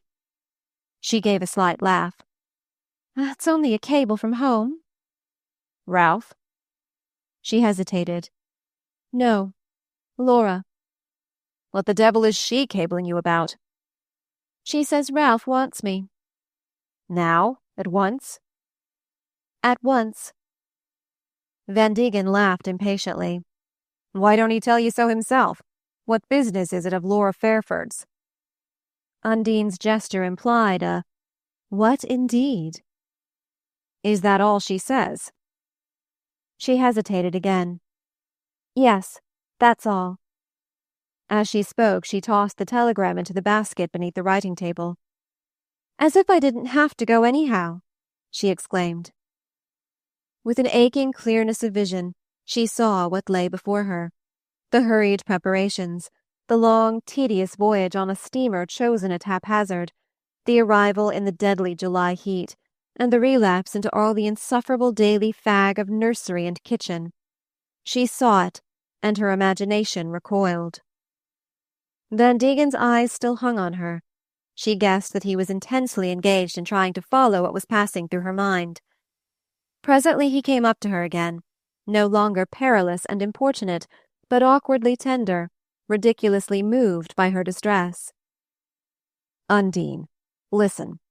Won't you let me make it all right for you to stay?" Her heart began to beat more quickly, and she let him come close, meeting his eyes coldly, but without anger. "What do you call making it all right? Paying my bills? Don't you see that's what I hate, and will never let myself be dragged into again?" She laid her hand on his arm. "The time has come when I must be sensible, Peter. That's why we must say goodbye." "Do you mean to tell me you're going back to Ralph?" She paused a moment, then she murmured between her lips, "I shall never go back to him." "Then you do mean to marry Shell?" "I've told you we must say goodbye. I've got to look out for my future." He stood before her, irresolute, tormented, his lazy mind and impatient senses laboring with a problem beyond their power. "Ain't I here to look out for your future?" he said at last. "No one shall look out for it in the way you mean. I'd rather never see you again." He gave her a baffled stare. "Oh, damn it, if that's how you feel." He turned and flung away toward the door. She stood motionless where he left her, every nerve strung to the highest pitch of watchfulness. As she stood there, the scene about her stamped itself on her brain with the sharpest precision. She was aware of the fading of the summer light outside, of the movements of her maid, who was laying out her dinner dress in the room beyond, and of the fact that the tea roses on her writing table, shaken by Van Degen's tread, were dropping their petals all over Ralph's letter, and down on the crumpled telegram which she could see through the trellised sides of the scrap basket. In another moment Van Degen would be gone. Worse yet, while he wavered in the doorway, the Shallums and Shell, after vainly awaiting her, might dash back from the Bois and break in on them. These and other chances rose before her, urging her to action. But she held fast, immovable, unwavering, a proud yet plaintive image of renunciation. Van Degen's hand was on the door. He half opened it, and then turned back. "That's all you've got to say, then?" "That's all." He jerked the door open and passed out. She saw him stop in the anteroom to pick up his hat and stick, his heavy figure silhouetted against the glare of the wall lights. A ray of the same light fell on her where she stood in the unlit sitting-room, and her reflection bloomed out like a flower from the mirror that faced her. She looked at the image and waited. Van Degen put his hat on his head and slowly opened the door into the outer hall. Then he turned abruptly, his bulk eclipsing her reflection as he plunged back into the room and came up to her. "I'll do anything you say, Undine. I'll do anything in God's world to keep you." She turned her eyes from the mirror and let them rest on his face, which looked as small and withered as an old man's, with a lower lip that trembled queerly. Chapter 21. The spring in New York proceeded through more than its usual extremes of temperature to the threshold of a sultry June. Ralph Marvell, wearily bent to his task, felt the fantastic humours of the weather as only one more incoherence in the general chaos of his case. It was strange enough, after 4 years of marriage, to find himself again in his old brown room in Washington Square. It was hardly there that he had expected Pegasus to land him, and like a man returning to the scenes of his childhood, he found everything on a much smaller scale than he had imagined. Had the Dagonet boundaries really narrowed, or had the breach in the walls of his own life let in a wider vision? Certainly there had come to be other differences between his present and his former self than that embodied in the presence of his little boy in the next room. Paul, in fact, was now the chief link between Ralph and his past. Concerning his son, he still felt and thought, in a general way, in the terms of the Dagonet tradition. He still wanted to implant in Paul some of the reserves and discriminations which divided that tradition from the new spirit of limitless concession. But for himself it was different. Since his transaction with Moffat, he had had the sense of living under a new dispensation. He was not sure that it was any worse than the other, but then he was no longer very sure about anything. Perhaps this growing indifference was merely the reaction from a long nervous strain. That his mother and sister thought it so was shown by the way in which they mutely watched and hovered. Their discretion was like the hushed tread about a sick-bed. They permitted themselves no criticism of Undine. He was asked no awkward questions, subjected to no ill-timed sympathy. They simply took him back on his own terms into the life he had left them to, and their silence had none of those subtle implications of disapproval which may be so much more wounding than speech. For a while he received a weekly letter from Undine.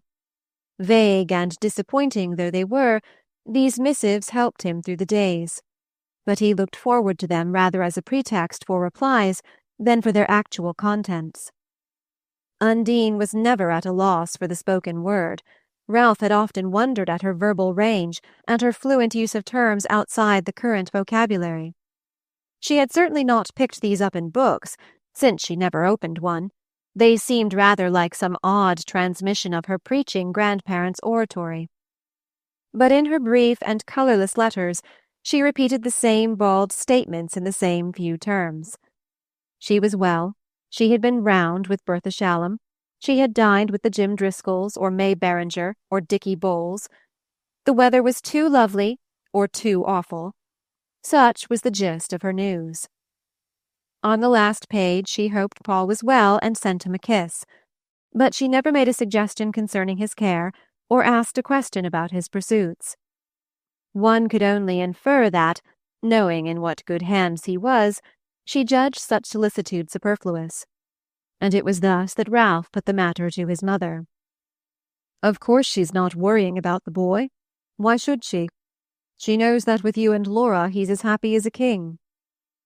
To which Mrs. Marvell would answer gravely, "When you write, be sure to say I shan't put on his thinner flannels as long as this east wind lasts." As for her husband's welfare, Undine's sole allusion to it consisted in the invariable expression of the hope that he was getting along all right.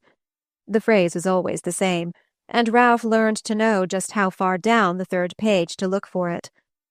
In a postscript, she sometimes asked him to tell her mother about a new way of doing hair or cutting a skirt, and this was usually the most eloquent passage of the letter. What satisfaction he extracted from these communications he would have found it hard to say, yet when they did not come, he missed them hardly less than if they had given him all he craved. Sometimes the mere act of holding the blue or mauve sheet and breathing its scent was like holding his wife's hand and being enveloped in her fresh young fragrance.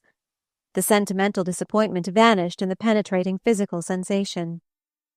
In other moods, it was enough to trace the letters of the first line and the last, for the desert of perfunctory phrases between the two to vanish, leaving him only the vision of their interlaced names, as of a mystic bond which her own hand had tied. Or else he saw her closely, palpably before him, as she sat at her writing-table, frowning and a little flushed, her bent nape showing the light on her hair, her short lip pulled up by the effort of composition. And this picture had the violent reality of dream images on the verge of waking. At other times, as he read her letter, he felt simply that at least in the moment of writing it, she had been with him. But in one of the last she had said, to excuse a bad blot and an incoherent sentence, "Everybody's talking to me at once, and I don't know what I'm writing." That letter he had thrown into the fire. After the first few weeks, the letters came less and less regularly. At the end of 2 months, they ceased. Ralph had got into the habit of watching for them on the days when a foreign post was due, and as the weeks went by without a sign, he began to invent excuses for leaving the office earlier and hurrying back to Washington Square to search the letter-box for a big tinted envelope with a straggling, blotted superscription. Undine's departure had given him a momentary sense of liberation. At that stage in their relations any change would have brought relief. But now that she was gone, he knew she could never really go. Though his feeling for her had changed, it still ruled his life. If he saw her in her weakness, he felt her in her power, the power of youth and physical radiance that clung to his disenchanted memories as the scent she used clung to her letters. Looking back at their 4 years of marriage, he began to ask himself if he had done all he could to draw her half-formed spirit from its sleep. Had he not expected too much at first, and grown too indifferent in the sequel? After all, she was still in the toy age, and perhaps the very extravagance of his love had retarded her growth, helped to imprison her in a little circle of frivolous illusions. But the last months had made a man of him, and when she came back, he would know how to lift her to the height of his experience. So he would reason, day by day, as he hastened back to Washington Square. But when he opened the door, and his first glance at the hall table showed him there was no letter there, his illusions shriveled down to their weak roots. She had not written. She did not mean to write. He and the boy were no longer a part of her life. When she came back, everything would be as it had been before, with the dreary difference that she had tasted new pleasures, and that their absence would take the savour from all he had to give her. Then the coming of another foreign mail would lift his hopes, and as he hurried home, he would imagine new reasons for expecting a letter. Week after week he swung between the extremes of hope and dejection, and at last, when the strain had become unbearable, he cabled her. The answer ran, "Very well, best love, writing." But the promised letter never came. He went on steadily with his work. He even passed through a phase of exaggerated energy. But his baffled youth fought in him for air. Was this to be the end? Was he to wear his life out in useless drudgery? The plain prose of it, of course, was that the economic situation remained unchanged by the sentimental catastrophe, and that he must go on working for his wife and child. But at any rate, as it was mainly for Paul that he would henceforth work, it should be on his own terms and according to his inherited notions of straightness. He would never again engage in any transaction resembling his compact with Moffatt. Even now he was not sure that there had been anything crooked in that, but the fact of his having instinctively referred the point to Mr. Spragg rather than to his grandfather implied a presumption against it. His partners were quick to profit by his sudden spurt of energy, and his work grew no lighter. He was not only the youngest and most recent member of the firm, but the one who had so far added least to the volume of its business.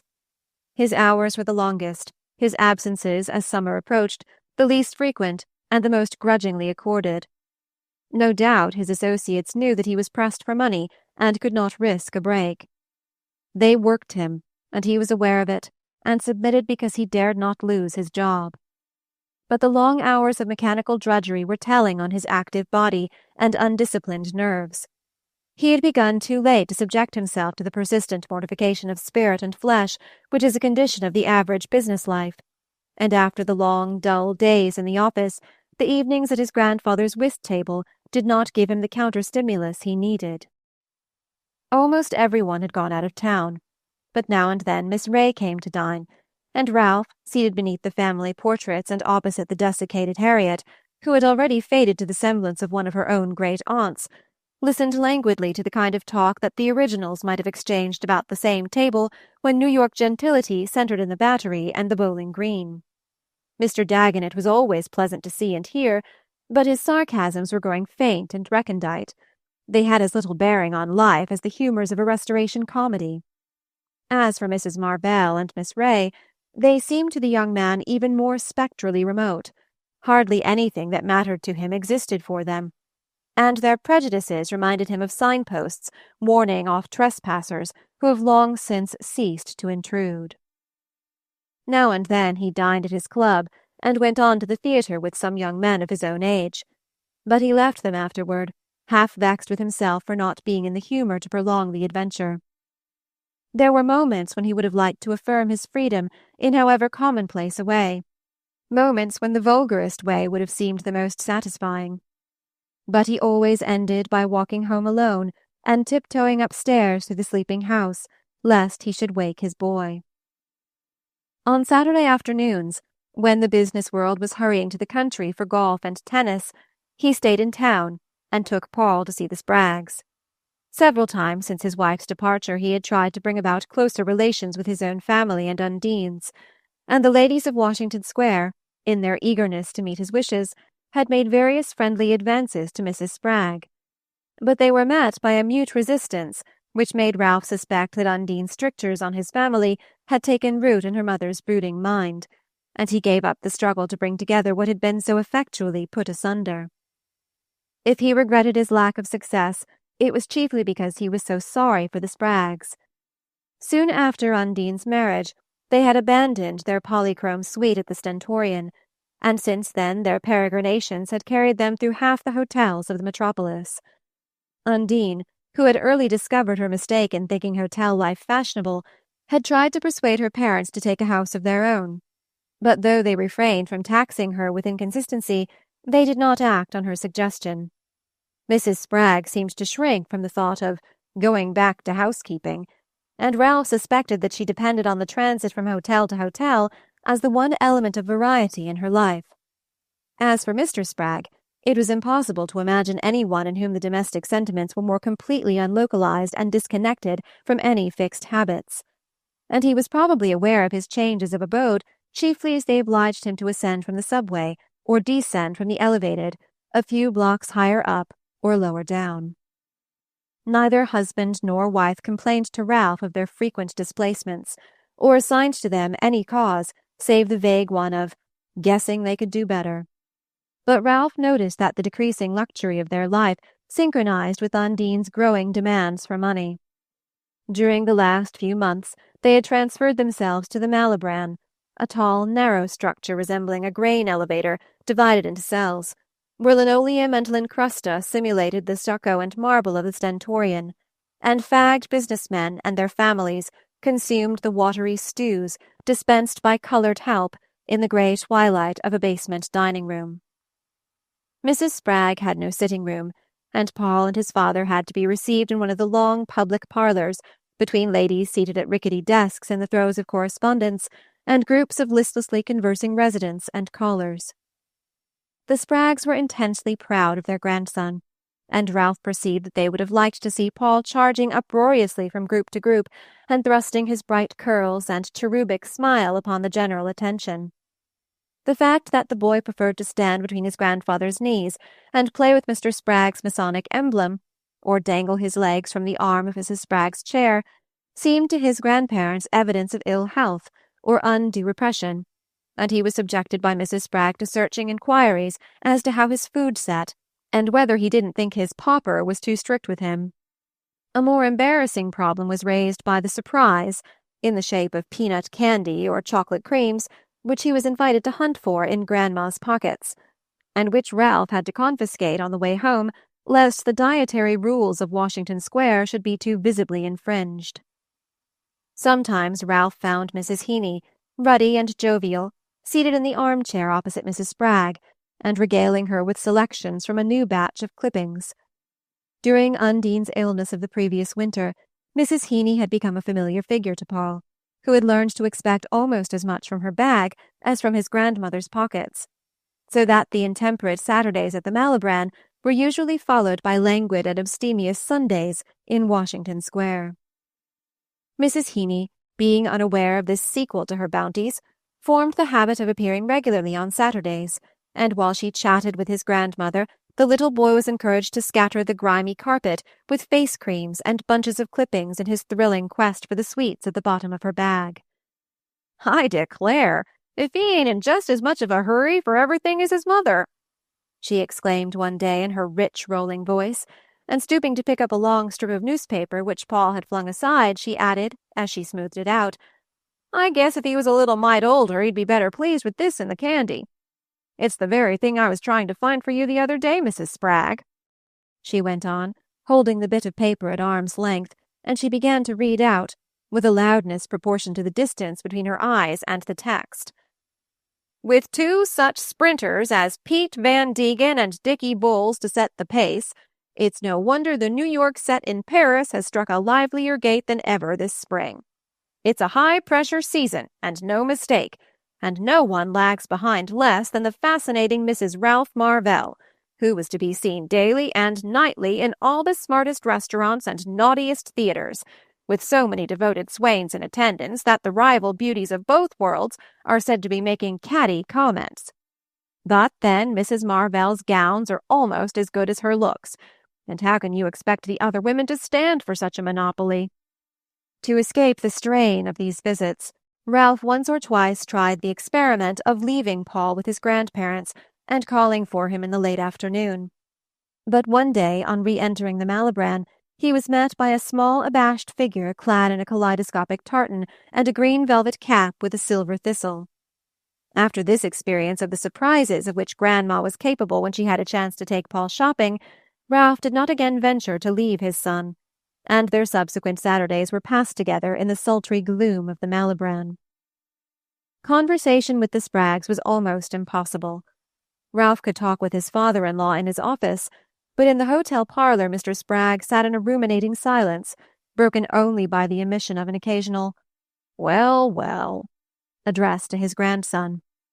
As for Mrs. Spragg, her son-in-law could not remember having had a sustained conversation with her since the distant day when he had first called at the Stentorian, and had been entertained, in Undine's absence, by her astonished mother. The shock of that encounter had moved Mrs. Spragg to eloquence, but Ralph's entrance into the family, without making him seem less of a stranger, appeared once for all to have relieved her of the obligation of finding something to say to him. The one question she invariably asked, "You heard from Undie?" had been relatively easy to answer, while his wife's infrequent letters continued to arrive. But a Saturday came when he felt the blood rise to his temples, as, for the fourth consecutive week, he stammered out, under the snapping eyes of Mrs. Heeny, "No, not by this post either. I begin to think I must have lost a letter." And it was then that Mr. Spragg, who had sat silently looking up at the ceiling, cut short his wife's exclamation by an inquiry about real estate in the Bronx. After that, Ralph noticed, Mrs. Spragg never again renewed her question, and he understood that his father-in-law had guessed his embarrassment and wished to spare it. Ralph had never thought of looking for any delicacy of feeling under Mr. Spragg's large, lazy irony, and the incident drew the two men nearer together. Mrs. Spragg, for her part, was certainly not delicate, but she was simple and without malice, and Ralph liked her for her silent acceptance of her diminished state. Sometimes, as he sat between the lonely, primitive old couple, he wondered from what source Undine's voracious ambitions had been drawn. All she cared for, and attached importance to, was as remote from her parents' conception of life as her impatient greed from their passive stoicism. One hot afternoon toward the end of June, Ralph suddenly wondered if Claire Van Degen were still in town. She had dined in Washington Square some 10 days earlier, and he remembered her saying that she had sent the children down to Long Island, but that she herself meant to stay on in town till the heat grew unbearable. She hated her big, showy place on Long Island. She was tired of the spring trip to London and Paris, where one met at every turn the faces one had grown sick of seeing all winter, and she declared that in the early summer New York was the only place in which one could escape from New Yorkers. She put the case amusingly, and it was like her to take up any attitude that went against the habits of her set.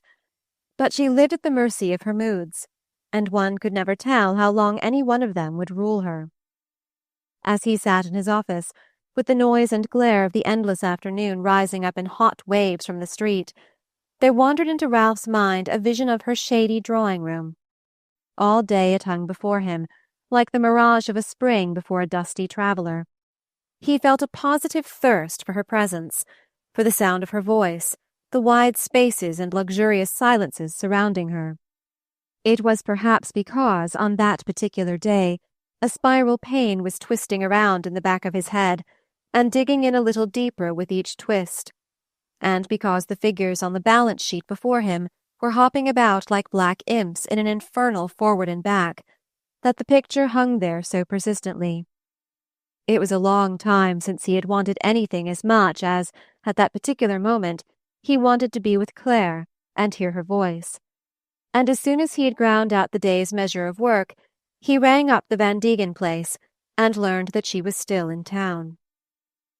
The lowered awnings of her inner drawing-room cast a luminous shadow on old cabinets and consoles, and on the pale flowers scattered here and there in vases of bronze and porcelain. Claire's taste was as capricious as her moods, and the rest of the house was not in harmony with this room. There was, in particular, another drawing-room, which she now described as Peter's creation, but which Ralph knew to be partly hers, a heavily decorated apartment where Popple's portrait of her throned over a waste of gilt furniture. It was characteristic that today she had had Ralph shown in by another way, and that as she had spared him the polyphonic drawing-room, so she had skillfully adapted her own appearance to her soberer background. She sat near the window, reading, in a clear, cool dress, and at his entrance she merely slipped a finger between the pages and looked up at him. Her way of receiving him made him feel that her restlessness and stridency were as unlike her genuine self as the gilded drawing-room, and that this quiet creature was the only real Claire, the Claire who had once been so nearly his, and who seemed to want him to know that she had never wholly been anyone else's. "Why didn't you let me know you were still in town?" he asked, as he sat down in the sofa corner near her chair. Her dark smile deepened. "I hoped you'd come and see." "One never knows with you." He was looking about the room with a kind of confused pleasure in its pale shadows and spots of dark, rich color. The old lacquer screen behind Claire's head looked like a lustreless black pool with gold leaves floating on it, and another piece, a little table at her elbow, had the brown bloom and the pear-like curves of an old violin. "I like to be here," Ralph said. She did not make the mistake of asking, "Then why do you never come?" Instead, she turned away, and drew an inner curtain across the window to shut out the sunlight, which was beginning to slant in under the awning. The mere fact of her not answering, and the final touch of well-being which her gesture gave, reminded him of other summer days they had spent together, long rambling boy and girl days in the hot woods and sunny fields, when they had never thought of talking to each other unless there was something they particularly wanted to say. His tired fancy strayed off for a second to the thought of what it would have been like to come back, at the end of the day, to such a sweet community of silence. But his mind was too crowded with importunate facts for any lasting view of visionary distances. The thought faded, and he merely felt how restful it was to have her near. "I'm glad you stayed in town. You must let me come again," he said. "I suppose you can't always get away," she answered, and she began to listen, with grave, intelligent eyes, to his description of his tedious days. With her eyes on him, he felt the exquisite relief of talking about himself as he had not dared to talk to anyone since his marriage. He would not for the world have confessed his discouragement, his consciousness of incapacity. To Undine and in Washington Square, any hint of failure would have been taken as a criticism of what his wife demanded of him.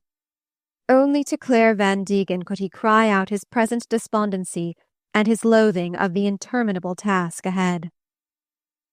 "A man doesn't know till he tries it how killing uncongenial work is, and how it destroys the power of doing what one's fit for, even if there's time for both. But there's Paul to be looked out for, and I daren't chuck my job.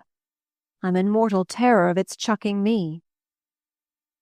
Little by little he slipped into a detailed recital of all his lesser worries, the most recent of which was his experience with the Lipscombs, who, after a 2 months' tenancy of the West End Avenue house, had decamped without paying their rent. Claire laughed contemptuously. "Yes, I heard he'd come to grief and been suspended from the Stock Exchange, and I see in the papers that his wife's retort has been to sue for a divorce."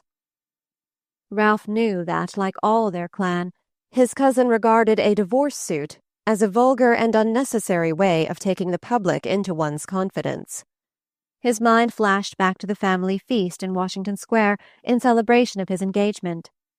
He recalled his grandfather's chance allusion to Mrs. Lipscomb, and Undine's answer, fluted out on her highest note.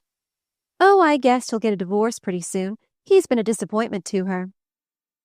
Ralph could still hear the horrified murmur with which his mother had rebuked his laugh. For he had laughed, had thought Undine's speech fresh and natural. Now he felt the ironic rebound of her words. Heaven knew he had been a disappointment to her. And what was there in her own feeling, or in her inherited prejudices, to prevent her seeking the same redress as Mabel Lipscomb? He wondered if the same thought were in his cousin's mind. They began to talk of other things, books, pictures, plays. And one by one the closed doors opened, and light was let into dusty shuttered places. Claire's mind was neither keen nor deep. Ralph, in the past, had often smiled at her rash ardours and vague intensities. But she had his own range of illusions, and a great gift of momentary understanding, and he had so long beaten his thoughts out against a blank wall of incomprehension that her sympathy seemed full of insight. She began by a question about his writing, but the subject was distasteful to him, and he turned the talk to a new book in which she had been interested. She knew enough of it to slip in the right word here and there, and thence they wandered on to kindred topics. Under the warmth of her attention, his torpid ideas awoke again, and his eyes took their fill of pleasure as she leaned forward, her thin brown hands clasped on her knees, and her eager face reflecting all his feelings. There was a moment when the two currents of sensation were merged in one, and he began to feel confusedly that he was young and she was kind, and that there was nothing he would like better than to go on sitting there, not much caring what she said or how he answered, if only she would let him look at her, and give him one of her thin brown hands to hold. Then the corkscrew in the back of his head dug into him again with a deeper thrust, and she seemed suddenly to recede to a great distance, and be divided from him by a fog of pain.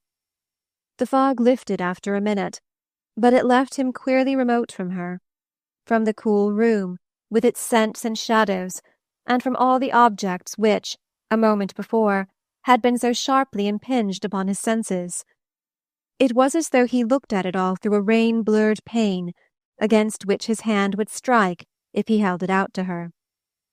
That impression passed also, and he found himself thinking how tired he was and how little anything mattered. He recalled the unfinished piece of work on his desk, and for a moment he had the odd illusion that it was there before him. She exclaimed, "But are you going?" And her exclamation made him aware that he had left his seat and was standing in front of her. He fancied there was some kind of appeal in her brown eyes, but she was so dim and far off that he couldn't be sure of what she wanted, and the next moment he found himself shaking hands with her, and heard her saying something kind and cold about its having been so nice to see him. Halfway up the stairs, little Paul, shining and rosy from supper, lurked in ambush for his evening game.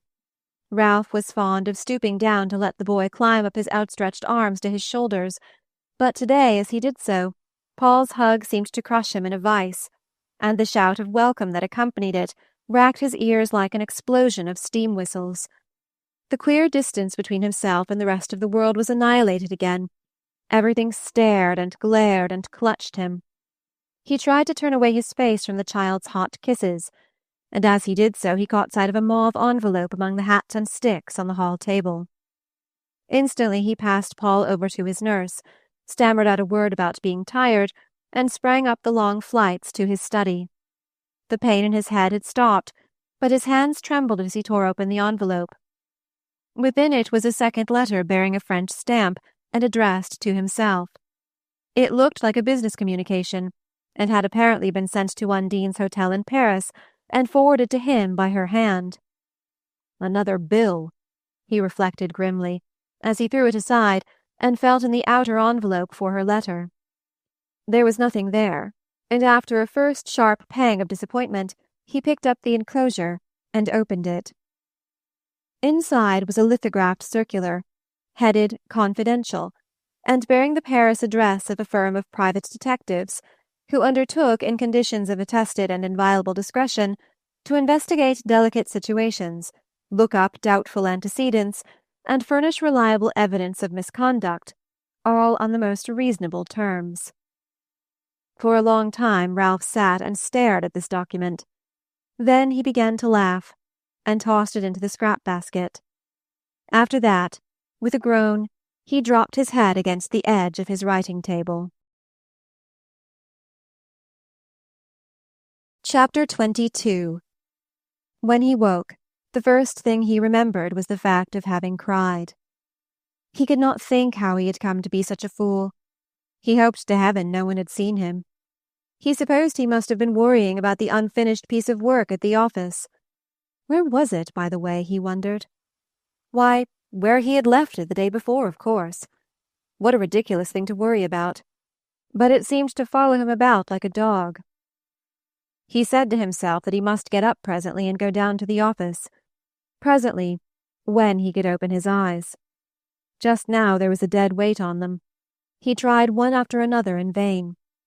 The effort set him weakly trembling, and he wanted to cry again. Nonsense, he must get out of bed.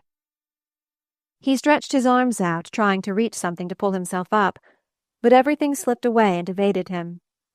It was like trying to catch at bright, short waves. Then suddenly his fingers clasped themselves about something firm and warm. A hand that gave him back his pressure.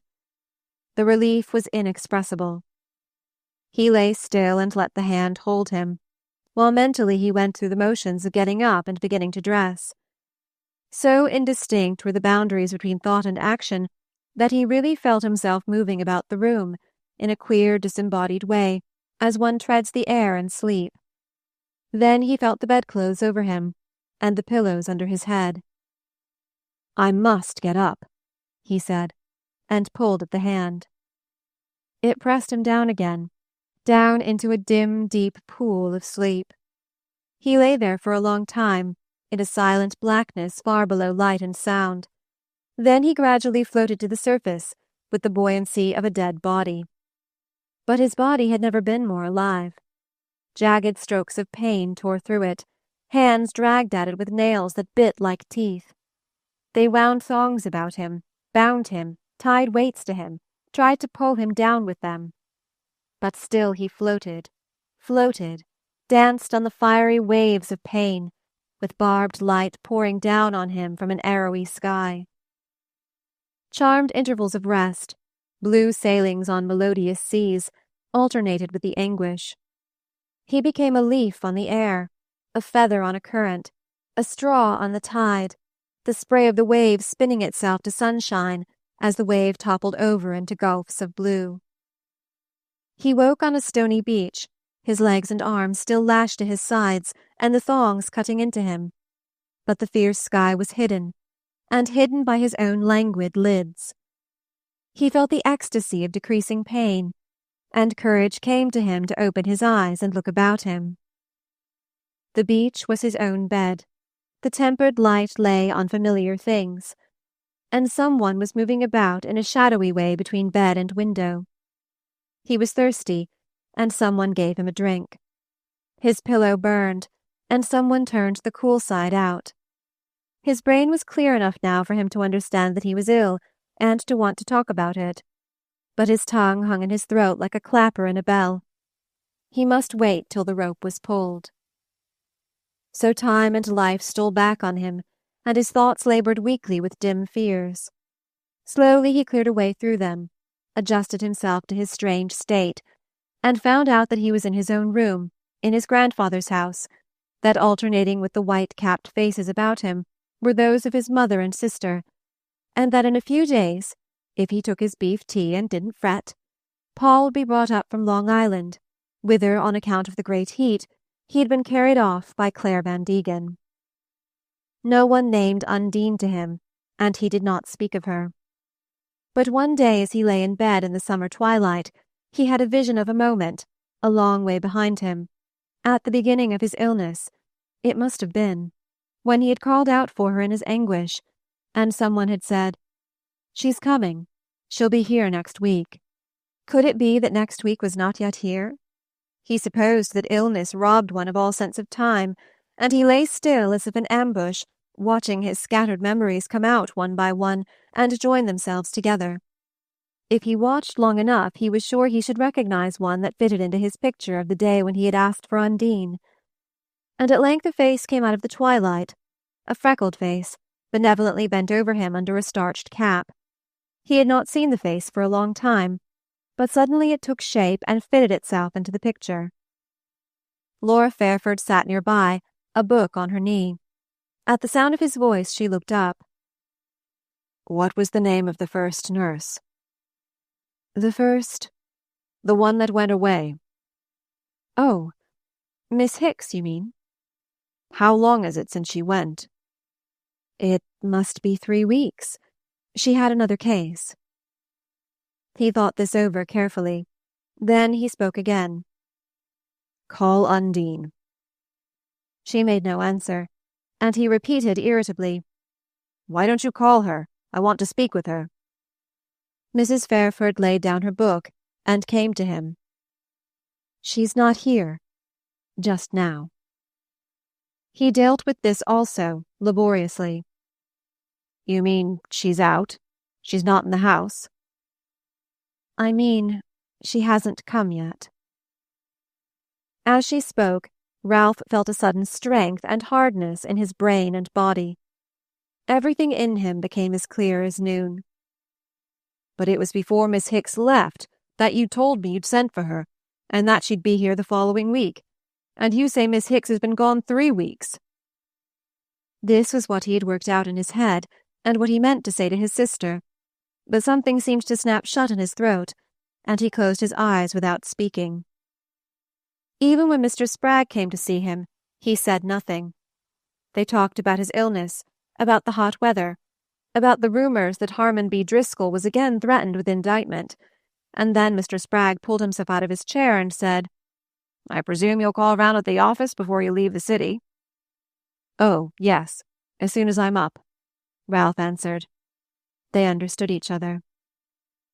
Claire had urged him to come down to Long Island to complete his convalescence there, but he preferred to stay in Washington Square till he should be strong enough for the journey to the Adirondacks, whither Laura had already preceded him with Paul.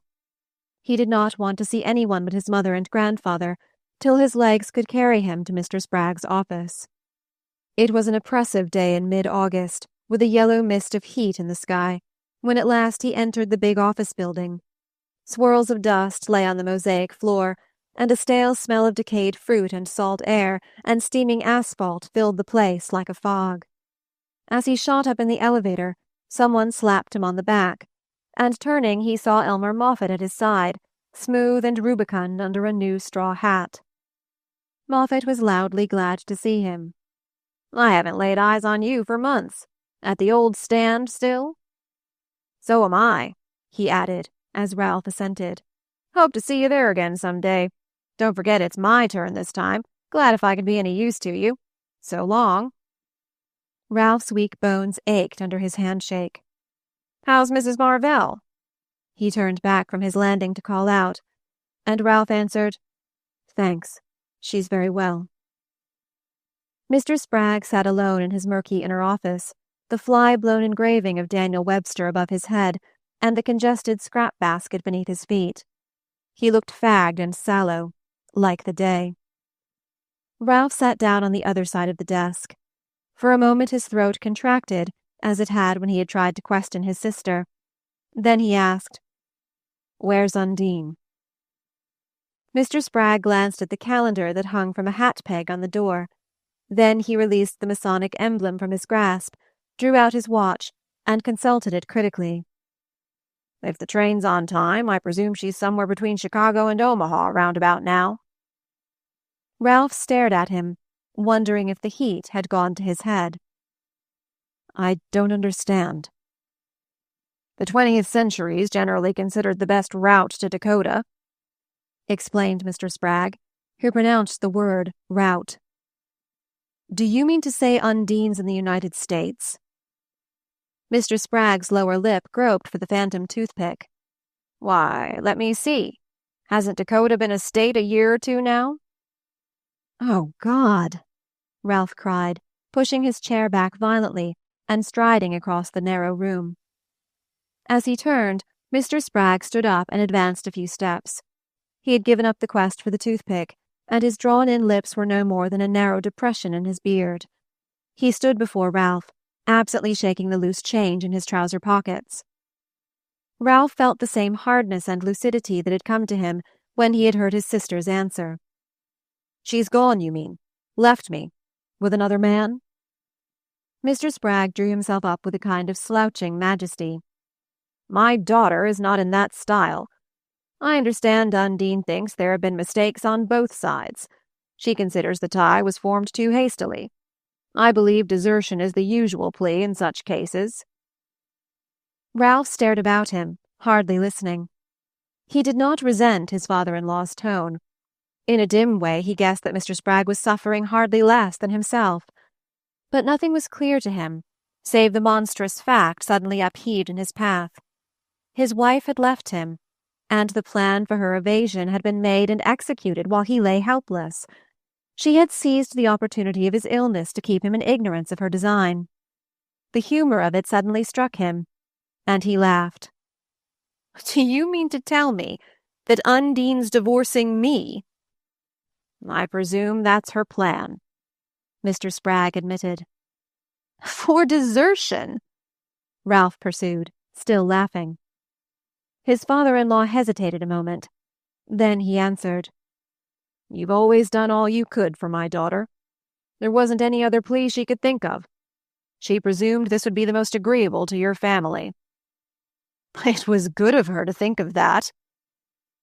Mr. Spragg's only comment was a sigh. "Does she imagine I won't fight it?" Ralph broke out with sudden passion. His father-in-law looked at him thoughtfully.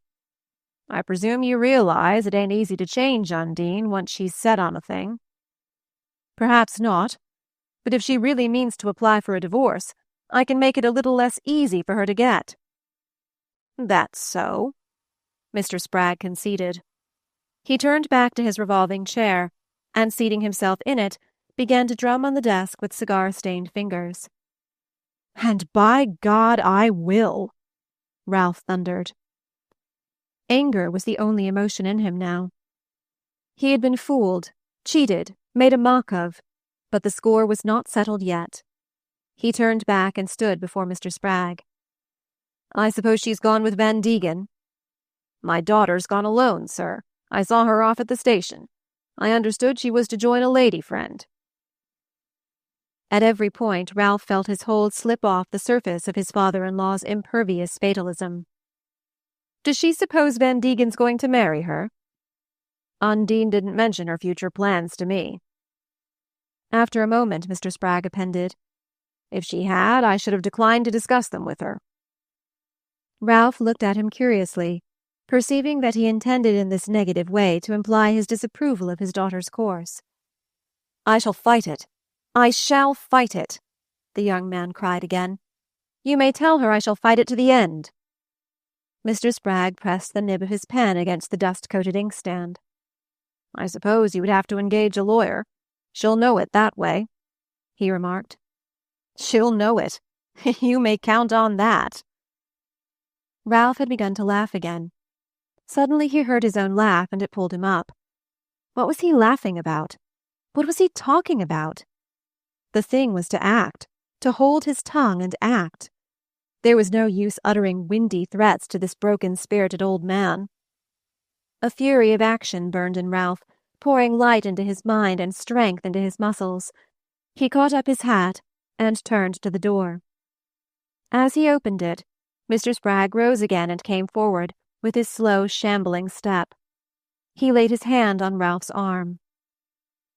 "I'd have given anything short of my girl herself, not to have this happen to you, Ralph Marvell."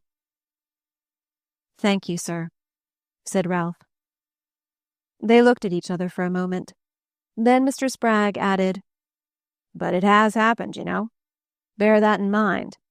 Nothing you can do will change it. Time and again I've found that a good thing to remember." Chapter 23. In the Adirondacks, Ralph Marvell sat day after day on the balcony of his little house above the lake, staring at the great white cloud reflections in the water and at the dark line of trees that closed them in.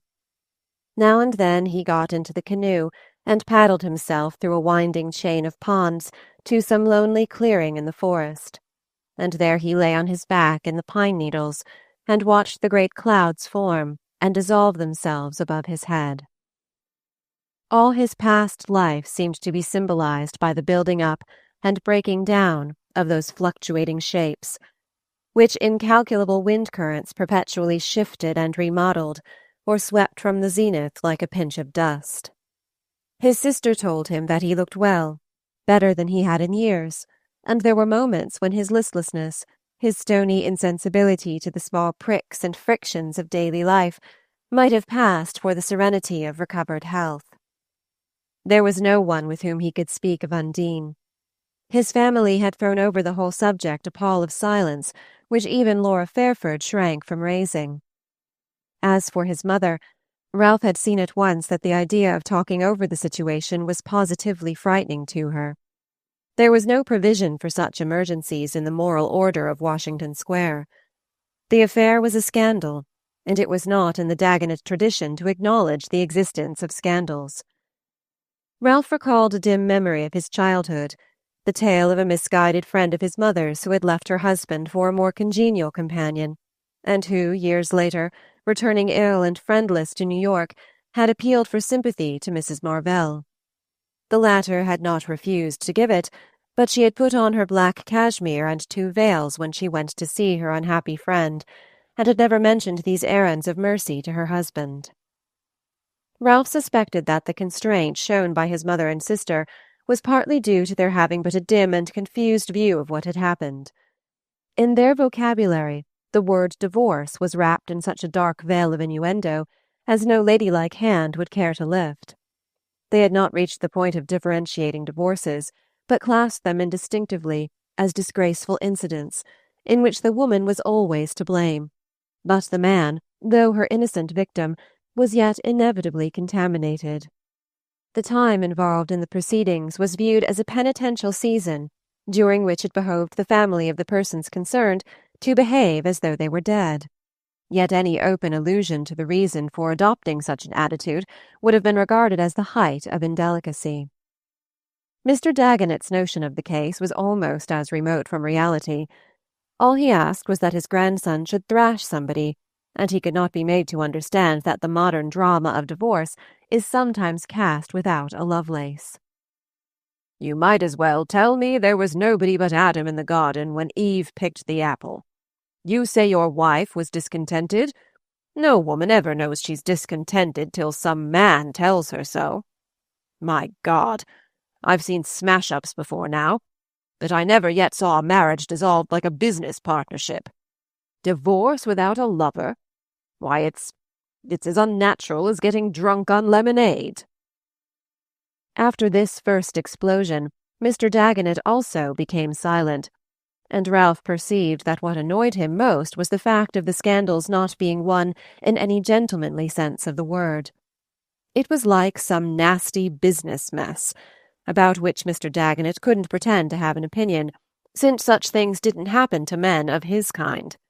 That such a thing should have happened to his only grandson was probably the bitterest experience of his pleasantly uneventful life, and it added a touch of irony to Ralph's unhappiness to know how little, in the whole affair, he was cutting the figure Mr. Dagonet expected him to cut.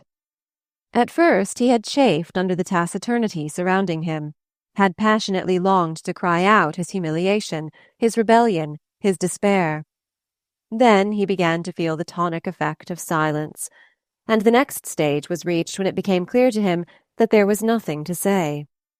There were thoughts and thoughts.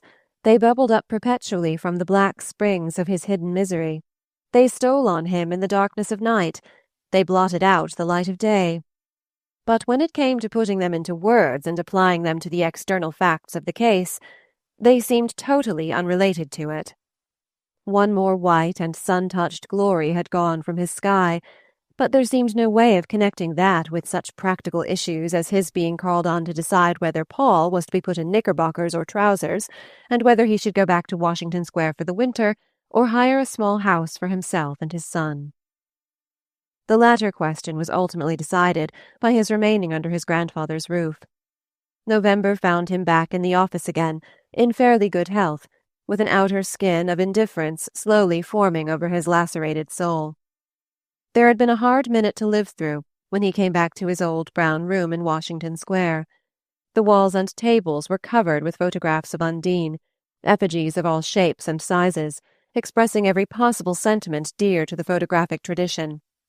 Ralph had gathered them all up when he had moved from West End Avenue after Undine's departure for Europe, and they throned over his other possessions as her image had throned over his future the night he had sat in that very room and dreamed of soaring up with her into the blue. It was impossible to go on living with her photographs about him, and one evening, going up to his room after dinner, he began to unhang them from the walls and to gather them up from bookshelves and mantelpieces and tables. Then he looked about for some place in which to hide them. There were drawers under his bookcases, but they were full of old discarded things, and even if he emptied the drawers, the photographs, in their heavy frames, were almost all too large to fit into them. He turned next to the top shelf of his cupboard, but here the nurse had stored Paul's old toys, his sand pails, shovels, and croquet box. Every corner was packed with the vain impedimenta of living, and the mere thought of clearing a space in the chaos was too great an effort.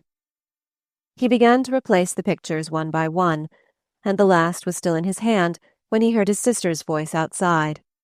He hurriedly put the portrait back in its usual place on his writing-table, and Mrs. Fairford, who had been dining in Washington Square, and had come to bid him good night, flung her arms about him in a quick embrace, and went down to her carriage. The next afternoon, when he came home from the office, he did not at first see any change in his room, but when he had lit his pipe and thrown himself into his armchair, he noticed that the photograph of his wife's picture by Popple no longer faced him from the mantelpiece.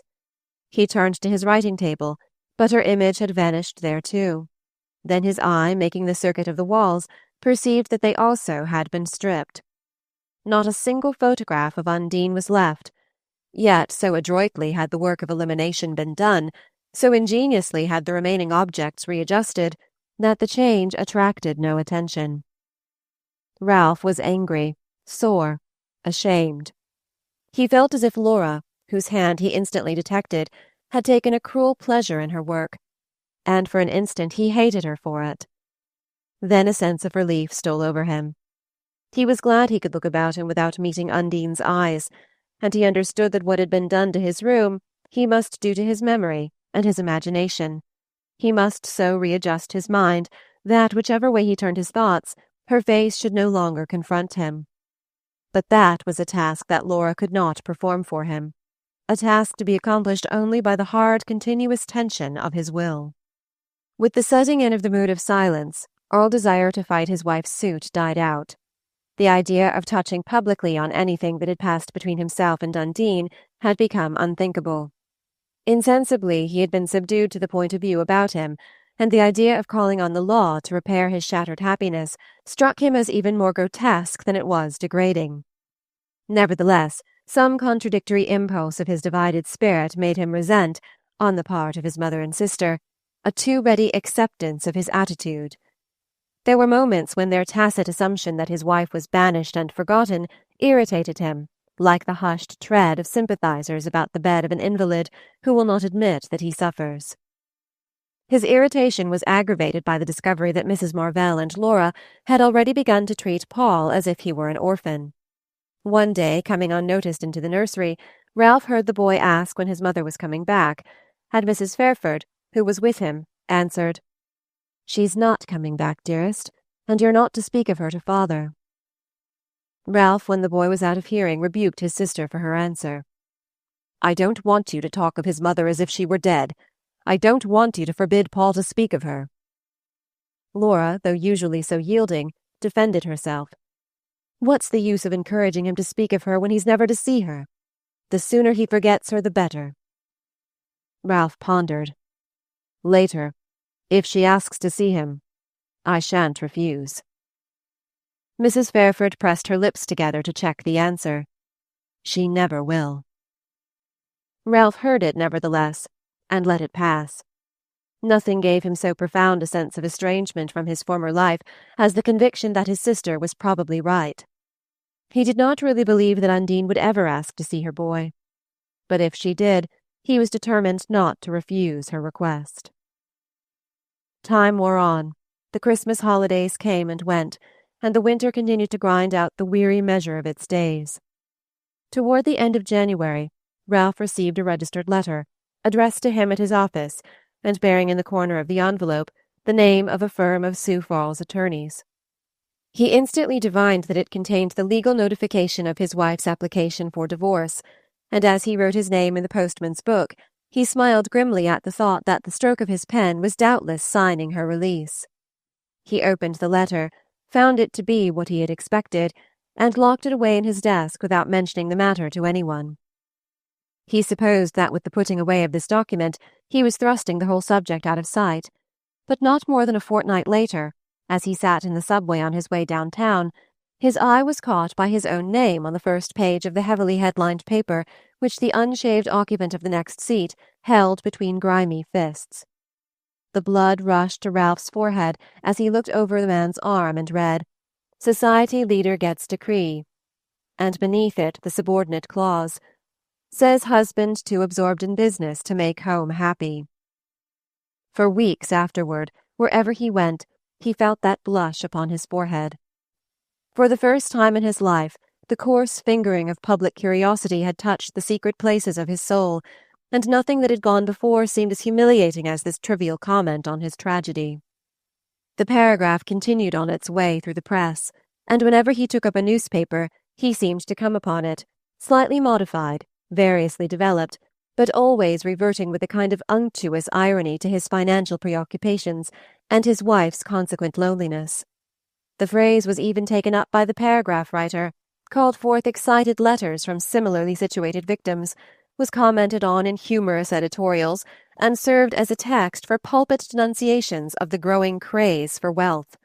And finally, at his dentist's, Ralph came across it in a family weekly, as one of the heart problems propounded to subscribers, with a gramophone, a straight front corset, and a vanity box among the prizes offered for its solution.